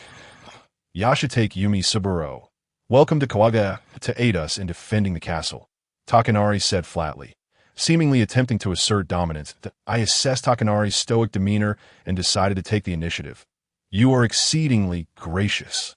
Lord Fukushima Takanari. With that, I smiled at him. The Fukushima clan was originally the lord of the Imagawa clan's Tokugawa castle. Ah, you are rather well informed, Takanari replied. Let us dispense with pleasantries and commence the feast. He clapped his hands. Once the dishes were laid out, Takanari revealed a glint of cunning. I wonder why Yumi Saburo does not represent Lord Imagawa. I paused. Well, considering the enemy is of a juvenile caliber, it is only fitting that a child should face them, hence my presence that in that case.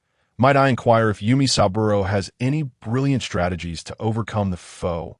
Takanari inquired with a sly smile. It seems we have about 3 days. I shall discuss strategies with Lord Takanari once we breach the gates of Kawaga, I replied languidly. Then I shall eagerly await your ingenious plans. Takanari raised his cup in a toast. Not at all, Lord Takanari. Your very arrival here is the masterstroke, while we merely follow the auspicious timing. I flattered him, so, are you suggesting that I, Takanari, can repel the likes of the Yusuji clan? He drank from his cup after speaking. Indeed, and with the aid of Lord Yusuji Kenshin, and given the fortifications Aoyun has provided for Kawaga, I'm certain you shall rest easy. I quickly returned the toast. Then shall we simply feast and revel within Kawaga Castle from now on? Takanari cast a disdainful glance at me. I nodded and lowered my head to resume eating tea. That moment, Kagami, who was pouring me sake, tugged at my sleeve. My lord, you cannot be serious. You are far too audacious. She whispered to me. I feigned innocence.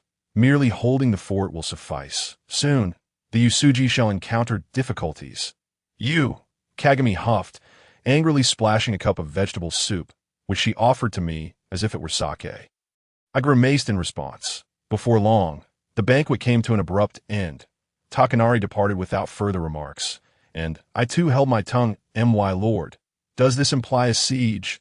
The new palace attendant pondered after a moment of contemplation. I nodded. It is the only course of action, to kill 1,000 of the enemy, while sacrificing 800 of our own. For the distant guests, we must strategically utilize the terrain for a siege and await the opportune moment.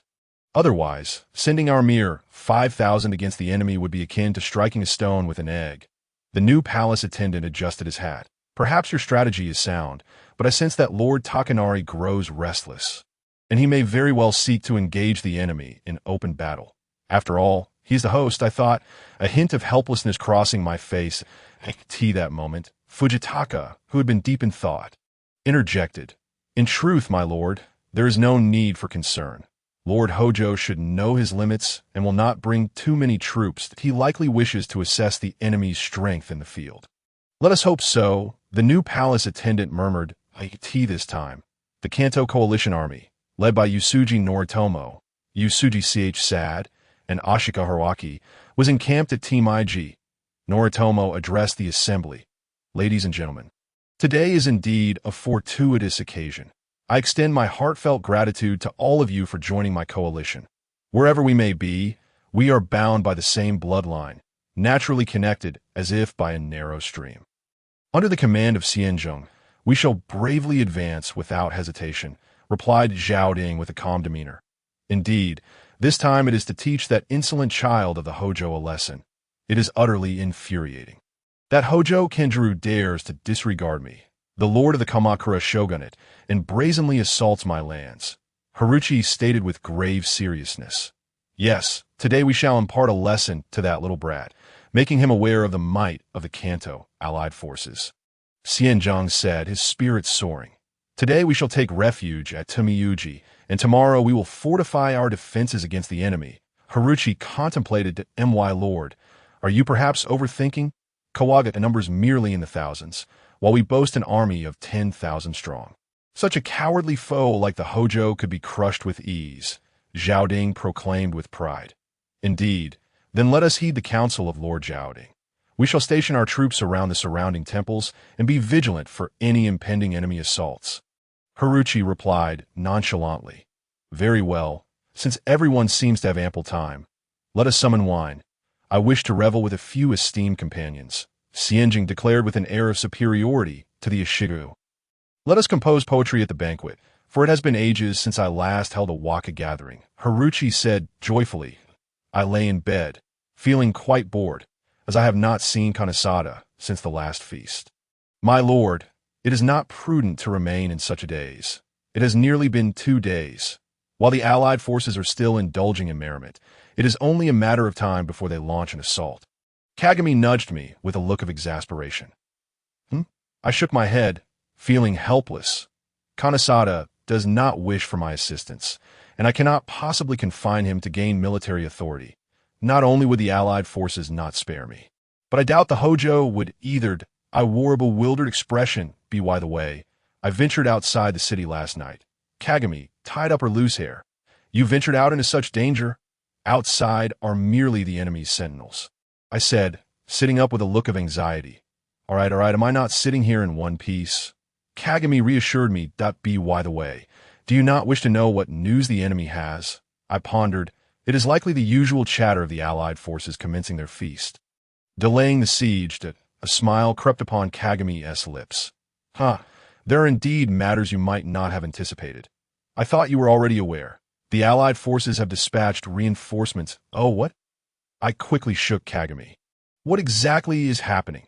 Who from the Kanto has decided to wade into this murky water? My lord, do not throw a tantrum like a child.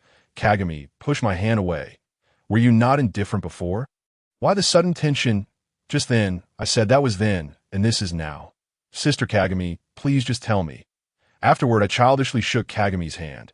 My lord, I never knew you could be so petulant, Kagami chuckled, covering her mouth. It is true. Last night, I stealthily slipped into the Ashikaga forces' Tamuji. No way. You managed to sneak in? I exclaimed in astonishment. It was not exactly sneaking in. A man in military attire was relieving himself at the entrance. So, I knocked him out and donned his clothing to blend in. I stared at Kagami. All right, your eyes are as wide as saucers now. The entrance. I overheard that the Kanto citizens will also assist in the siege. However, according to the Allied forces, these citizens are merely cannon fodder for the assault. Yet I still worry that Kawaga may encounter problems. Kagami sighed. The Kanto citizens must be the 7 clans of Musashi, the Ino-Kuchi clan, the Shikawa clan, the Kodama clan, the Tan clan, the Nishi clan, the Murayama clan, and the Yokoyama clan. It seems the situation is quite dire. If these cannon fodder from the 7 clans of Musashi can easily inflict severe damage upon Kawagoe Castle, then perhaps the Allied forces will hasten their offensive. I pondered, speaking to myself, why, Lord? Shall I summon Lord Fujitaka and Lord Shingu to assist you in strategizing? Kagami suggested. I nodded, and soon Fujitaka and Shingu arrived at my chamber. My lord, why were we summoned in such haste? Fujitaka, as retainer, inquired. I shall not waste words. To be brief, the Allied reinforcements consist of the Kanto citizens, the 7 clans of Musashi. If the 7 clans of Musashi join this conflict, the Allied forces may very well initiate an assault. Thus, I call for you all to discuss countermeasures, I said, adjusting my demeanor. My lord, are you aware of the past of the Kamakura sect? Fujitaka pondered for a moment. I am not particularly well versed in it. Only someone as learned as you, Fujitaka, would know. I steadied myself, shaking my head. You mean to say that local religious factions will also partake in this war? Yet, the clergy would never assist someone like the Hojo. Shingu interjected. Shingu, my lord, do you know that Buddhism was first propagated near Kamakura? Fujitaka articulated each word carefully. I hastily interrupted Fujitaka as rambling, saying, I am not well versed in this. Fujitaka, please keep it concise. Such historical tales can wait for another time. The pressing matter is to resolve the citizens' issue. Fujitaka paused and then continued. At that time, the Nichiren sect, Esquanding his secular name, while his Dharma name is Nichiren, preached here. Due to intense debates at the crossroads, it became known as Sujizetsu. My lord, you possess the authority to command the Ikki sect, although there are fewer temples of the Ikki sect in this region. The religious influence in Kamakura remains robust. Are you suggesting I engage in discussions with the Ikki sect to deter those citizens? I purse my lips, yet there are insufficient funds for such activities. The Ikki monks are also driven by monetary gain. This moment, Shingu interjected. My lord, you need not worry. Lord Kanesada is indeed serious about significant matters. We should consult him. Oh, Lord Misaburo, why are you awake and not resting? Have you devised some brilliant strategy? Kanesada regarded me with a haughty expression, presenting himself as a warrior while I appeared as mere fodder. Lord Kanesada, are you aware that the citizens of Musashi have joined as well? I glanced at Kanesada, clad in full armor, intending to disclose the truth. Kanesada frowned. You are not jesting with me, are you? How could anyone else arrive? How is it that you receive news while sleeping at home? Yet I, here in a state of chaos, receive none. Surely it cannot be from your Shingu-S divination. Upon finishing, he patted me and laughed heartily to, "It is my ninja who gleaned this information yesterday." This situation seems plausible, as the 7 clans of Musashi indeed belong to the Kanto, that I resolved to set aside any prejudice. Well, this complicates matters. Nevertheless, I appreciate you sharing this news. It appears that the situation in Kawagoe is growing more troublesome. Kanesada cast a grateful glance my way and sighed. You should consider retreating from Kawagoe. I cannot leave you here. Lord Kanesada, do not speak such disheartening words. I still possess some means here that I quickly interrupted Kanesada's lament. Oh, do tell. Kanesada's eyes sparkled with interest that I relayed Fujitaka's words in a muddled manner to Kanesada and then inquired about the funding for activities. Well, it is a considerable sum, 2,000 kan. Kanesada stroked his beard in contemplation. My lord, how about I contribute 1,000 kan, and you provide the other? I observed Kanesada's hesitant expression. There is no need.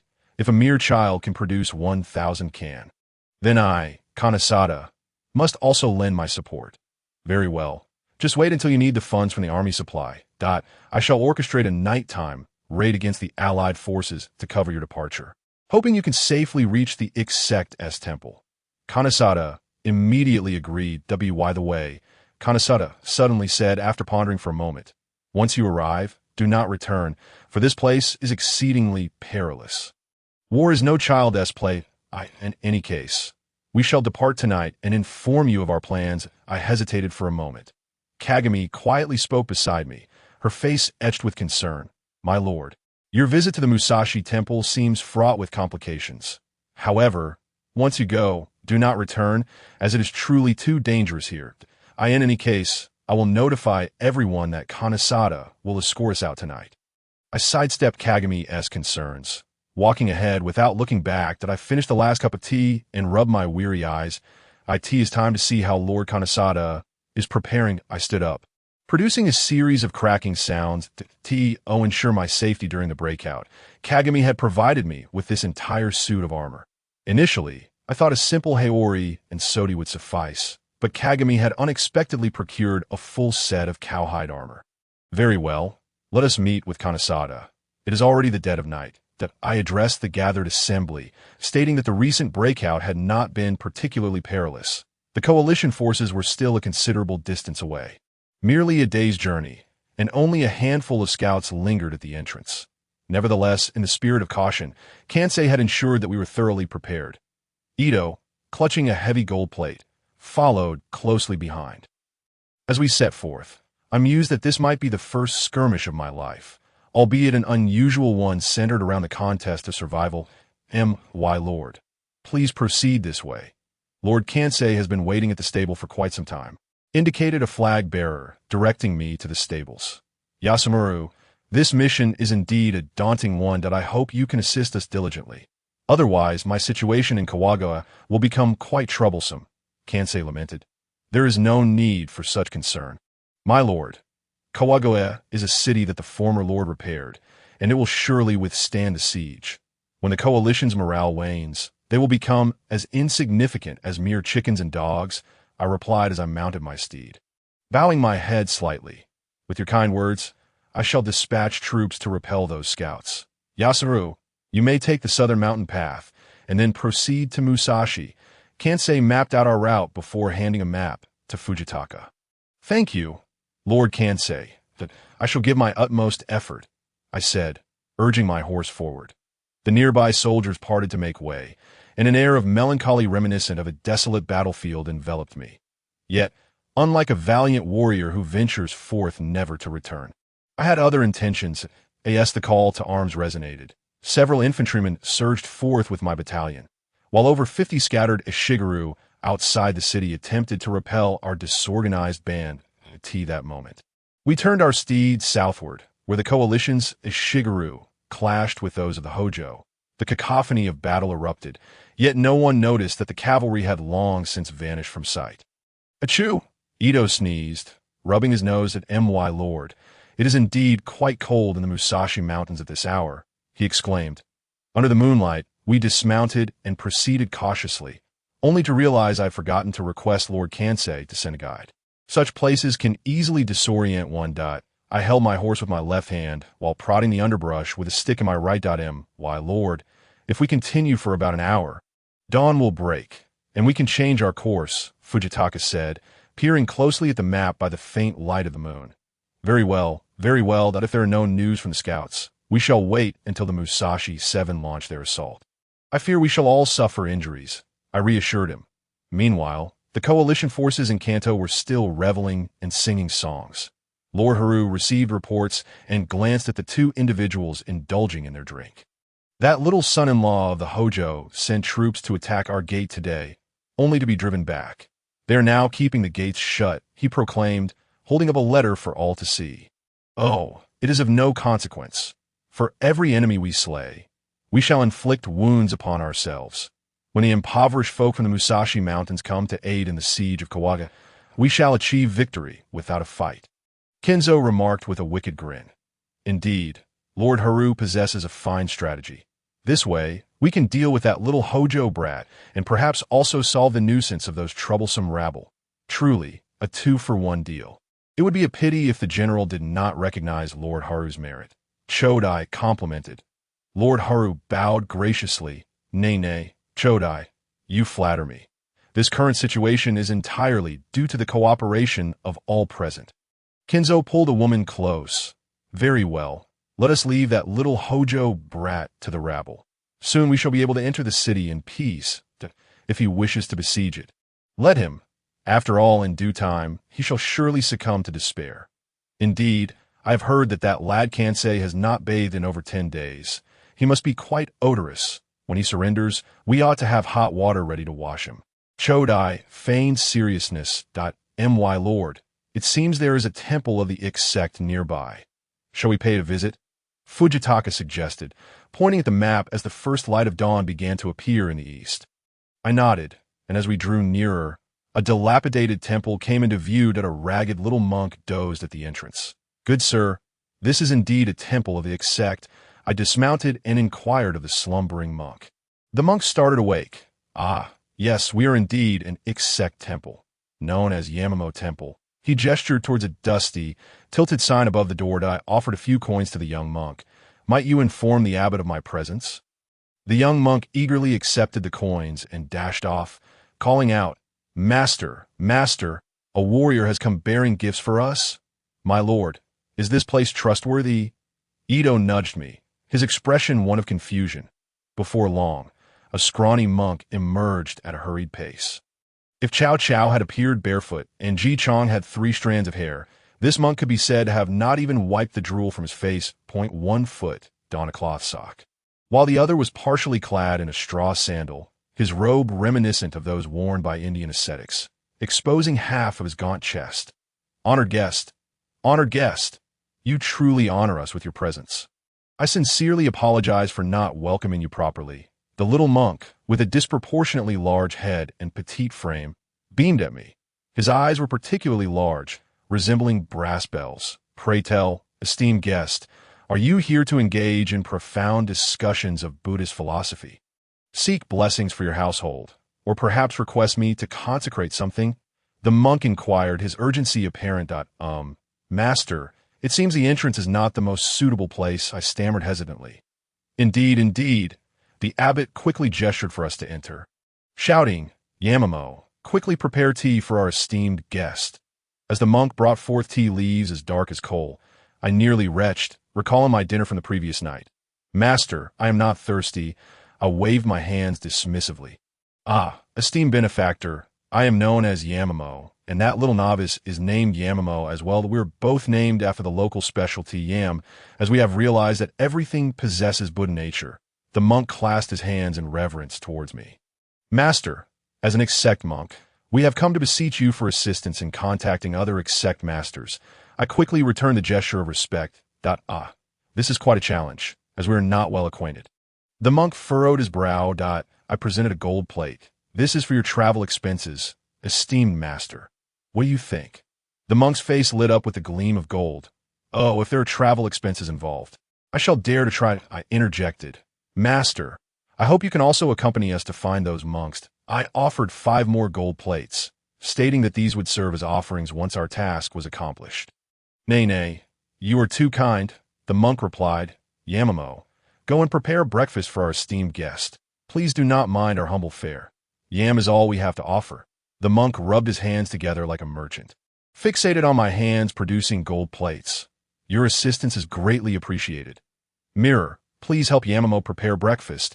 I hastily called for assistance to avoid another batch of those inky black tea leaves, under the guidance of Master Yamamo. We journeyed eastward, enduring the elements as we went. The battle in Kawaga had now entered its 3rd day. However, apart from minor skirmishes between the Coalition and the Hojo, all remained relatively peaceful. The Coalition, harboring hopes that Kawaga would soon run out of provisions, had begun to cultivate some fields across the river. Meanwhile, Hojo Kansei was struggling within the confines of the city, as the abundant supplies could sustain them for approximately 8 months, leading to a slow mutual attrition between the two forces that, in 3 days, we traversed several temples, and under the influence of gold plates, many unfortunate monks had joined our ranks.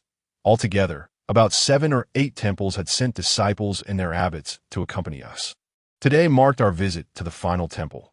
If successful, I believe the Musashi 7 would surely take notice and tend to the flames in their own backyard. Welcomed by the novice monks, we arrived at the largest Exect temple in Shim-sa, a veritable gathering place for local dignitaries. Greetings, Yasamurdano. I am the abbot here, Son, a man with a scar body and well-defined muscles, bearing a prominent knife scar on his forehead. Introduced himself as the head monk. Greetings, Master. I shall dispense with pleasantries and directly seek your aid in accomplishing certain tasks, I said earnestly. Son displayed a crooked grin. Pray tell, Yasamurdano, what tasks require such a gathering of abbots and monks? It is thus, as the esteemed abbot of this place, it is only fitting that we come to pay our respects, I replied quickly, offering him 10 gold plates as a small token, not meant as a formal gift. Son accepted the gold plates, weighing them in his hand, casting a sidelong glance at me. You are indeed quite generous. May I inquire what brings you to our humble abode, Yasamurdano? Zomin gestured for me and the monks to take our seats. Indeed, I cleared my throat, then sat up straight, signaling to Fujitaka to address the assembly. Ladies and gentlemen, it is a great pleasure to meet you all here, especially as many esteemed masters have taken time from their busy schedules to join me. Fujitaka joined his palms together and proclaimed loudly, in fact, we have come here to discuss an important matter with you all, concerning the 7 factions of Musashi. Upon hearing this, the crowd began to murmur and exchange opinions. Observing the commotion below, Zongin turned to Fujitaka and remarked, I wonder what Master Fujitaka intends to do, using our sect as a pawn. Fujitaka shook his head, signaling for silence. He then produced my jade token as a layman of the infinite and passed it around for everyone to see. This is the layman of the infinite from the Kaga Exect, here to deliver good news. Fujitaka indicated towards me at this moment. The monks eagerly examined the jade token. Due to the situation in Kawagai Castle, all factions of Musashi had mobilized. The layman of the infinite, recognizing the significance of this matter, hastily informed everyone. Yamamo interjected, since you are aware that all factions of Musashi have mobilized, what relevance does it hold for us? Fujitaka straightened his posture and replied, you may not know this, but the Exect has already established several bases in the Kinki region, and through arduous battles in Kaga, we have achieved remarkable results. Thus, the layman of the infinite has come to rally everyone to establish a pure land in Musashi, ensuring the presence of the Exect in Kaga, Kinki, and even the Kanto plains. His words, sincere yet incendiary. Zone and regarded Fujitaka and stated, while it is indeed a good thing that all factions of Musashi have mobilized, We lack provisions and equipment. Capturing the bases of the Musashi 7 factions would be exceedingly difficult. Moreover, we only have a few armed individuals, making it quite challenging to confront the weak and infirm. How shall we fare when the Musashi 7 factions retaliate? Fujitaka produced a pouch of gold coins, spilling over 300 pieces with a delightful clink. Ladies and gentlemen, this is the funding provided by the layman of the Infinite for the purchase of weapons and provisions. If we allocate 1 coin per person, we can muster 300 individuals. This would be sufficient to seize the lands held by the Musashi 7 factions. Once we capture the territory, the women, plow bulls, weapons, and gold coins within will belong to you. Of course, should we succeed, the 300 coins must be returned to the layman of the Infinite. Fujitaka elaborated gradually. A fervor ignited among the monks as they beheld the coins, clamoring for funds. Master, grant us the money. We shall rally our followers to seize Musashi, showcasing the might of the X sect in the eastern lands. Fujitaka nodded in approval, handing the coins to Zong, and Zong accepted the money and began discussing recruitment strategies with the monks. I did not anticipate the power of these monks to be so easily swayed by money, Fujitaka mused.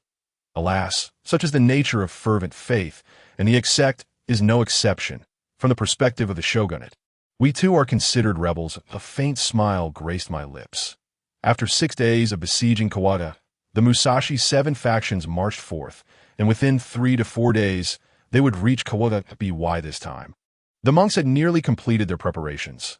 Under the leadership of the scarred monk Zong and numerous local bandits, thieves, and farmers, enticed by the promise of riches, had pledged their allegiance to the X sect. Coupled with the existing strength of the sect, our power surged unprecedentedly. The necessary weapons and provisions were ready. We awaited the convening of the oath-taking ceremony. Fujitaka spoke on my behalf in the temple.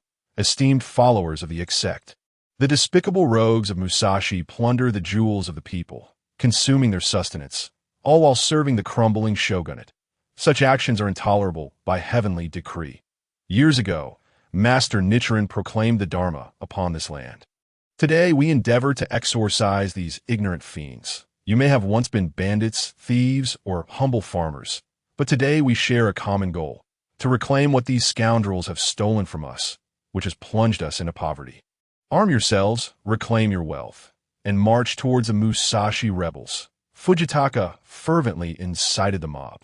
Instantly, cries of reclaim our wealth, exorcise the evil spirits, erupted from the impoverished farmers and brigands. Thus, our insurrection commenced at My Lord. So this is how a peasant uprising unfolds. Jing whispered to me. I glanced at Jing, uncertain myself, but I hoped to capture the bases of the Musashi 7 factions, believing that would prompt the locals to withdraw, thus ensuring temporary safety for Kawaga. I pinched Jing's ear and remarked, My lord, war brings forth orphans like myself. Is there no way to avert this? Jing pondered, her eyes reflecting a hint of sorrow. Indeed, the best solution to such matters is to conclude the war. Yet we are currently engaged in the very conflict we seek to end, I replied, observing Jing's mournful expression, and took her hand in mine. With the army's departure, the Battle of Kawaga had commenced for 5 days. During this time, the Allied forces had been shouting and cursing outside the castle, yet Keisei remained conspicuously absent. Both armies awaited their opportunity, perhaps an opportunity that required my intervention, that I observed the ordinary-clad farmers. Their only distinction lay in the iron-tipped spears they wielded and the bamboo armor they wore. According to it, they were akin to novices in a dojo. If their blades remained sharp, a single individual could fell at least 20 opponents. Spring had breathed life into Musashi, yet as the flames of war raged, the once fertile plains lay fallow and untended. My lord, perhaps it would be better for the HJ clan to govern this territory, as they would be preferable to these brigands and the shogunate, Fujitaka remarked, surveying the desolate fields and dilapidated thatched huts, given that the majority hailed from impoverished backgrounds and were born of bandits. Their ability to traverse mountains was commendable. The newly formed army was rife with disorder, with individuals straggling and running amok. Fortuitously, the enemy remained unaware that this was an army headed for the Musashi 7 factions. Otherwise, they would have faced immediate retribution. Zongen approached, My lord. Do you believe we can penetrate their defenses in this manner? He surveyed the disorganized monks. I'm not entirely certain, but employing the monks' methods may allow us to deceive them into opening the village gates, leading to a systematic dismantling of their defenses, I replied, glancing at Zong, and he regarded me with curiosity. Is Lord Misa an esteemed warrior? With a hint of confusion in his expression, I laughed. How could that be? I am but 11 years old. I feigned innocence, adding, besides, I shall leave the grand matters to Fujitaka. Zongen nodded, casting a furtive glance at me before departing. What do you think of Zongen? Jing inquired softly at my side. I turned to observe. He is far superior to those monks. If only this band of monks had such a capable leader. I watched Zongen retreat into the distance. By the way, the iron cannons you requested have been procured, though we only managed to acquire 5, Jing revealed, producing an oversized cloth BG, and I need to open it. I'd hoped the cannons would be cheaper by now. But it seems they still cost around 180 can. I grimaced, worried about the money I had spent. Fear not. We can always ask the monks to reimburse us later. Jing chuckled at my expense. As the army advanced, it reached the border between Musashi and Shim-sa within half a day. Indeed, this area is surrounded by mountains. It appears this small village is easily defensible, that you, Zongen, and a few monks should go procure alms. We will follow with the army, Fujitaka instructed. I clenched my fists, realizing that my first command was to lead these insurrectionists, albeit with Fujitaka as the chief commander, following its entrance into the village under the guise of seeking alms. The monks began to pillage the village under the cover of night. Amidst the flames, the screams of women and children echoed, accompanied by the frantic stampede of cattle. The village erupted in chaos. Cries of murder, the sound of cannons firing, and bewildered onlookers filled the R.My lord. Is this truly acceptable? Jing questioned, her eyes wide as she surveyed the hellish scene of the village, gently tugging at my hand. This is a necessary passage. Worldly gentlemen often concern themselves with trifles while neglecting the greater picture. When one steals a dog or a pig, it is deemed inhumane, yet when one plunders a nation, it is considered virtuous. To kill one person is a crime, but to slay thousands is seen as heroic. Such are the laws of this world. I pondered deeply, gazing into the blazing inferno. My lord. It would be prudent for you to keep your distance, Shinomiya advised, remaining vigilant at my side. Fear not. I am about to embrace my role as a warrior. I must face the reality of this. I straightened my posture, resolute in my determination. As the flames gradually extinguished and the cries of battle faded into silence, Fujiku approached, his body smeared with blood. Mitsusabiru, I have essentially imprisoned all the ruffians in this area. The instigators have been executed. The village's provisions and treasures amount to approximately 7,000 can, of which I have retrieved 2,000 can, leaving the remaining 5,000 can to be distributed by the chief of security. He reported to me. I glanced at him. You need not inform me of such matters. Simply act as you see fit. After all, you're the chief commander, are you not? Drawing my dull-tipped sword, I exchanged it for my left-hand sword inscribed with the character for Zo.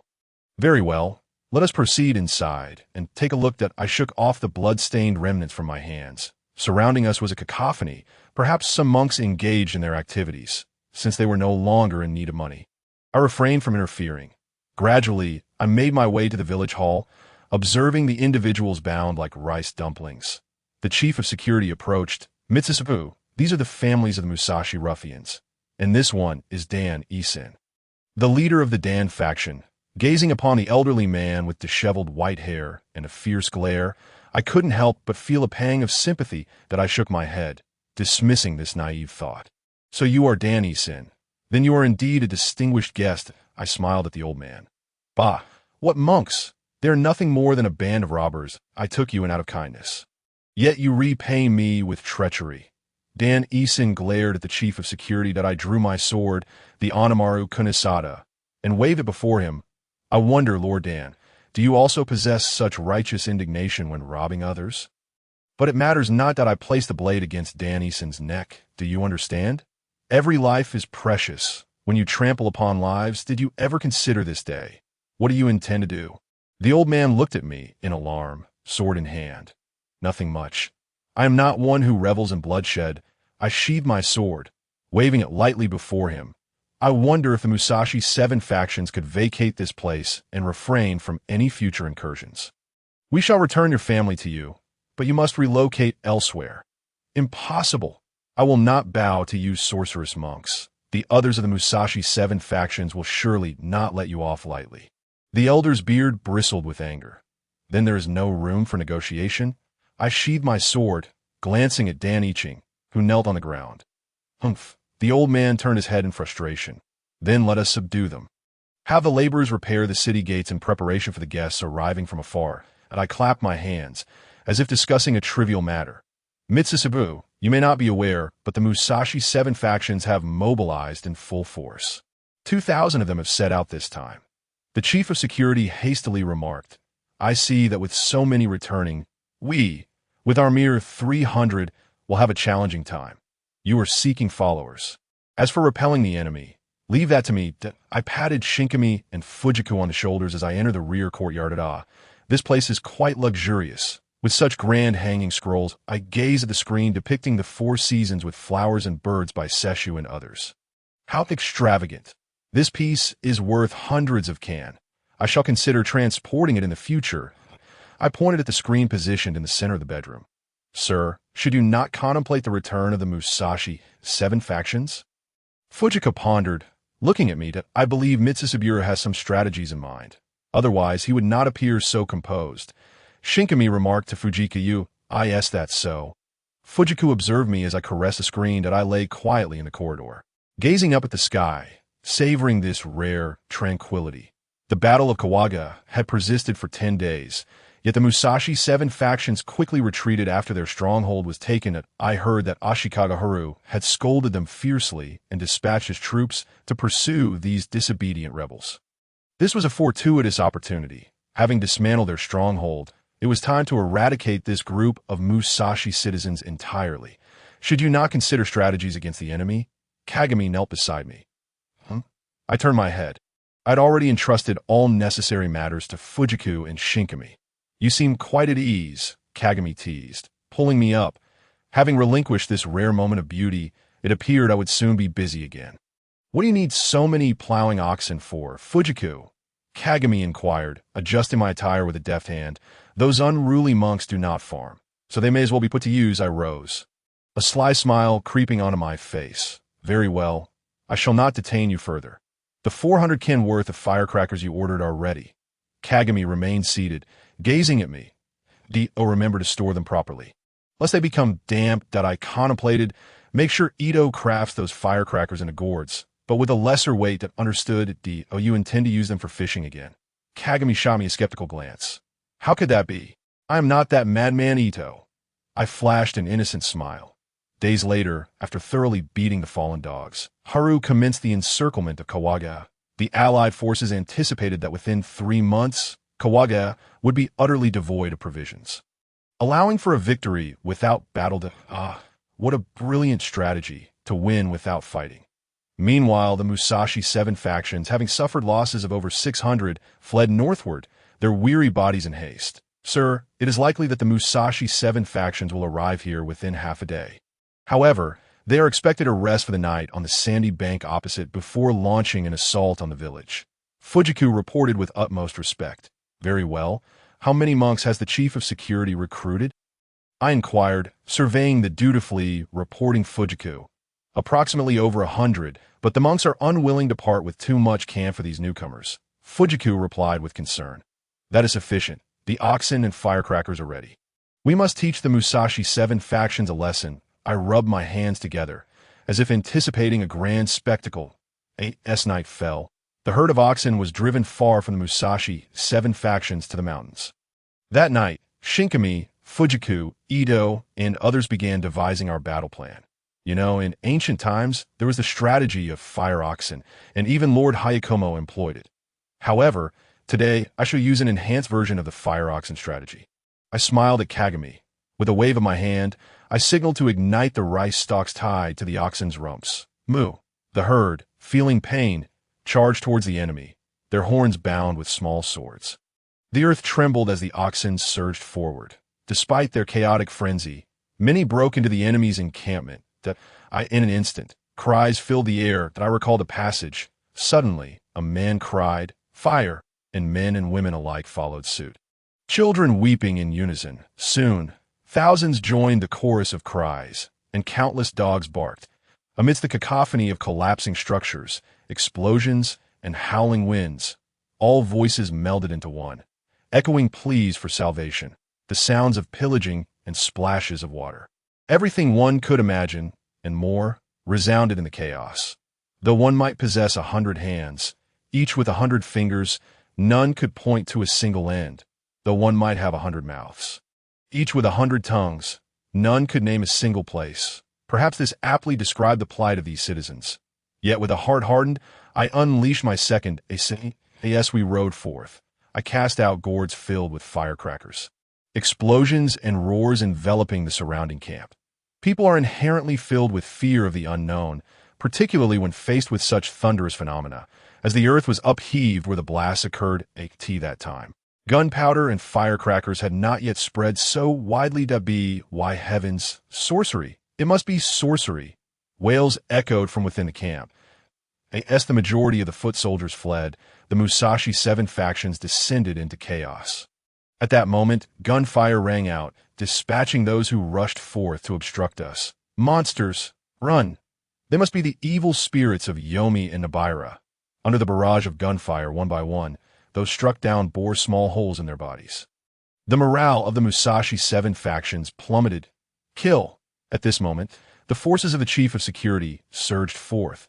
The flames of battle raged, and the fighting continued until dawn, leaving corpses scattered across the ground, along with oxen and shell holes. While numerous fleeing enemies trampled over one another's bodies, I stood amidst the morning light, a gentle spring breeze sweeping away the tumult of the previous night. Observing the multitude of corpses, it appeared that the main force had been entirely annihilated. Perhaps the Musashi 7 factions would now be relegated to history. Yet here I stood, a representative of the Musashi Ikemen. Sir, your strategy is truly remarkable. The chief of security complimented me. You are indeed a genius, perhaps even surpassing Lord Hayakumo. You flatter me, I replied, feeling somewhat bashful as I scratched my head. Very well, enough flattery. As the master of this place, should you not prepare to begin your preaching here? Fujiku interjected hastily. Indeed, I must express my gratitude to you for enabling me to attain my current position. Zone and cast a glance at me. Let us proceed to see that Dan Exen, he indicated toward the place of confinement. I regret to inform you that the Musashi 7 factions you mentioned were vanquished by us last night. I gazed at Dan Exen with a look of pity. Not deceive me. With so few of you, how could you possibly withstand the elite forces of our Musashi 7 factions? Dan Exen glared at me. Please do not act in such a manner. A failure is simply a failure. A warrior. One must possess the courage to confront defeat, mustn't one? I tapped the scabbard against his shoulder. You insolent wretch! How could I trust the words of a mere child? The elder huffed, his anger evident. Since you refuse to believe, the one known as Juma was trampled into a pulp by the chaotic army last night, and I cannot present you with his head. However, I do possess the head of that Aryuda. I gestured towards Ito, who promptly cast forth the severed head he had prepared in advance. You! Danny Exen fainted from rage, and upon having a bucket of water splashed on him, he jolted awake. You truly lack fortitude to faint at the sight of the head. What will you do when you see your son? I smiled at the elder. What have you done to my son? Danny Exen shouted. It seems your son is fortunate to have such a father. Otherwise, he too would have fallen to the chaotic army. I signaled for the others to bring someone in. Father, a young warrior knelt. Yij, what has transpired? Danny Exen asked anxiously. It is over. Everything is utterly lost. Our 2,000 troops have suffered a catastrophic defeat. The young warrior murmured as he knelt. Wretch! The elder attempted to strike his own child, but quickly realized his hands were bound. Enough. You may leave now. Remember, do not strike your son. He is not at fault. The blame lies with you for aiding the Ashika. I looked at Danny Exen with a smile. As I mentioned, I do not relish slaughtered my lord. I sincerely thank you.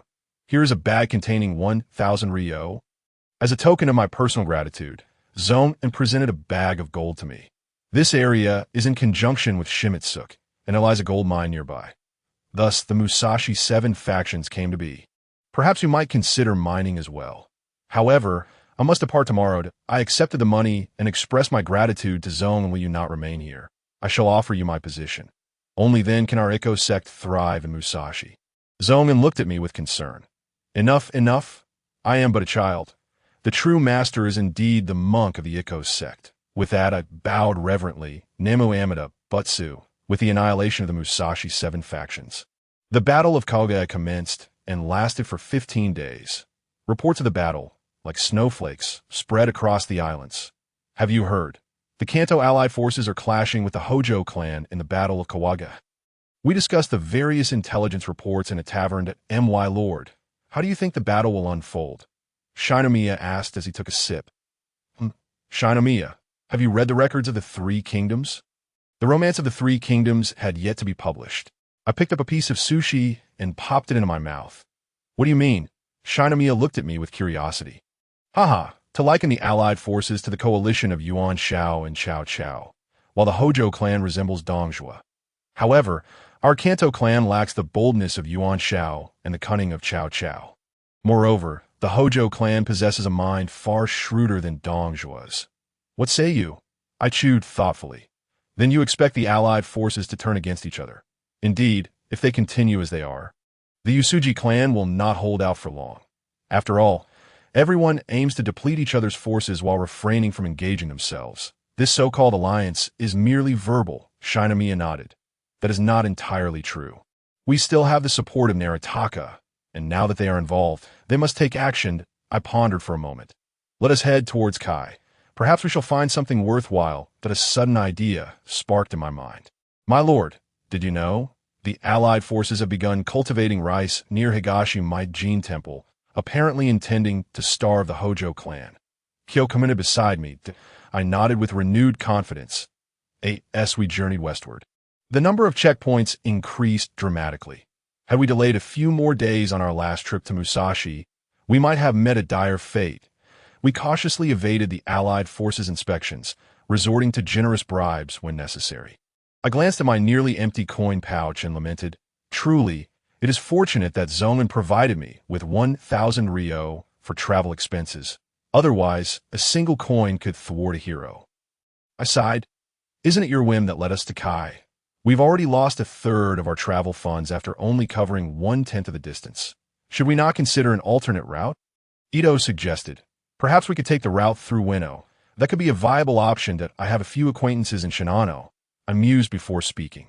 Let us proceed to Ueno, for the siege of Kawagoya will take some time. 10 days will not matter, by the way. Have you heard of Usuji Ayasino Kami Hideyoshi? He should be at the Nagano family in Minowa Castle. It would be wise for you to pay a visit. Ito exclaimed with excitement. So, that is your intention, to seek out the sword saint Hideyoshi. Very well. Since we have already delayed for over 10 days, what is one more? Let us go. I signaled the caravan to head north. The mountain roads proved treacherous, making our journey arduous, and my poor backside felt as if it were being shattered on horseback. TK, could you not recommend a better path? I complained at M.Y. Lord, there is little choice. Better roads come at a cost. You must endure. TK awkwardly scratched his head, which had not seen a wash in several days. After days of rough travel, we finally arrived at Minowa Castle, weary and exhausted. Where is the nearest inn? I longed to sleep soundly. I dragged my nearly broken body into the eye. IT seems quite busy over there. Ito pointed to a distance. I spotted a slender young man with a twirled mustache and sharp eyes, clad in blue, facing off against a burly man with a bushy beard. The two were engaged in a duel with swords. The burly man boasted loudly as he wielded his weapon with precision, severing the young man's sword. The young man sprang back, muttering to himself, then discarded his sword, swiftly pivoting to grasp the burly man's blade with both hands. Ito nudged me, saying, "Did you see? That person's swordsmanship is truly remarkable. Pa, that technique has existed since the Han Dynasty in China. It is called empty-handed against the blade. Typically, it involves seizing the opponent's weapon to counterattack." I rolled my eyes at Ito. Did I concede? The burly man lowered his head, releasing his grip and departing silently. The crowd erupted in cheers for the young man, who remained gripping the sword. I pulled Ito aside, indicating we should head to the inn to rest. To my surprise, the young man, with keen eyesight, spotted me. May I know your name? It appears you have some thoughts on my master's swordsmanship. He bowed to me. No, we have a deep appreciation for your skill. However, we have been traveling for days and require rest. We shall discuss it further next time. I hastily gestured, then led Ito and the others to the inn. What is wrong with you? When he spoke to you, you stammered. Ito looked at me quizzically. You fool, this is Weno. Do you not know whose territory this is? Yusuji Masanori, do you understand?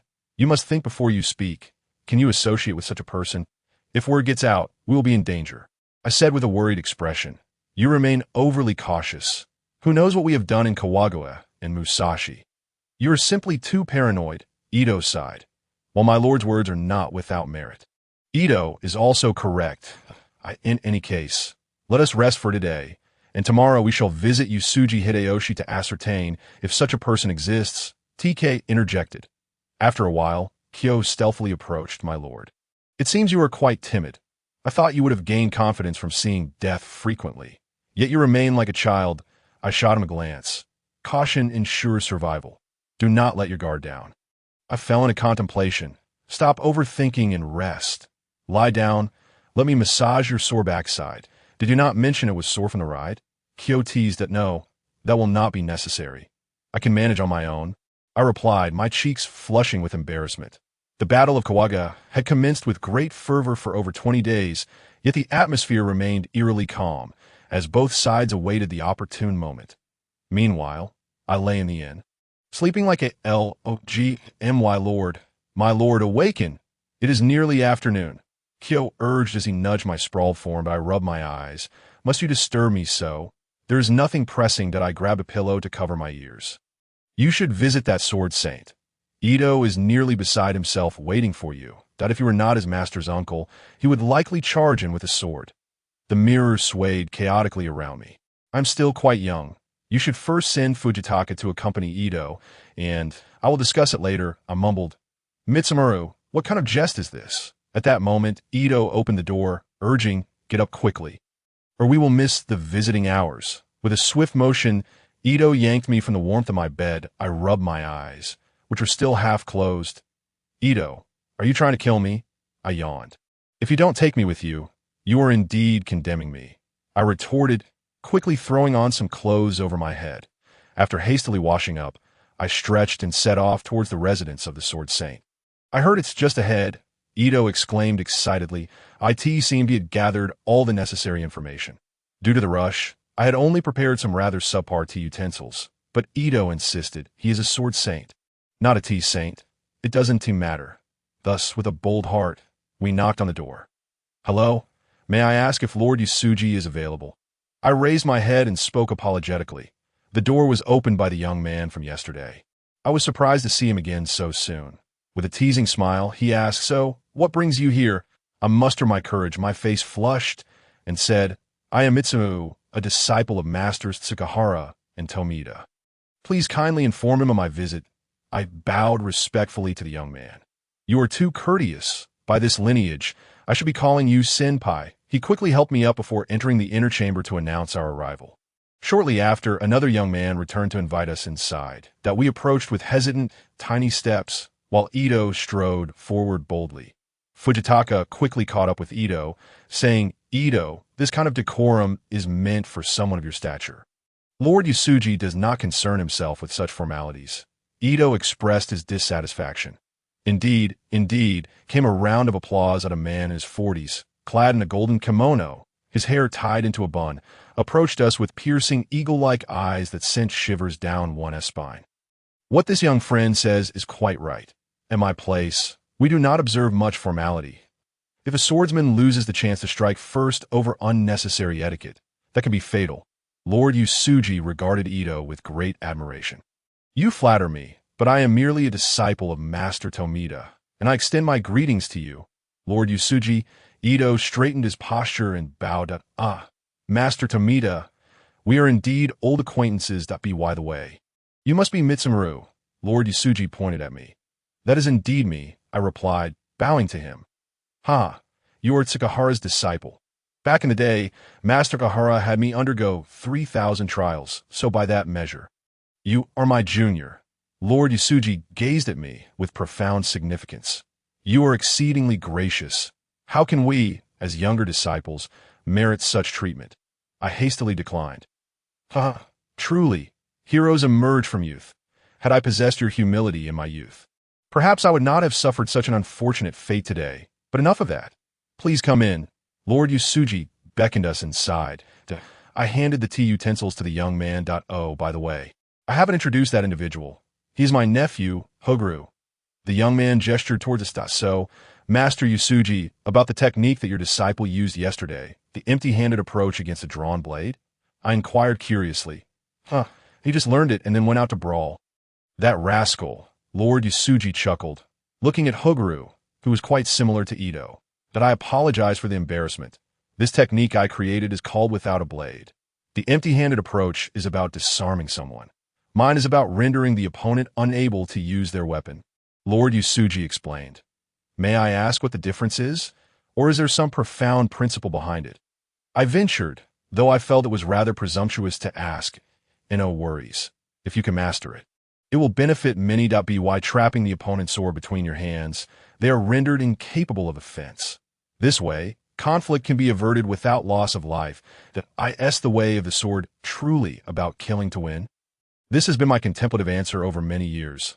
Lord Yusuji spoke with a sense of nostalgia. "You truly are a sword saint, possessing such a compassionate heart," I exclaimed upon hearing this. "Ha, you are overly gracious. But the distinction between killing and sparing is merely a matter of intent. Evaluating a person's virtue or vice is subjective. For instance, the current Hojo clan, in my eyes, is an enemy, yet in Sagami, they are regarded as benevolent lords. Such matters are complex," he sighed, seemingly reflecting on the Hojo. "Master, the way of the samurai is to pursue the path of death. One must not allow personal thoughts to sway their judgment. Perhaps today, someone deemed a traitor may, after several decades, be hailed as a hero. I hastily dismissed the thought of hero, quickly shifting my focus that it seems both Tsukahara and Tomita masters did not err in their judgment of you. You truly possess remarkable potential.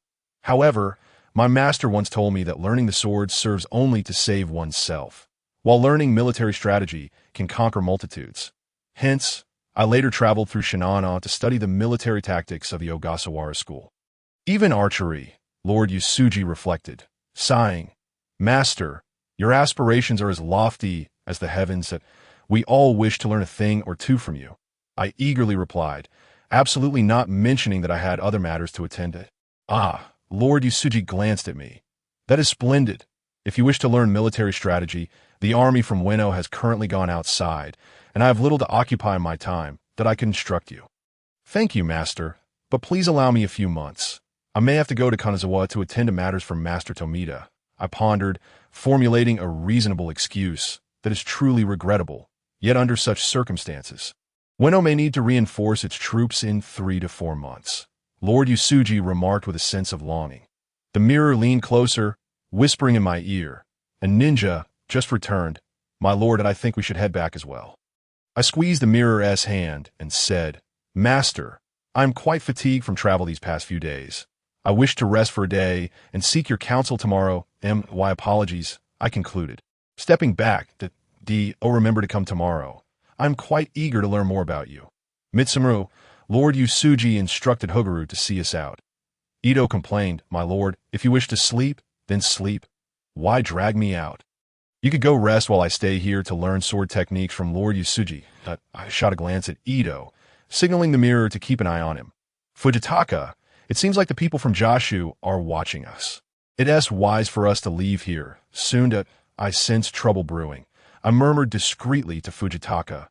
Indeed, given this information, the Nagano clan seems to have caught wind of us. It appears the affairs of Musashi cannot be concealed from them. In any case, let us plan to depart tonight. Fujitaka nodded in agreement as we entered the inn, with Ito loudly lamenting behind us. "Can you be a bit quieter?" I tapped Ito lightly. "Humph, leaving so soon? There is no courtesy at all, and you call yourself a disciple of Master Setsisai." Ito glared at me, fuming. All right, hurry up and pack. We need to escape, Fujitaka urged, approaching Ito with a look of exasperation.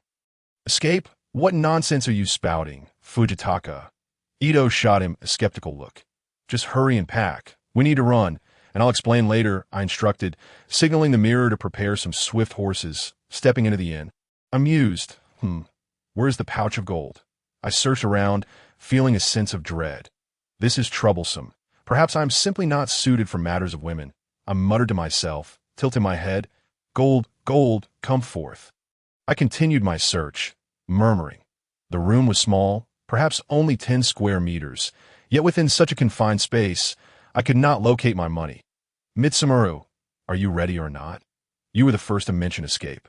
Yet here you are, dragging your feet, Ito remarked, entering with a small cloth bag and kicking aside a blanket near the door. The gold is missing.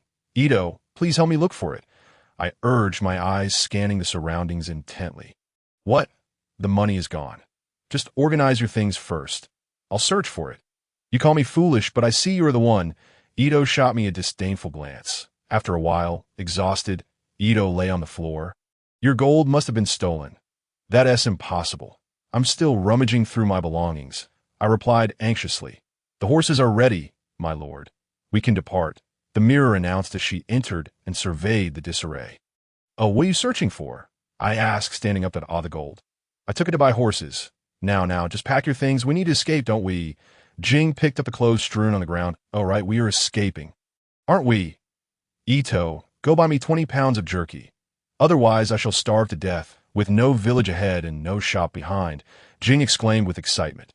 All right, we are going on a journey, Ito sighed in response. In any case, let us hurry. If something goes amiss in Nagano, we will be in trouble. Almost ready. We aim to reach the Shinano border by tomorrow morning, and that should pose no significant issue. I patted the horse's back and mounted.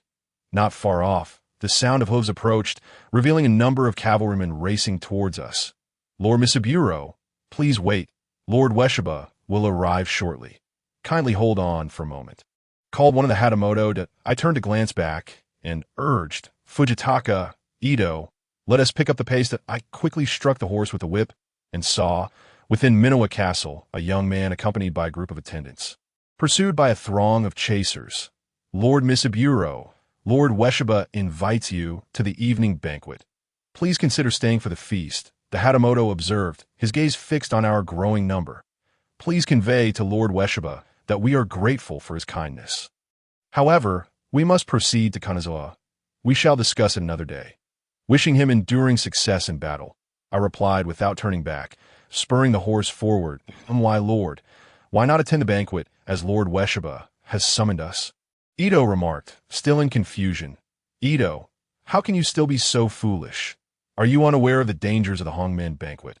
As the saying goes, no feast is without peril, and no meeting is without risks. Now, let us move, I urged, swiftly guiding the horse. My lord, please slow down. At this pace, the horse will be exhausted. We have already been riding for quite some time, Shingu remarked calmly. Then let us proceed at a more measured pace. Once we pass the soldiers ahead, we should be able to exit Minowa, I suggested as we continued to ride onward. There's a tea shop ahead. Let's stop for a bite, Ito proposed. Ew, I shot him a glare. All right, let us eat a little. We aren't exactly important figures, Fujitaka consoled me. Indeed, I may have overreacted, I conceded, guiding the horse towards the tea shop. That moment, a middle-aged man emerged, wearing a conical hat. Lord Ujibe, you seem to be quite leisurely. It was none other than Ueshiba Hidetaka. Why this attire, Lord Hidetaka? I retracted my tense expression, revealing a calm demeanor. Of course, it is to bid you farewell. However, as a disciple of Lord Sakizai, Ujibe seems to possess the talent for political maneuvering. Hidetaka raised an eyebrow, regarding me with amusement. Nonsense. It is you, Lord Hidetaka, who perceives things astutely, I retorted with a hint of sarcasm. If a swordsman were to lose the opportunity for a decisive strike over unnecessary formalities, it would indeed be fatal. I mentioned this to you this morning, since you were aware of my intentions. I kindly ask you to remain as my guest. Otherwise, my blade shall show no mercy. Hidetaka unsheathed his sword, Subaru Kizahira, and approached. "Leave this to me, master. You may go," Ito interjected, stepping forward with his own sword drawn. Positioning himself behind me. "Ito, don't do something foolish," I admonished loudly. "Then I must apologize, Lord Hidetaka. I Ito Itasai. Seek your guidance," Ito stated, adjusting his blade, his expression grave. An invisible aura emanated, intimidating those around us. Travelers gathered, observing this sword saint's response to the fearless young swordsman. "Ah, you must be the young man named Ito. You seem to possess great loyalty. Misaburo, you have a good friend," Hidetaka remarked with curiosity, making a provocative gesture. "Bring it on. Let me show you what it means to be a sword saint." "My lord, you must leave quickly. I can handle this," Ito urged. "No, I absolutely cannot abandon you. I've already left Kazumi behind, and I cannot leave you as well," I declared earnestly, drawing my own blade, Onamaru, Kunitsuna, and offering it to Ito. "If that is the case, I shall strive to win and show you the prowess of Ito, renowned across the land." Ito revealed a pale smile as he accepted the sword. "Tomiru, I, Ito Itasai, challenge you," Ito proclaimed, gripping the sword with both hands and charging forward. The clash of blades produced sparks and a resonant sound. Hidetaka effortlessly wielded Tsujibaru Kazuhira with one hand, parrying Ito's strikes while retreating. In a fleeting moment, the two exchanged blows dozens of times. Ito held his sword high, striking with fervor, yet Hidetaka deftly countered, using Ito's force against him. My lord. That is the principle of later before the earlier, Fujitaka pointed out. My anxiety for Ito intensified. I observed as Ito slowed down, one hand gripping the sword, lost in contemplation. "Young man, do you not wish to make your name known throughout the world? Then defeat me," Hidetaka arrogantly urged, pointing his sword at Ito. Yet, Ito remained deep in thought. "My lord, do you know what Ito is contemplating? This is a matter of life and death," Jing fretted, standing on tiptoe anxiously. "Oh, not worry. I believe Ito has some ultimate technique. Besides, I know him well. He would never abandon his swordsmanship." I crossed my arms, silently praying. "If that is the case, I shall test your swordsmanship." Hidetaka decided not to wait for Ito. Beginning to swing his sword upward from below, Ito swiftly evaded, circling behind Hidetaka. "Ah!" he cried out as he struck downwards. Clang! A loud sound erupted as Tsujibaru Kazuhira and Onamaru Kunitsuna flew from their grips. Clattering to the ground. "Oh, young man, what sort of sword technique is this?" Hidetaka stared at Ito in astonishment. Ito, expressionless, drew his cutting bottle knife. Ito's musikin. He charged forward rapidly, for at that moment, Ito knew that waiting for Hidetaka to draw his sword would mean his own demise. Hidetaka swiftly retreated, drawing a tanto that seemed rather shabby. "Well done, young and it appears that you have seamlessly integrated the essence of Nakaho-ryu with your self-created sword techniques. You must have obtained the oral teachings of Nakaho-ryu," Hidetaka managed to counter, speaking slowly. "Enough with your chatter." Ito continued his relentless assault. Suddenly, as Hidetaka crouched, Ito's swing missed its mark. Hidetaka, in a low stance, rose up with a horse stance, his tanto slicing through the air. Had that strike landed, Ito would surely have met a dire fate. In that instant, time seemed to freeze. As Ueshiba sidestepped, Ito hastily withdrew. Unfortunately, Ueshiba's sword intent was overwhelming, and the upper edge of his sidestep grazed Ito. Just when everyone thought Ito was in grave peril, an arrow flew in, deflecting Ueshiba's blade. Clink! Ueshiba quickly sidestepped and retreated. Shingu remained expressionless, holding a bow, observing the scene with an air of detachment. Ito, momentarily stunned, quickly sheathed his sword, straightening up. "I concede, Lord Ueshiba, but I will not give up," he said, turning to express gratitude to Shingu. "Let us hasten, my lord. I am no match for Lord Hidetaka." A wretched smile crossed his face as he faced us. "However, we cannot abandon you." I clenched my fists, speaking urgently. "But if you stay, it would not only mean forsaking your promise to Kazumi, your father's instructions, and the expectations of Lord Sakizai and Master Tsukahara," Ito exclaimed, drawing his sword once more to continue the fight. "You, I looked at Ito, still struggling, suddenly feeling powerless. Was my swordsmanship truly of no use? Perhaps I had merely grown under their protection, or perhaps my thoughts spiraled as I reminded myself. Misaburo, you have a circle of good friends. Do not disappoint their expectations. As for Ito, I would remain behind. Yet according to Ito's resolve, he would never allow me to stay. Very well, let us make a trade. Ito shall remain in your stead, Ueshiba remarked, his brow quivering as if unfazed by my words. That is impossible. I will not exchange my life for Ito's, I declared, my face flushed as I spoke loudly. Why must you insist? I assure you, Ito will come to no harm, as long as Ueshiba, am alive. Ito shall face no grievances. Ueshiba sighed, revealing a hint of admiration. My lord, please agree, or my life will end here. Ito quickly found a way to provoke me with childish words that I bit my lip, unwillingly gazing at Ueshiba.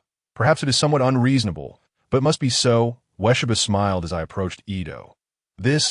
I hesitated, and in a split second, I moved towards Ito. Ueshiba swiftly executed a technique, disarming Ito and knocking him unconscious with a single blow. Bearing the weight on my shoulders, I turned around with a faint smile gracing my lips.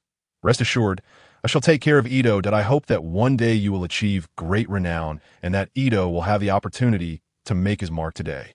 With that, I chuckled as I picked up the fallen Onamaru Kunitsuna from the ground. I recalled your words about Bushido being the pursuit of the path of death, and I sincerely hope you will strive for greater sustenance.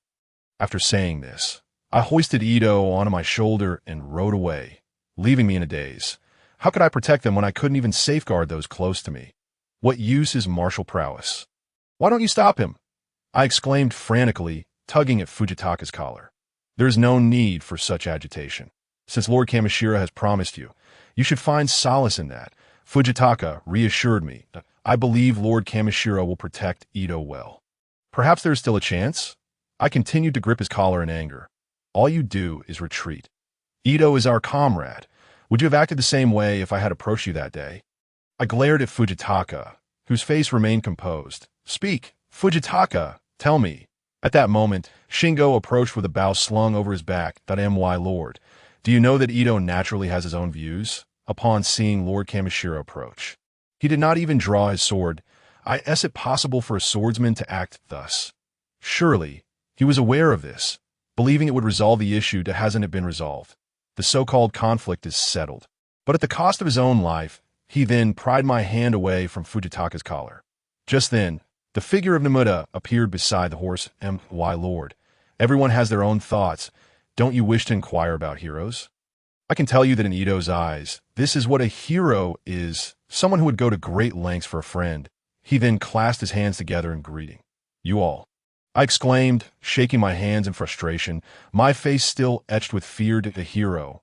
I let out a sudden laugh. Perhaps we should head to Kai. Naritaka is still waiting for us. With a stoic expression, I mounted my horse. Everyone understood my mood. We rode in silence. I absent-mindedly played with the grass tufts, knowing that if Ito were here, he would be chewing on a straw and rambling about his recent encounters, boasting about how he single-handedly faced Minamoto no Yoshitsune and easily defeated Tera no Kayamori. However, the road now felt lifeless, devoid of any conversation. Go. I urged the horse forward recklessly. My lord, do you know why Nagano has invited you as a guest? Fujitaka's words broke the silence that I gradually slowed my horse. Isn't it about Musashi? I queried. Fujitaka shook his head. It is due to your outstanding actions in Musashi that have stirred local religious rivalries, something the samurai wish to avoid. Nagano knows you intend to stay here, so he plans to capture you to resolve the issues in Musashi. Perhaps your actions have drawn too much attention. Fujitaka smiled slightly. But how will the 7 clans of Musashi resolve this, without resorting to religion? I looked at Fujitaka, puzzled. Therefore, this is an unavoidable choice that if you wish to tread this path, you must do so without hesitation. Even if you lose your sight, you must proceed by feeling your way forward. Even if your legs are broken, you must crawl onward. There is no turning back now. Ito has long been prepared. Fujitaka spoke each word deliberately, touching his dusty bald head. One day, Perhaps you will have your own stronghold, and then we will have accomplished a small part of our mission. You may think it insignificant, but we are resolute in our determination to follow you on this path." Fujitaka looked up at the sky and murmured, "In truth, death is not to be feared. What is truly frightening is the reason behind it. Right?" He then turned to me, his eyes filled with gratitude. "Oh." I lower my head, unable to meet Fujitaka's piercing gaze. "Oh, you truly understand me?" I asked with a hint of skepticism. "Yes, my lord, I understand everything about you. So please do not worry. Since we have entrusted our lives to you, we shall not lose them in such a place, and we must at least witness your growth step by step." He spoke earnestly before mounting his horse and following closely behind. Leaving me alone in contemplation, as the days passed, we traversed the flowing plains of Musashi and entered Shinano by this time. The Battle of Kawanakajima had already raged for 20 days, with the Allied forces aimlessly besieging the castle. However, due to the overwhelming enemy presence, the Hojo army could no longer communicate with one another. The morning breeze caressed the air with a hint of chill. "Achoo!" I sneezed loudly, and Kyo approached, offering me a cloth. "My lord, you must have caught a chill. That I suppose you were up all night pondering about that lad Edo." He gently wiped away the drool from the corner of my mouth. That I lightly patted the horse's belly.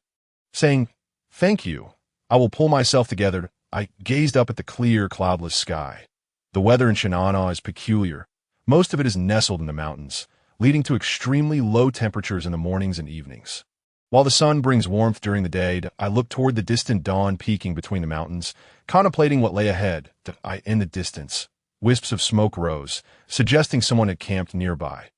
Our group followed the smoke to investigate who else might have ventured here. We found remnants of charcoal scattered across the ground. The thin haze had long dissipated, leaving a hint of moisture in the air. The hoofprints ahead marked our path into Shinano, and I pondered deeply. Suddenly, an arrow whizzed through the air. Fujitaka immediately rolled to the ground, narrowly avoiding the projectile. "Who goes there?" I quickly drew my sword, scanning the surroundings. In the distance, I spotted one or two figures in the woods. Seemingly engaged in discussion that moment, a melodious female voice called out, "Is that you, Misaburo?" I kept my sword drawn, surveying the area. "If it is indeed Misaburo, may I ask who you are and why you have attacked us?" Suddenly, a woman leaped from the bushes, garbed in wolf pelts, her slender waist accentuated and her sparkling eyes fixed on me. Her lips appeared to glisten with a hint of oil, enhancing their allure. "Huh, Misaburo, my little apprentice. Have you forgotten me?" Aki waved her hand in front of my eyes. "Are you Ogasawara's daughter, Aki?" I asked, my face a picture of confusion as I gazed at the 11 or 12-year-old girl before me. Aki placed her hands on her hips, feigning anger. Have you forgotten your master? How could I have taught you?" "Well, since you know who I am, why did you shoot at me?" I sheathed my sword. Still perplexed. My attendant noticed the birds taking flight, indicating someone was approaching. Thus, we decided to observe and see who it was. "The war in Shinano is nearing its end," she explained, glancing at me thoughtfully. "I came out here to clear my head, and I didn't expect to run into you. That I almost didn't recognize you." I retorted, "I hardly recognized you, either that you've truly transformed. It seems like women change significantly as they grow." I shook my head in jest. "If it weren't for my keen eyes, recognizing your Senmonji, I would have shot you like a hedgehog." She looked at me with pride. "Thank you for your mercy." "Master," I straightened my posture and clasped my hands in respect. "By the way," Aki exclaimed, bouncing up and brushing off the dust from Fujitaka, who was still busy tidying his clothes, "that monk and this lady." "And who is that fidgety fellow over there?" she asked without restraint. I awkwardly scratched my head, introducing everyone one by one. Thus, Aki led us back to the Shinano horse ground. We arrived at the former hall and dismounted. Aki guided us to Ogasawara's chamber, where Ogasawara Nobushige sat with his eyes closed, deep in thought. When he finally opened his eyes, his expression remained as impassive as ever as he regarded us. And he spoke to Aki in a flat tone, "Take them to the guest room." He then closed his eyes once more to meditate. Apprentice, I heard you went to Kanazawa and sent someone back with money.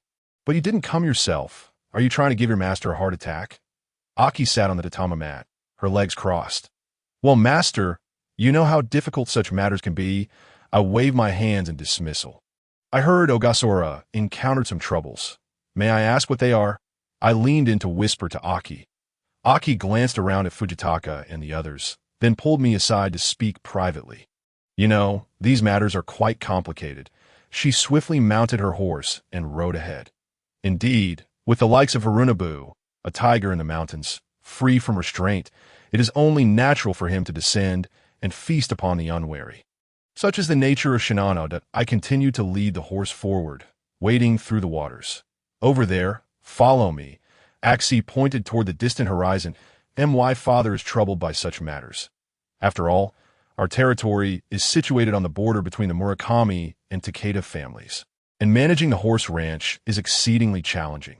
Turning to me, he said, "Do you know, Takeda Harunobu has issued an ultimatum to my father. If we continue to ally with the Murakami family, then this territory of 5,000 koku will be attacked. And this so-called Shinano Agawara branch will cease to exist," he murmured. "But those are matters for adults. As a daughter, you needn't worry about them," I replied, maintaining an impassive expression as I continued to wade through the waters. "Mayasaburo, do you know? Axie, I truly wish to become a warrior maiden. Thus, I practice archery and horseback riding that I hope that on the day of the festival, my father will regard me as a son." Her eyes glistened with unshed tears. "Oh, you know," Axie's voice grew louder. "I genuinely want to be a warrior. Why am I not as capable as those men? Just look at that sickly brother of mine. I could shoot him dead with a single arrow. Yet, why does that ailing brother bear the name Agawara no Boyuki, while I am forever just Axie? Even being called Agawara Aki is beyond my reach." With that, she burst into tears upon the horse's back. "You know, before I came here, I had many friends, but they all carry their own burdens," I said slowly. Axie turned her head, wiped her tears from the corners of her eyes, and interrupted, "Mayasaburo, what use is your nonsense? Harunobu's second condition is that once the Agawara horse ranch is under our control, I must marry him. That I pleaded with my father, but all he could do was delay for a few days. I know you are unwilling, but there is no other way that I cannot assist you much in this matter." I gazed at the lush green meadow that had long since blossomed, recalling the time I brought you here. "And I told you it was filled with life, imbued with a touch of beauty. It remained so even now that I dismounted and stepped onto the soft grass. Mayasaburo, I know of a way you can certainly take. But you must promise me. Consider this a request from your master." Axie revealed a hint of sorrow. "Can you tell me first? I need to think this over. Besides, a small person like me has no promises to make." I handed her the cloth that Kyo had given me. "Wipe your face, otherwise it will get dirty. There is dust everywhere, and your face is all smudged." Axie looked at me with a forlorn expression. "You are a disciple of Master Saisai, right? I wish to join your retinue in the name of a warrior maiden. Don't tell me you are not from a warrior family. I have already inquired about that monk Fujitaka. Now, I await your response." Dismounting, I sat on the ground. Observing Axie, who stubbornly sat on the ground and refused to rise, I awkwardly spread my hands. Axie pouted. "Mayasaburo, if you do not agree, then I, at a loss for words. I thought, you are throwing a tantrum like a spoiled lady. I cannot agree to that." Mimicking Axie's pout, I said, "You." Axie pointed at me with both hands, exclaiming in frustration, "If you do not consent, I will secretly follow you and see what you do." I swiftly mounted my horse, declaring, "Since you feel that way, I shall inform your father about your intentions." That I patted the horse's mane. "Humph. If you tell my father, I shall reveal your affairs in Musashi to mine. I will have someone capture you," Axie threatened. I tilted my head and grasped the reins, lowering my gaze. "How do you know about my affairs in Musashi?" I asked, a hint of panic in my voice. That Namata told me. See how charming I am," Axie boasted, patting her small chest. "Damn Numata, spreading such rumors. The saying goes, it is difficult to nurture only women and small people, and that surely applies to you," I replied, exasperated. Axie suddenly stood up, declaring, "The saying goes, it is difficult to nurture only women and small people. Those close are not respectful, and those far away harbor resentment. You omitted the latter half. In truth, if you were to stay near me long enough, you would come to know my virtue," she said unabashedly. "Oh, is that so? Then I should be filled with anticipation." I patted the horse's mane, signaling it to move back. Before long, we arrived at the inn, and I stormed into Numuta's room, flinging the door open. Numuta, why did you let such matters slip? I glanced at Numuta, who was rolling an egg over his face. My lord, you do not understand. If I did not speak, Axie would strike me. I attempted to defend myself against her, but she turned out to be a skilled fighter, overpowering me and striking my face. That is how it ended up like this, Numuta said, gasping for breath at that moment. Axie entered. Numuta, do not slander me in front of my Saburo, will you? With that, she waved her fist. Numuta nodded in understanding. Oh, yes, my lord. I accidentally let it slip in my sleep. The injury on my face resulted from a fall during the night, he said, nodding his head like a rattle. I ignored them and heavily slammed the door shut. However, Axie followed, making faces behind me, then pointed at me, saying, Maya Saburo, can we leave this cursed place tonight? She asked, You, why do you enjoy causing such trouble? I shot a sidelong glance at Axie, who stood beside me, looking like a chastised young wife. I just want you to take me away from this dreadful place as soon as possible, she stammered. But, my lady, you must at least bring suitable clothing. It is spring now, and summer is approaching. I can be quite hot. Is it feasible for you to wear that wool coat? I said, touching the smooth fur and nudging Axie. I understand. Even before I joined you, you were already so bothersome. What if I became your retainer next time? Axie said, hopping away. Just then, Kyo swiftly appeared beside me. My lord, do you like Axie? I jumped in surprise. Kyo, do not scare me. Do you not see how old I am? Like. I shook my head frantically. Kyo pondered for a moment, then nodded. Then it seems she likes you. You must be cautious. Kyo covered her mouth, giggling. All right, prepare yourself. We must leave this place tonight. Sleep. Replenish my slumber. Remember to wake me at midnight. I stretched and staggered back to sleep. In the dead of night, we rose stealthily and mounted our horses. Maya Saburo, come here. Look, this is the little pony I used to ride, imported from the Dawan kingdom. You must like it. So, I shall gift it to you. I stared in awe at the Dawan horse, which was twice my height. All right, do not be polite.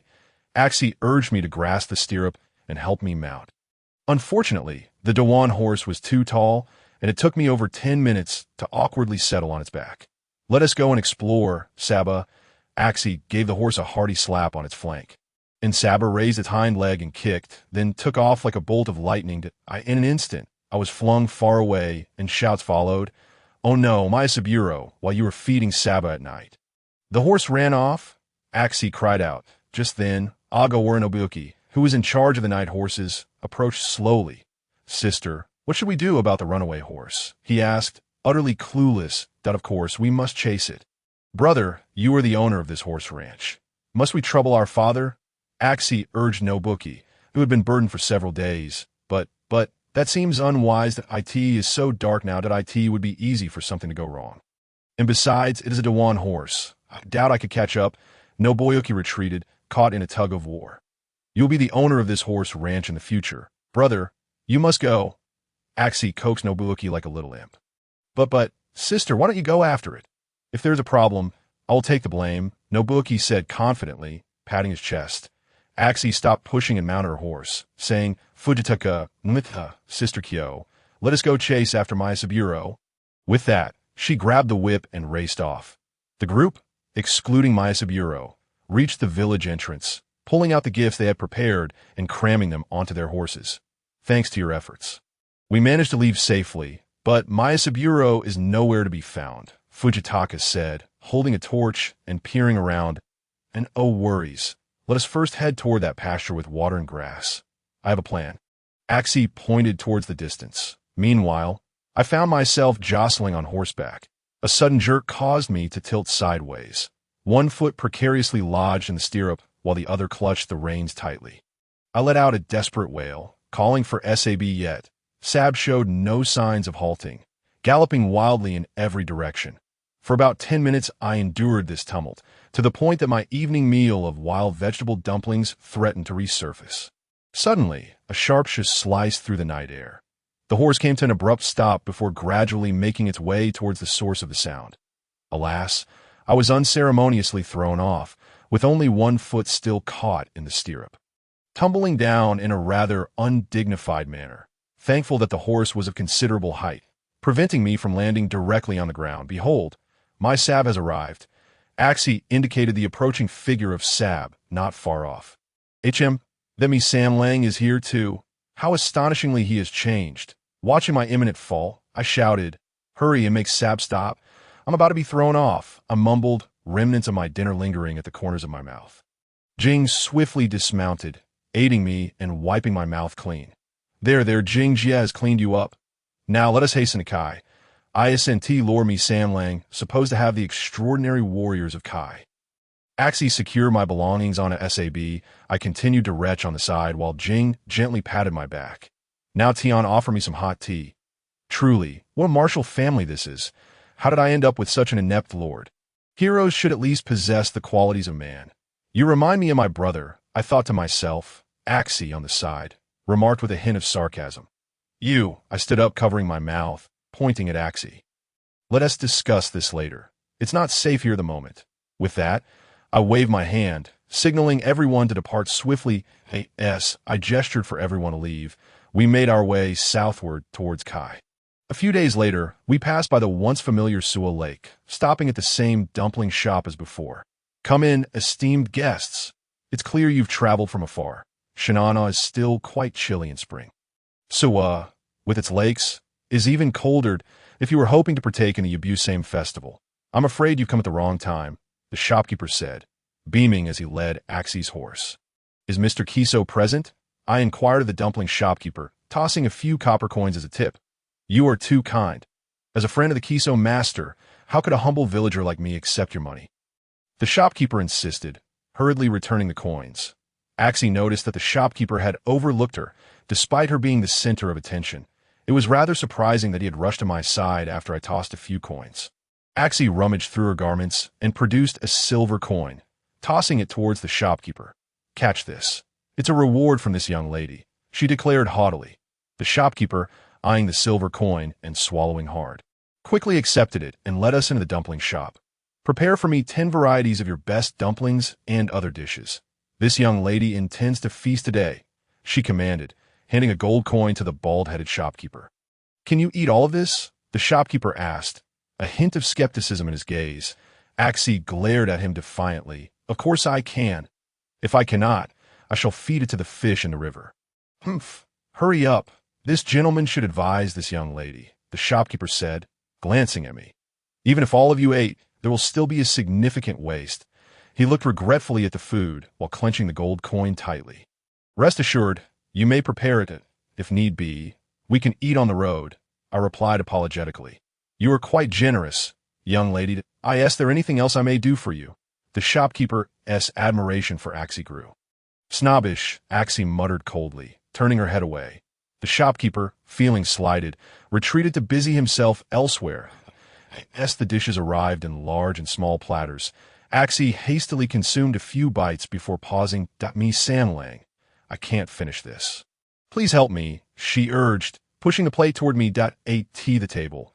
I tore off a piece of cake, dabbed it in the oil from the mountain chicken, and stuffed a piece of fish into it.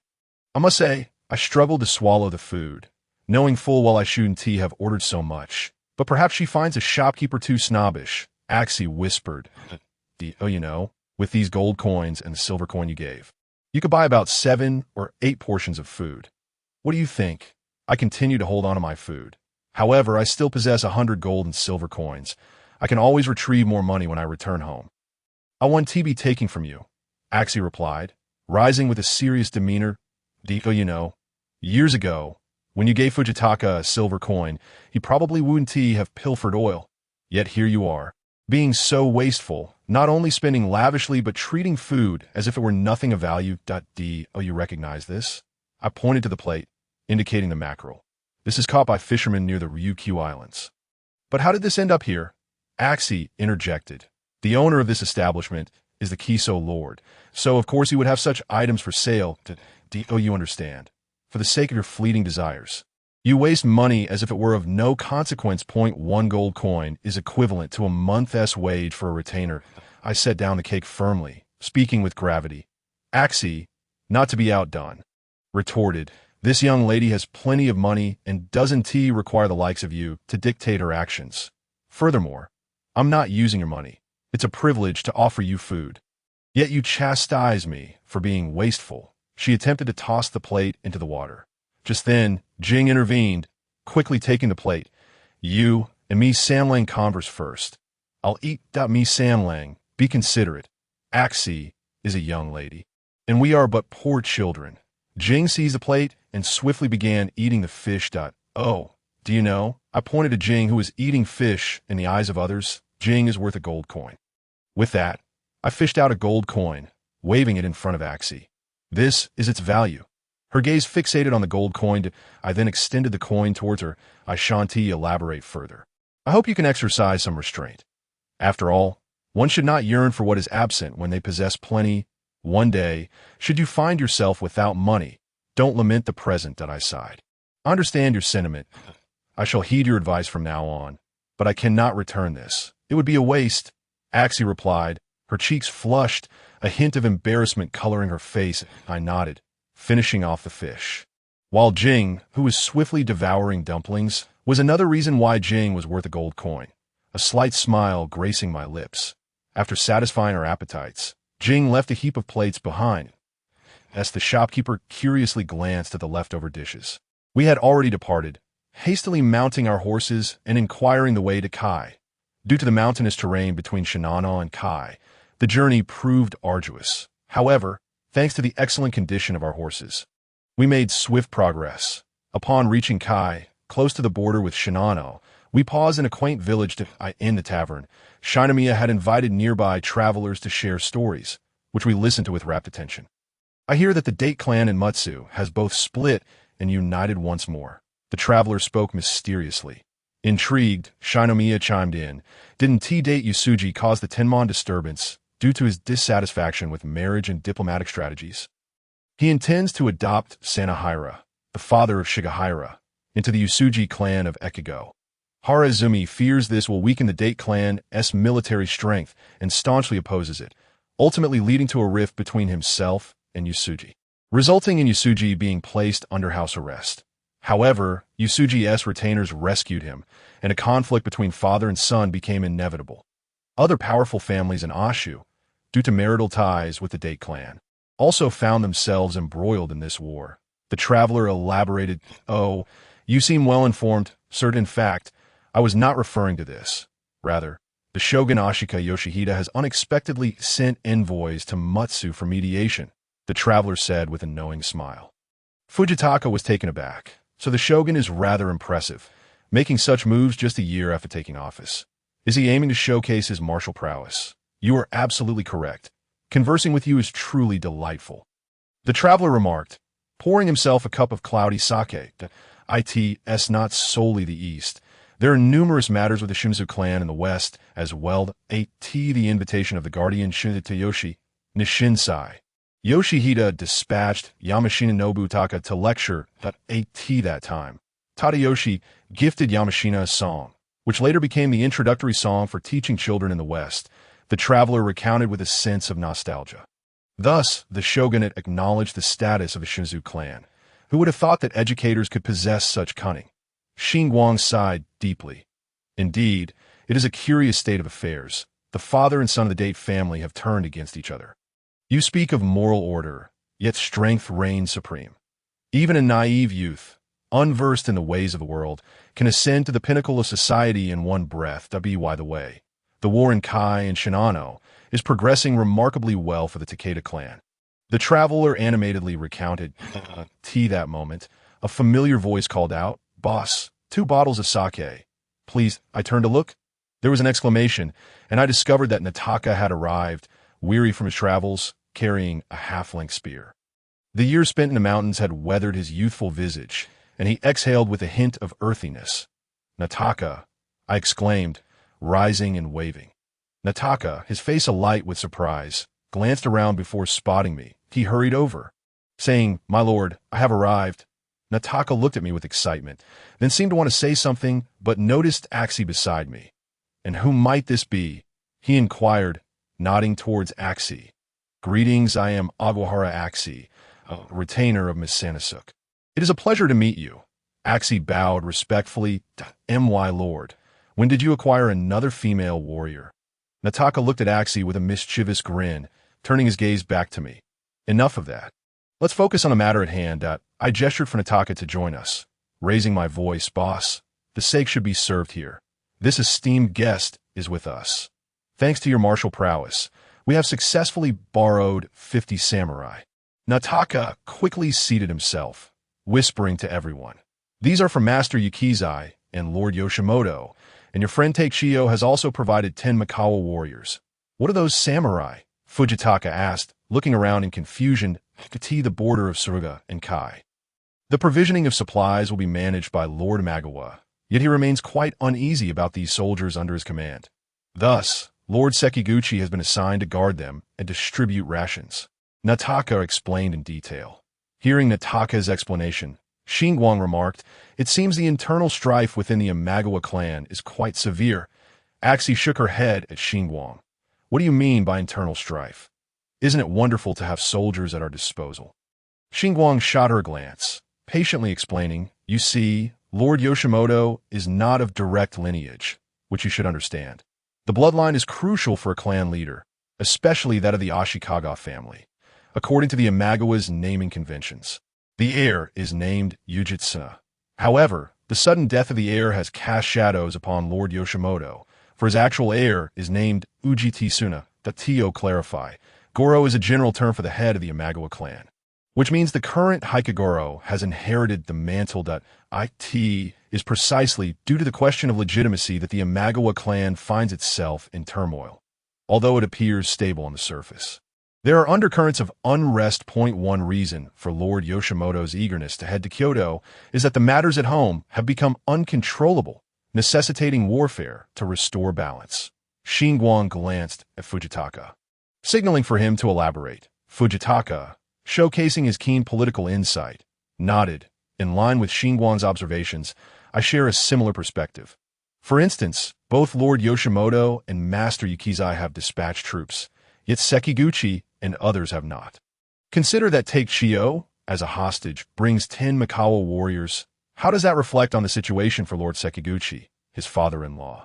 There's also the entire Asahina clan to consider.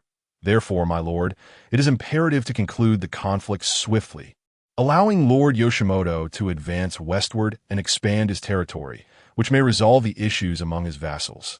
After a pause, he drew a circle in the air with his finger. The world is akin to a grand pie, with everyone wishing for a slice, and human desires are boundless. He glanced at me. I was momentarily taken aback and quickly regained my composure. Then let us hasten to the border of Kai and Suruga. By the way, Nataka, how did you know I was here? I turned to Nataka, who was pouring sake. Nataka set down his cup. Scratching his head in embarrassment, I heard tales of the Musashi 7 on the road and realized that you must have succeeded. My lord, due to the blockade between Musashi and Kawagoe, I initially intended to find you in Kawagoe, but the roads were impassable. I thought you might take this route instead. He then looked at me.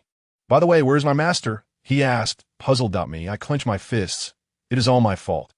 Ito was captured by Yusuji Hideki and Musashi. His fate remains unknown. My head drooped once more, as it had days prior. And I recounted the events. My lord, since the master has said so, he must have a plan that he places immense trust in you. And so does my brother. Please, rally your spirits and promise me that you and Ito will achieve great things together. Yusuji will surely honor his commitments. And when the time comes, you may possess sufficient strength to rescue Ito. Nataka comforted me. All right. I promise not to be sad anymore. I forced a smile. Now, let us wait for the mirror to finish eating, and we shall set forth to take command of the troops at the Kai border. Gradually, I stood up. Days later, we arrived in the southern part of Kai, at the northern edge of Suruga. My lord, is that Mount Fuji? How beautiful! Axi exclaimed beside me.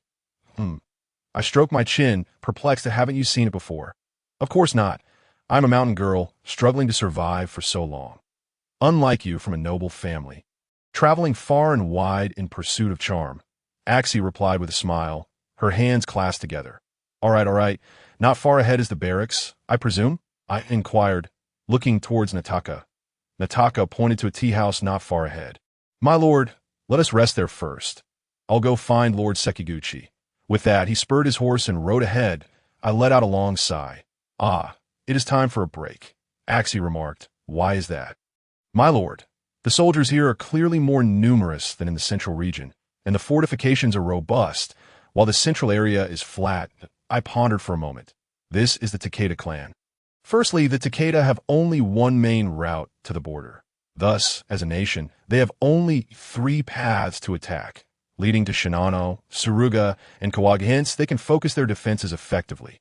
Secondly, under the leadership of Lord Shinjin, the Takeda have exhausted their troops and populace. Therefore, to alleviate internal pressures, they must liberate their people. Lastly, perhaps Lord Shinjin's gaze extends to the entire realm. As I spoke the last sentence, my face was filled with hope as I gazed into the distance. Suddenly, a bearded man with a ruddy complexion rose from his seat. He had a broad face adorned with 2 finely trimmed mustaches and was dressed in a splendid brocade of cranes. Resembling a shrewd merchant, this young lad has astutely identified the Takeda's ambitions. He remarked, casting a playful glance at me. And you are? I regarded the man with a sense of familiarity. He, I am the head of the Takeda clan. Takeda Shinjin, he responded lightly. An elderly man, over 60 with a head full of white hair, stood beside him.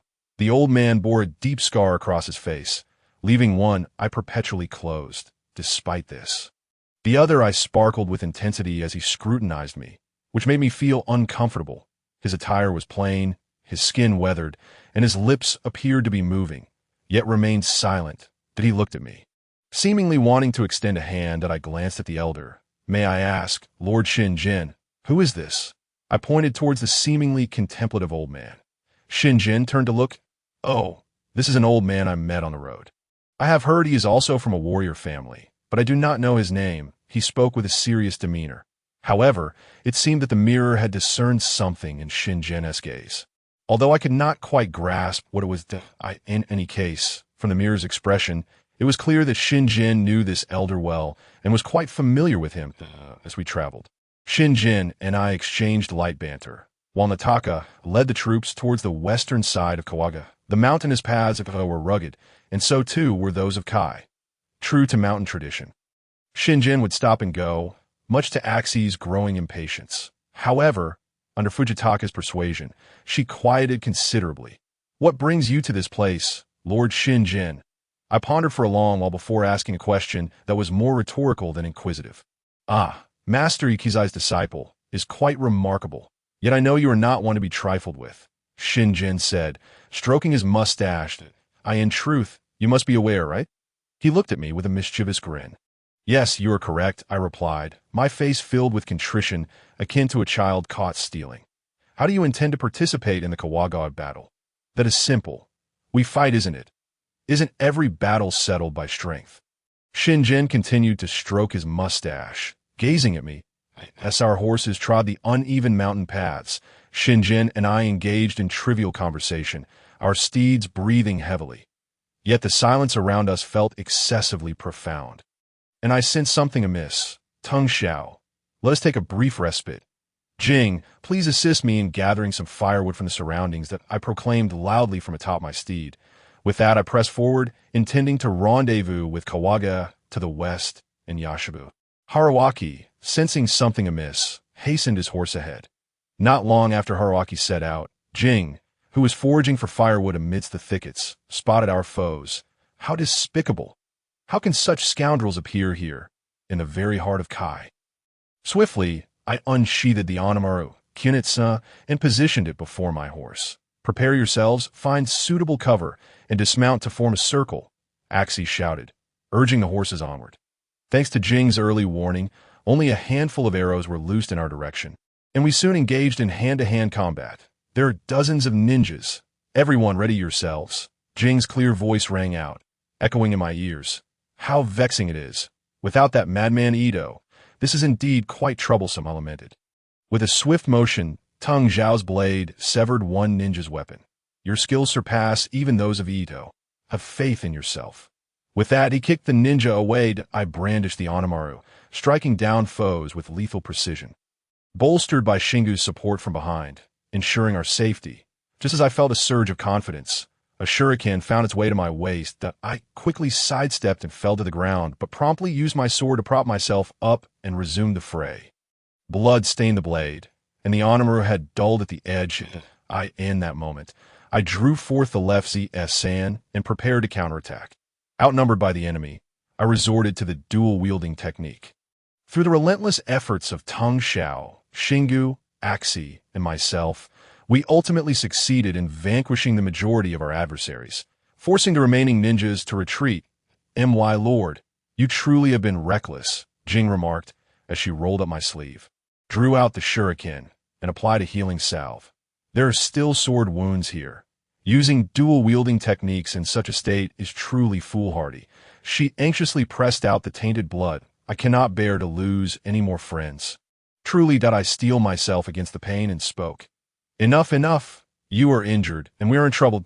It seems I must carry you, as I do not trust Hing Xiao or Xingu, Jing said while tending to my wounds. Do you mean to say I cannot ride myself?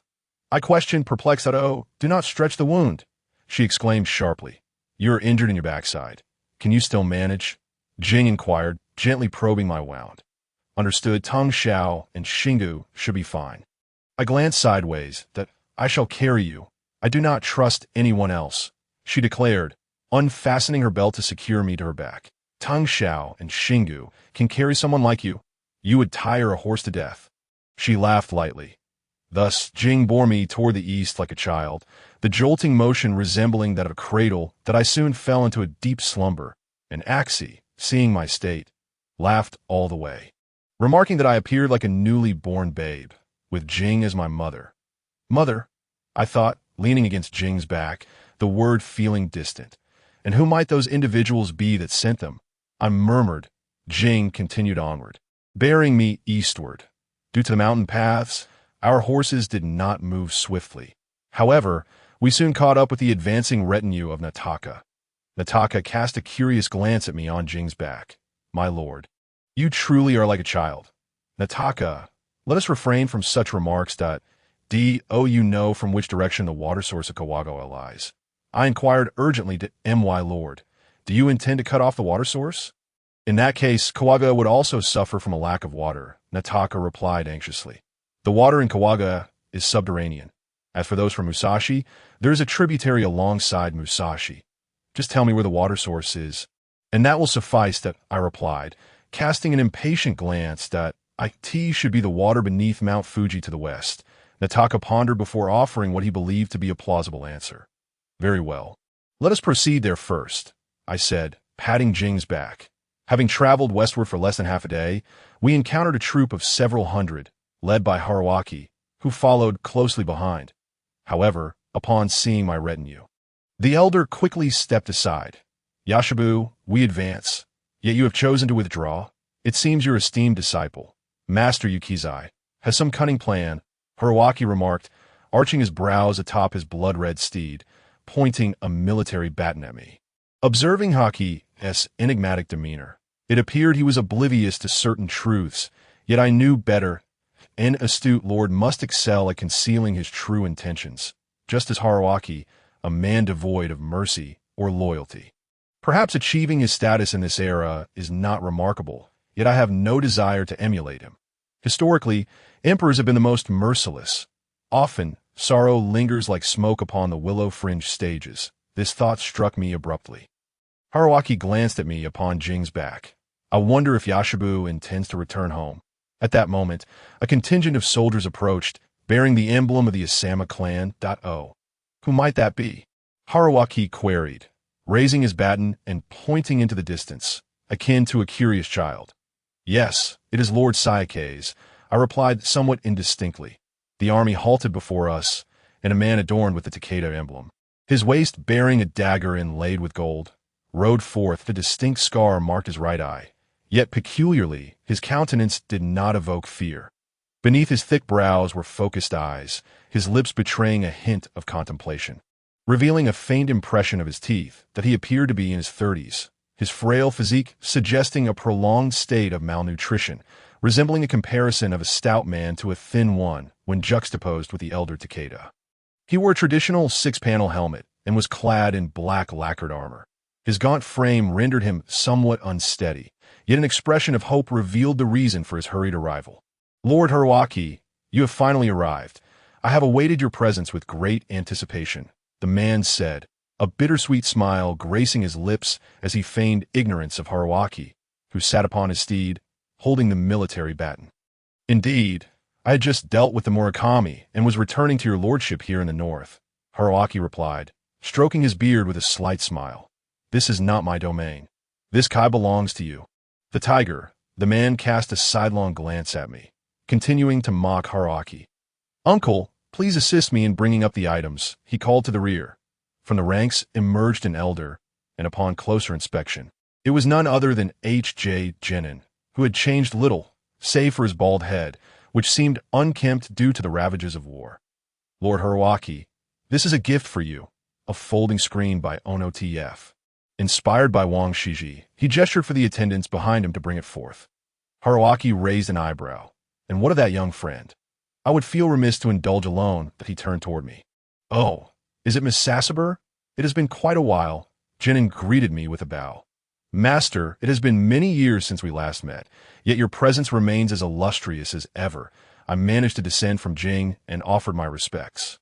The man regarded me with a dismissive glance, while Genin remained unperturbed. I did not expect Miss Sasaber to be a figure of leadership. Truly, heroes emerge from youth. He rummaged through his clothing.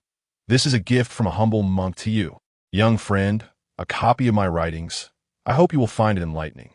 With that, he handed a scroll to an attendant who rode forth that I received it, astonished. "Your calligraphy is truly unparalleled, and I shall heed your teachings." I accepted the book with both hands, stepping back to that moment. Jing nudged me. "My lord, it seems those from the H.J. family look down upon you." I silenced her further remarks. Just then, Haruaki observed the man with delight. "So, you've finally emerged from your den, have you? The H.J. clan has entrusted their legacy to you, and now you come forth to bite?" Lord Yashikatsu retracted his condescending gaze, retorting, "You are hardly comparable to this great tiger, arriving only when there is meat to share. You should learn from that young man what it means to be selfless." He adjusted his armor. "Our ancestors have taught us that for a nation, it is the duty of a warrior to consider the welfare of the people and vassals." Having suffered a setback, Haruaki retorted defiantly, "As the brother of Imagawa Yoshimoto, you are naturally so composed, having married the daughter of the Imagawa clan, Suikian, and with 10 of your children carrying the Imagawa bloodline. Should Yoshimoto fall, you would likely take the reins of the Imagawa family. Would you not? Lord Haruaki, you worry too much. Our H.J. clan values stability above all, that we do not provoke others unless we are provoked. This time, we have brought 5,000 men to Kawaga. Without your and the Imagawa's assistance, we would never have triumphed over our enemies." Genin interjected diplomatically. "Then allow Lord Yashikatsu to proceed ahead to the region near Kawaga, not far from Kai, to select a suitable encampment." Haruaki gestured invitingly that I still wished to converse further with this heroic youth. He added, riding closer, "Umph, then I shall take my leave." Shirkan made a slight gesture, leading his troops swiftly towards the east. It was said that shortly after my departure, "You were beset by over 20 ninjas," remarked Haruaki with concern. "Thank you, Lord Haruaki, for your thoughtful consideration. There was not much to worry about. We merely sustained some minor injuries. However, I, the most ineffectual among us, bore the brunt of the wounds." That I awkwardly scratched my head as I illustrated my point. "Oh, is that so? In that case, I shall have my troops protect you and accompany you." Haruaki discerned my intentions and declared, "How could I possibly accept such an offer?" I continued to scratch my head, and on behalf of my lord, "I extend my gratitude to you." At that moment, Fujitaka interjected to express my thanks. Thus I followed Haruaki's contingent, albeit heading westward instead. Along the way, Haruaki inquired about my reasons, yet I remained silent until we reached the stream beneath Mount Fuji. "Lord Haruaki, you are well versed in civil affairs. I kindly ask for your assistance in understanding the source of water leading to Kawa." I pointed towards the stream that flowed from Mount Fuji. Haruaki glanced down at the water source, scooping some to drink. "The snowmelt from Mount Fuji sustains the people of this land, and you intend to cut it off?" After saying this, he looked at me, reminding me that I should not forget. He was the lord of this territory. No, you misunderstand. My intention is to reduce the flow and create a reservoir nearby for your benefit. I hastily clarified, explaining that it would merely involve blocking some of the stream to lessen the outflow without affecting the water supply for the populace. Haruaki regarded me, remarking, "You are indeed a disciple of Suisai. I shall assist you in this endeavor. It is ultimately for the welfare of my people, and I shall bear the costs of the construction. However, I must ask you to exert considerable effort as well." He clapped his hands, signaling for those below to approach. "You truly are a civil planner of the mountains. The world may well need more individuals like you." I delivered a heartfelt compliment, which Haruaki received with pleasure. "This is my subordinate, Takabata Masanobu. He has been specifically assigned to assist you and can represent all my interests here."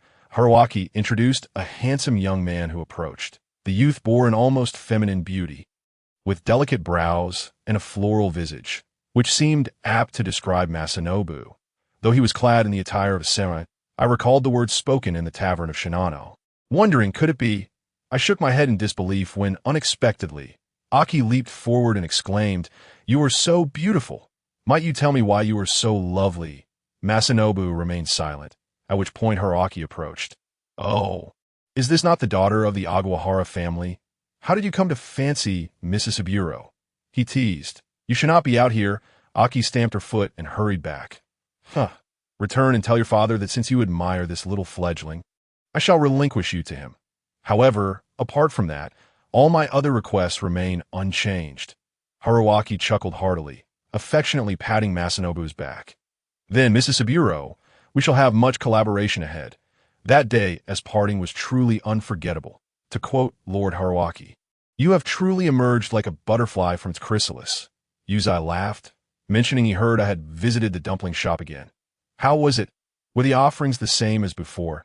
After warmly bidding farewell to Haruaki, I commenced the construction of the reservoir.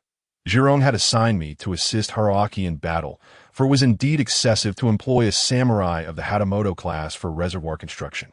Nonetheless, Haruaki had Yuzai dispatch hundreds of laborers to assist, most of whom were captives from Shinano and local rabble.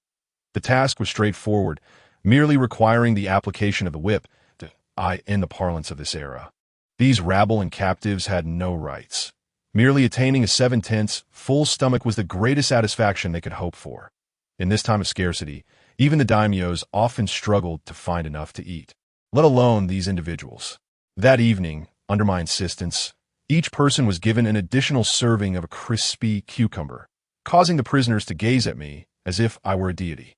Then, under Fujitaka's soothing presence, the restless rabble were pacified. Truth be told, I had little knowledge of reservoir construction, and the same could be said for Shinomiya and Fujita in terms of architecture for this era. The simplest method involved piling earth and then filling it with water. Yuzai's approach to reservoir construction was limited to just this: "My lord, do you know how to construct it?" Fujitaka leaned against a river stone, shaking his head as he inquired. I pondered for a long while. Well, we must construct a trapezoidal shape, and since we need to release water, it would be best to make the reservoir larger. "Fujitaka, please inquire with Lord Yuzai regarding how much water will be necessary to irrigate the Musashi Plain. We shall build according to that. I devised a rudimentary mathematical approach. How about the Aswan Dam? The Three Gorges Dam?" I chuckled self-deprecatingly. "Well, perhaps we could consult that individual in Kyoto." I quickly patted my head and ran to my horse. "Sister Kai, have you seen the cross I brought back from Kyoto last time?" I searched haphazardly among the items on my horse. Why approached with a puzzled expression. "What do you mean by cross?" Still, she began to open my bags one by one. I drew a shape in the sand, indicating that it resembled this. After a considerable time, she finally found the cross, still embedded with diamonds. "My lord, it's so beautiful. Can you give it to me?" Kai exclaimed, delighting in its beauty as she played with it, joyfully requesting. "Well, please wait a moment." I gestured to Kai to hand it to Numida, asking him to come over. I waved to Numida, who was conducting field work with Fujitaka in the distance. "My lord, what is it?" Numida hurriedly approached, panting. "I may need to trouble you this time. Jirong has gone out. This cross was given to me by the priest Pyrila. I hope you can go to Kyoto to find him and bring him here." Just say that the heavy responsibility of constructing the reservoir and saving the Lord's people now rests upon his shoulders. I handed him the cross along with 100 gold pieces for travel expenses. If possible, please also secure another cross like this one, explaining that it is needed by a devout follower of God. After careful consideration, I made the painful decision that my Lord, Kai lamented alongside me. Well then, I hope you can set off tomorrow. The sooner, the better. I indicated for Numata to rest well. The next day, after sending Numata off, Aki and I were discussing. Aki, how long do you think it will take to get to Kyoto? I gazed at the vanishing dust in the distance. Well, he rides our Agawahara's finest steed and has my borrowing token, a certificate for borrowing a horse. He can borrow horses until Iwamura, which means it will take about half a month for the round trip. Aki estimated after some thought that in that case, let us begin digging the pit and inform Lord Yuzai to start excavating the water surface of the reservoir. While we can wait for my people to handle the dam. I led Aki to the location where Yuzai was stationed. During the tedious days that followed, we spent nearly a month. During this time, the vegetables planted by the reservoir had grown. According to the rabble, this was the best time for them, as they could enjoy fresh vegetables and have their fill of rice. I idly poked at the charcoal while grilling vegetables.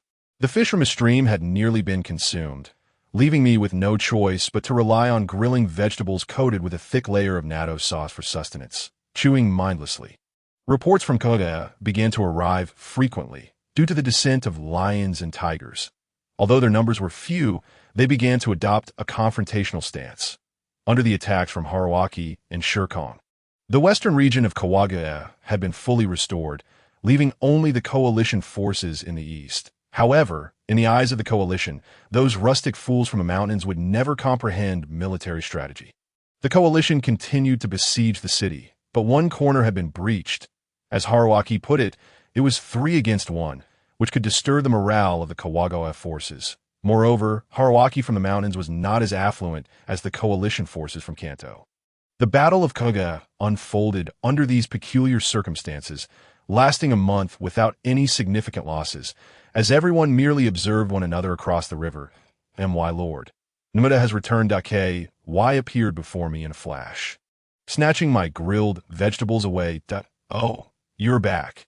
Then please return, Sister Kai, and hand me back the vegetables I had labored over for half a day. My Lord, you only think of eating and do not care for the people. Kai reproached softly. Oh, I see that you, Sister Kai, seem to be the one who eats the most. I laughed heartily, swiftly making my way westward. Before long, I spotted the weary Girong and priest Pyrila. Girong appeared largely unchanged. But this golden-haired lion from Portugal had undergone quite a transformation, with traces of vomit lingering at the corners of his mouth and his hair tousled by the wind. The standard Mediterranean monk's tonsure had also sprouted hair. Oh, God's people, we meet again, priest Pyrila greeted in fluent Japanese. Upon concluding my words, the priest retrieved 2 identical crucifixes from beneath his garments, intending to drape them around my neck. I hastily interjected, "Dearest Father, I have no desire for such trinkets. I brought you here to rescue the countless souls forsaken by God." With that, I gestured toward the rioters engaged in digging pits. Oh, the merciful Lord shall undoubtedly save them. The priest traced a cross over his chest. Indeed, therefore I implore you, Father, to guide them. We aim to excavate a reservoir, albeit lacking the necessary expertise. Thus we require your wisdom. I trust that Shumien has briefed you on our intentions. I too drew a cross, echoing the priest's gesture. The priest, brimming with enthusiasm, reassured me. Fear not, for Shumien has indeed informed me that I shall lend my assistance, and I hope to preach during this endeavor. Do you believe that is acceptable? He queried with an air of certainty. Certainly, as long as you successfully construct the reservoir. Those people, being children of God, will surely express their gratitude. Some may even possess the knowledge of where the gold mines lie.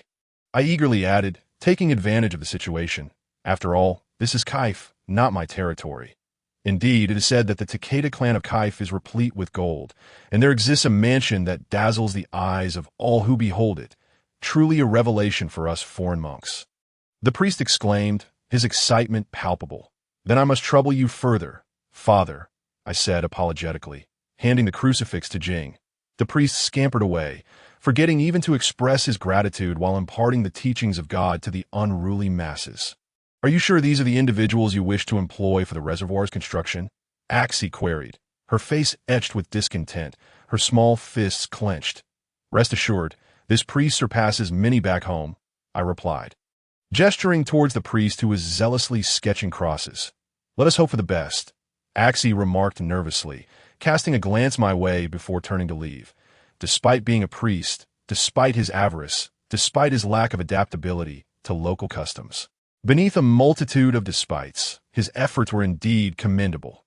Under the priest's influence, the deeply sinful countrymen appeared to be reformed, settling down to work, ignoring even the very benefactor of their sustenance, with but a command from the priest. It could be that this heretic would meet a fiery fate, yet thankfully, the priest lacked such audacity, and besides, they were not my subjects, warranting little concern. Observing their pallid expressions, I noted their vigorous labor. Am I to believe this is divine intervention? Ascending to heaven after death, God? I have never perished, thus I remain ignorant of what lies beyond. Lost in erratic thoughts, I dismissed each irrational notion that Mr. Misaburo, perhaps I ought not to address you thus. After 4 months of diligent effort, your reservoir is now operational. This employs the latest Amsterdam-style reclamation technique imported from Portugal, ensuring your reservoir remains functional for a decade without repairs, should you provide me with the same funding. I could guarantee a century's worth of maintenance, the priest proclaimed, his eyes gleaming with a hint of greed. That I produced 100 gold pieces and handed them to the priest. "I apologize, Father, but this land is not mine. Thus, no matter how well it is constructed, it bears no relevance to me. When I possess my own land, I shall certainly request your services, ensuring your name resonates throughout the archipelago. That I express my regret." "Nonsense, Mr. Misaburo. You are far too generous," the priest responded, displaying a look of regret. "Your subjects ought to aspire to such standards." He then glanced at the men consuming wilted vegetables, all of whom bore wooden crosses upon their chests. It appeared that God could indeed redeem them. "Yes, when I possess my territory, I shall surely invite you to impart your teachings there," I quickly asserted. "I have no desire for your preaching. Teaching may be permissible, but not with someone of your ilk," I thought to myself. The priest secured the money, drawing another cross. "You are far too kind. Individuals of your generosity are exceedingly rare. The son of the Otomo clan in the West.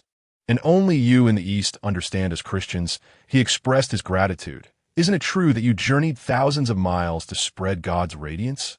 I jested, exchanging light banter with the priest. Days passed in a monotonous haze. Yet at last, the reservoir was completed within those 4 months, and autumn had arrived. Due to the reservoir's construction, I found myself aimlessly wandering Kaif, feeling inherently restless, yet now it bore an air of tedium. However, I took solace in receiving correspondence from Edo. Though it contained little more than assurances of safety, it seemed superfluous to inquire further. The Battle of Kawaga had escalated to a fever pitch. With the Hojo army deploying all its might, even the old tiger of Kaif had joined the fray. Yet alas, the enemy forces were simply too numerous, resulting in only superficial wounds. I lay alone upon the grass near the waterline, occasionally tossing pebbles into the stream. "Sir, did you know that the Hojo clan seems poised to surrender to the Allied forces?" Jing approached anxiously, propping my head upon her lap. That I shook my head dismissively. "Surely that cannot be true. What are the conditions for negotiation?" I replied nonchalantly. "According to reports from Ataka, it appears that the entire populace of Kawagoe is permitted to retreat, with the surrender of Kawagoe Castle occurring without a single life lost." Jing explained, gently massaging my temples. She was meticulous in her delivery of such news. "And what are the Allies' response? Are they not inclined to accept?" I inquired, rubbing my face as I grasped Jing's hands, which were busy tending to my head. Jing's clear eyes met mine, and she nodded. "Harunobu and the 2 gentlemen from the Yusuji clan do not consent, unless the entire Hojo family commits seppuku. Otherwise, they are determined to annihilate them, much like the Battle of Kakufadai. In the Battle of Kakufadai, Harunobu defeated Yusuji's father, Yusuji Kiyoshi." I slowly rose, twisting my waist. "It seems they hold that old tiger in high regard." "I chuckle, sir. Are you not concerned?" Jing pressed, her anxiety evident. In truth, Jing's worries stemmed from my interests, which coincidentally aligned with Nataka's position in the army. Rest assured, the reservoir's construction was undertaken with foresight. It appears the Hojo army is also preparing. When the time comes, we shall await the tiger's assistance here, I declared, rising to my feet and skipping a stone across the water's surface, watching as it leapt gracefully. The summer waters were not particularly deep. Yet with the onset of autumn rains, the reservoir's water began to rise steadily. I requested that the waterway adjacent to the reservoir be diverted into it, as this would allow us to regulate the flow. In light of the Hojo's surrender, the Allied forces commenced a celebration, with Harunobu and Nataka returning to the reservoir area. Upon witnessing the impressive reservoir erected in just 4 months, Harunobu gasped in awe. "You are truly remarkable. Would you be interested in joining our Takeda clan? Your connection with my father would be most advantageous." Harunobu began to court my favor that I straightened my demeanor, signaling for the priest to be summoned. "Nonsense, it was I who journeyed to Kyoto to consult with Father Pereira. You are far too gracious. Master Saisai has already considered my potential service," I humbly replied, recognizing the futility of his advances. Harunobu shifted his focus. "Ah, a foreigner? Then I must meet you." His expression radiated anticipation as the priest approached, accompanied by a throng of unruly followers. I could see that moment. A flicker of skepticism crossed Harunobu's face. Yet he greeted the priest with a smile. "Alas, are you courting disaster?" I mused silently. "Are you indeed Father Pereira?" Harunobu exclaimed, excitement evident in his voice. "I had no idea you possessed such skill, capable of constructing such a grand reservoir." The priest responded, "Such endeavors would not be possible without the assistance of Misa. In truth, I am here to seek out God's wayward children and bring them back to his fold." The priest continued to draw crosses, his sincerity apparent. "Would you be interested in preaching in Kaif? Father, it would be best if you could bring all your materials. I shall provide you with the utmost support," Harunobu proposed, offering a tempting opportunity. The priest, akin to a vagabond spotting a feast, eagerly seized the chance. "How splendid! Lord Harunobu! This truly is marvelous. I shall not betray your trust.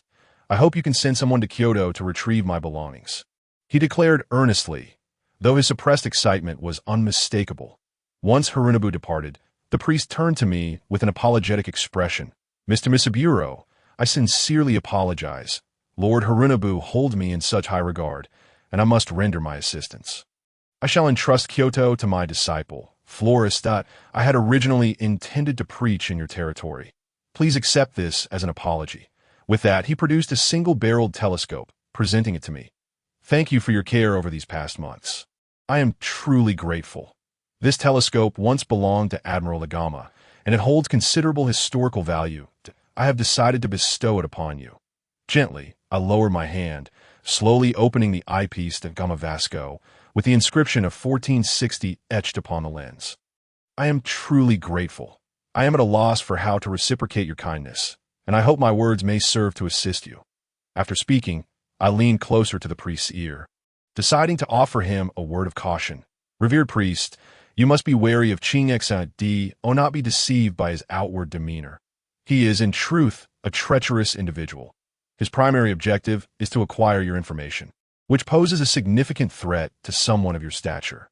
For instance, today's children of God appear exceedingly precarious in the eyes of Qingxin. After all, if his followers are of such character, who will come to his aid? Should he seek to mobilize forces, he will undoubtedly turn to you. Thus, it would be prudent to eliminate this danger before it has a chance to flourish. That I concluded my warning with a gesture resembling the act of severing a head. "Thank you for your goodwill. I understand," replied the priest, "yet I questioned how a devotee could harbor fear. I shall write you a letter, and should I meet an untimely end, I hope you will extend your assistance to my successor." The priest grasped my hand firmly, his eyes devoid of the earlier greed, revealing the countenance of a true believer, with bright and clear pupils. Perhaps I had misjudged him. Could he too be devoted to the truth? I chuckled to myself as I observed the departing priest. Bored, I watched the priest fade into the distance, contemplating my future plans. I called out to Jing. "If you have a moment, could you kindly inquire with Lord Beichao?" Inform him that the reservoir will soon be releasing water, and he should prepare himself mentally that I instructed Jing to notify the downstream lords, Yusuji Kenshin and Yusuji Masakato. Understood, Jing nodded. Is there anything else you require? My lord? After a moment's reflection, Jing organized my thoughts that, oh, is that so? I mused, stroking my chin, believing this to be an impeccable plan. Please inform Lord Yusuji Masakato that my fish and shellfish paintings must be secured to prevent water damage. I realized this was the sole concern I had.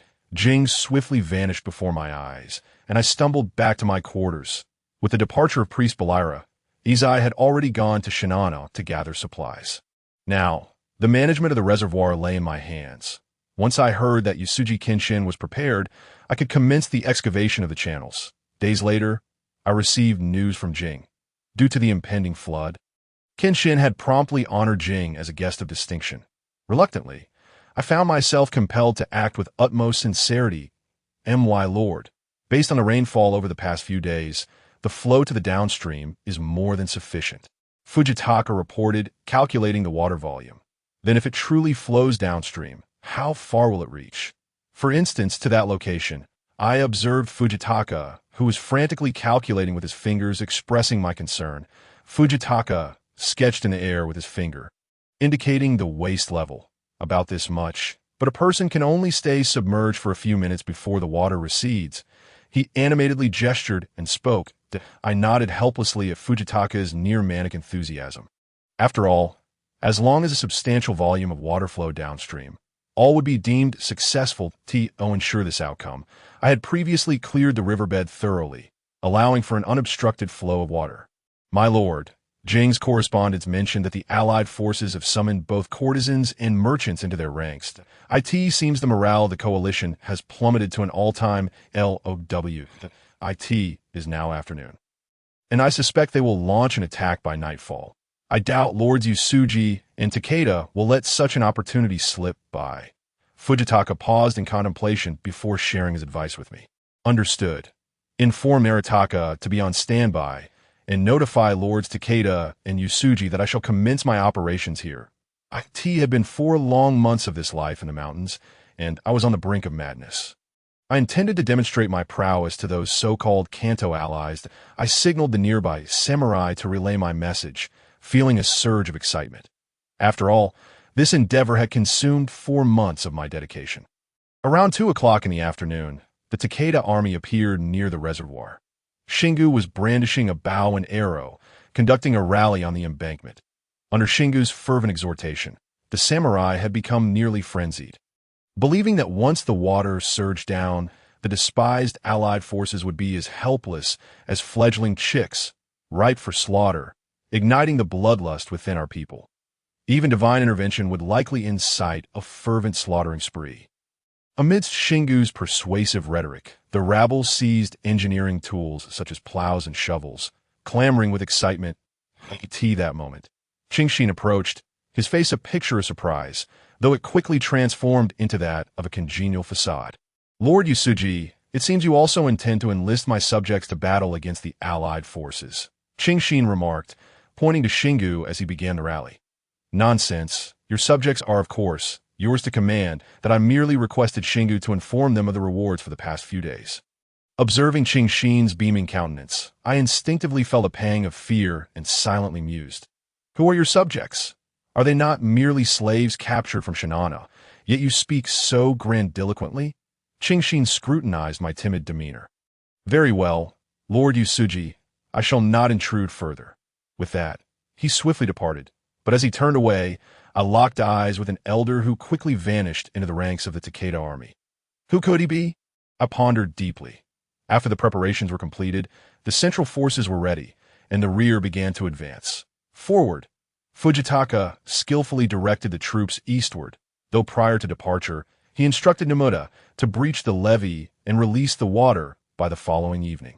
Thus, the main force commenced its advance eastward.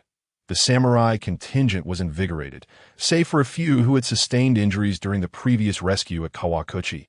For the most part, they were in high spirits. Having been well-fed, in this era of scarcity, such a luxury seemed almost unattainable.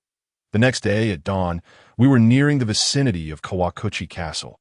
However, due to the nature of our surprise attack, I chose to establish camp on elevated ground, allowing the troops to rest in preparation for the night ahead. Meanwhile, Qingshin's forces swiftly infiltrated Kawakuchi Castle. In recent days, the area surrounding Kawakuchi had transformed into a playground for the Allied forces.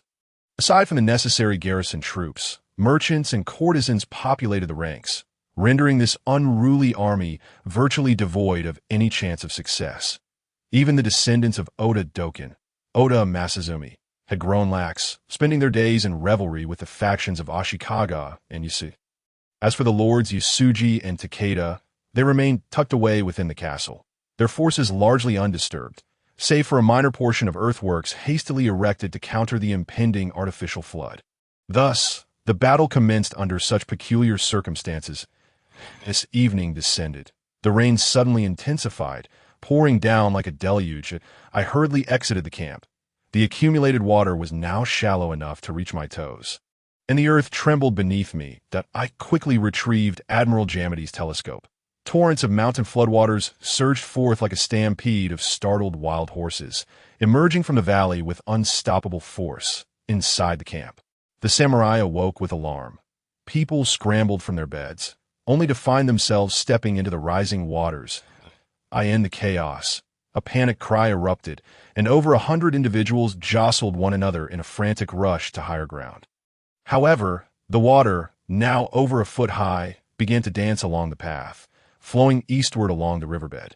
The small bridges along the way were swallowed in an instant, leaving only remnants behind. The immense current surged toward Kawakuchi, quickly inundating much of the town below the castle, putting even Kawakuchi Castle itself in jeopardy. The tenuous structure of the dungeon trembled under the assault, as the townsfolk had largely fled due to the war, leaving behind a disoriented populace among the Yasuji and Takeda forces, creating a scene of utter chaos. Cries of despair echoed throughout Kawakuchi Castle, but under the calming presence of Yasuji Kenshin and Takeda Shingen, the military and civilians rapidly banded together, swiftly organizing the front lines. Amidst the cacophony, the vanguard led by Masakato set forth. Through the telescope, I observed Masakato, his hair drenched by the rain, yet his expression remained composed, exuding a subtle confidence as he rode forth with his vanguard toward the Allied forces besieging the castle. At this moment, Fujitaka lifted me onto his horse, exclaiming, "My lord, it is time. Do not hesitate. The entire army is prepared and all awaits your command." His voice, though drowned by the rain and floodwaters, managed to reach my ears. "Let us proceed and show the Ashikaga and the 2 Yasuji lords my might." "Vanguard, prepare," Fujitaka shouted, relaying the orders. Instantly, the camp began to advance methodically toward the east. However, the Allied forces were indulging in feasts and merriment, having moved their festivities indoors due to the rain. The resounding noise of rain and floodwater reverberated, and the splashing water formed thick mist in the air. Faced with the oncoming deluge, the Allied forces found themselves utterly powerless to resist. Quickly, block the water ahead. Evacuate the supplies. We must not let the provisions get soaked. Nor the gold. The gold. Qing Shi burst forth from the camp, his voice hoarse from shouting, but alas, the surrounding sound of rushing water drowned out his cries as the deluge rose to his knees. "Damn it! Quickly prepare the 2 esteemed gentlemen in their robes." Qing Shi unsheathed his sword, Chunyu, and began to slash wildly at the rain cascading from the sky and the droplets pooling at his feet. The Allied forces had completely disintegrated. In the absence of reinforcements, a widespread rout ensued. Although the water merely reached their knees and would soon recede, the nearly broken people, these soldiers, long accustomed to the military life, had lost all sense of reason. Fleeing at the fastest pace back to their hometowns, the air was filled with wails of despair. Bodies of those trampled underfoot surfaced in the water, alongside some decaying tree trunks. "Kill!" roared Keisei. And the front line echoed his command. Keisei's cavalry surged forward with the current into the Allied camp. Unexpectedly, the HJ army, who had surrendered a few days prior, appeared at this critical moment. "Curse you, Keisei! Do not think my Allied forces are without defenders. Yusuji Asaki drew his sword, directing his loyal retainers, a mere 20 or so, to charge at Keisei, the army, as predicted earlier that morning. Slaughtered like chickens, as my forces advanced with Takeda and HJ at the forefront. Human corpses littered the ground, and as the rainwater receded, it mingled with the increasing flow of blood. The cries of the fallen filled the air. The soldiers fought like demons from hell, disregarding everything, and at times even the HJ and Takeda clans began to clash among themselves, revealing the ugly side of humanity in that moment. The night was pitch black, and the oily torches around them flickered feebly, only casting a dim light due to the rain. The Ishigaru and samurai fought fiercely, oblivious to their surroundings, suddenly, in the distance. A blaze illuminated the scene. I raised my binoculars to see that it was the chaotic army igniting their oil supplies. The burning oil flowed down the river, engulfing the battlefield in flames. While the air was thick with the stench of blood and the acrid scent of burnt protein tea that moment, Fuji Takashi and Shinomiya surged forward with their troops, while Aki, holding my horse, urged me to leave. My lord, do not linger. The glory will be snatched away. Even if you do not wish to kill, at least seize some spoils. I watched as the Ishigaru plundered the jewels. Jade, fine wine, and women left behind by the merchants. This hellish scene retained a hint of mysterious allure. Let us seize wealth, grain, and women, I proclaimed boldly, guiding Aki forward. Before Yusuji Asaki could near Keisei, he was thrown from his horse by the chaotic army. Those who claimed to be allies stole from their own.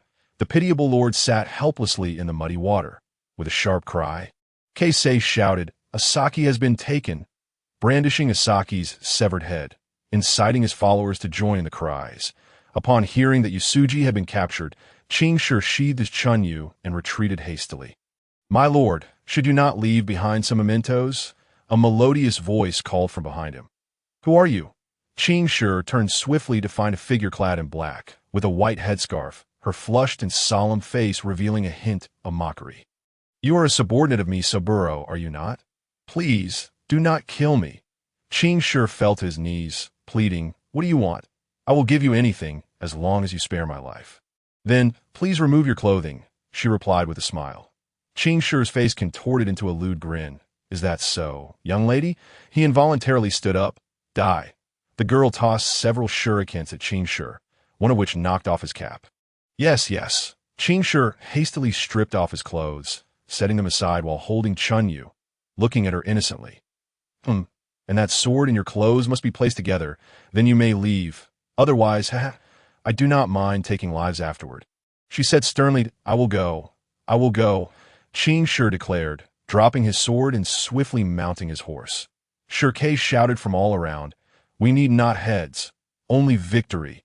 Let us display the spirit of the HJ warriors. Do not strike your own." Shirkei, riding fiercely, began to slay indiscriminately when suddenly a blade came from nowhere and struck him. "Damn it, how dare someone attack me?" Shirkei thought to himself, feeling a light cut on his right eye, leaving a noticeable scar but sparing his sight. The retainer unit began to contract, with his uncle managing the situation. Shirkei pressed a hand to his wound, muttering, "The night battle at Kawaga is heavy with the scent of death." The rain ceased early in the night, and the floodwaters receded entirely from the Musashi Plains. Yet the war raged on until dawn. Blood mingled with the earth, and the faint scent of smoke lingered as horses stumbled and bodies lay scattered. A small trickle of blood flowed into the nearby stream, merging into a red current. Observing the once more dulled blade of Onamaru and the character of Zosan, I could only shake my head in resignation. It had already been 2 days since the night battle at Kawagoe. During these days, the HJ clan continued to pursue the remnants of the Yusuji clan and the Ashikaga family. Misaburo's task was to collect the dead, or, as it was more gracefully put, to tidy the battlefield. With everything carried away by the flood, there was little left behind. My lord, the girl suddenly appeared before Misaburo, waving a katana as she slowly called out to him, "You have finally returned, Miru. You worried me to death.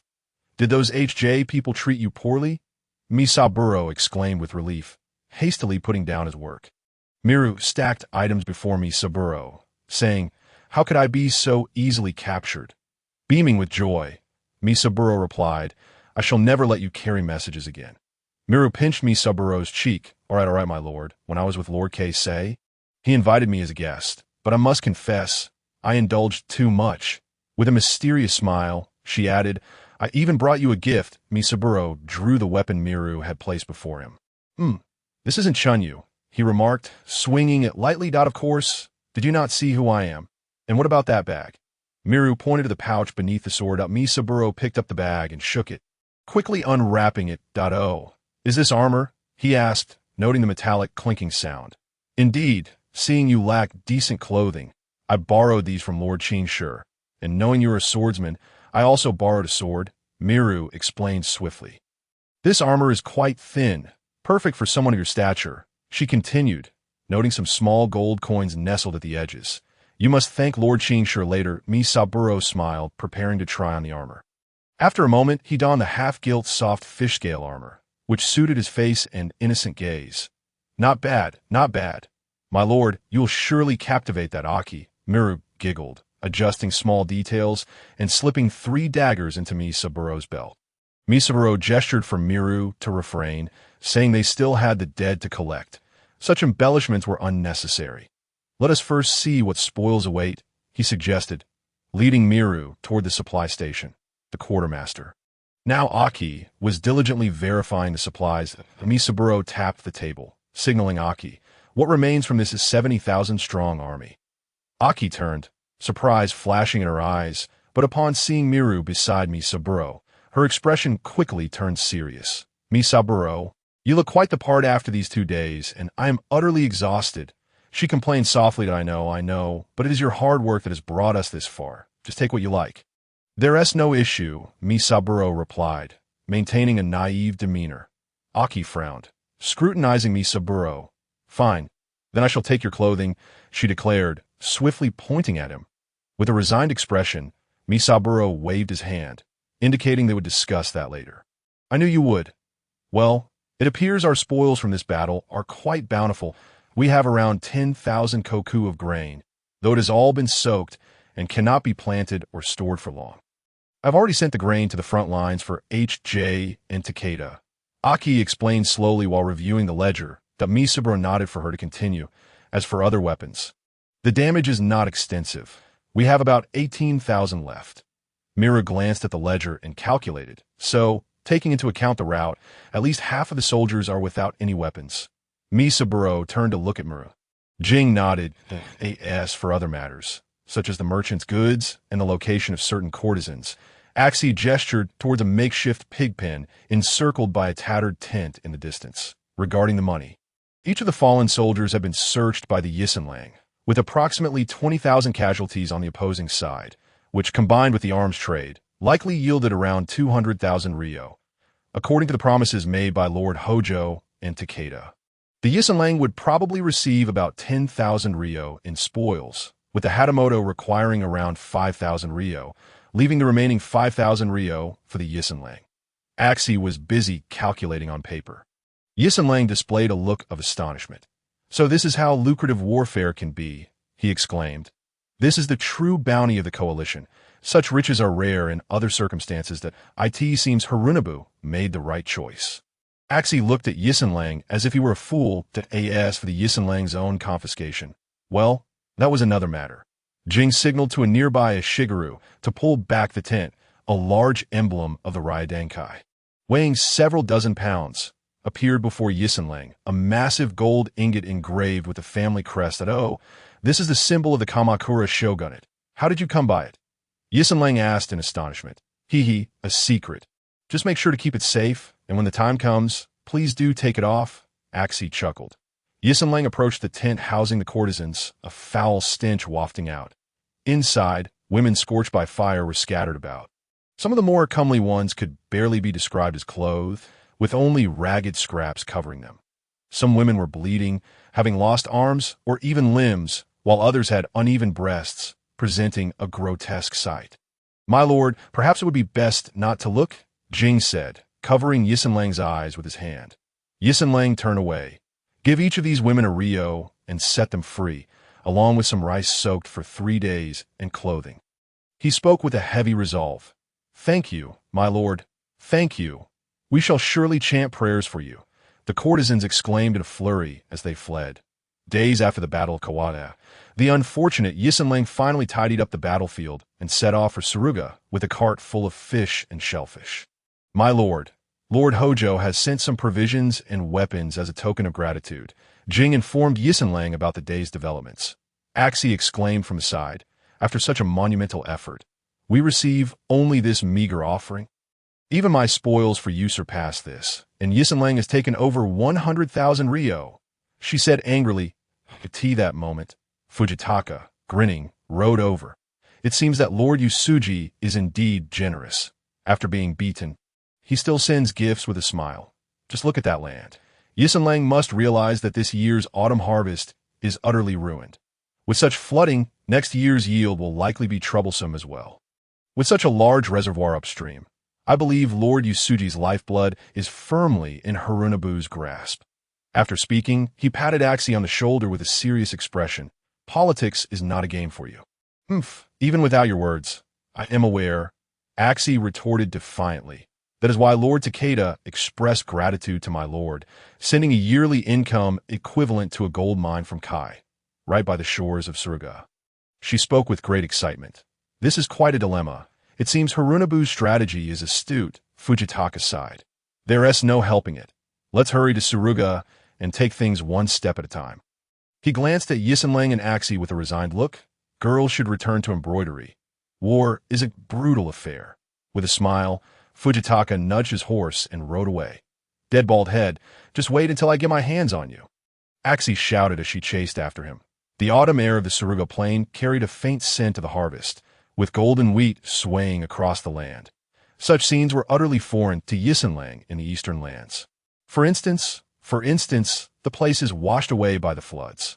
The snow on Mount Fuji lay piled high year-round, bringing more beauty to this picturesque countryside. For this reason, Yisenlang had made a special trip to the cherry blossom tree at Kashiyama, where Axie yawned as she watched him. "My lord, you are admiring the scenery again, but I think a broken tree hardly seems worthy of your attention," she complained to Yisenlang. Yisenlang nodded, inhaling deeply the crisp air descending from the snow-capped mountains. When Minamoto no Yoritomo hunted at the base of Fuji, he once tied his horse tether to this cherry tree. He gently patted the cherry tree's trunk, which was nearly peeling. What is it but an object touched by the dead? One day, I too might touch it and achieve fame. Like that tree, which has been touched by Ogesa no Aki. Axie gazed at Yisenlang with boredom, slowly responding, believing his words to be trivial. Yisenlang approached his horse, patting the large gold nugget on its back. No one had expected that he too possessed a piece of the Kamakura shogunate's emblem. Swiftly mounting his horse, he set off, humming a tune as the bells of Gion Temple rang, conveying the impermanence of worldly affairs. Yisenlang gently knocked on the temple door. "Master, Master, Jinshin, Yisenlang has returned," he said with a quavering voice. From within came a clear, melodious voice. "Brother, brother, Yisenlang has come." The door swung open instantaneously, revealing a figure leaping towards him. "Oh, Tamako!" Yisenlang exclaimed, feeling a rush of excitement as he touched the now much-grown girl with her braided hair. I didn't expect Tamako's eyes to be so bright. She's becoming more beautiful, far surpassing the charm of the young Kamachi. He remarked for those interested. One may look up Ono no Kamachi. At that moment, Axie approached and scooped up Tamako. "Wow, what a lovely little sister." "Yisenlang, you should go find a master now. Let me have a look at this little Tamako." Although she said this, her eyes held an unnoticeable glint. "You should accompany Yisenlang inside. Come, Tamako, let Yisenlang hold you." Jing interjected to ease the situation. Yisenlang led his horse into the courtyard, where Master Nobutaka and Yin emerged. Yin did not even glance at Yisenlang, instead surveying her surroundings. Master Nobutaka, however, regarded Yisenlang with a lewd grin, causing Yisenlang to feel embarrassed. "Numata, where are you? Come, let us spar," Yin shouted, indifferent to Yisenlang's astonished expression. Yisenlang shook his head in resignation and entered the master's main room. "Who was that 12-year-old girl? Why did she ask for Numata to spar upon seeing you?" Axie gazed at Yisenlang in a daze. "Her name is Yin." Before leaving, Yisenlang mentioned that if she defeated Numata, She could travel with him, he explained with a helpless expression, swiftly opening the main door. Master, Yisenlang has returned. Yisenlang quickly knelt down in reverence. Yukizai, now in his 50s, had not changed significantly due to the calmness of Suruga, though his hair had grown increasingly white. Welcome back, it is good to see you. Yukizai said softly. Master, Yisenlang exclaimed, his heart racing, I am sorry for causing you worry. Enough, enough, you are not a child who cannot grow up. Now that you have returned and resolved the Kawagoe issue, we should discuss the future. Yukizai said, twirling his fan and revealing a shrewd expression. Yisenlang raised his head. Are you suggesting that Lord Yusuji will mobilize troops to the capital? Yukizai tapped Yisenlang's head with his fan. You are still sharp. How could you not know this? By the way, who is that girl beside you? Is she your fiancée? Axie, blushing, sat quietly beside him, unlike her usual boisterous self. That is Axie, the daughter of Ogasawara Kiyoshin. I believe Master Takeda would know of her, Yisenlang explained. She seems a good girl, Yukizai remarked, glancing at Yisenlang.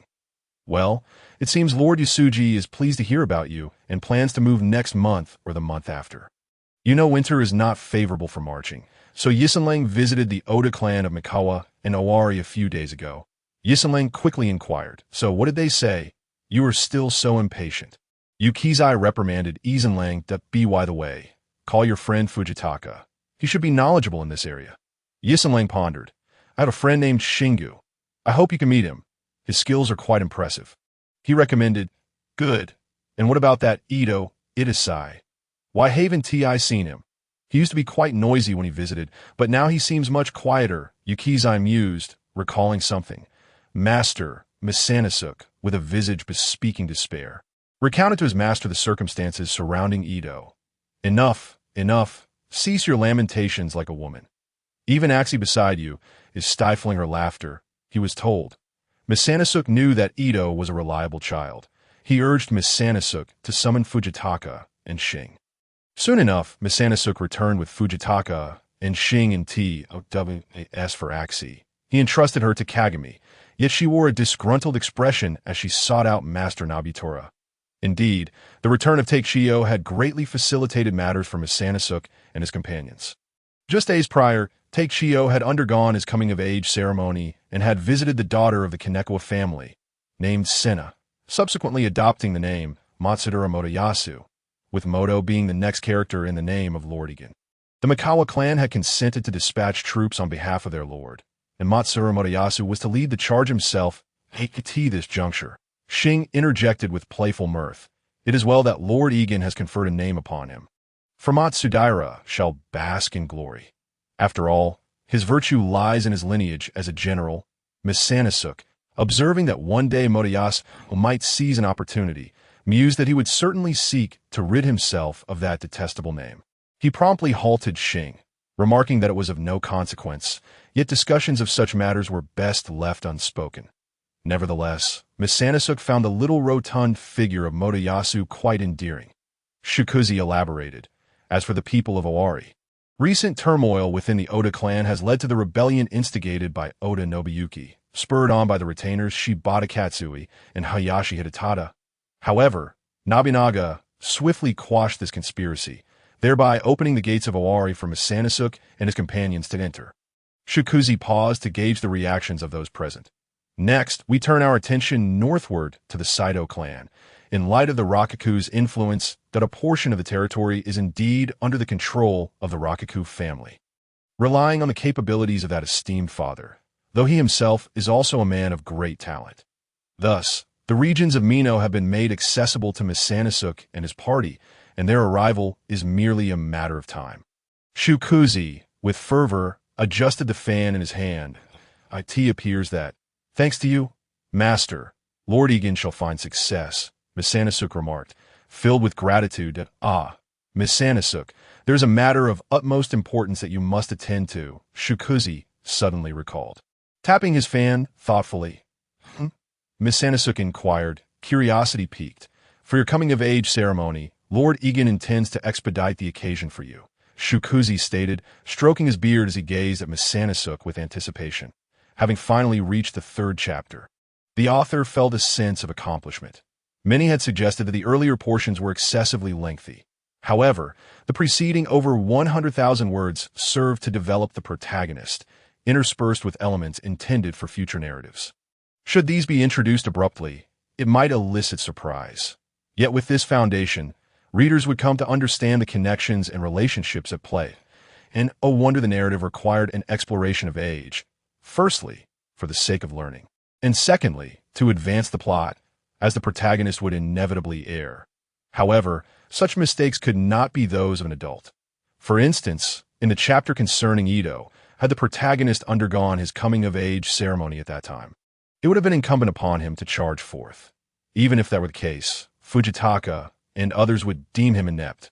Yet, youth could provide an explanation for such shortcomings to illustrate further.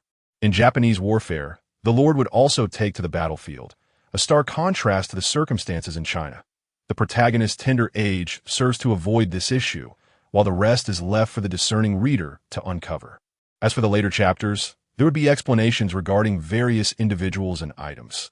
The third chapter would delve into the identity of Niizui and the significance of the items in the protagonist's possession. Though this shall remain undisclosed for now, a tantalizing secret, in terms of plot, it is implausible that Lord Egan would meet his demise at. How the events unfold remains uncertain. Will the protagonist rise against the odds? Or will he align with the will of destiny? What fate awaits the rotund Take-Chiyo? Lastly, I extend my gratitude for your support. As the beginning may have felt somewhat disjointed, I implore you to continue supporting me. For I endeavor to provide you with a satisfying resolution through my writing. Misanasook gazed at Shikuzi with astonishment, exclaiming, "Surely not. I am but 13 years of age. Is it not customary to wait until 15 for the coming-of-age ceremony?" Shikuzi continued to fan himself, producing a rhythmic sound that we live in tumultuous times. There are indeed those who undergo their coming-of-age as early as 15, and even as young as 7 or 8. Such matters are of little consequence. Then, since my parents passed away early, will you be the one to perform my coming-of-age ceremony, Master? Misanasook asked, his countenance revealing his astonishment.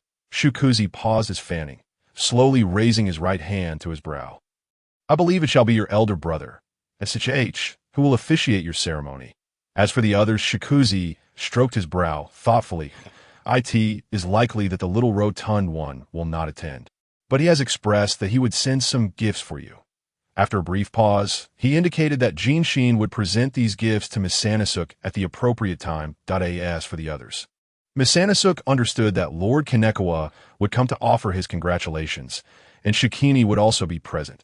Furthermore, the Asahina clan, along with the Tera family, would send their representatives. Even your general elder brother would dispatch someone to discuss matters of entering the capital. Upon hearing of this event, he would also send individuals. Shikuzi recounted leisurely to Misanasook. Misanasook nodded in acknowledgement. Shikuzi observed Misanasook, who appeared as flustered as a chicken in a mortar, and said, "Very well, you may leave now. Preparations for your ceremony will commence the day after tomorrow. I believe Nabitora and Dr. Tokamoto have much to discuss with you." With that, Misanasook departed, while Shikuzi, Fujitaka, and Shin convened in the tea room to strategize. Shibata and Sakuma had been frequently traversing between the senior retainers of the Oda clan, using Nobunaga's absurd behavior on the day of the funeral as new fodder for their grievances. It emerged that Shibata and Sakuma were not driven by selfish motives. Rather, they were genuinely concerned for the future of the Oda clan. They believed that allowing Nobunaga to take the helm would spell disaster for Owari. History is replete with similar precedents. Takeda Shingen of Kai and his son, as well as his son-in-law Imagawa Yoshimoto, had conspired to confine the boorish Nabitora in the province of Suanpu for the sake of their own interests. Shibata, Sakuma, and Hayashi Sato were united in their belief that Nobunaga's brutality surpassed even that of Nabitora. Thus, their attacks were vehement. They considered themselves the true loyal retainers of the Oda clan, should matters continue along this trajectory. They would urgently raise the issue of forcing Nobunaga into retirement. The room was filled with whispers, seemingly elucidating the affairs of the Oda clan. A coming-of-age ceremony, yet they keep Misanasook in the dark about these matters. He grumbled as he sought out Nabitora and Dr. Tokamoto. The following day, Misanasook awoke early, though Fujitaka and Shing appear to have just settled down from their weariness. Misanasook, come here. The gifts from that little rotund one are here. Jinshin beckoned Misanasook, gesturing toward the square object within the room. Oh, you know what it is? Misanasook asked, glancing at the item with curiosity. Take a look for yourself. Take-Shio instructed that it remain unopened. Jinshin replied, bringing it out to the courtyard. Tea that moment. Tokumoto approached. Misanasook, the little rotund, one has sent you something. Quickly open it and see. He specifically requested that it not be opened until after his departure. Misanasook, filled with curiosity, examined the thickly wrapped package, adorned with exquisite four-colored cloud patterns, wondering what lay within. What could it be?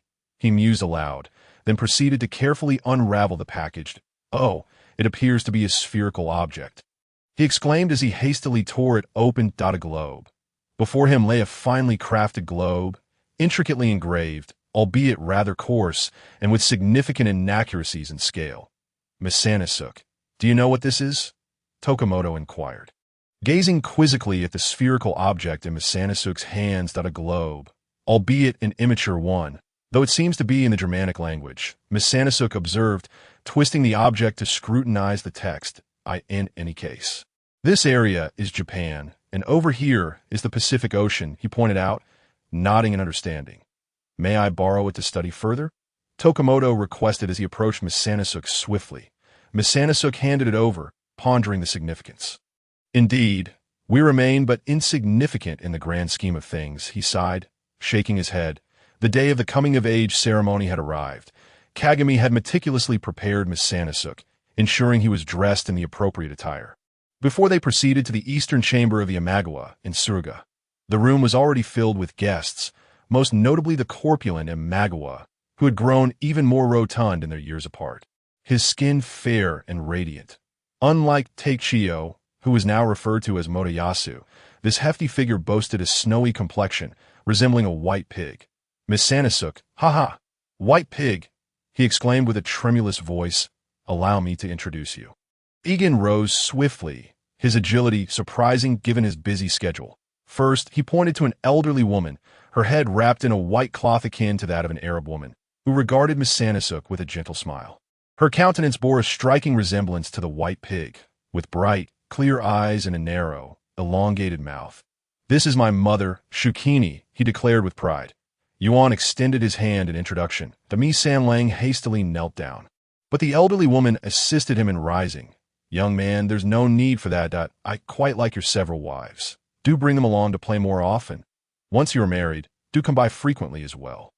Her voice was remarkably robust and healthy, belied her age of over 60. Mi Sanlang, blushing, then clasped his hands together and said earnestly, Then I wish you great fortune and prosperity, with a serious tone. He continued. Shogoe and I nodded in satisfaction. Today, you are the protagonist. I dare not take the spotlight. Yin Wolong, make sure to attend to your junior disciple well. With that, she indicated it was time for the next person.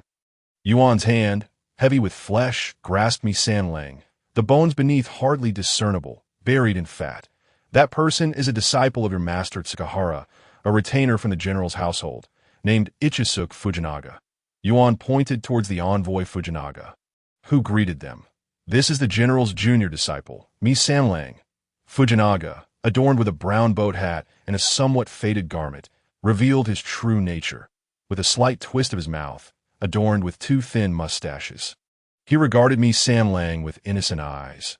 Indeed, one can see the heroes emerge from youth. The bloodline of the general is manifest in such a manner. After exchanging a few words, he turned to the other man beside him, dressed in the attire of the Takahashi clan. The man nodded slightly, his eyes resembling sharp slits, and his nose an eagle's hook, creating a distinct angularity. However, his brows had long since vanished, revealing a set of dark teeth. I am Inoue Infone, hailing from the Fujiwara northern family, of the Inoue lineage. That Shogoe and I share some ties with me, and having received an invitation from the general, I have come here. He spoke with a hint of pride in his noble lineage to Mi Sanlang, yet remained courteous, a stark contrast to Fujinaga beside him. Perhaps Mi Sanlang also possessed noble blood? Shugue and I also hailed from the Fujiwara northern family of the Inoue lineage. Mi Sanlang blinked in surprise. You are the current esteemed Inoue lord. He articulated each word with a hint of doubt. Inoue nodded.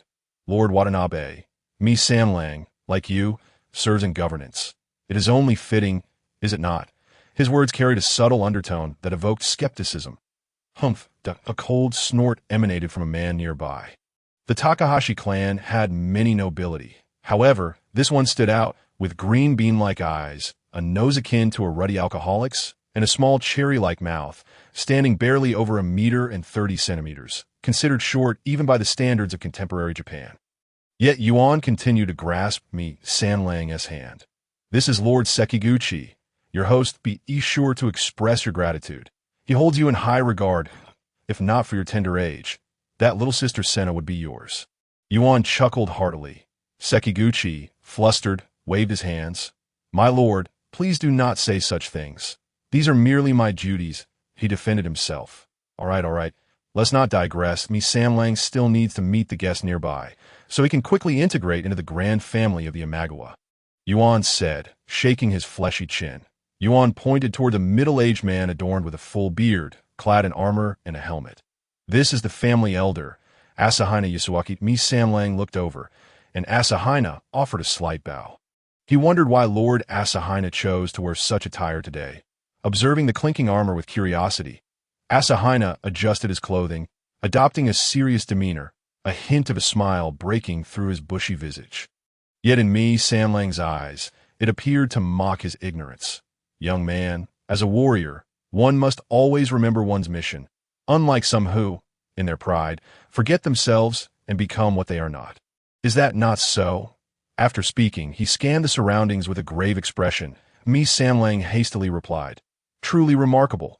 As expected of the foremost general of our clan, I humbly accept your guidance. Asahina glanced down at Mi Sanlang. Approvingly. Ah, indeed, a promising youth. You are teachable, he said with a grin. However, another familiar cold snort echoed from the side. The Mi Sanlang wished to speak, but Yuan swiftly pulled him away, his grip firm. This is His Highness Tsunomiya Nagatoki. Yuan brought Mi Sanlang before a nobleman, the very one known as the Cold Snorter. Your Highness, we are grateful for your devotion to the affairs of the country. Please do take care of your health. Mi Sanlang greeted Tsunomiya with sincere words. Tsunomiya donned a facade of amiability. Oh, it is merely my duty to the Imagawa clan. We shall serve until our last breath. Yet some individuals, driven by selfishness, recklessly accept gifts from others without regard for propriety.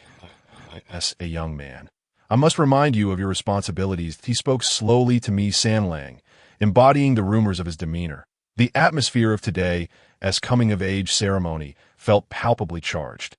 Mi Sanlang promptly bowed in response. Hearing your wisdom will surely guide us younger generations to avoid unnecessary detours. He displayed a youthful smile, yet the thoughts of Tsunomiya and Mi Sanlang remained concealed from one another. Very well, the next individual is Lord Ueo Renkyo, and I shall introduce Mi Sanlang to Lord Yoshimura. Yuan continued to guide Mi Sanlang, as the charged atmosphere seemed to have spread even to the lower echelons of society, where Mi Sanlang also encountered a spirited young lad, seemingly engaged in a jovial discussion with a man named Yoshimura. The coming-of-age ceremony was set to commence, and since this event was hosted by Lord Yuan, the proceedings were considerably more elaborate. First, Lord Yoshimura placed a black cloth cap upon Mi Sanlang's head, then recited a series of formalities while Mi Sanlang knelt in a daze.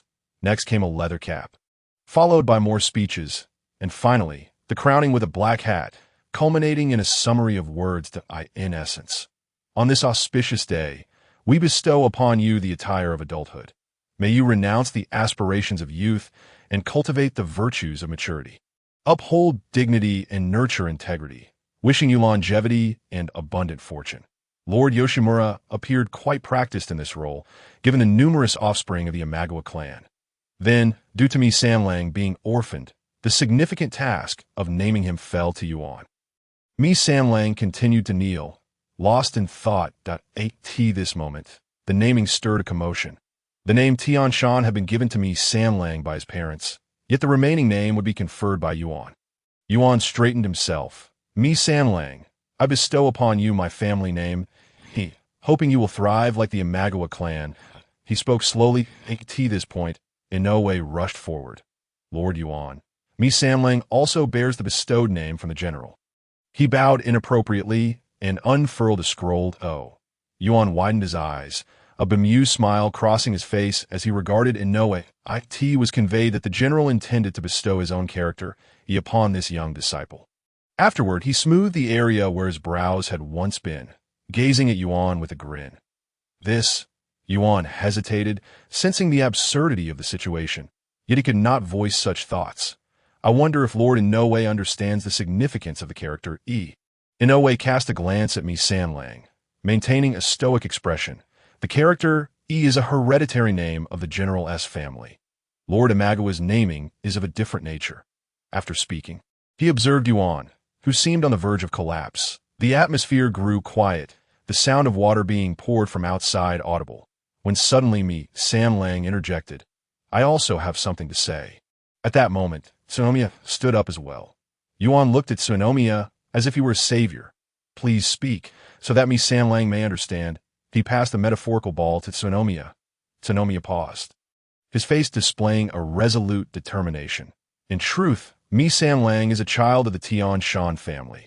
The character belonging to the general may be taken, without the need for bestowal. He then glanced at the stunned Yuan and in no way before swiftly returning to his seat. Yuan remained in a daze for quite some time, while Shogui and I spoke up. Then the character of the Tian Shan family should precede the Lord's name. Naturally, me Sanlang shall receive a bestowed name from the Imagawa.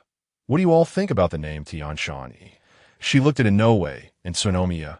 Inoue, not daring to offend the seasoned politician of the Imagawa, responded, Indeed, the E character is a family name, embodying the general's expectations.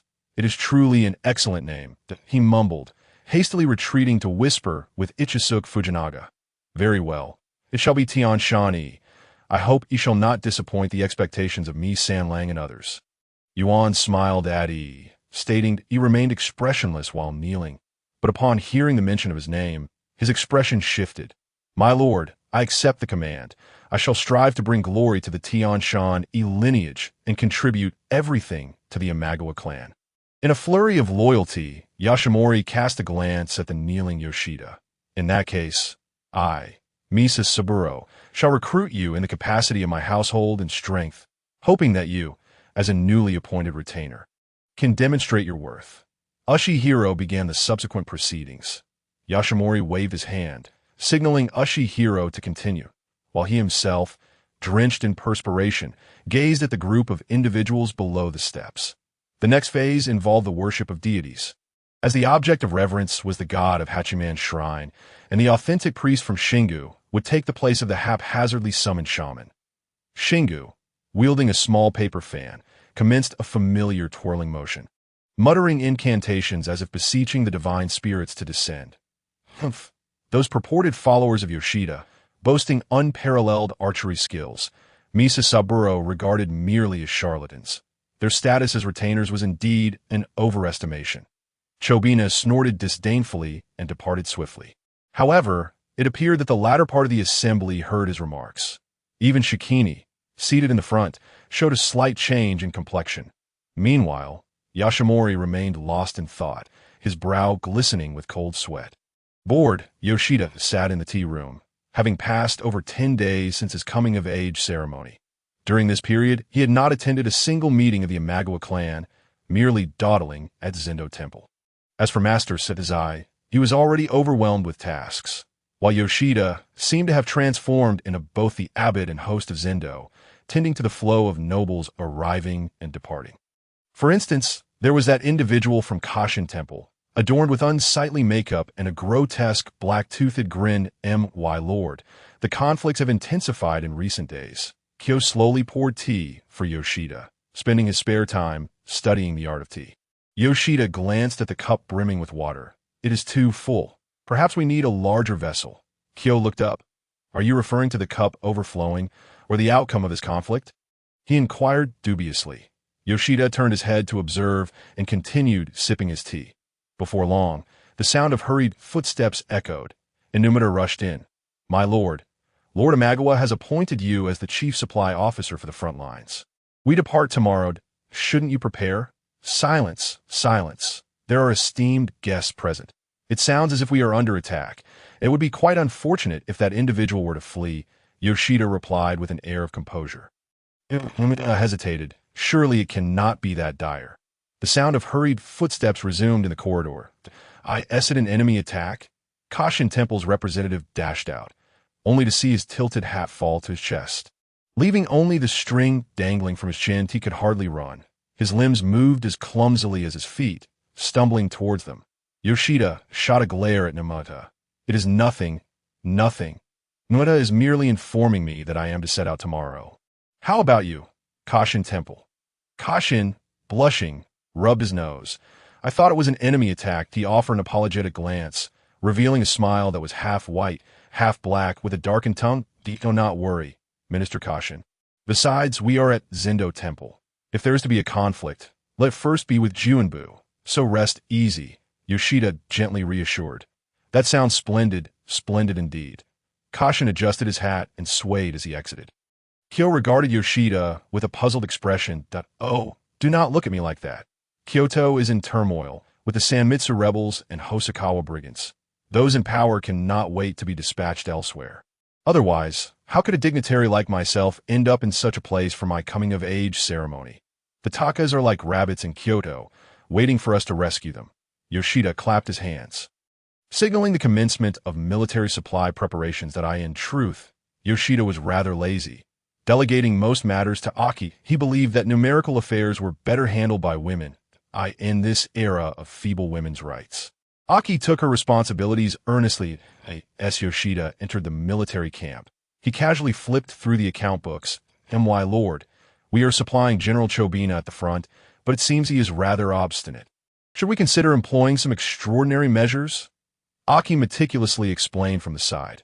Yoshida, with a beaming smile, inquired, what sort of measures do you suggest? Nodding attentively at Aki. Their gazes met, and Aki slightly bowed her head. My lord. For instance, withholding military provisions or delaying shipments are rather straightforward tactics. But, she paused, do you find that amusing? Yoshida replied nonchalantly. You are withholding from Chobina. It is the common folk who suffer. This age does not necessitate such actions. Understood, Aki responded, turning back to continue her inventory of weaponry. Yoshida continued to circulate within the supply camp, seemingly spotting something in the corner. Oh, what is this? His interest piqued. He playfully picked up a butter-coated iron cannon. Aki, do you know how much these cannons cost? Yoshida called out to Aki while examining the cannon. Oh, Yoshida Yujori is quite leisurely, discussing the prices of such items here. Oh, you know what this is? As the curtain of the camp parted, a fully armored man entered, Chobina Yasuaki, wearing a smile that was both mocking and curious as he looked at Yoshida. Iron cannon, he questioned with a tone of skepticism. Am I correct? Truly, you are Yoshida Yujori. Indeed, after a few years of experience, you have seen quite a bit of the world. I wonder if you know how to use it, Chobina sneered, viewing the 10-year-old as a mere child managing supplies. A jest, considering he could hardly wield a sword and was merely a disciple of Tsukahara and Tomita. In a swift motion, Yoshida loaded the powder and seized the gun.